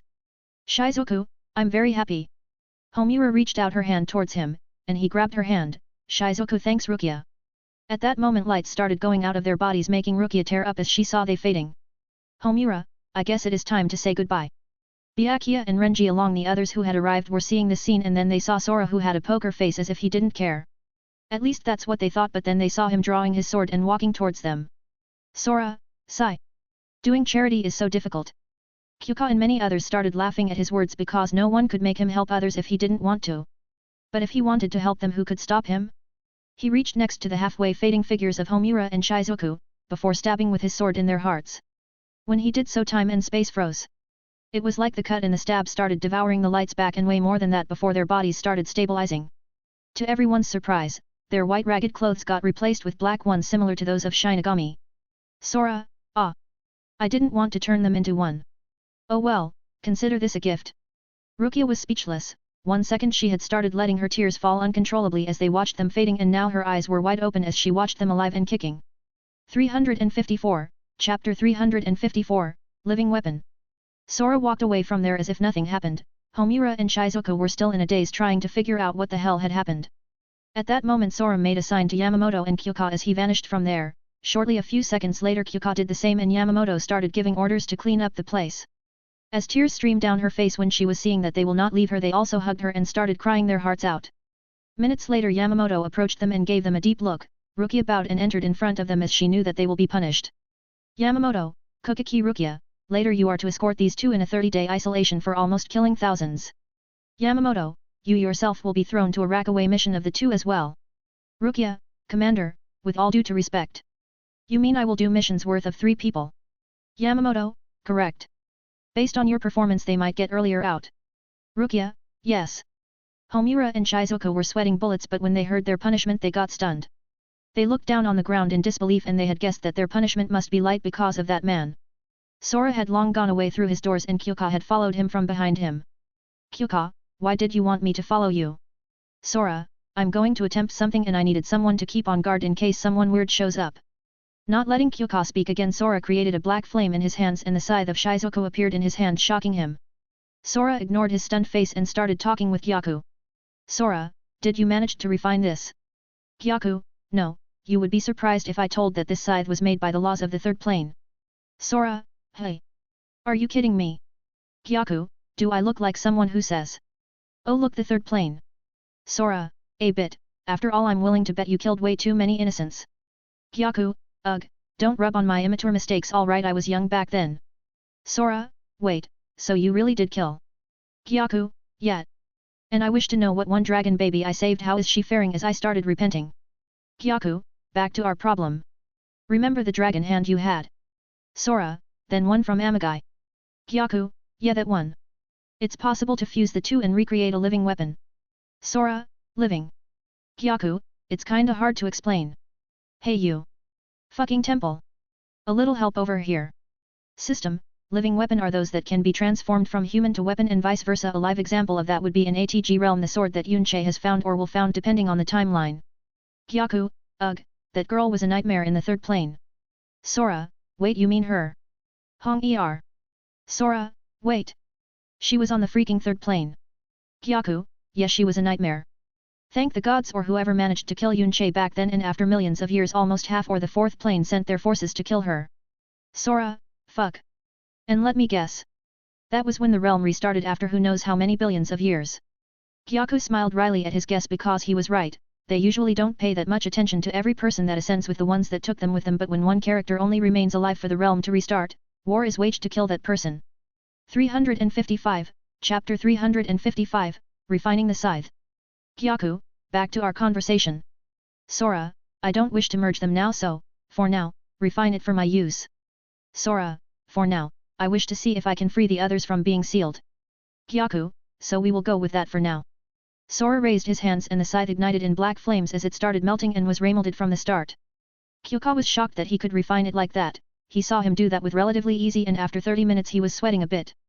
Sora, who was feeling his Ryotsu being depleted at an alarming but steady pace, just as he thought it would take him much more than that, his system notify him of the completion of his quest. System, ding. Main quest completed. Rewards, 100 fruits / 30.000 soul points / 1x unseal crystal. System, ding. Showing new stats. Status. System, ding. Opening status. Name, Xylan /age, 17, 38, /level 871 exp, 336.288.887/990.665.223.120.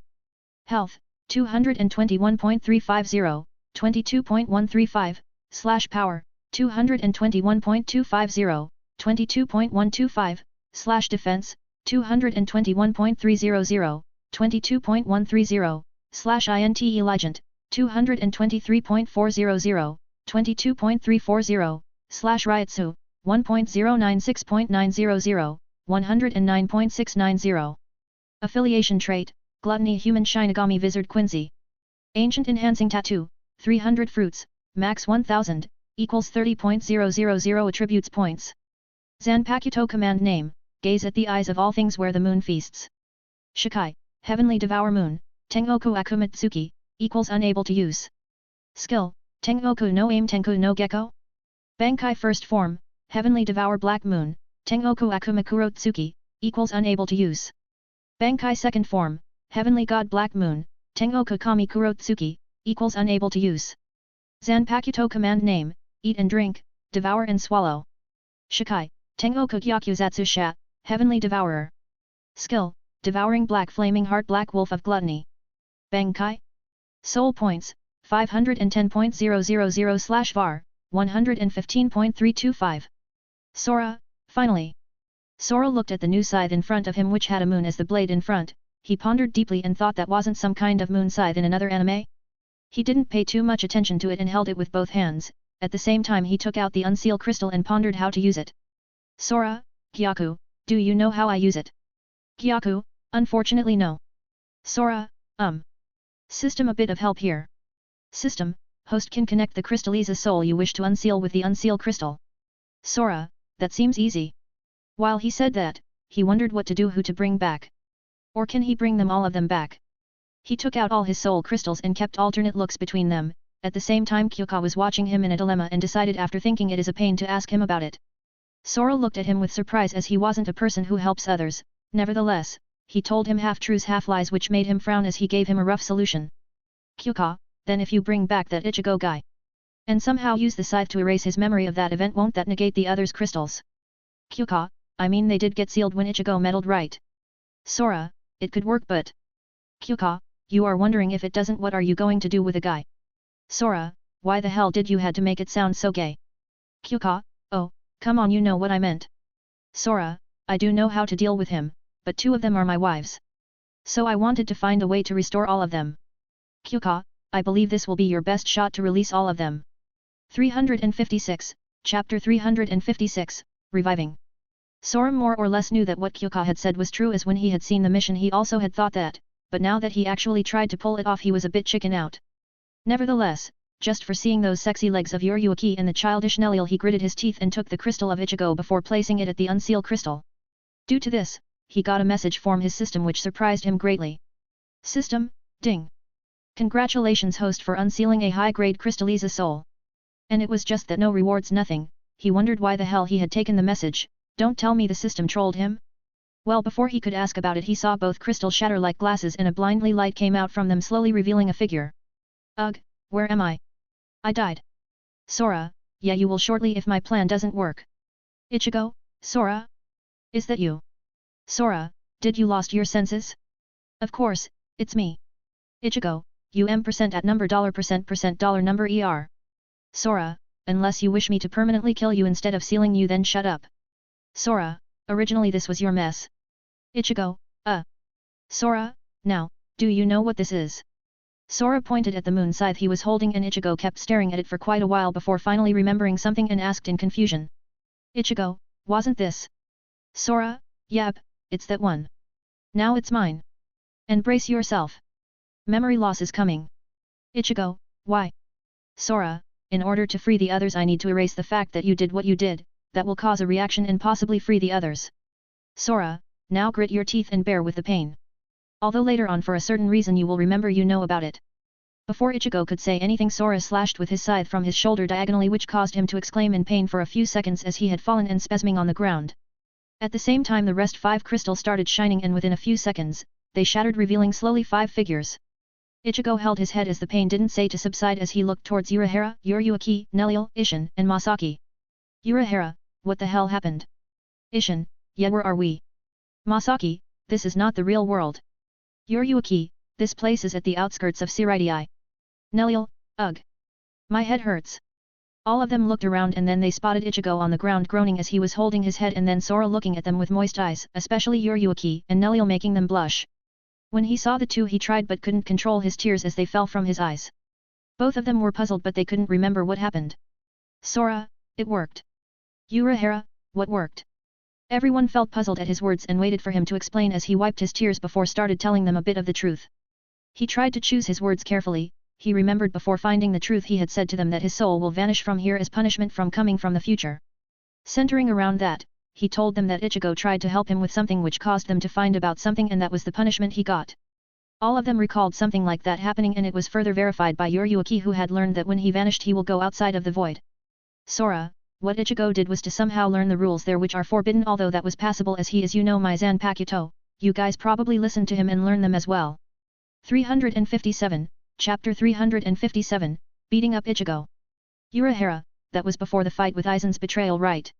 Sora, yes, at that point I was tasked with sealing permanently your existence, which I did by killing all of you. Sora, you would have remained that way until my time was up. Masaki, but then what changed? Sora, I found something that Urahara was studying and used it to my advantage.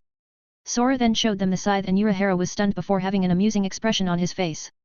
Urahara, I see, so you used that to erase the memory of Ichigo meddling around, and at the same time, since memories are connected with each individual, you erased ours as well. Sora, correct, and that caused a chain effect to partially erase one of the reasons you came to Soul Society to fight with Aizen, as it was the time I killed you all. Urayuki, I do have vague memories or blur memories of that and spending time in the spiritual lake. Sora, those did happen, so you will remember them clearly in time. Masaki, Sora, what about Yuzua and Karin? Sora, they are here in Soul Society training. Sora, before you say anything let me tell you. What happened during the time you were sealed?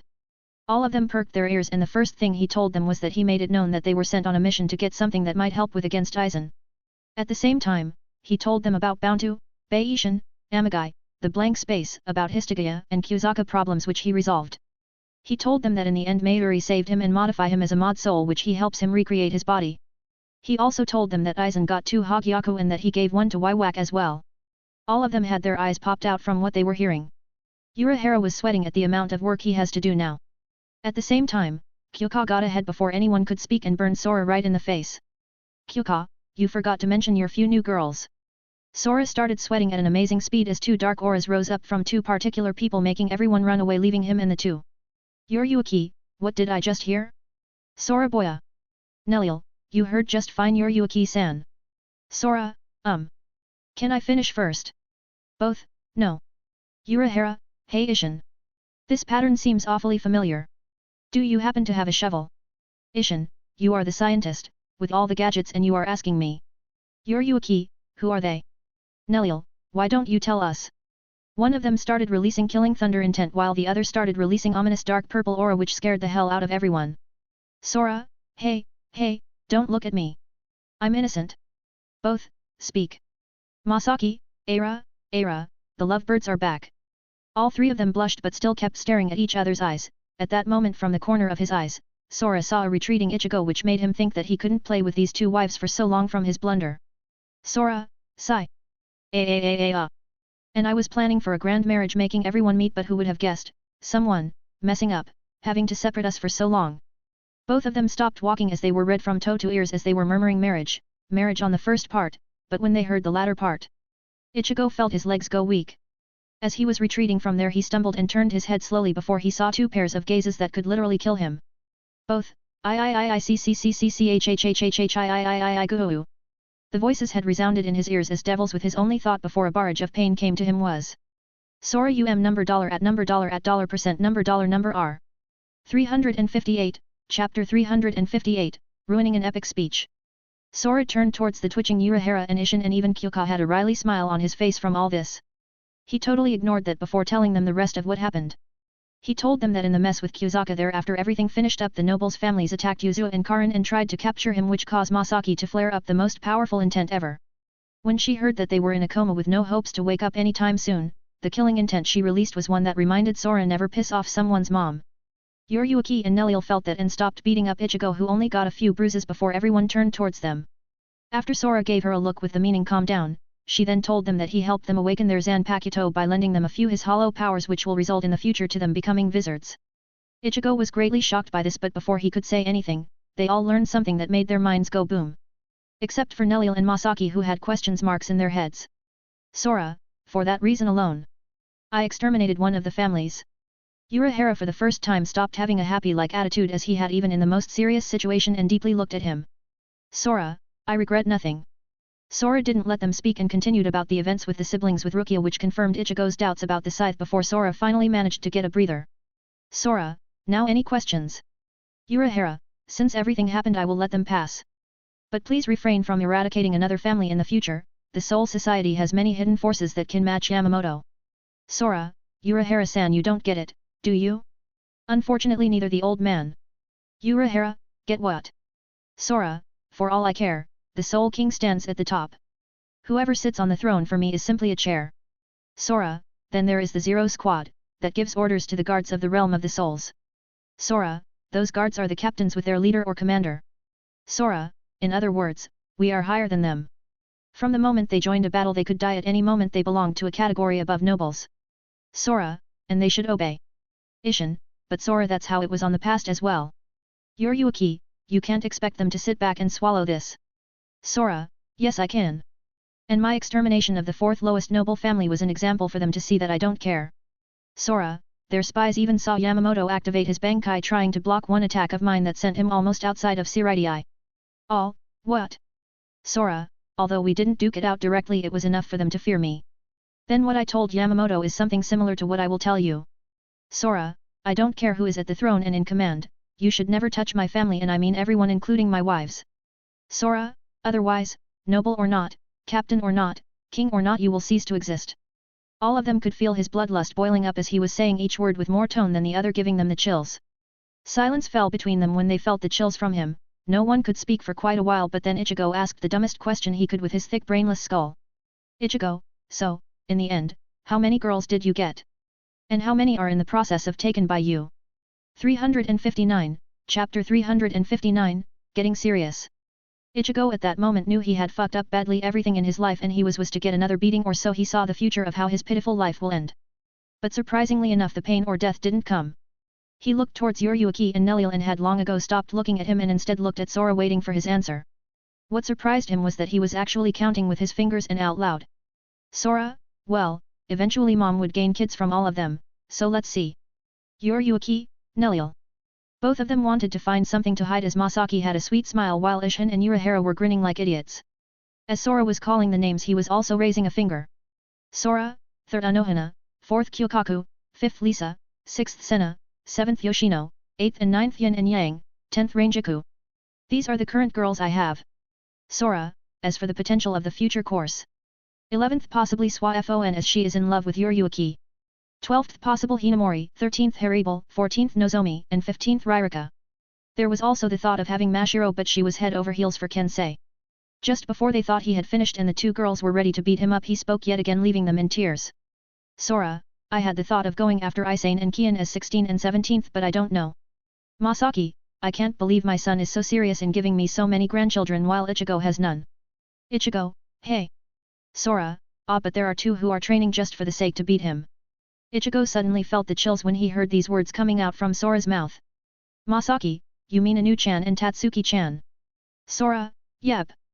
Yuryuki, I can't believe I fell for a womanizer. Neliel, just to confirm this, there won't be any additions, right? Sora, not that I know of. Urahara, Since you guys finished your catching up and Ichigo is still alive somehow, can we get a bit more serious? Urahara, cause you know, if we lose both wars nothing of all those will happen. Sora, About that Urahara. We have 5 to 6 months with the fight of Aizen and almost a year after his war with Waiwak. Sora, originally you had a few weeks. So be grateful I gained us time. Urahara, by what? Giving him 2 Hogyaku. Sora, don't blame me, I needed something to trick him for all of your deaths. And I had to say his face was priceless. Totally worth it. Unfortunately, I didn't have a camera when I faked being under his control. Urahara, there is a chance he had realized you tricked but you are right I wait to see his face when he sees us alive and kicking. Sora, now then Dad. I have some news for you. The Shiba clan raised both in status and members. Sora, you can go check it out. Sora, now then all of us have our part to do and the first thing is to report to your reliable sources in both 3 realms that you have returned from your missions. Urahara, yes we need to do that, at the same time we need to prepare and train as I kind of feel stronger. Yuruaki, yes now that you mention it so do I. Sora, the crystal I had to seal you for certain reasons and please this time stop thinking about it. Had the effect of nourishing both you and your swords. Ishin, so you mean to say that our Shikai and Bankai may have changed? Sora, correct at the same time when we return to the real world, I'll teach you about intent. Which will amplify your powers. 360, Chapter 360, Crying in Pillows. Everyone stared at him trying to make heads or tails about what that intent was. At the same time, they saw him unwillingly to tell them, therefore, they proceeded to leave each for their destination and then reunited in the real world. Masaki, so where were Yuzu and Karin again? Sora, in the 4th division with Anohana training. Ishin, so you left them with one of your future wives. Sora, well they didn't seem to mind, neither she did and also she is the best at healing others. Yuruaki, can't argue about that. Ishin, then first we'll head there and then to the Shiba clan or what was left of it. Sora, then enter my doors and you will reach there in a jiff. Both his parents nodded and then they looked towards Ichigo in order to confirm that if he is going as well. Ichigo saw that and looked at Sora as if he wanted to say something. Sora gave him a look as if saying we can talk later go now. Before he vanished as well inside the doors. Urahara, then I will check a few things here, and appeared to report to Yamamoto-san, then I'll head back. Sora, then we will speak of the future planning there. Urahara nodded and used Shunpo vanishing from their sights which shocked Yuruaki as his speed had become almost the same as her own. Sora, Kyuka, you will need to train your Zanpakuto all over again, therefore, I will leave you here. Kyuka, I hope when the times come to be able to meet again. Sora, no worries we will, after all, you need to apologize to those 2. He then turned towards the 2 figures that had remained with him and smiled at them as he was looking at their eyes and at the same time they were looking at his. As if understanding each other their use they respectively flash steps vanishing from that place leaving Kyuka behind to his own thoughts. Somewhere far away from there, 2 figures were trying to catch him but he kept dodging as he was smiling at them. At some point, he suddenly stopped in front of them while turning his body over to them and opened his arms as they crashed on each other since they didn't expect that. They all fell on the ground while dust was raised from the crater they made with their fall. Before they could speak and lash out to him, they felt his hands tighten around their waists and shivering. When they looked at his face he had a happy smile while tears fell from his eyes before burying his head in their huge 4 bouncy breasts.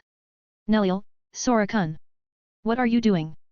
Yuruaki, Aira you couldn't hold anymore and attacked 2 girls in the middle of nowhere. Aren't you bad Sora boya? Contrary to what they had said they felt happy inside them and their hearts break down when they heard his sobbing and words. Sora, sob, I'm so sorry. I had to kill you. I'm so sorry. Sob. The more he sobbed the more he pushed his head in their embrace which melted their hearts seeing this. Yuruaki, although, I can't remember everything about why we end up in this state. I do remember spending time with you in the lake telling us you will find a way to bring us back. Nelil, there we are back. Their words however backfired as his tears increased in volume making the clothes in their breast area drenched from them. Looking at him helplessly the both hugged him and stayed like till he calmed down on his own after venting his feelings in their embrace. Somewhere far away from there, a figure was releasing killing intent inside her watching this sight and a person next to her was sighing. P.S. Care to find who these 2 people are? I challenge you. 361, Chapter 361, Spicy Things Up. Captain Swafon. There is no use being like that. You do know you will never be with each other. Swafon, and what do you know Tatsuki? From when we felt them earlier we rushed here and when we saw them even you froze. Tatsuki, I didn't. Swafon, yes you did. Tatsuki, says the one who is punching the rocks for 30 seconds now. Swafon, say the one who is tapping her foot on the ground. As they continue to argue, Sora finally calmed down himself and this time he was genuinely hugging them as he rubbed his face in their boobs making them giggle. Sora, I miss you so much. You're Yuki, yeah right. Neliel, with how many girls did you go on a date these months that probably passed by? Sora, 3 I think. You're Yuki, wait, you said you have at least 7 girls including us ready to follow you right? You're Yuki, how come you dated only 3? Sora smiled wryly before he sighed and started telling them from scratch his love story so far, add with what he had told them about what happened it wasn't hard for them to realize that one thing brought the other and he stayed like that. You're Yuki, boya, aren't you like the worst? Neliel, so you did Anohana and Kyokaku but never saw them again. No, it would be correct to say you never paid that kind of attention again. Sora, I know that I haven't really treated them exactly rightful as my girls up till now but that's gonna change. You're Yuki, how so? Sora, because now my powers have stopped growing for various reasons, therefore, I have all the time till the battle with Aizen to finally not be a jerk and treat all of you nicely. You're Yuki, you mean apart from beating us up in the training you have in mind? Sora, look at the bright side. Neliel, which is? Sora, I will get to see your sexy legs trying to kick me with no results. Both the girls got pissed at his comment and smiled mischievously at him, he sensed that and was confused why they would act this way. You're Yuki, Raboya, you mean we will never catch you or something? Neliel, now Sora-kun how about we test your theory? Sora, you can later on, for now, I want to piss off the figure that's releasing killing intent towards me behind that small mountain.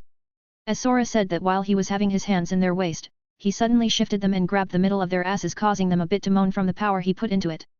At the same time, they blushed as before they could say something he started kissing them as he looked at them and only them, it was only in his eyes only the two existed at that moment which caused them to be ignited.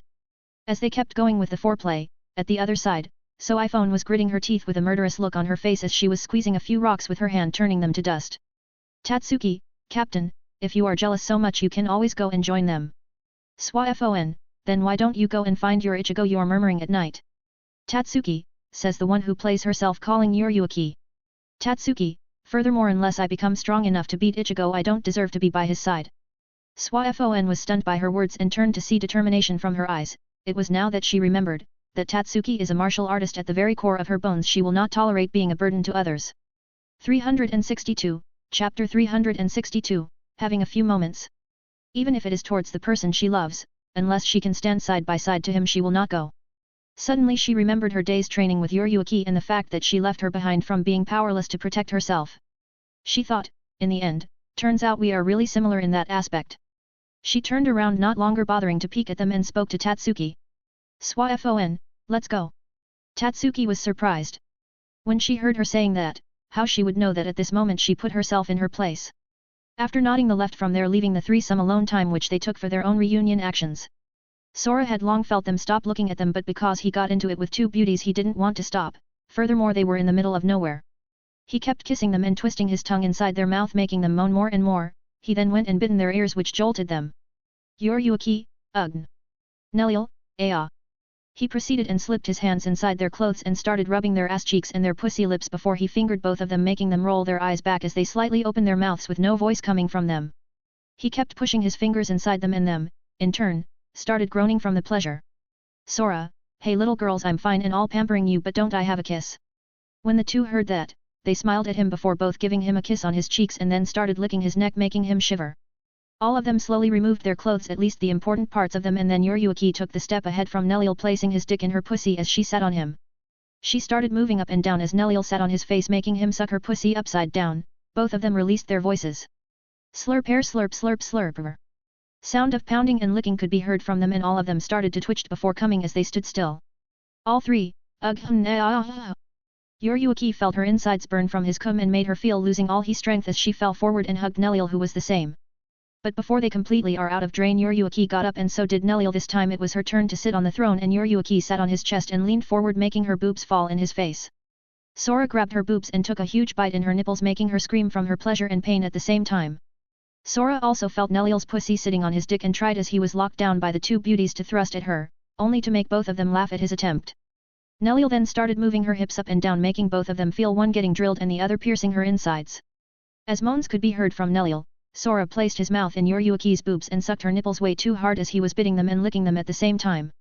It wasn't long before all of them feeling it was time for their climax and Nelliel made an evil smile that none of them could see as Yuryuki was sitting in front of her facing Sora.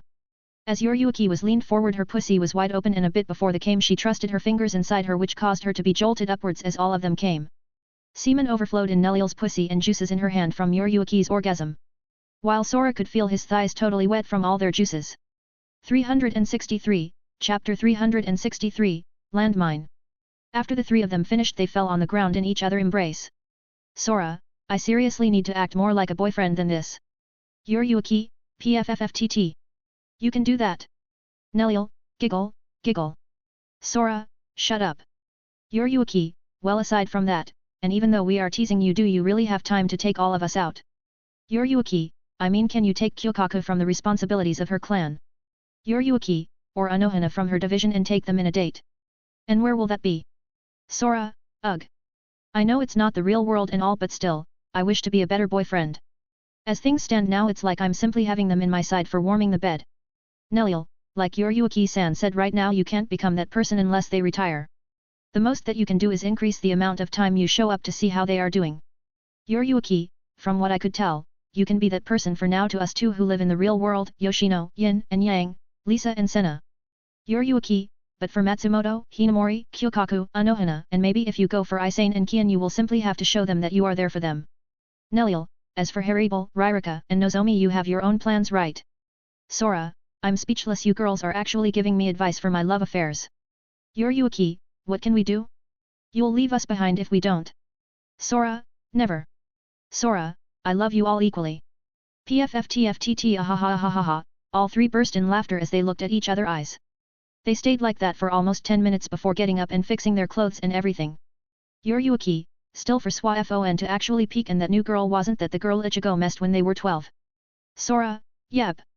She wants to beat Ichigo in his own game now, at least that's how she says but, in reality, she wants to be with him. Nelliel, she might be feeling that she will be left behind by everyone. Yuryuki, no wonder she bonded that fast with her. Sora, yeah, probably she felt the same feelings from her as she had when you left her behind. Yuryuki, ugh. Sora, enough with that, as you two said I will go and see them before leaving for the real world. Sora, Nelliel, you go and be careful in Hueco Mundo to find your partners. Nelliel, Yuryuki, as for me I'll pay a visit to SWAFO and perhaps I'll clear a few things. Sora, well then, see you two in the real world. With his words, Yuryuki vanished with Shunpo while Nelliel vanished with Sanido as he entered the void through his doors. After a few minutes, he appeared in a familiar place where he lived for a few months here. In front of him were many rows of shelves with books he had read with his position of 3rd officer of the 5th division. Sora, this place hasn't changed at all. Of course not. So that you can read whenever you come here Sora-kun. Sora, Hinamori, when did you learn to say what you think? Hinamori, I've picked up a few tricks.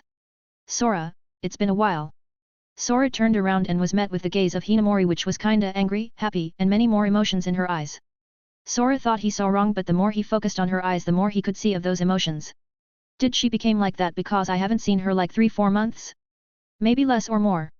He suddenly had a premonition that he might say something that will make a landmine blow up in his face, and last time he checked he almost died by one. 364, Chapter 364, Casual Talking. Hinamori, so it's only for the library that you usually visit? Sora, not always, didn't I get to spend time with you as well in the past? Hinamori, yeah in the past, but now you had a few new companions didn't you? Sora, ugh. You mean Senna or those two? Hinamori, so there are many more.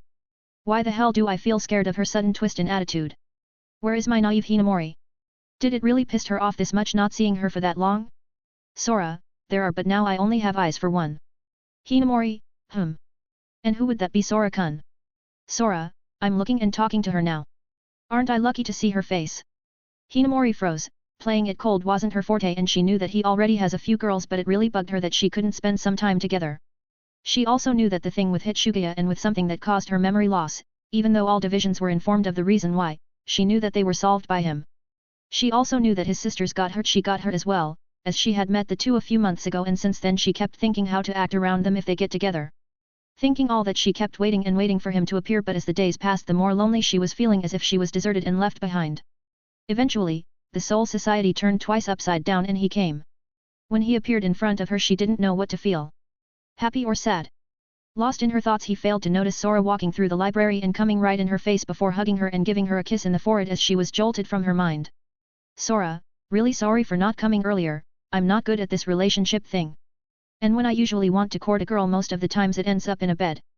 Sora, furthermore, where would I take you here for a date? Maybe for a launch? It means nothing to me, but I neglected the fact that it may mean a lot to you and the others. Hinamori was shocked by his gentle voice as he looked at her eyes and she looked at his eyes, both could see their reflection on each other's eyes. Hinamori, and what will you do now that you realized it? You already messed up. Sora, for now I'll stay like this and see your starry eyes. Hinamori was flustered. She was new at this, she felt burning up from his gaze and started blushing more and more, adding a bit of cuteness in her arsenal. Sora continued to huge her and rubbing her hair as he kept looking at her in her eyes. For some reason he had to admit that it was kinda nice being looked in such a way. Should he try it to the others as well?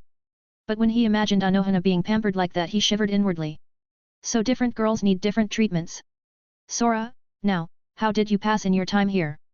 Hinamori, like you don't know. Sora, if I knew I wouldn't ask. Hinamori, fine, a bit boring, a lot of paperwork from the 2 assaults the Soul Society had within almost a month. Sora, ha ha ha, sorry about that, cause the latest paperwork must have come from me, downgraded a noble family. Hinamori, you mean like erased? Sora started sweating, being interrogated by Hinamori only to hear her chuckle and burst in laughter as she was locked in his arms. 365, Chapter 365, A Step Forward. Sora, now, that's harsh. Hinamori, sorry, it's not like I had any paperwork towards that, but I did hear it. Hinamori, I was sure you were gonna run, as everyone will hunt you down. Sora, I'm strong, so they should know the consequences in doing that. They must be prepared for half the Souls Society to vanish. Sora, at the same time, even if I vanish, I will at least say goodbye to everyone. Hinamori, you mean to your potential wives? Sora, aren't you one? Which I'm still waiting to see your feelings towards me. Hinamori, aren't I letting you hug me? Sora smiled at her words as it did cross his mind that it's as simple as that, but he didn't know for sure. He bent lightly and gave her another kiss on her forehead, making her blush even more than she already was. Hinamori, in her distress that she finally accepted him somewhat while he was kissing in her forehead, moved her head upwards, causing both their faces to connect along with their lips. Hinamori had a blank face at what she did and Sora had his eyes wide open in surprise. He was conflicted, should he continue or not. Hinamori finally had come to her senses and saw Sora being conflicted through his eyes about this situation, which for one made her feel relief and the other a bit pissed. A girl is kissing you and you act like that? Sora saw an expression of doubt and anger in her eyes and knew immediately what she was thinking, which now caused him to be pissed, as it was her fault, to begin with. Therefore he kissed her more deeply as their lips were connected like that and pushed his tongue inside her mouth. Hinamori gasped as she wasn't expecting this. She felt like with her thought she pissed something that she wouldn't pissed, which will result in something she might or not regret. Sora caught her from her thighs under her Shinigami attire and lifted her up to match his height as he pushed her in a bookshelf and cornered her there. Hinamori, no wait. Sora, you told me what's wrong with me acting like that when a girl kisses me, or at least that's how it seemed through your eyes. Sora, now let's see if something is wrong. Sora then grabbed her thighs and opened them before he entered in the middle, making her legs locked in his waist. One of his hands held her in the same height and the other slipped inside her shiakusho, reaching her maiden area. Just as she was trying to think ways to fix her mistake earlier, she felt something in the middle of her waist jolting her and making her tremble. Even more so when she could feel that something with her skin indicating to her that he had slipped through her clothes effortlessly. Hinamori, wait. Ugh. She released a moan as Sora placed his finger inside her pussy, which caused her to whelp like that. As her instincts warned her, it turns out she pissed off his sexual side. Sora started rubbing her pussy with his fingers, causing her to somewhat black out, or more accurate to roll her eyes back, which in turn she instantly hugged him. Sora, oh? Did I hit a sensitive spot? Hinamori, everything you did is sensitive. Sora, then this time since we jumped a step forward I'll do this more gently. He withdrew his finger from her wet pussy and placed them in her waist as he slowly rubbed his nose to hers, giving her light kisses in her lips and many more, causing her instantly to be embarrassed. 366, Chapter 366, Hope for Kids. Sora warped his hand gently around his shoulders and waist as he was giving her more kisses with longer duration. He kept doing this for more than 10 minutes, and when he saw her eyes they were red from pleasure and constantly going blank. He then slowly started to rub her ass, making her moan, while at the same time he kept kissing her in her neck, sending shivers in her spine. He kept going lower and lower, and eventually he placed his hand in her pussy, which this time it was totally wet and dripping. Hinamori got hooked on his teasing for all those minutes and could no longer stop herself. She started kissing him on her own and also glue her body on his. Although she didn't have much of a boost in her breasts, she was still rubbing them in his chest. Sora continued with his rubbing against her pussy with his hands before slowly pushing his fingers inside her one by one. She started moaning more and more and could no longer think straight. Moments later she could feel her lower region getting hot become she started trembling as she groaned from pleasure. It was at that instant that she trembled and glued herself even more to Sora before juices came out from her pussy covering the entirety of Sora's palm with it. Sora, did this felt so good? Hinamori nodded as she was embarrassed and Sora kissed her in order to hide it. He slowly lowered his lower attire revealing his belly and the lower part which had become as hard as fuck. He slowly rubbed it in the small entrance of her pussy before pushing it slowly inside as she released a pained moan from getting drilled. Hinamori, GNNNMMMM. He started moving up and down making sounds to resound in the library of something hitting a wet surface, slurp air slurp so Hinamori, NGGGGGGGGGG. Sora as he had gotten to horny it wasn't long that he started twitching and thrust in her vagina even deeper by hitting her womb and released his hot semen in it making Hinamori blank out from both feeling her insides burning and because she couldn't believe she came inside her without even asking. Sora as if she realized what she was thinking with her complex eyes, he smiled at her and started thrusting again and at the same time he leaned forward and bitten her in her earlobes before whispering to her. Sora, you are one of my girls, in fact, I would be thrilled to for one of you to bear my baby. Hinamori opened her eyes wide open forgetting any pleasure and pain she was feeling right now and kept staring at his starry eyes which were shining right now as he kept doing her. She came back to her senses when Sora thrust with more power causing her to groan and feel weakened from that as she lay in his arms. He kept doing her as she released more moans and eventually the second load of his semen burned her insides which caused her to also shake violently as she came to her climax. Both of them then fell on the ground panting in each other embrace with Hinamori still thinking what has happened who could she do all this? When did she change as a person? It wasn't just her Sora was thinking something similar, Hinamori in the past was quite cheerfully in the academy always fixing the mood with Hitsuguya, Kira, Renji and Hisagi when they were fighting. However, when they went on a mission and got saved by Aizen at that moment her brainwashing and following through Aizen started making her from cheerfully in her duties a bit dull that followed her duties. 367, Chapter 367, Freeing Hinamori. And it followed to the point of almost going insane from Aizen's betrayal like that, it followed until she experienced death by the plot of Aizen to avoid both the captains and wizards. She was pierced in her heart leaving her in a near-state death condition and if it wasn't Hitsuguya who had done it and freeze her wound in her heart by his sword she would have died right there. But that led her to undergo a surgery of heart transplant which changed her views completely. It was seen that after 17 months to 2 years she had a qualitative change in her personality as she was the vice-captain of Hirako Shinji. Sora guessed that it was normal after all she had realized that her whole life it was controlled by Aizen which prompted her OR indicating to her that she needed a change. Just as he was lost in his thoughts, Hinamori was looking at him as he was pondering and had the worst-case scenario in her head that he will abandon her after all this. Her eyes started tearing up and Sora felt the mood from blissful turn to awkward and then depressed before she turned to see her with tears in her eyes. It didn't take long and he realized what was happening to her. Which caused him to burst in a laugher. Sora, ha ha ha ha ha ha, silly girl. I will not leave you. I will not leave anyone out of my reach. Hinamori, really? Sora, in fact, if I leave I will take all of you with me. Tears started falling from her eyes as these words struck her more than anything else since they first met. Hinamori, then, why were you in deep thought what were you thinking? Sora, about you, how cheerful you are. Hinamori buried her head in his chest as she let out a small smile and surprising enough Sora heard something from his system which shocked him as he thought he would complete this later on. System, ding. Sub-quest completed. Save Hinamori Momo from the hands of Aizen. System, ding. Host has gained 10 levels reaching 881 level. System, ding. Host has gained a total of 2.000 soul points. System, ding. Host has gained 100 points on all attributes and 1.000 points on Ryutsu. System, ding. Host has gained 900 points on all attributes except on Ryutsu. System, ding. Showing new stats. Status. System, ding. Opening status. Name, Xylansora/age, 17, 38, /level 881 EXP, 55.888.5 55/999.999.999.999. Health, 222.350, 22.235, /power, 222.250, 22.225, /defense, 222.300, 22.230, /int Eligent, 224.400, 22.440, /Ryutsu, 1.097.900, 109.790. Affiliation trait, Gluttony Human Shinigami Wizard Quincy. Ancient Enhancing Tattoo, 300 fruits, max 1000, equals 30.000 attributes points. Zanpakuto command name, gaze at the eyes of all things where the moon feasts. Shikai, heavenly devour moon, Tengoku Akumatsuki. Skill, Tengoku no aim Tenku no Gecko.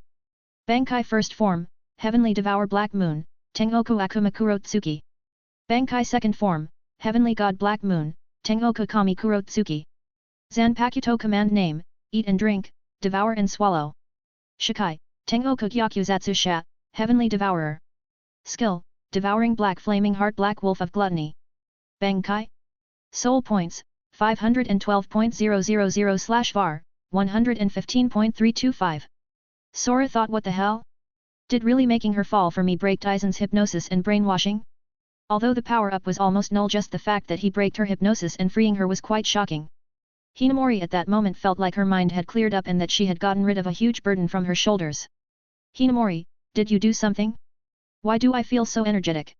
Sora, isn't it because you found me? Hinamori, giggle, giggle, giggle, who would feel so energetic with you? Although she said that she stayed in her arms and closed her eyes like that, making him reveal a small smile at her. 368, Chapter 368, A Weird Feeling. A few hours later both had got up and dressed before looking at each other with red eyes. Hinamori was looking like that because she was embarrassed while Sora was looking at her with loving care. Sora, now I wonder how far in your job you have fallen staying for hours. Do you want a little bit of help? Hinamori, and whose fault is that? Sora, ha ha ha, but seriously, do you need help? Company maybe. Hinamori, no, I've kept you to myself for 7 hours, the others will get jealous. Sora, be more greedy. Hinamori, fine, give me a last long-lasted kiss. Sora, pfffftttt. Okay, it counts as greedy. Sora went and hugged her as he brushed her hair and gave her a kiss. It was really a long one, almost 5 minutes, which caused both of them to be out of breath. Sora, there, are you fine with that? Hinamori, no, I also want to you buy me some food later one. Sora, that might be a bit difficult to accomplish, as when I visit everyone I'll return temporarily to the real world. Hinamori, Sora, but after I finish everything here I'll pass again and treat you. Sora was looking at her pouting and sulking red cheeks that seemed to calm down after the latter words he said. He then opened a door and slowly entered inside. Hinamori was looking at him before he vanished completely, making her sigh from missing him already. Hinamori, at least I took a huge step forward, but seriously, when did I change? As she was lost in her own thoughts, she walked out of the library and headed towards her room that had a ton of her worst nemesis. It was paperwork. Up in the sky, Sora was moving towards Anohana, and then he planned to go towards Rangiku and then Swafon. He didn't know how to go and court Isane and Kian, as he didn't even have the slightest contact with them. Sora, well, I did talk to Isane a few times, but still that doesn't make it as a reason to court her. As he was complimenting this fact, he suddenly saw in the sky a few black butterflies, and as he was looking at them, more and more appeared out of nowhere. Sora, aren't those the Jigokuko? How come there are so many of them flying around? Sora, I don't remember this event at all. As he was trying to remember anything related, the only thing that came to his mind was a summoning game of Bleach that used them, but that was out of the question as this was the reality, not a game. At that moment, a butterfly sat on his nose, which pissed him off as he didn't realize it was coming at him. When it did, a message popped up in his mind. Come to the Sokyoko Hill. Sora, the hill? Why go there? Gyaku, barbecue maybe. Sora, it's almost night. Gyaku, so? It's the best time with a bonfire and everything. Sora, you read too much of my memories. Gyaku, but I'm bored here and that pale version of yours have vanished. For now, your so-called guide has quieted down, which is kinda disturbing. Sora, now that you mention it, I'm not getting any quests as of lately, especially sub ones. Sora, oh well, it's my guide, something like a teacher. We may not be in the best conditions with each other, but I doubt it would do something to actually harm me without a way to reverse it. Gyaku, so where are you going now? Sora, I was planning to get some alone time with Anohana, but now my plans changed, I'll go for sightseeing. Gyaku, just a thought, can it be that all vice captains and captains were gathered there? Doesn't that mean all your wives will meet? Sora, oh. Fuck. 369, Chapter 369, Unknown. Sora knew with the words of Gyaku that he was fucked. Since all of vice captains and captains will go there, then that means, Anohana, Swafon with Yuryuki, Rangiku and Hinamori will meet each other. Although he had given them a heads up about each other, he was still worried about their behavior. He rushed with extreme speed there, and within a minute he reached there first. No one else had come as of now. Sora, exactly how fast did I go? Gyaku, Nat, it's probably because when we got the butterfly the others had spread to them as well. Sora, therefore we reached first. Gyaku, if you add that you ran as if someone will die then yes. Sora made a wry face at his words because he really thought he will die. He sat there in the hills waiting for others to arrive. Soon one by one arrived by using flash steps. Kira, Hisagi, Ranjaku, Hinamori, Renji, Rukia, Isane, Omida, Yumichika, Ikeiko arrived with this order looking confused that they saw no one else except Sora. Ranjaku, ah! Sora! You are here! Sora saw Ranjaku almost running to him with those pillows of hers jiggling making someone really annoying at this. She went and hugged his almost suffocating him with her boobs. Ranjaku, you liar, you said you will come to me after you deal with Captain's issues. Sora, I know, I just didn't find the time to be right. Ranjaku, eeh. And you left these two alone for so many nights. When she said that she squeezed her boobs in his face with a complaining voice, everyone who was watching were speechless. They were even more so when one more person went ahead and hugged him trying to provoke Ranjaku as she sat in his lap. Hinamori, you don't have any right yet to be with him, leave. Ranjaku, Ayu. Before she could yell, Sora closed her mouth with his hand whispering in her ears. Sora, yes, we did it. And I was planning to come to you but then this problem arose. Hinamori being so closed heard this and burned up leaving a teasing and jealous Ranjaku with a shocking face. Before the others could say something the captains started appearing one by one. Swafon along with Tatsuki and Yoryuki leaving many speechless, Byakuya, Komamura, Yukitake, Shunsui, Anohana along with Ishin, Ichigo, Yuzu, Karin, and Masaki. Then it was Mayuri with Nimue and Urahara, all of them looked around and their eyes fell on Sora ogling Ranjaku's boobs while Hinamori was hugging him. Anohana perked up seeing this and so did Yoryuki. Swafon was pissed at him as he was disrespecting Yoryuki with his actions. Masaki was giggling and Yuzu and Karin had grins on their faces. Anohana moved and so did Yoryuki with Swafon, all of them went towards Sora and many thought a bloodbath will break out. Tatsuki saw Ichigo and moved towards him as they were a few people she knew although she was kinda bashful and tried to hide it. Masaki grinned again at her face. When all of them reached their places, they were shocked to see that Anohana was standing next to Sora. Yoryuki sat down and hugged one of his arms and Swafon was standing there not knowing what to do. At that moment the 1st Division Lieutenant Kojiro Sasuke approached all those that gathered, making everyone look at him. When Sora saw him he finally remembered which arc this was but it was too late as Kojiro fell unconscious in front of their eyes. They didn't manage to reach as they saw a man behind Kojiro looking at them with no fear in his eyes. 370, Chapter 370, A Rebellion. Everyone looked at the guy who was behind Kojiro when he fainted and they immediately drew their swords as they had never seen him. Renji, who are you bastard? Yumichika, Aira, so unrefined. Ikeiko, but it's true that he has an annoying face. The figure was standing there and was doing nothing at all, everyone was seeing his face and his appearance in general. He was a tall, thin man with pale skin and shaggy, dark brown hair, 2 bangs of which cross over the bridge of his nose.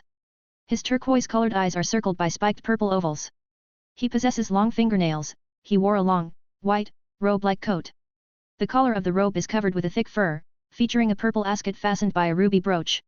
He also wore a wide sash at his waist, decorated by a purple stripe. He wore boots with pointed tips and has purple manacles on his wrists. Ichigo looked at Sora and Sora looked at him making them talk through their eyes that it's him, the one who single-handedly turned the tables on even Yamamoto trapping him. It was Muramasa. Muramasa looked at them and started approaching them. Komamura didn't wait for any flashy explanations and appeared in front of him trying to slash him with his sword. As he did Muramasa simply raised his hand and caught the blade surprising everyone. He tried to move his blade and it was like getting stuck somewhere in solid ground unable to draw it out. Komamura, who the hell are you? Before Muramasa could give an answer Zaraki appeared from behind laughing and slashed at him with his sword without activating his Shikai. Zaraki, ha ha ha ha, oh. Ting. His sword got parried by Muramasa's sword that he drew without any problem or being overly hasty. He managed to throw them backwards before Komamura took the game at a higher level and activated his Banka. Komamura, Bankai, Kokujo Tenjin Myo. Komamura brought forth an entire giant, a Bankai of living armor. He stood at about 100 meters tall, resembling an armored samurai. It wielded a sword with a guard similar to Komamura's, but with a different blade and a string hanging from the hilt. Komamura also retained its form as a regular katana. Muramasa finally raised his eyebrow for a bit before returning his expression to normal. Sora who saw this had a bad feeling and the Gyaku gave him a warning. Gyaku, damn! What's this? Sora be on your guard, shit is about to go down. He didn't manage to finish his words when his connection with him was somehow cut off. At that moment Komamura waved his katana which maintained a glow of spiritual energy and slashed with his sword. The giant did exactly the same motion as Komamura and all of them thought he would get Muramasa. The sword target was none other than him himself. Komamura was hit by his Bankai, something which none could foresee except two people. Sora looked at Ichigo, who had a bit of hypnotized eyes, and he immediately knew what was happening. He yelled at everyone. Sora, everyone back away, immediately back away from Ichigo now. Everyone heard that, and since they trusted or knew that Sora somehow managed to realize something they respected Shunpo and backed away. At the same time where Ichigo was standing, many different lights started showing up and from there countless figures appeared. What scared Sora the most was that directly next to Ichigo was sitting a freaking old man with his full powers being released. Gyaku, oh, it sure is nice to have freedom again. Everyone looked at Sora waiting for an explanation, as they could tell that all those new figures were their Zanpakuto spirits. They had manifested themselves apart from their training. Add the fact that Komamura got attacked by his sword spirit, it was clear that this was a rebellion caused by the man in front of them. 371, Chapter 371, The Start of the Spirit War. Sora was shocked to see all the spirits here of every division with the exception that they were a few more.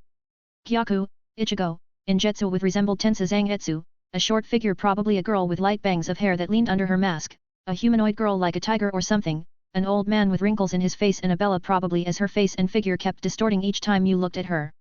He couldn't see Urahara and Yamamoto anywhere, so he had guessed that they were trapped first with the old man's flames. Byakuya, what have you done to our swords? Muramasa, I only freed them from their confines. Gyaku, and? Does that mean we will have to obey you? Muramasa looked at them, and had a few worries or fears, if you may say. While he easily pulled them out, he could feel that he had no control over them. Out of the last 7 people he could feel that he only had control over the 2 of them. Muramasa, up to some extent then yet. Gyaku smiled, which caused Muramasa to freeze from fear. It was like his smile will devour anything as he opened it. Gyaku, I'm sure many of us had come out for their reasons, but we will obey once in a while since you gave us this chance. Members of the Godi 13 could hear what they were saying and attempted to release their Zanpakuto but are unable to. As it was revealed that Muramasa had freed the Zanpakuto spirits from Shinigami control, several Zanpakuto spirits under his control rushed and attacked the Siraidii. Muramasa, the age of Shinigami is over. Sora, are you really trying to outclass everyone? Sora, you think this will end well for you? Muramasa, and why won't I think that for weak people like you? Gyaku, Muramasa, I don't care what your target is. But don't ever go against him with the thought that he is weak. You'll get killed. Ichigo, he is at the level of Yamamoto, if even higher than him. Gyaku, took you long enough. Ichigo, I'm not you, okay? Gyaku, fair point. As they were talking, the Shinigami found themselves outclassed. At that moment, as they were distracted by their conversation, Byakuya appeared and tried to subdue Muramasa. Byakuya, Heido Arts 4, Byakurai. He raised his finger and threw a bolt of lightning at him, which all of them dispersed from its line of firing range. He then drew his sword without calling his Shikai and slashed at him before Muramasa summoned Byakuya's Zanpakuto spirit, Senbonzakura. Before the attack even reached Muramasa, Byakuya was confronted by his own Zanpakuto spirit as it forced him to enter on the defensive and used Shunpo to get away from Senbonzakura. Senbonzakura, you won't get away. Senbonzakura, scatter Senbonzakura. As the petals came out from the blade, both of them vanished and Sora could faintly see them having reached across the rooftops. Byakuya is engulfed by the blade petals of Senbonzakura's Shikai as he jumped. Meanwhile, many others were being chased by their own Zanpakuto spirit. Sodi no Shirayuki chased Rukia, Kashinai chased Hisagi, Hyarin Mara chased Hitsuguya and many others towards their respective owners.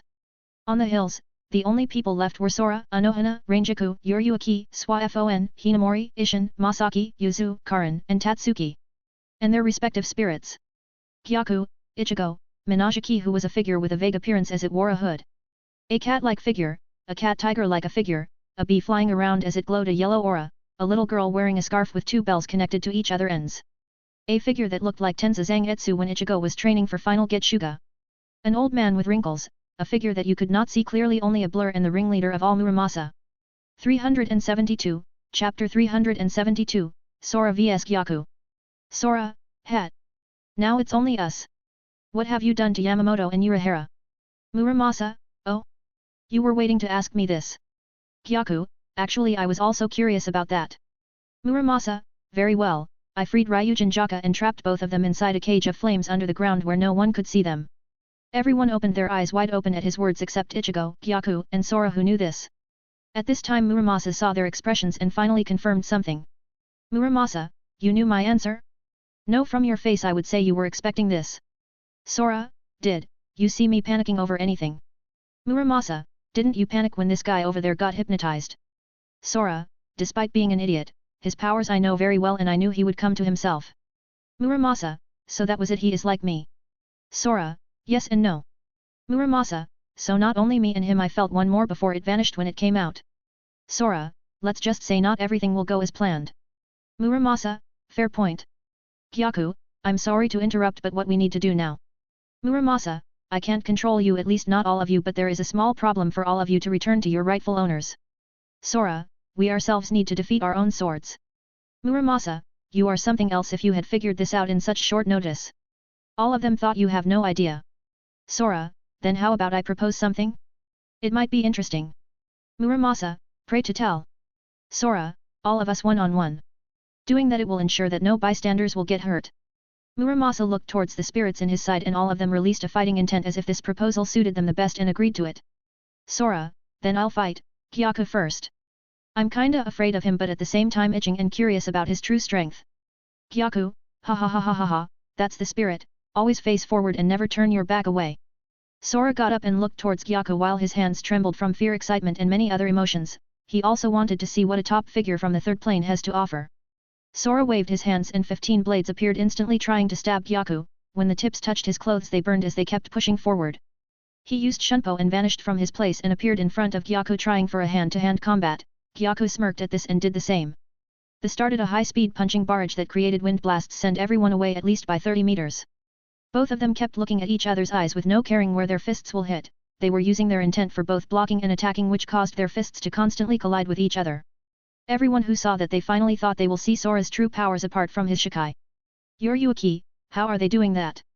Anohana, you may not know, but that's Sora's intent. Ishin, you mean the one he told us he will teach us? Anohana, yep, that one.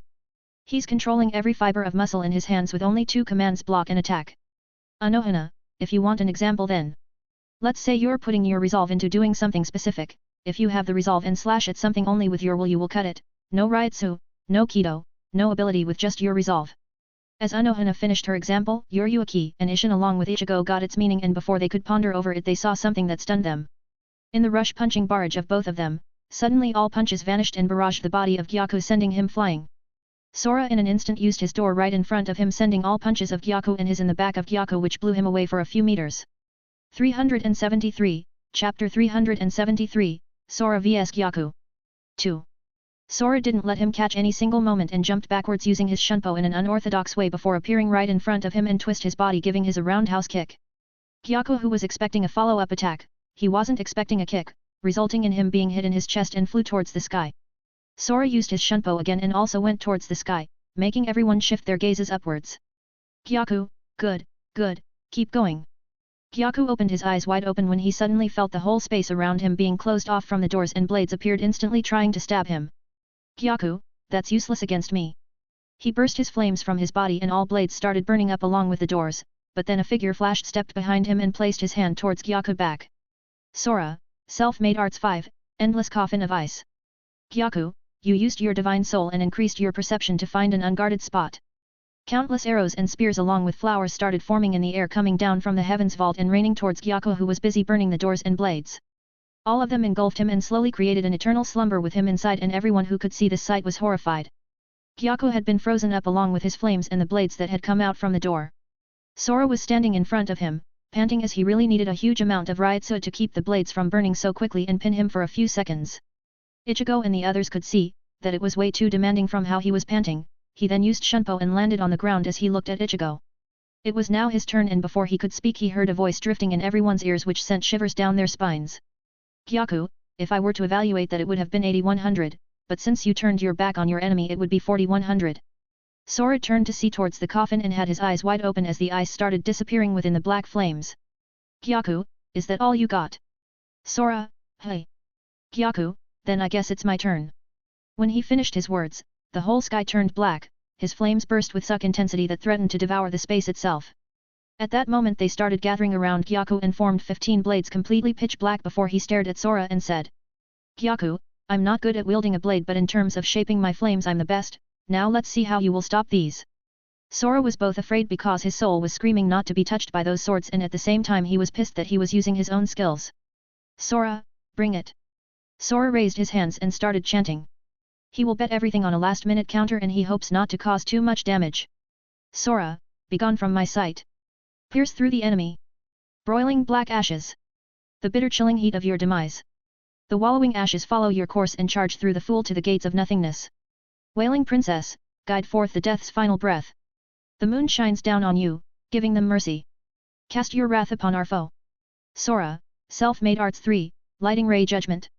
Gyaku smiled and threw 10 blades towards him as he kept the remaining 5, from Sora's body lighting, started emitting which caused the sky to be ripped apart and making lighting fall in the body of Gyaku who was resisting with the 5 blades.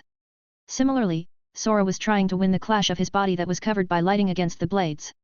374, Chapter 374, Conclusion. Everyone had vanished from their spots and went further back at the edges. All people in the Soul Society had stopped fighting with their spirits and looked at the black and blue discharged happening from the hills. Zaraki, ha ha ha ha ha, that bastard is always keeping back. He he he he he, Ken-chan seems pleased. Zaraki, with him here Yachiru I will always get to fight someone on equal or more footing. Yachiru, but for now Ken-chan in order to revert me back you have to beat me. Zaraki, later Yachiru now I wish to feast on this clash. Yachiru, boo-hoo. Zaraki who was at the far back of the hills was watching this and next to him was one of the figures that Muramasa couldn't control at all. They were standing there and watching Sora getting assaulted by pitch-black blades while his spirit in the sky was assaulted by lightning. Gyaku, you are slowly slipping. Sora, you and your flames. Gyaku, you also used them over the course of history. The lightning in his body that kept discharging slowly but steadily started to be devoured by the black blades that were clashing in his body. Masaki, Ishin, do you think he will be okay? Ishin looked at her and then at Karin and Yuzu who had worried faces. This battle was more than they could handle. Can it be to gain their spirits back they have to fight like that? Yuryuki, don't worry, I'm sure he has some plan. Anohana, then he better act quickly otherwise the blades will engulf him. As Anohana said that, Ranjaku, Hinamori, Swafo and all of them looked towards them and she was right, around 80% of his discharged had vanished. At that moment even Gyaku felt that something was wrong, he felt that his flames were eating him up way too fast as if he was willingly giving his discharge away. At that moment his discharge broke and all blades hacked themselves at Sora's body which caused him to groan loudly from the burning sensations and the sensation of being eaten away. Gyaku was stunned and so everyone else, they opened their eyes wide open as the change happened instantly. He didn't want to devour him not in the millions of years because that would mean his death as well. Just before he could wave his hand and cancel the blades completely in order to reveal Sora's figure he heard something he had completely forgotten about Sora's abilities. And he wasn't the only one. While they were clashing Sora was looking at his skill set trying to figure a way to beat Gyaku and he had finally found it. Sora, Heavenly Counter. This skill is only made for those that reached demigod rank, it takes any damage done to the user with this skill it is reflected on any target the user wishes. Gyaku froze, instantly Sora's burned wounds, and half-devoured limbs healed and the one who got the burns and his limbs slowly vanished was the Gyaku. Gyaku, I'll be damn. Blurg. I had totally forgotten about that. His limbs had half vanished, revealing his bones on both his hands and legs, his face and chest had cuts from the blades and the area in those that been burned badly. These were the last words he managed to say as he felt 15 different kinds of pain all over his body. He tried to look with his eyes and saw the heavenly blades piercing him in every corner of his body before he vanished and reverted back to a sword as it fell on the ground. Everything happened in an instant, in a split of the second. If it wasn't for Sora panting as hell barely managing to stand on his feet they would have thought it was an illusion. P.S. I'm sure many of you had totally forgotten about this skill. Magzaxaxaxaxaxa. 375, Chapter 375, Tatsuki vs Ichigo. All of them watched as a nightmare came to life, especially Muramasa, he couldn't help but gulped his fears and astonishments he had right now. Ichigo, that fucker. Zaraki, Zaxaxaxaxa who knew he had something, like that. Yachiru, he, Ken-chan is itching for a fight. Zaraki, hat, but for that, I have to beat you first. Yachiru, yay, yet. A fight with Ken-chan. Everyone in the whole Sirati returned to their own workload and preventing their own swords from taking over. On the hills, Yuzu and Karin had stars in their eyes about how strong Sora was. Yuryuki, Anohana and Hinamori were smiling at him while Swafon and Ranjaku looked at him in disbelief. Ranjaku was licking her lips at her boyfriend who had so many girls and it was then she noticed how she called him in her heart. Swafon, on the other hand, was boiling from the look Yuryuki was giving him. Muramasa, fine you won the first round who will be next? Sora, pant. Ichigo your turn. Ichigo, I know. Ichigo started walking towards Sora who was tired from all the fighting he had gone through just now, although his wounds vanished and his body reverted back to normal just the amount of Ryutsu he had expended instantly was enough to put any other captain out of commission. Muramasa, you have two spirits. Sora, surprise motherfucker. Is what I want to say, but this might be your chance to kill me. Just before Muramasa could answer, he heard Ichigo speaking, leaving him flabbered. Ichigo, you must be joking. If he thinks even for a second that he can kill you, then he is a total fucktard. Masaki, you too, don't you know we have kids here? Both of them looked at Masaki, death motherly glare that's super effective, causing them critical hit. It caused them to sweat inside them. At that moment a figure was stepped in front of Sora looking at Ichigo. Ichigo, Tatsuki, what are you doing? Tatsuki, this is a rare chance, and I intend to take it. Ichigo. Ichigo, you are not ready yet for this stage. Tatsuki, I know, if I try to compare myself to you guys then I'm an ant. What I wish to fight you with is like the old days. Ichigo took out his sword and threw it towards Sora, and she did the same. Ichigo knew why she wanted to fight him, and he wasn't going to say anything else. In fact, a few people managed to do for him. Yuzu, go, big brother. Karin, Tatsuki beat your boyfriend to a pulp. Masaki, Aira, they finally will make up. Masaki had fake tears in her eyes, while all the others were dumbfounded at everything they heard. Ichigo was looking at Tatsuki in disbelief, while she was kinda blushing but still was having a straight face. Sora whistled at them as he sat down and looked at the show, which he knew how it would turn out. The moment he did it was the moment both Tatsuki and Ichigo rushed at each other, both punched forward as they twisted their heads to the side avoiding it. Tatsuki then caught his collar and twisted her body, making him spin over her shoulder and crush on the ground, which caused it to crack like a spider web. She then raised her leg in her head and brought it down, prompting Ichigo to avoid it by using Shunpo. When he leg smashed on the ground it created a crater. She then used her beginner level of Shunpo and started aftering him by clashing with him, leaving behind after images. Sora, who was following them with his eyes, and everyone else thought the same thing. Is she trying to kill him or prove her worth to him? P.S. Who wants an almost equal sparring match? Or a beatdown of Ichigo? 376, Chapter 376, A Frenzy Beatdown. Everyone followed their fight. That truly seemed Ichigo had the upper hand. How would it be possible for them to know that he had his previous life experience from Sora memories? Sora was looking pensive about something. Since he erased the fact that Ichigo pried in the higher plane, did they retain their memories of him seeing what it would have happened if he didn't intervene? It was now he realized that he messed up their minds way too much. How many times he said lies to them. Kyaku, don't bother thinking about that. Sora, oh? You're fine. Kyaku, of course I am. Sora, and what do you mean about not thinking about it? Kyaku, when we are going to ascend to the third plane they will relive their lives as if watching a movie, and I mean the original, you know. Sora, seriously? Kyaku, I think that was how it happened to many I had met and hunt down. Sora, so unless something unexpected happened it will be the same? Kyaku, correct, then each one of them will learn and figure out everything without you bothering to explain so much. Sora, I see. By the way, which will win? Kyaku, Ichigo will lose.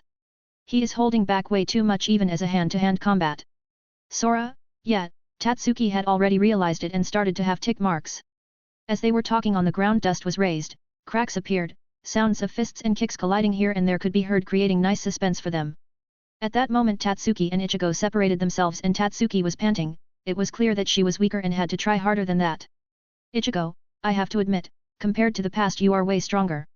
Tatsuki, but it's not enough. Not unless I make you fight without holding back. Ichigo was silent. Turns out that Tatsuki had realized this fact and he didn't know how to react.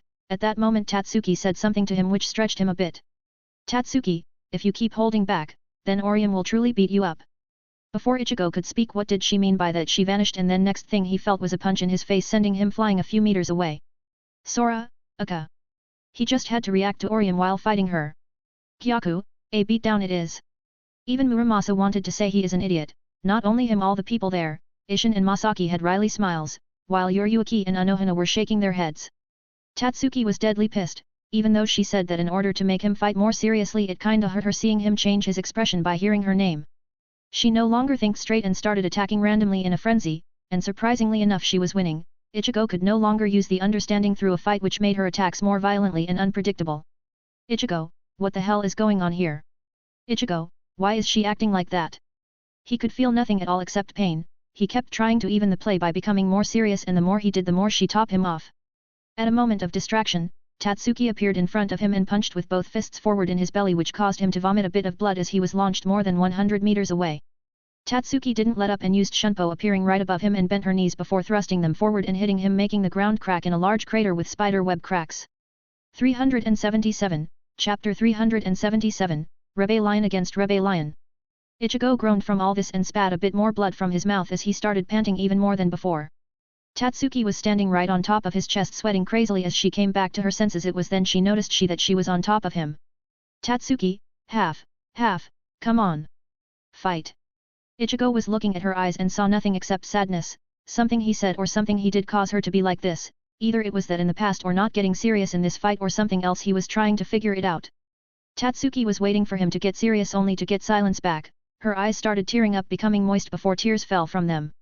Ichigo, sigh. It's not that I can't get serious. I don't want to. Tatsuki, but... Ichigo, Tatsuki, I know what happened in the past was a result of equal footing and you losing, so you want to get back at me before moving on with your feelings.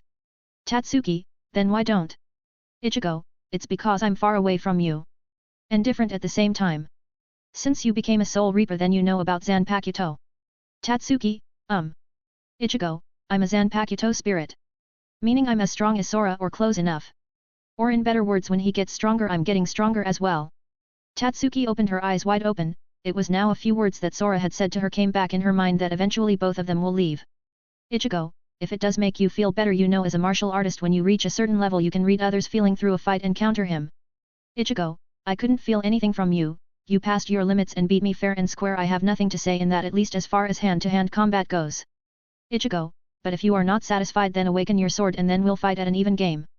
Tatsuki opened her eyes wide open as he heard his words. He was looking at her and talking to her sincerely, which caused her to tear up even more as he acknowledged her tries to become stronger. Sora, yeah sure. But you have to go through me. Sora appeared behind Ichigo holding both their swords and a few blades in the air. Shocking Tatsuki as she thought he will kill them. Contrary to her face that said everything, he threw their swords back to them. As they heard a voice that was no longer calm but irritated. Muramasa, you and your freaking dramas. Muramasa, kill them all. I have decided to call Ishin Sword Spirit Tensa and Jetsu. Tensa and Jetsu rushed towards Ishin and the rest along with Hanko, Minajiki, Tabayam, and the tiger-like figure. All of them rushed and unleashed one attack after another at them. Tensa and Jetsu, get Shuga Tenshou. Hanko, growl Hanko. Minajiki. Tabayam, snap Tabayam. Tiger, gruowwol. A large blue blast was sent forward towards them along with whirlpool tornadoes made from ashes. Minajiki was using her movement and tried to slash at Anohana while a ball of flames and thunder gathered above them as they descended towards their heads. Everyone managed to avoid almost all of them, but then Sora and Ichigo and Tatsuki, who got out of the crater, saw something unbelievable.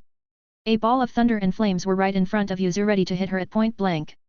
Karin had her own share as everyone else while screaming to her to dodge. Masaki did the same with Karin, but they could see that she had been frozen there. Just before Sora and Ichigo could rush at her, they saw a mind-blown scene that froze everyone, including Muramasa. Both the balls passed through her and her body was alternate between real and illusionary. Giggle, giggle, no one will harm Yuzu-chan while I'm here. 378, Chapter 378, Early Stages of Rebbe Lion. Yuzu, Hana-chan. Yuzu turned around and hugged the girl that had her height, which had appeared silently and turned everything upside down, protecting Yuzu. Hana, no one hurts Yuzu on my watch. Hana was trying to sound serious about this, but with Yuzu hugging her and rubbing her cheeks it was hard to talk. At the same time, an old man appeared behind Karin and started lecturing her about her ways of handling things here. What surprised everyone was that Karin was actually listening to him. Sora, so I guess those two are their spirits. Ichigo, quite a sight actually. Sora, what do you want to do? You know that I will have to beat you and revert you to your sword sealed formed. Ichigo, well, I would like to stay like this for a while longer. Either way, I'm not controlled by him. Sora, true. So this time make sure you make it up to Tatsuki and Anu. Muramasa was watching everything going highway and nothing went as he had planned. He started giving mental commands here and there towards where the other battles had escalated. All of them started retreating from where they were saying their goodbyes and that they'll meet soon enough. As they left, many felt huge spikes of Ryutsu, and one of them was Rukia, as they could see a few ice moon pillars getting raised at the far horizon. Rukia, what's wrong? Stop. Shirayuki, some no mai, Tsuki Shiro. Shirayuki had already drawn and activated her Shikai and was battling Rukia. The aftermath was her being covered in wounds and bruises as she was trying to figure out the reason behind her betrayal. At the same time, everyone saw a burst of pink-colored Ryutsu and countless petals bloomed somewhere far away from Rukia, making her worry about her brother's safety. Rukia, Nii-sama. Shirayuki, pay attention. Shirayuki burst forth chilling whines that blasted Rukia as she crashed on the gates nearby before passing out. In the last memories, she saw Shirayuki getting closer, but as she almost reached her, Shirayuki left the place having gotten her orders of retreat. Rukia, Why? The first early stages passed for all of them as the enemy had vanished. Somewhere far away from there a young man was doing meditation in order to awaken for the third time his true Zanpakuto this time. He raised his head as he was interrupted and looked towards the hills as he had a frown on his face. It only lasted for a few seconds before returning facing his sword. He closed his eyes and started meditating, ignoring anything else that happened right now. Sora was looking from the hills the destruction of the attacks that had happened so far, even though he knew that Mayuri had a way to rebuild everything from scratch. It was still pity getting destroyed right after they were fixed. Yuruaki, Sora, do you know anything about this? Sora, why does everyone assume that I know everything? Anohana, because you are. Karin, because you're a baka. Yuzu, because you are Sora and I. None could say something more. Yuzu crashed them with cuteness overload along with the weight of her words. Ichigo, isn't the big brother supposed to know everything? Sora turned to see Ichigo and gave him a glare that said like he was better before, which prompted him to shut up as he got the meaning. Sora, I only have theories.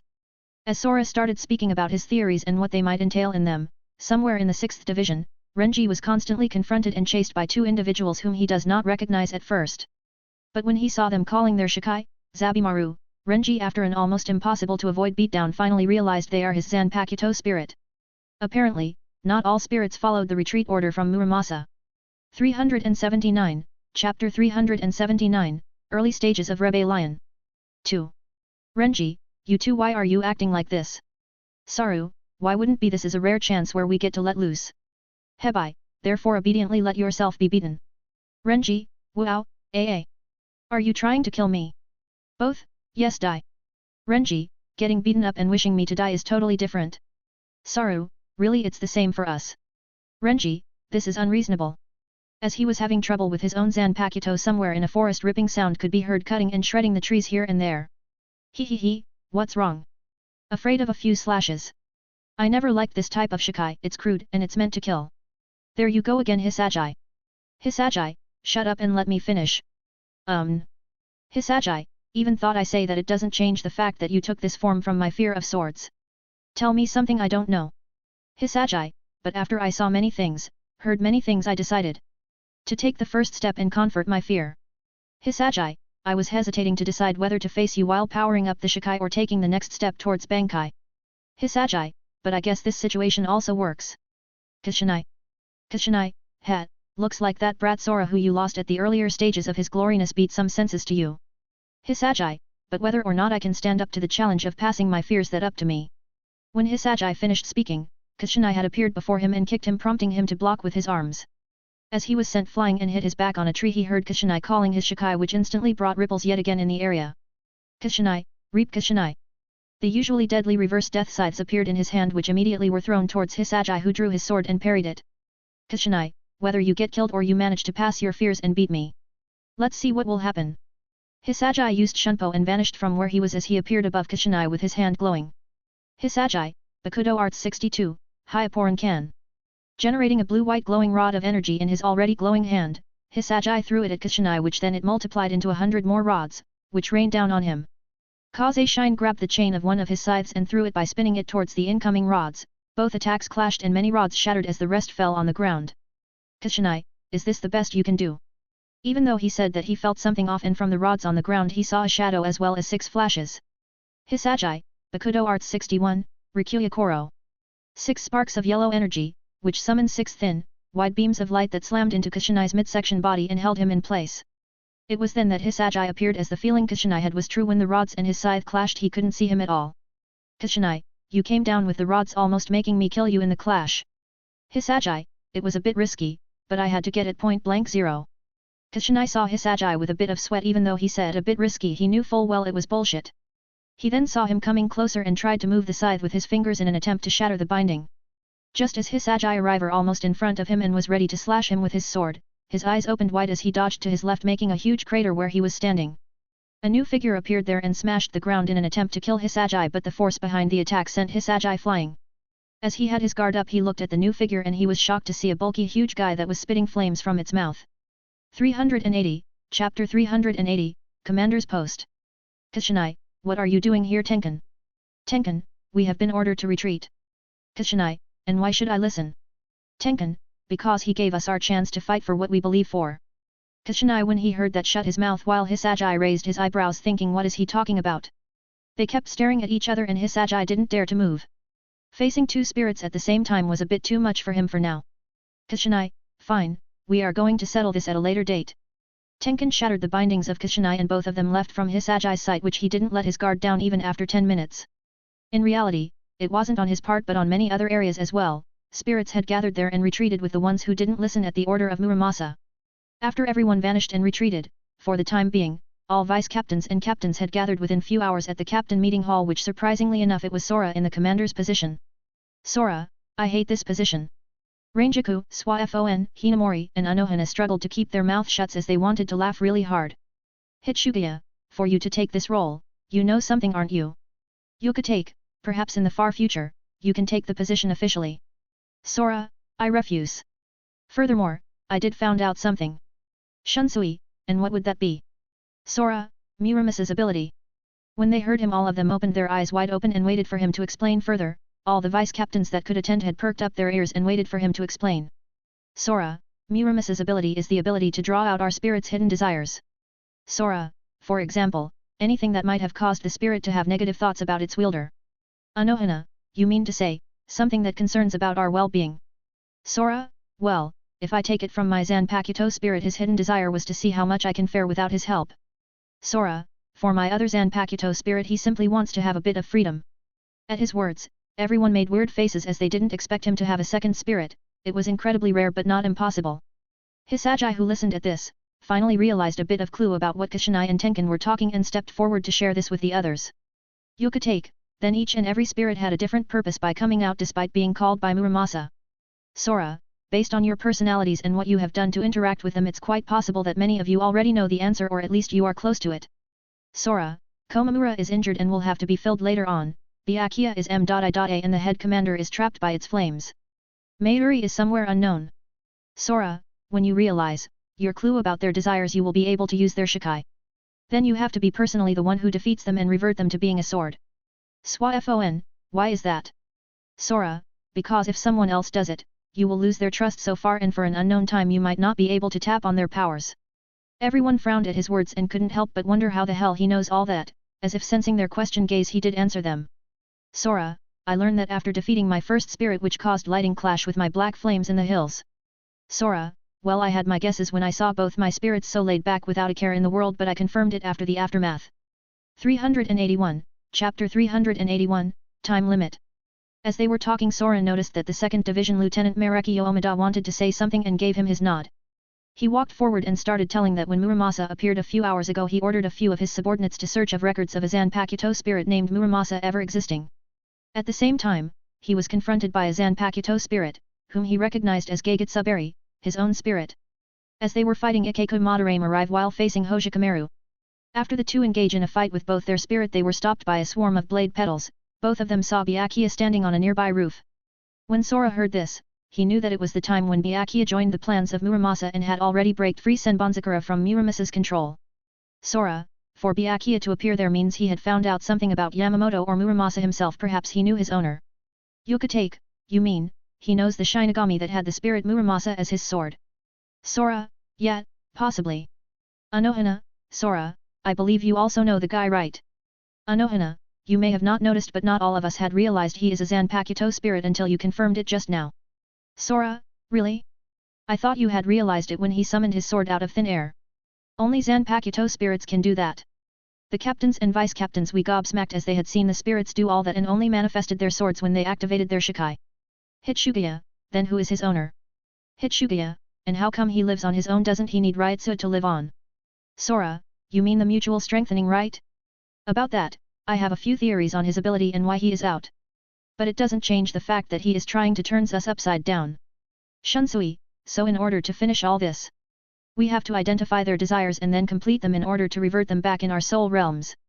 Sora, like I told you the best way would be for you to defeat them. Otherwise, they will be inactive for some time. Sora, now as for the question you asked Anohana I don't know him. Sora, I'm clueless as well. Swafon, all that matters now is that we gained a few leads on how to end this desirable rebellion of them. Swafon, we will notify everyone about it and have them counter their own spirits. With the meeting ending, all of them dispersed, leaving inside Anohana, Swafon, Rangiku, and Hinamori. Sora, as you said, notify everyone. I'll deal with anything unexpected. Rangiku, like gaining the favor of a girl? I'm still waiting here, you know. Rangiku, you promised a few things after you helped the captain out. And so many days passed since then. Sora, no worries, you are in my top list, and not so many days passed. 10 or so days, I think. When Sora spoke, he opened his eyes wide open. Making everyone feel puzzled at him, he almost staggered and fell on the ground as a rush of memories came forward in his mind, worrying everyone by the pained expression he had. It didn't last long, and after a minute he was fine again. Sora, damn it. I forgot about that. All the memories he was taking in now was from his clone he had left with the wizards before he came with Histigia from the real world. Just as his divine soul might description says, his clone can only function for 10 days only. Anohana, what happened? Sora smiled wryly at them and then created a new clone in front of them. They were shocked when they saw him be split in two. Sora, go back and tell Lisa, after I finish a few things I will introduce her to her idol Yuryuki. 382, Chapter 382, The Future is Black. The clone nodded. After all, they were the same and knew his intention before opening a rift with double doors opened inside each other and vanished from there. All of them knew that Sora had a clone Kido, but now it turns out it was more than that. Sora, as you had guessed, I can create a real clone for a short duration, and just now I took the memories of the previous clone. Hinamori, then you can be with 2 girls at once. Sora, no, I don't want to do that actually, as it seems fake to me. Sora, I'm using the clone to either fight when it gets tough, or to train others, possible complete a few things at the same time, reducing my time by a large margin. Hinamori, I see. Sora, well, all of you, focus on getting your swords back. Because the dark future of war is drawing near. As he left them with these words, he also gave them a hug to each other, but when he went towards Swafon he somehow hesitated, as he didn't know what she will do in the end. But his worries went out of the window when herself hugged him with a bit of disgust and blush on her face before hearing her murmuring under her breath. Yuryuki-sama is mine. He started laughing at her words and eventually, he vanished from the room before she managed to rage on. As they were standing there, Rangiku wanted to tease them a bit and said the most critical question ever. Rangiku, in the end, so far how many girls he entered a relationship with? All of them had almost forgotten about all that, and even if they tried to count, so far they knew 7 if they count Swafon, Lisa whom they heard now, and Yin and Yang. They felt the future being dark with 11 girls so far. And from what they knew from him, he still had like unconfirmed 4-5 girls. Somewhere away from there, Hitsugiya was walking from rooftop to rooftop when he felt the air drop in temperature. It was then he saw above a tower a spirit looking at the moon in a daze. He recognized it for his Zanpakuto spirit, Hiran Meru. He was puzzled why he would act like that. It was a tall man with an icy blue, X-shaped mark extending across his face, grey eyes, and long, teal-green hair which reaches his lower back. He wore a dark blue chest plate underneath a pale blue kimono, which is connected by 2 bronze, star-like clips joined by a pale green rope. The kimono also has a dark blue horizontal stripe on either sleeve, has white edges, and is bound at Hiran Meru's waist by a long piece of pale green cloth, which acts as a prehensile tail and is topped with ice. He has a scarf-shaped piece of ice on his shoulders which extends around the back of his neck, and his arms and legs are completely covered in ice. Hitsugiya got closer to it, and it was then that he noticed Hiran Meru turned towards him and asked, who is he and who is Hitsugiya? Hitsugiya, you lost your memories? Hiran Meru, you know me? Who am I? Hitsugiya was flabbered. Why is his desire connected with his memories? He tried to get Hiran Meru to remember who he is, but does not succeed. It was then he saw Hiran Meru summoning his sword and said towards to Hitsugiya. Hiran Meru, if you don't know who I am, then you are an enemy. Hiran Meru, sit upon the frozen heaven. Hiran Meru. Hitsugiya, wait, it's me. Don't you remember me at all? 383, Chapter 383, Hitsugiya vs Hiran Meru. When Hiran Meru activated his Shikai, Hitsugiya noticed something, that his own name couldn't be heard by the same person. Hitsugiya, you just said your own name, don't you remember it? Don't you remember me? As Hiran Meru looked down, he felt that the person in front of his was telling him something important and therefore answered back. Hiran Meru, I do not know who my master is and I do not know my own name. As Hitsugiya expresses shock, Hiran Meru used this chance and used Senin Hiro. It started creating many ice pillars, which encircle him and Hitsugiya. The Hiran Meru turned his sword 90 degrees counterclockwise, prompting the pillars to move towards Hitsugiya and enveloping as they crushed him. Hitsugiya was actually speechless that he managed to pull this off. He started using Shunpo despite that his speed was affected by the technique, and at the last second he managed to pass out of them as they enclosed the gap. Hiran Meru, oh? You must have seen this technique if you could guess their paths. Hitsugiya, more like I used it before. And I know very well that the enemy need to be distracted for it to capture him. Hitsugiya, your name is Hiran Meru. As Hiran Meru narrows his eyes, Hitsugiya leaps down to him and states his name is Hiran Meru. As well that he is Hiran Meru's master, Hitsugiya says Hiran Meru is his Zanpakuto spirit as the two looks at each other. Hiran Meru, do you expect me to believe such nonsense? Hitsugiya, what did Muramasa do to you? Hiran Meru, Muramasa has no say in his actions, everything which has happened is a blur because I lost all of my memories when I was released from my master. Hiran Meru, I have chosen to continue working for Muramasa for now, but my real goal is to find my true master. Hiran Meru, my master must be the most powerful Shinigami of all because of my enormous power, which is why my master could not logically be a childlike person like you. Hitsugiya, I admit that my powers have not reached my potential, however, this does not mean I'm not your master. Hiran Meru, then prove you are my master. Seeing that words will not convince him, Hiran Meru raises his blade and moved away. As Hitsugiya expresses surprise, Hiran Meru slashes at him from behind, forcing Hitsugiya to block with his sword. As Hitsugiya forces Hiran Meru's blade away and jumps back, Hiran Meru fired an icicle at Hitsugiya. As the impact stirs up a large amount of dust, Hiran Meru fires more icicles at Hitsugiya. Leaping out of the smoke, Hitsugiya lands on a rock before launching himself towards Hiran Meru. Blocking Hitsugiya's attack, Hiran Meru forced him away by sending Hitsugiya flying into the air. As Hitsugiya and Hiran Meru look at each other, Hitsugiya started chanting before yelling. Hitsugiya, Bakudo Arts 63, Seijo Sabaku. A few energy-like ropes came out from the palm of Hitsugiya that rushed and started binding Hiran Meru with it. As Hitsugiya landed on the ground he heard his voice. Hiran Meru, this is a wasted effort. Expecting nothing else from his own spirit he saw ice beginning to cover the energy rope. As the energy rope shatters, a column of icy wind started forming behind Hiran Meru and extended toward the sky. As storm clouds condense overhead and lightning crackles, an ice dragon forms on the end of Hiran Meru's tail. Hitsugiya saw that and raised his hands as he fired two Hado Arts 31, Shak Keiho at Hiran Meru, who blocks both the orbs of red energy with his hands. Leaping into the air, Hitsugiya expressed surprise upon seeing Hiran Meru encase the red energy in ice. Hiran Meru, everything you do is useless. Hiran Meru crushed the frozen energy in his hand. And with the wave of his hand and sword, an ice dragon lunged toward Hitsugiya, who slashed at its head. As Hitsugiya's sword failed to damage it, the ice dragon caught Hitsugiya in its mouth and slammed him into the ground with a large amount of ice bin formed at the impact site. 384, Chapter 384, Hitsugiya vs Hiran Meru. 2. As one of the ice crystals falls over, Hitsugiya gets up and leans on his sword. Hitsugiya, I heard the Zanpakuto spirits were released from the Shinigami to fulfill their desires. Hitsugiya, what is your desire? Hiran Meru, my desire. Hitsugiya, that's right. What is it that you want? Only you know what your soul desires the most in this world. Hitsugiya, have you forgotten about this as well? Hiran Meru, I want to find a place to call my own, I feel like I am searching for a home.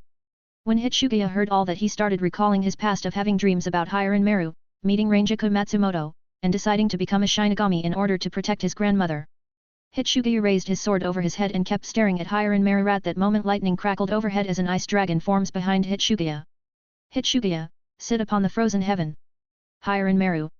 Noticing Hitsugiya is somehow using his own power, Hiran Meru wondered how this is possible. Hiran Meru, that's impossible, you are just a boy. Hitsugiya, you still can't remember. Then let me show you. Hitsugiya, I do not know what will happen if I use this attack with my Shikai, but let's find out. Hitsugiya puts his hand on the blade of Hiran Meru and raised it over at his shoulder pointing at Hiran Meru. He leapt towards him and Hitsugiya with this motion attack he created a large amount of ice. Within the ice, Hitsugiya and Hiran Meru lie frozen in midair, with Hitsugiya in the middle of the attack targeting Hiran Meru. Hitsugiya, remember. Remember who heard your voice, remember where I'm from and remember our home. As he kept calling him our Hitsugiya recalled that in the past, Hiran Meru asked him if he believes he is capable of mastering Hiran Meru and begins to introduce himself. Hitsugiya, you are Hiran Meru. Putting everything in his powers to amplify his voice, it resounded in the ice, his very core of powers, causing Hiran Meru to finally realize Hitsugiya is his master. As Hiran Meru gained clarity again and looked at Hitsugiya, the ice around them begins to glow brightly. A column of energy destroys the ice, which caused a column of icy wind to extend into the sky, causing the clouds above to clear. Hitsugiya, who opens his eyes from the earlier glow, saw Hiran Meru, now in his ice dragon form, stands over as he floated and notes Hiran Meru remembered. Hitsugiya, I'm Hitsugiya Toshiro. When Hitsugiya introduces himself yet again from the past, a loud roar came out of Hiran Meru before he started glowing as he reverted back in the sword form. When he grabbed the sword, Hitsugaya smiled before falling on the ground as he was heavily panting. Hitsugaya, ha! Half. Using Ryusenka in Shikai drains you completely. After he laments a bit about the fact that he couldn't handle all that with his current power, he got up before trying to return to his barracks. Somewhere far away from there in a few ruins-like buildings, Kyoka has been wondering about after he got back from the barren mountains or field he was training for his Shikai. With almost nil progress and as he was about to continue practicing he felt nearby a garganta open which alarmed him. He got up and rushed towards that point. When he reached there and finally found the gate he saw Muramasa stumble out of the garganta. Muramasa, damn, my body is not strong enough yet to be accustomed to vast, O lord. Kyoka, and why would someone like you go to Hueco Mundo? Muramasa, how come I didn't see you in the chaos? Kyoka, chaos? I see. Are you responsible for all riots spiking here and there? Muramasa, and what if I was? 385, Chapter 385, Byakuya's Betrayal. Kyoka, I'm surprised that with that guy here you are still standing. Muramasa, Xylan Sora. Kyoka, oh? You met and you are still alive. Kyoka, well, from what I had understood in the little time I've been with him is that he always uses others with layers and layers of lies in order to achieve something. Kyoka, he probably didn't even throw you a glance. Muramasa, had, and he almost died by the hands of his Zanpakuto. Kyoka, die him? Are you daydreaming? Kyoka, Now that you mention I felt higher in Meru and Hitsugaya earlier. That means you have some kind of ability to withdraw the spirits from our inner world.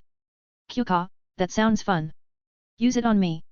Muramasa, who the hell are you? Kyoka, let's just say a wandered of darkness. Furthermore, I'm curious about what my Zanpakuto looks like, so use your ability in me. Muramasa, like hell, I'll use it on a nobody like you. Kyoka, I see. Kyoka vanished from his place and appeared in front of Muramasa with a crazy look on his face as he had drawn his sword and slashed at him. Muramasa managed to react, albeit a bit slower because of the burden from his body. He summoned his sword but he couldn't completely parry the attack and his sleeve got cut up.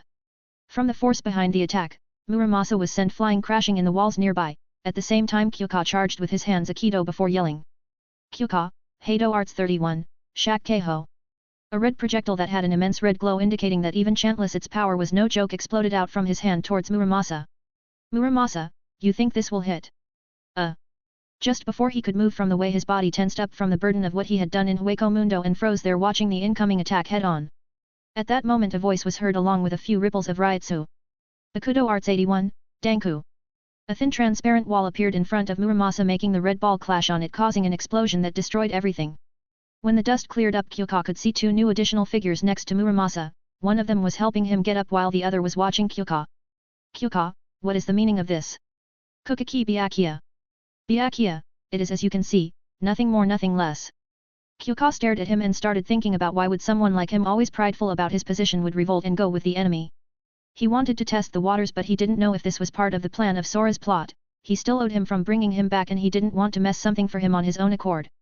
Kyoka, sigh. I lost interest. If I duke it out now with you guys I will lose badly.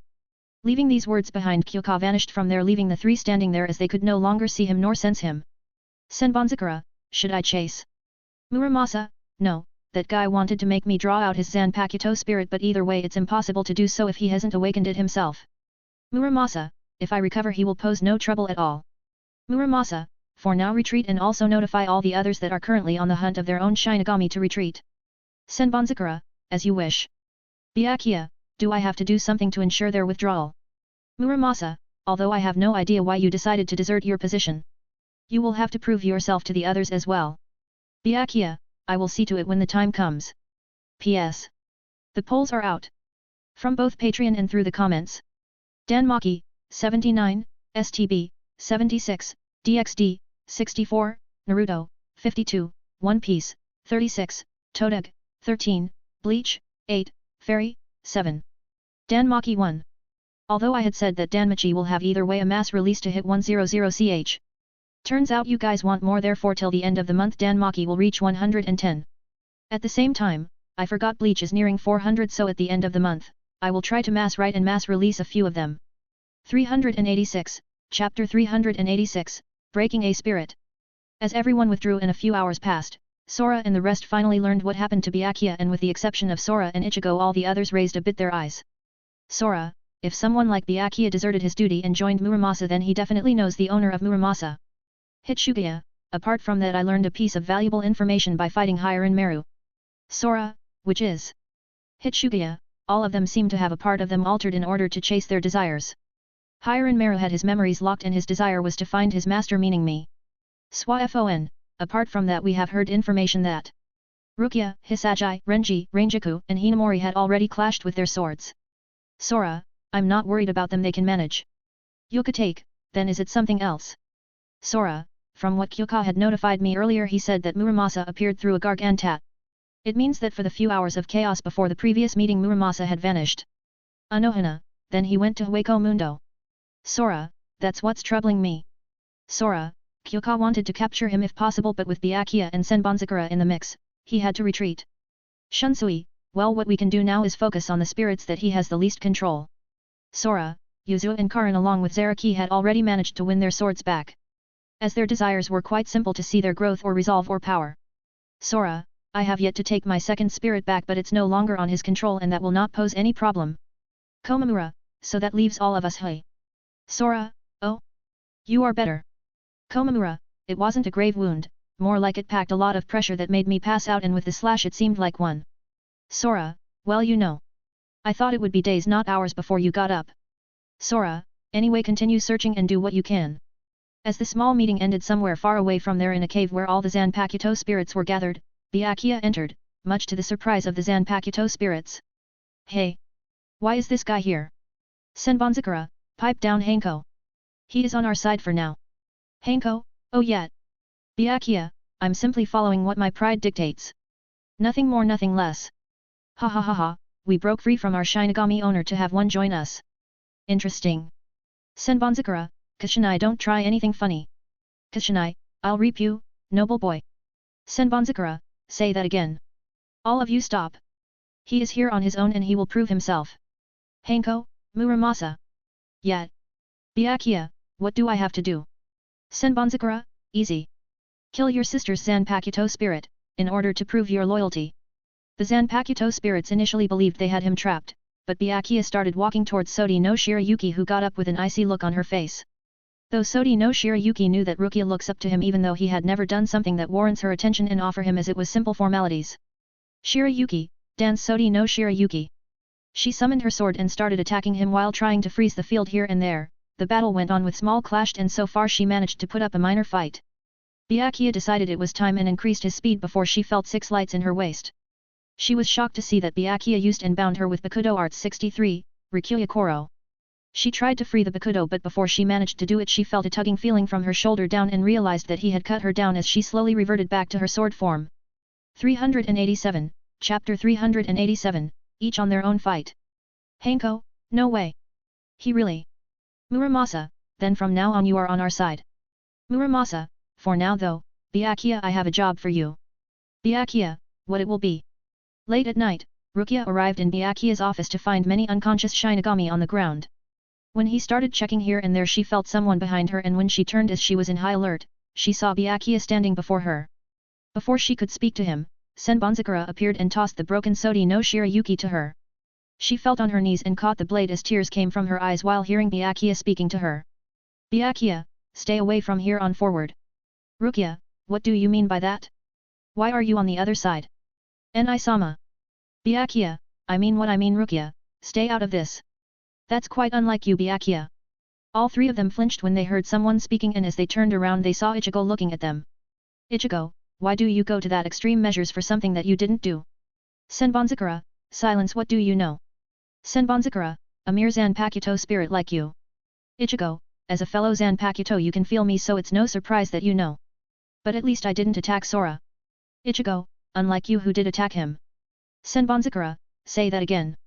As the tension between escalated further and further to the point sparks flew around them from each one's pressure, Rukia was having difficulties on breathing. 3 captain-level individuals are releasing their pressure and Ichigo is not losing against the 2, but Rukia is taking the full brunt of the 3. Ichigo noticed that and stopped as he turned and walked towards her. When he reached her, Senbonzakura prepared to attack them but was cut short as many Shinigami started appearing one after the other. At the same time several other Zanpakuto spirits arrived and got surrounded by dozens of Kigun. Byakuya, Senbonzakura, stand down. Senbonzakura, yes. As he listened to his master orders, Byakuya was looking towards the captains who had arrived and vice-captains similarly, and they looked back as well. At that point Sora arrived as of late before starting speaking to him. Sora, so? How does it feel to be on the enemy side? Byakuya, it could have been better. Sora, I see. Then I'm guessing you are searching for Koga, was it? Byakuya, how do you know that name? Sora, it wasn't hard with a lot of digging to find out. Sora, and since you bear the same family name you thought he is your responsibility. Sora, you need a reality check. Byakuya, are you trying to say that I'm wrong? Sora, who knows? But you joining the enemy is definitely wrong. Sora, as for fighting Koga, sure, go ahead. When Sora finished speaking, many vice-captains and captains used Shunpo and vanished from their position as they clashed with their respective spirits except a few picky ones. Yumichika Ayasukawa confronts his Zanpakuto spirit, Ruriiro Kyojaku. Ikeku faced Hojikamaru once more. Komamura encountered Tenkan, Rangiku, and Momo clashed with Hanko and Tabeam. Hisagi clashed with Kashinai again. Izuru, who was next to Hisagi, battled Wabisuk, which he tried to incapacitate him. While Komamura was holding back Tenkan's attack, Swafon felt something and managed to twist her body as the last second before she finds a homunxa on her back. Swafon then looked at Suzumibaki, who was flying around as a light bulb with a grin on her face. Suzumibaki, hey, stay still. I want to sting the same spot and see what happens. Everyone finally got their targets to fight while Ichigo was looking at Senbonzakura and Sora at Byakuya ready to fight yet again. 388, Chapter 388, Ikeku and Yumichika fights. Swafon, you think I'll let you do just that? Suzumibaki, only one way to find out. Swafon, che. Both Swafon and Suzumibaki flashed and started moving at high speed, clashing with each other. At the same time, Ikeku leapt forward and struck at Hojikamaru with his scabbard. As Hojikamaru blocks, Ikeku slices at him with his sword before attacking him with his sword and scabbard. Hojikamaru blocks before jabbing at Ikeku with Hojikamaru, which Ikeku knocks to the side with his sword. Forcing Hojikamaru back, Ikeku repeatedly strikes at him with his sword and scabbard, which Hojikamaru block with Hojikamaru. As his sword cuts Hojikamaru's abdomen, Ikeku continues attacking Hojikamaru and cuts his face. Ikeku, how's that, damn it? Ikeku, how is it that you are this weak? My Zanpakuto is not weak. As Ikeku continues to slash at him while demanding to know what is wrong, Hojikamaru blocks Ikeku's strikes before speaking up. Hojikamaru, don't be so quick to judge before proclaiming this battle, as it has only just begun. He then swiped at Ikeku with Hojikamaru, which separates into a Sansetsukan. As the bladed segment of the Sansetsukan swings toward him, Ikeku ducks and knocks the Sansetsukan aside with his scabbard before slashing at Hojikamaru with his sword again. Later, on the top of a pillar is destroyed, Yumichika sits against the pillar and pants. Walking in front of him was Ruriiro Kyojaku before he or she smirks. Kyojaku, you know, you always talked big and stated that I am a weakling. Yumichika didn't answer back and got up before running forward while attacking. Blocking with his sword, Ruriiro Kyojaku moves to the side as he or she attacked Yumichika, who blocks, before pushing him back.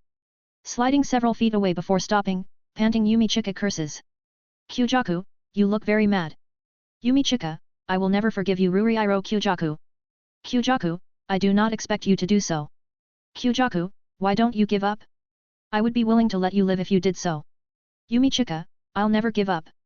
Yumichika then assumed a battle stance and Ruriiro Kyojaku sighs. He then says the Shinigami have no chance of winning against them with their level of ability. Kyojaku, you always try to hide your true power, but not me. As Yumichika expressed surprise, Ruriiro Kyojaku's blade glows green before splitting into 4 curved blades in a burst of green light. Extending from the blades, 4 multicolored vines wrap around Yumichika's arms and waist before pushing a screaming Yumichika into a wall. Kyojaku, how does it feel to be struck by the power which you hate? As the vines tightened around his body, Yumichika looked over his spirit as he struggled before saying. Yumichika, I do not wish for everyone to know about this power because I would not be able to stay in the 11th division. Kyojaku, you are very stubborn. Yumichika, shut up. Kyojaku, both of us live according to our appreciation for aesthetics and the beauty must prevail above all. Kyojaku, however you have turned into boorish, slow-witted and hot-tempered Shinigami. Kyojaku, Kenpeki and Ikeku have no appreciation for aesthetics and you feel inadequate in the 11th division because you cannot express yourself. Yumichika, what is your point in all your babbling? Kyojaku, you will not accept your own powers because you are afraid of how people will perceive you. Kyojaku, and that is why you will never win. The petals on the vines restricting Yumichika began to glow blue and grow larger as Yumichika expresses surprise, feeling his life force being sucked away. On the side of Ikeku, Hojikamaru raises Hojikamaru above his head and twirls it before slamming its tassel into the ground. Hojikamaru, Bankai Ryaman Hojikameru. When it slammed in the ground, Ti caused a large amount of steam to emanate from it as lightning crackles around him while an explosion occurred, creating a large amount of smoke. Ikeko watched as Ryaman Hojikameru fell from the sky and embeds itself in the ground around Hojikameru, taking the fight in their final stages. 389, Chapter 389, Yumichika Winner. As Sora and Ichigo had locked gazes with Senbonzakura and Byakuya, a loud explosion with dust happened almost next to them and Ikeko was sent flying past them. Hojikameru appeared staring at Ikeko, who struggled to get up before briefly looked at the four of them. It was only a split look before he turned towards Ikeko again. Hojikameru, Ikeko, what is wrong? Hojikameru, is this all you have got? Ichigo turned to him and started cursing, but Ikeko told him to wait and stepped out of the crater. Ikeko, Ichigo, do not interfere. I will handle this on my own. He assumed a battle stance before rushing himself forward with great momentum and resumed his battle with him. Sora, Ichigo, these are their battle spirit, things have changed, you know that. Ichigo, I know, but still. Sora, well, for now, focus on. Shit. When Ichigo and Sora were distracted by Ikeko, Byakuya, and Senbonzakura took this chance and vanished from there, leaving behind empty air. Ichigo could hear from the side where Sora was his fists crackling and started sweating as he knew it was his fault. At the side of Kyojaku, he was looking at an exhausted Yumichika. Kyojaku, I like that the look on your face, it is the look of fear which overcomes one right before death. I hope you die beautifully. Yumichika, I have decided. Kyojaku, about what? Yumichika, I have no intention of accepting my death. I have decided to defeat you. Kyojaku, ha ha ha ha ha ha. Yumichika, I admit I'm worried what Ikeko and Zaraki might think of me. Yumichika, but I would still choose death over allowing others to see our true Shikai. Standing up, Yumichika stated there is much more to it and begins to glow with green Ryutsu. As the flowers on the vines begin to bloom faster, Kyojaku demands to know what Yumichika is doing and says the flowers will grow faster the more Ryoko Yumichika uses until his life force has been depleted. Stating this will not happen, Yumichika uses Heido Arts 31, Shak Keiho, which exploded in his hand and made him unable to use his injure now hand. He reached down, and grabbed his sword and cuts two of the vines away before pulling on the ones coiled around his left arm.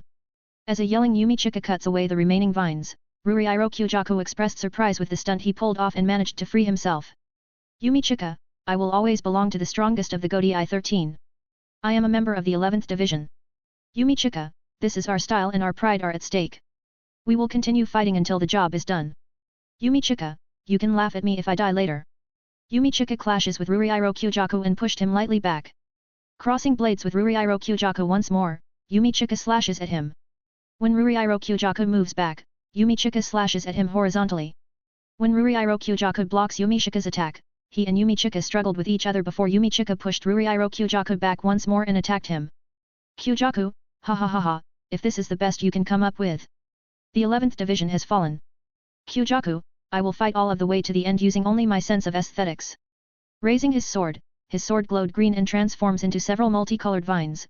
Kyojaku reminds Yumichika of how he said Ruriiro Kyojaku could laugh at him if his pride meant the end of him in battle and proclaims he intends to give the biggest laugh Yumichika has ever heard in his life. As the vines move toward him, Yumichika uses Bakudo Arts 4, Hainawa, which binds the vines together with yellow energy. As he expressed surprise at Yumichika using a Bakudo spell, Ruriiro Kyojaku looks up to see Yumichika has vanished. And it wasn't that long before he felt something behind him and heard a few words. Yumichika, this game is over. As Ruriiro Kyojaku expresses surprise, and slowly reverting back to being a sword, he heard Yumichika says a few last words. Yumichika, I'm lucky, because you stubborn and overconfident like myself, and I would not have had any chance of winning at all, if you had stopped talking so much. With the reversion of Kyojaku into a sword, Yumichika collapsed there as he was completely drained of all his Ryutsu and had hit his limit. 390, Chapter 390, Ikeko Winner. On the side of Ikeko, he turns around to avoid the incoming blades of Ryaman Hojikameru which embed in the wall next to him. Hojikameru, it is not much of a fight. Ikeko, hey? What did you said? Hojikameru, I'm done fighting for today. Ikeko, you cannot quit now. Grabbing the central segment of Ryaman Hojikameru by the handle, Hojikameru yelled as the dragon crest on the blade begins to fill. As a strong wind blows through the area, Hojikameru continues to yell as he spins Ryaman Hojikameru above his head. Hojikameru, well, not my fault those Keygun guys have arrived. Ikeka, so who cares, focus on our fight. The Keygun felt something amiss and started running towards Hojikameru, who slammed the central segment of Ryaman Hojikameru into the ground. At that moment red Ryutsu erupted from the central segment and several Keygun were thrown back as an explosion occurs. The smoke clears to reveal Hojikamaru and Ikeko is gone. As they were searching for them far away from there, Hojikamaru and Ikeko, who had used Shunpo and vanished, resumed their battle. Ikeko, Orie. Hojikamaru, Ungagae. Boom. Both Ikeko and Hojikamaru clashed and their Ryutsu sparked for a brief moment before an explosion occurred, sending both of them back. Ikeko got thrown a few meters while Hojikamaru a few steps away. At that moment Ikeko launched himself forward by throwing his weapon towards Hojikamaru, who got stunned by this and caused Ikeko to have a small window. As he repelled the attack from Ikeko, Hojikamaru lost sight of Ikeko before feeling someone in the air. When he looked up he saw Ikeko catching his weapon and made a notion of slash or stab towards him. Hojikamaru raised both blades on his hands and clashed with the tip of Ikeko's weapon, causing sparks to fly here and there. Ikeko, Orie. Hojikamaru, Puchi.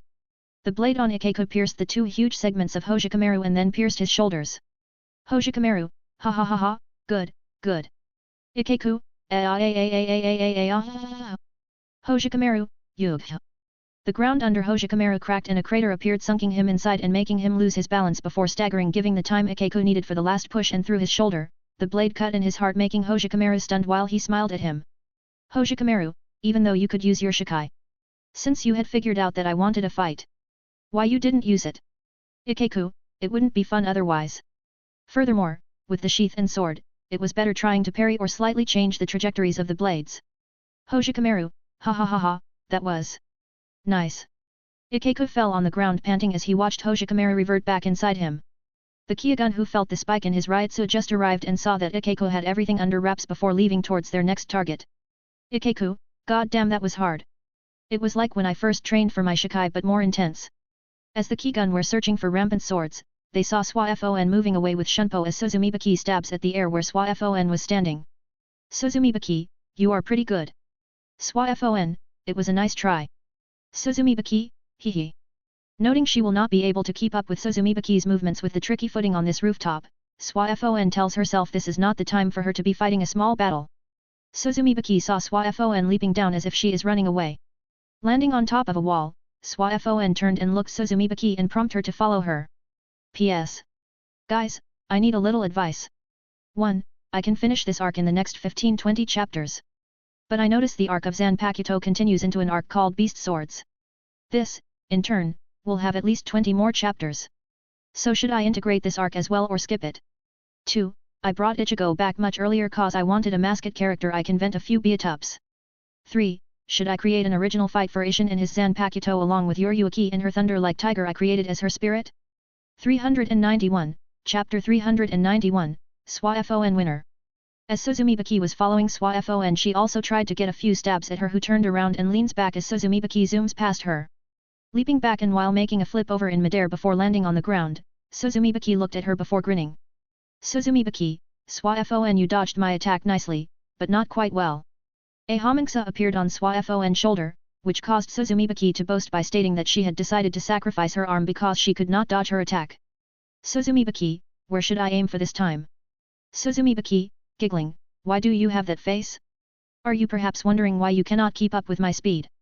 Suzumibaki, Swafon, you are the fastest Shinigami in Soul Society and we are almost perfectly equal in speed. Suzumibaki, but my attacks will always be direct hits while you will always miss.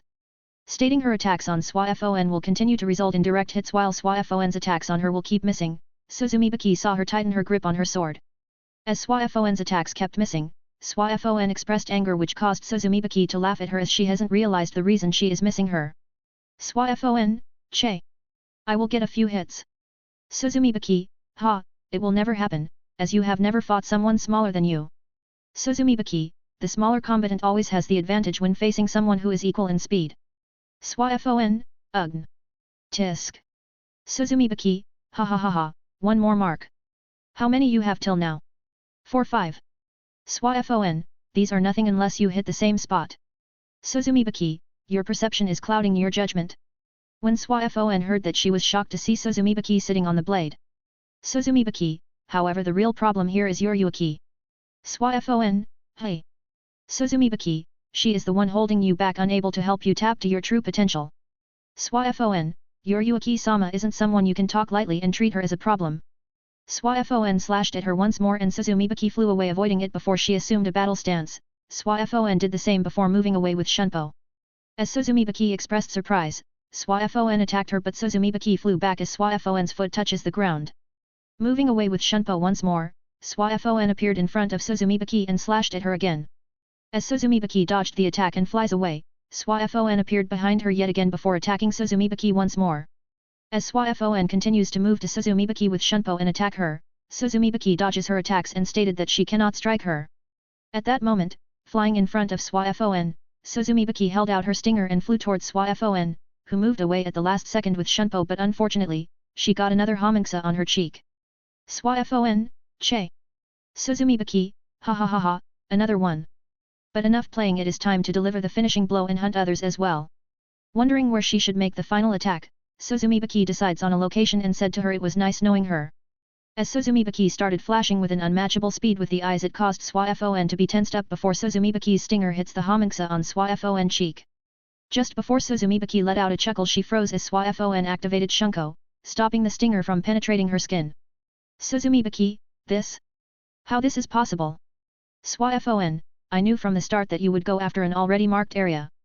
Therefore I concentrated the energy of Shunko around all the hominksa which you might have aimed for. Swaifon, I apologize as I do not rely solely upon you to defeat everyone. Swaifon then twists her blade, cutting the stinger in half. As Suzumibaki curses, her stinger lands on the ground. Picking up her sealed Zanpakuto, Swaifon sheathes it. Just as she was about to move forward, she got engulfed out of nowhere with thunder. 392, Chapter 392, Byakko. Just as Swaifon had finished her battle, unknowing to her, clouds were gathering above her that even Sora failed to notice. When she got ready to move out, lightning crashed down over her body, zapping her and frying her body. Swaifon, arg. She was unable to react at all except letting out a scream. When the lightning dispersed from her body, you could see slight burns all over her body. Her eyes had rolled back from the shock and she was staggering with each step she tried to take. He, this will be one down. So one more over you. Crackles, crackles. Byeas, buzz. Rumble. The second lightning rained down and hit the area. Swaifon was stunned from the first lightning and an explosion occurred that alarmed many. Ichigo, what the hell was that? Sora, beats me. I don't remember this kind of spirit. Sora started sweating and Ichigo didn't miss this. He searched his memories that were intact, at least he felt them that way, and compared them with all the spirits that appeared and finally has also gotten a dark face. Sora, Ichigo, I'm gonna go and check things out. Sora, you, however, forget about Byakuya. Focus on locating from the dead so far Shinigami their swords and destroy them. Sora, I really don't want to have swords becoming beasts in hollows. Ichigo, che. Fine. I'll let Byakuya off the hook and let him follow the move he did in the normal story till we meet again. Sora, be careful of not falling in something or someone that might bruise your other eye. Ichigo, $% at $. As they finished talking, Sora and Ichigo split up in order to bring this chaos under control. For Ichigo to have a bit of freedom and Sora some alone time with his wives one by one. Meanwhile, on the side where Swaifon was, the dust cleared and the figure in the skies frowned as she felt that she missed her target. Her instincts knew how, and now she was looking towards the far roofs. There she saw Swaifon laying there with someone that stood close to her as she chuckled a bit and then looked towards the sky. Yo, Byakko-chan. Long time no see. Or actually a few hours. Byakko, Shihoan Yoryuki. So you do remember my name. Yoryuki, Was there a reason for me not to? Byakko, are you seriously saying that? After 100 or so years it's like I've stopped existing within you. As she lashed out, a figure slowly came down from the clouds. It was a tiger that looked like a cat with white fur and blue with yellow stripes. Yoryuki, now don't fret the details. By the way, how come you are not in the human form and appeared in your cat tiger one? Byakko, you should know better yourself. Or have you forgotten? Yoryuki, sigh. Give me a break, girls. I have my lost pupil to calm down and now my own spirit is against me. Byakko, what was that? Yoryuki, true, 100 years ago I was one of the strongest people. None could match me in terms of speed. Byakko, and with that, you stopped paying attention to both of us. Yoryuki, however, after I discarded everything away to save my friends. I thought nothing will come in my way to regain my power, so I became lazy. Yoryuki, you of all people being inside me, you should know that Swaifon was too mentally weak at that time to handle the stress of abandoning her family and hide from future chasers. Yoryuki, as for not talking to you, I don't know, I was truly being lazy. Byakko, lazy or not, who forgets about their own spirit? And to answer your question, Yoryuki-chan. Byakko, I fear if your boyfriend sees my true form he will hunt me down. 393, Chapter 393, Argument. Yuryuki, pfffttt ha ha ha ha ha, okay that's true. Byako kept staring at Yuryuki who was laughing way too hard. But then she felt something amiss and turned her head behind her. When she did she saw Sora looking at her with an amusing expression on his face. He had never bothered to look at the Zanpakuto spirits as opposite genders. But as he heard her comment about him hunting her down he got way too curious. Kyaku on the inside was also seeing through Sora's eyes as his interest was also triggered. Sora, are you really that beautiful that you will make me head over heels for you? Sora, although I like your white fur and blue with yellow stripes and everything I can't see you more than a pet maybe? No, it would be. I don't know I can't find the words. Yuryuki, oi, Sora, hands off of my spirit. Sora, Why? Yuryuki, she really is a beauty that rivals me. Byako, oh, please I'm more beautiful than you. Yuryuki, still hands off of my boyfriend. Sora, can't you say, husband? Sora, furthermore no matter how many times you get at each other throat on who's more beautiful I can't judge as I haven't seen Byako. Byako, ha ha ha ha, the point is mine. Yuryuki, you mean I will lose? Sora, When did I say that? Sora suddenly felt he triggered a landmine as Ichigo always does and this time it was his turn to be clueless about how he had done it. Byako, then shall we put this to the test? Sora, Just when she spoke lighting flickered around her and the stripes started shining in a glow similar to the glow of when Yuryuki reverts from her cat form to her human form appeared. Sora could see the tiger-like cat in front of him transform into a humanoid person with white hair, cat ears, and a tiger-like tail. Her body was covered by fur which in turn were having blue and yellow small sections of stripes as tattoos. The most surprising thing was that she had the same face as Yuryuki with yellow eyes. Byako, now, how is that? Yuryuki, che. Sora, I can't say, you both look quite stunning Bellas. It's what you expect from your spirit. Yuryuki, see I told you it was pointless to think about it. Sora, I'm really confused here in the end. What is your desire Byako? Byako, desire. Sora, well I can see you two are not going too well, and probably I can imagine the reason you are out. More like I already know it. If I hadn't spoken for 100 years to Gyaku. As he thought of it, shivers run through his spine. Byako, well I had decided to come out because I was bored. And even if I wanted to go back I can't, something blocks me. Byako, at the same time flaunting my powers here and there, it is quite nice for a change. Yuryuki, is that why you tried to kill Swafon? Byako, she is alive no. Yuryuki, that's why I don't like using you and created a new ability based on lightning. You take things for granted. Byako, if you were using me properly from the start, I wouldn't be so bored that I need to flaunt and kill others. Yuryuki, but your Shikai is unfit for me. And the Bankai, who in the world will I have to face which will cause me to end up in a death state situation that I will need such a dangerous gamble. 394, Chapter 394, Pure Speed. Sora, never say, never with what is coming over our heads Yuryuki. Yuryuki, I know that's why I created a new style with her powers as a base. Byako, but that form is ungraceful. Yuryuki, yeah like your Shikai is better. Byako, ha? Say that again you witch. Sora, girls. I'm present so try to fight after I leave. Both, no. Sora, girls. Byako, we need a judge for our fight. Yuryuki, and you fit the bill. Sora, you do know that I have other things to do right? Sora started sweating as both the girls looked at him with eyes that kept saying just try and take a single step from there. Both Byako and Yuryuki stared at each other for a few seconds before performing a high-speed shunpo at each other. What surprised Sora was the fact that both of them seemed like a hologram staring at each other and in the surrounding brief images of the two exchanging blows could be seen. Sora, didn't Yuryuki had done the same when she had fought Swafon in the original timeline and beat those trashes? The more speed they put the more images appeared stunning Sora. He started thinking that in terms of speed he really sucks unless he uses tricks. Just as he was thinking how to improve his speed, he came back to his senses when he heard a loud crash bang that raised dust in the area. His eyes opened wide when he saw inside Yuryuki with blood trailing in her lips. Byako, this is boring. You were 10 times faster when you fought with me for gaining the Shikai. Yuryuki, well, I was lazy for more than 100 years. Sora wanted to puke blood, he was following their movements just fine with his eyes but his body was pretty much half there to react. Gyaku, I'll be damn. I'm glad someone like her never came to the third plane. Sora, why? Gyaku, if that was the fastest she could go. Then she is at the top 10 of the speediest people alive there that I personally know.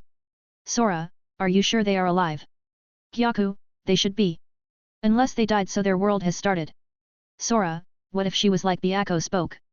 Gyaku, all of us we wouldn't even know why our heads had disconnected our bodies. Sora, and yet. She can't compare to Aizen's speed.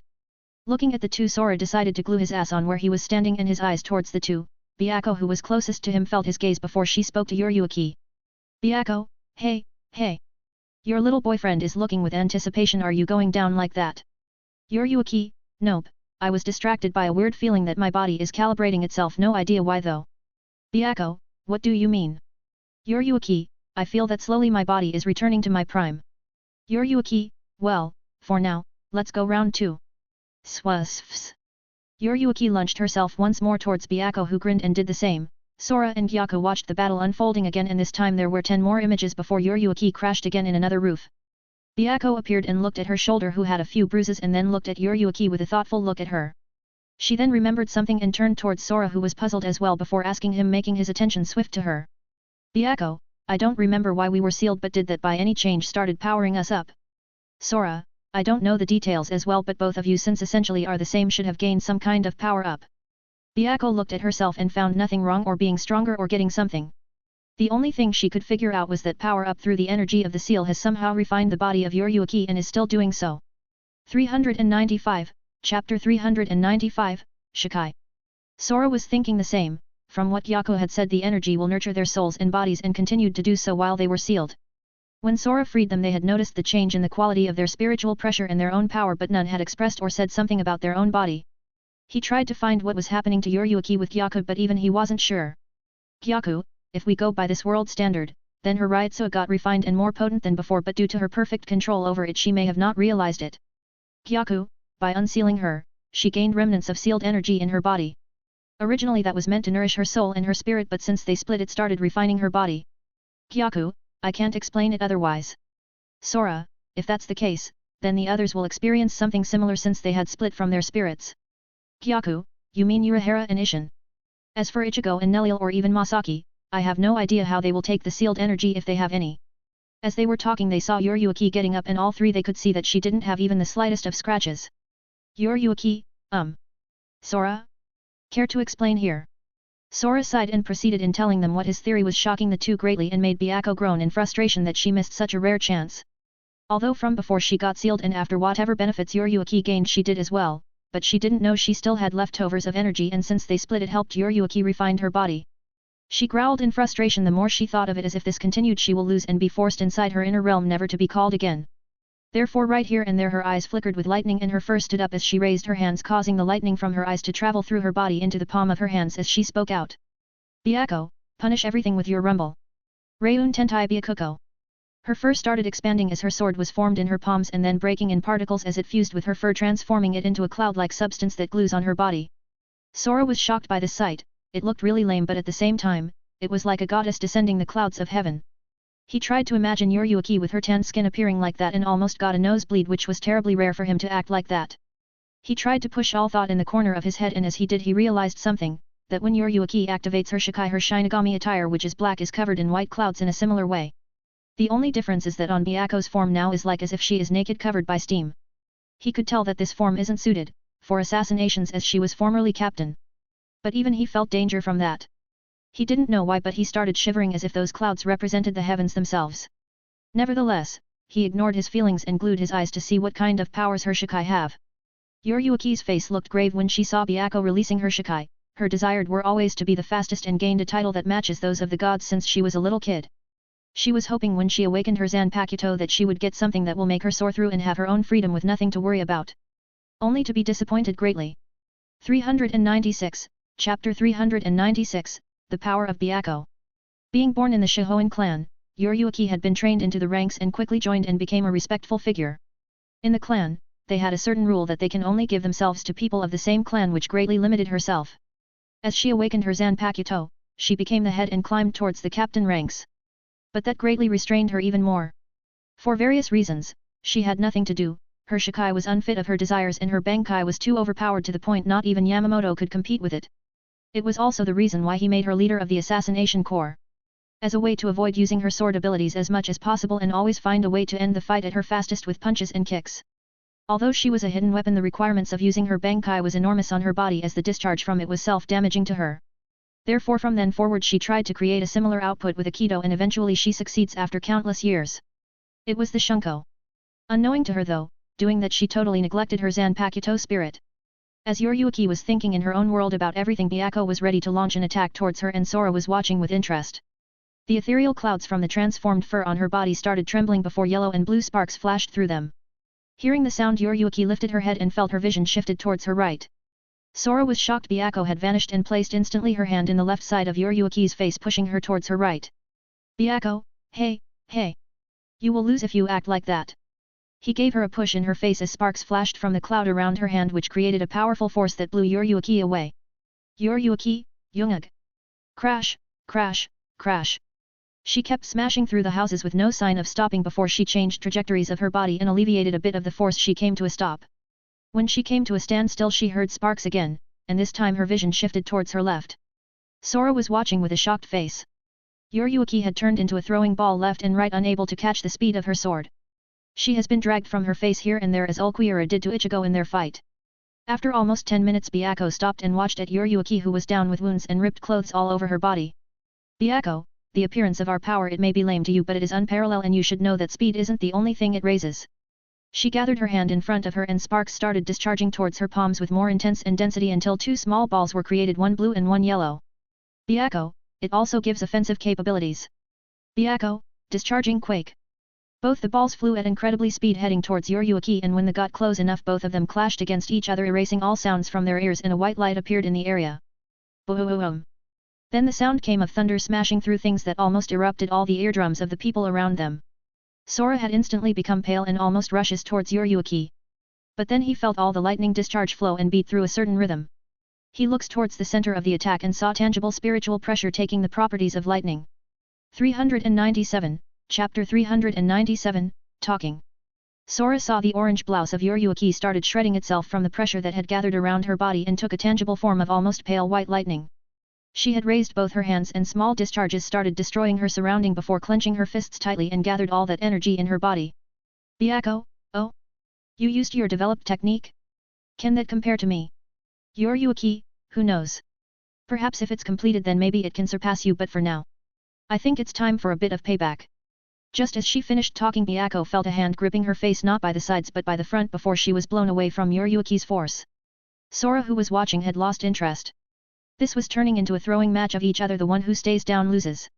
Although he was certain that he knew both of their individuals' desires, somehow none of them realized that in the end, they were the same.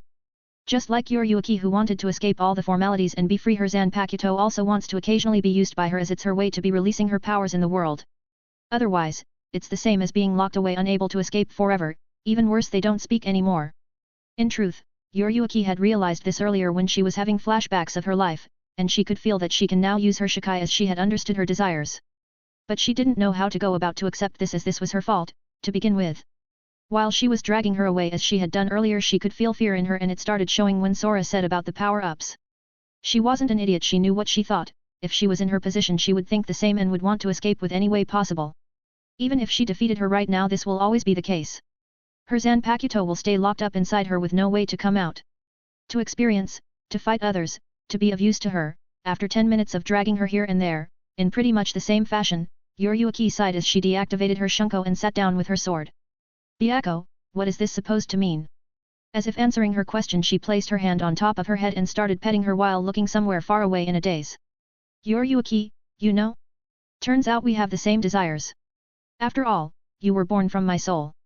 Yoryuki, when I first fought you, I was excited that I will gain the power towards freedom. Yoryuki, I was a little girl back then, I got my hopes up. Yoryuki, even thought I was disappointed by the Shikai form, I thought maybe the Bankai will suit me better.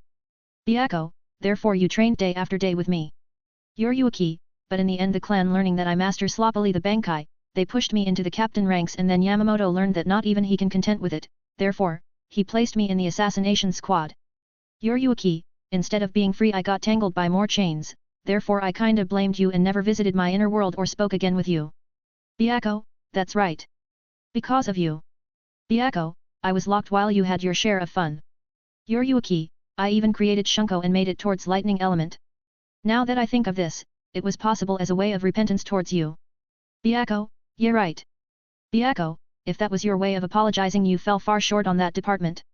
Sora was completely baffled up by all this that he was seeing, both girls were down and started talking after almost trashing each other out. Gyako was the same, he had never seen something like this not even with the so-called Deo of Sisterhood. 398, Chapter 398, Trying to Settle Things. Yuryuki, ha ha ha, you think. Byakko, you called all your murmuring so far an apology. Yuryuki, when Kisuk and the rest I got tricked by Aizen, I knew it was my chance to get away even as a traitor I would gain my own freedom with my own hands. Yuryuki, that was when I totally stopped training everything and spent my days leisurely.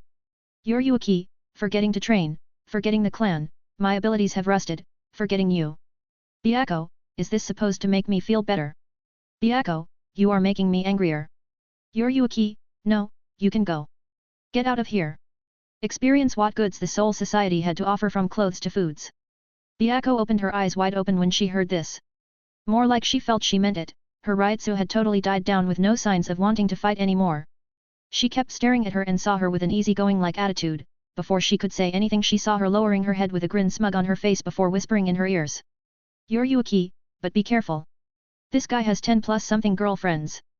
Byakko, huh? And how is that related to me? Yuryuki, just giving a friendly warning. Sora who was watching all this and also hearing her saying that started twitching his eyebrows, it didn't take long for him to sigh as he started walking towards them. Sora, Yuryuki, have you found out Kisuk's and Yamamoto's location? Yuryuki, ha ha ha, you have 3 girls here and you ask about guys. Geez. He could feel a few glares and when he located the source he was stunned. One of them was Byakko who laid there in the ground and the other was coming from Swafon who just woken up and heard Yuryuki's comment. Sora, as much as I would like to stay and play with all of you we have trouble coming our way. Yuryuki, what do you mean? Sora, Ichigo is currently locating Zanpakuto spirits that have successfully killed their owner. Yuryuki, why would he do that? Sora, because I noticed their Ryutsu is starting to change. Byakko, change how? Sora, signs of holofying. Sora, I was going to bring this up in the next meeting we would have. But it turns out that the Zanpakuto spirits that were freed themselves have become stray spirits. Swafon, and with no one to control their power, they started destroying themselves. Sora, yes, also Kyuka Muramasa coming out from a garganta so he himself be losing his reason. Sora, I want to wrap this up as fast as possible. Sora, also Byakko, you should know yourself, that you can always speak with Yuryuki and even drag her to your inner world. Sora, at the same time I like the mist-like cloud of your Shikai. And I believe the only reason Yuryuki hates it is because she has a very dark tan skin color on her body. Sora, through she hates the contradiction it causes in her image it doesn't mean she hates you to the bone. Sora, although I'll admit she was in the wrong of not speaking to you for more than 100 years. Sora, also Yuryuki. You better start retraining yourself. Because where will we go in the future they have too many ways to cope with speed. As Sora said that Yuryuki, Byakko and Swafon went silent from his words. Although they couldn't get his complete meaning they did realize that something is coming that even he might not be able to cope with. Yuryuki knew from his behavior so far about them when they got unsealed and she knew he was forced to do so by something. Even though Gyako had said that she will be in the top 10 or so in the ranks of the fastest people in the third plane. Sora knew that each powerhouse had their own dealings with such situations. 399, Chapter 399, Ishin vs Injutsu. Sora, if you want to finish your fight, after all, that was said here then go ahead. Byakko, if I kill her and become a hollow then where would I have fun if I lose myself? Yuryuki, you have to kill me for that you know. Byakko, troublesome. I'll pass. Sora, Yuryuki I asked before but probably you didn't hear me. Did you located Yamamoto's and Urahara's whereabouts? Yuryuki, yes I have. Sora, good. Then write it down and you with Swafon, go and warn all the others to be extra careful about Stray's swords. Sora, at the same time, when you see Ishin. Boom. Before Sora could speak all 4 of them saw a curved light pillar that pierced the clouds and blown them away. Sora who saw it, he knew clearly what it was. It was the attack of Ishin that relied on it on fighting the enemies without releasing his Shikai. It was also the most used attack of Ichigo. The Gestiga Tenshou.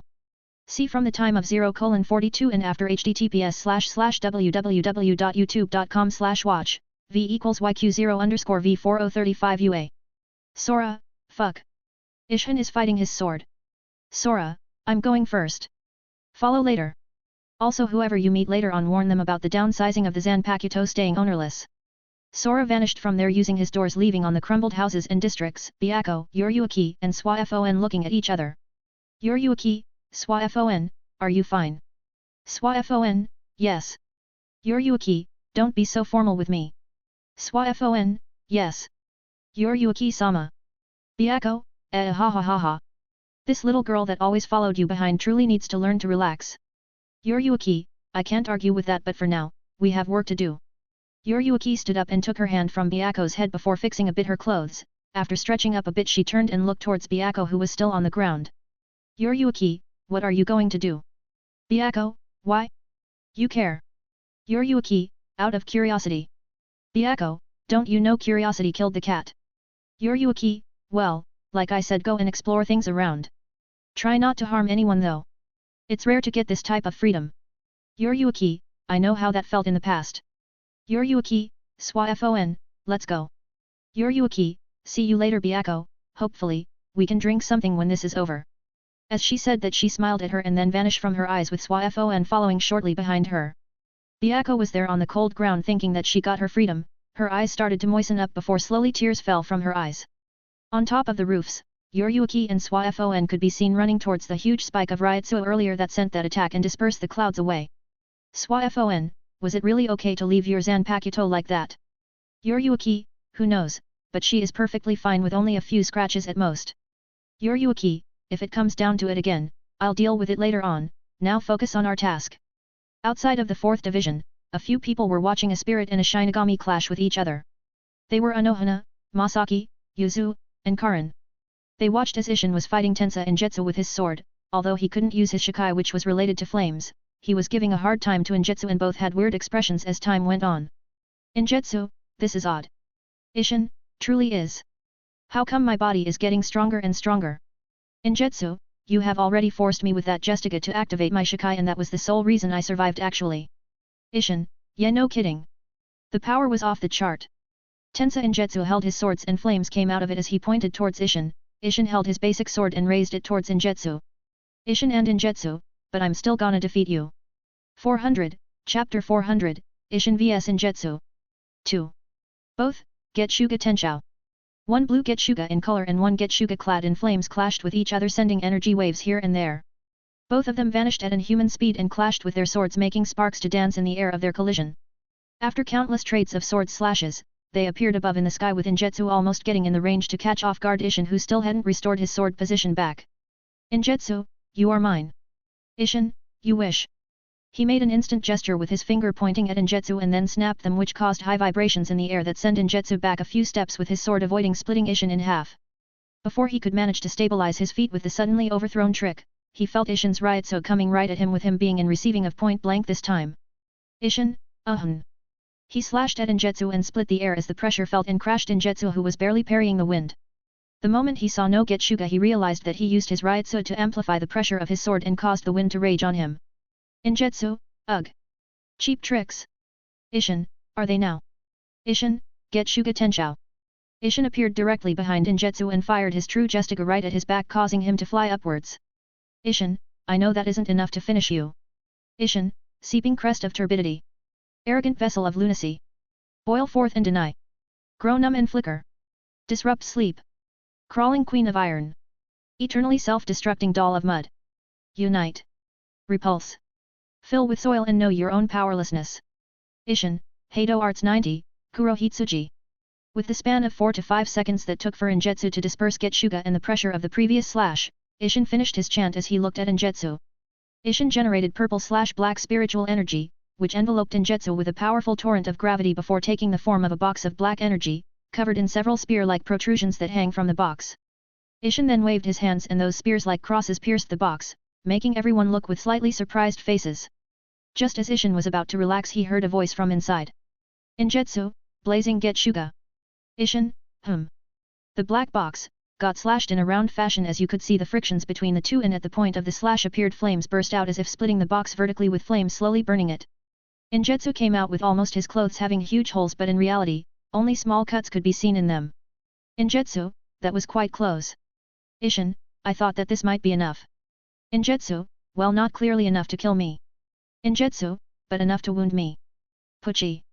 A large wound opened in his back from the previous hit he got from Getsuga, blood flowed out of it which somehow surprised Ishin on how he did that. Injutsu, the Getsuga you fired earlier hit directly my back while in front of me I had the raging pressure of the wind. Injutsu, as I tried to disperse both and I managed to do so this happened. But the wound was smaller, it ripped a bit more with the coffin. Injutsu, you can say it's my loss as I can't raise my hands or activate our Bankai with this wound. Ishin, then before you return, tell me what was your desire. Injutsu, to see how far you will go as you protect others. As he said that Injutsu became particles and went towards Ishin, who caught a sword that united with his own. Ishin, why do I feel you were never in his control? Sigh. I can really say I won like this. 401.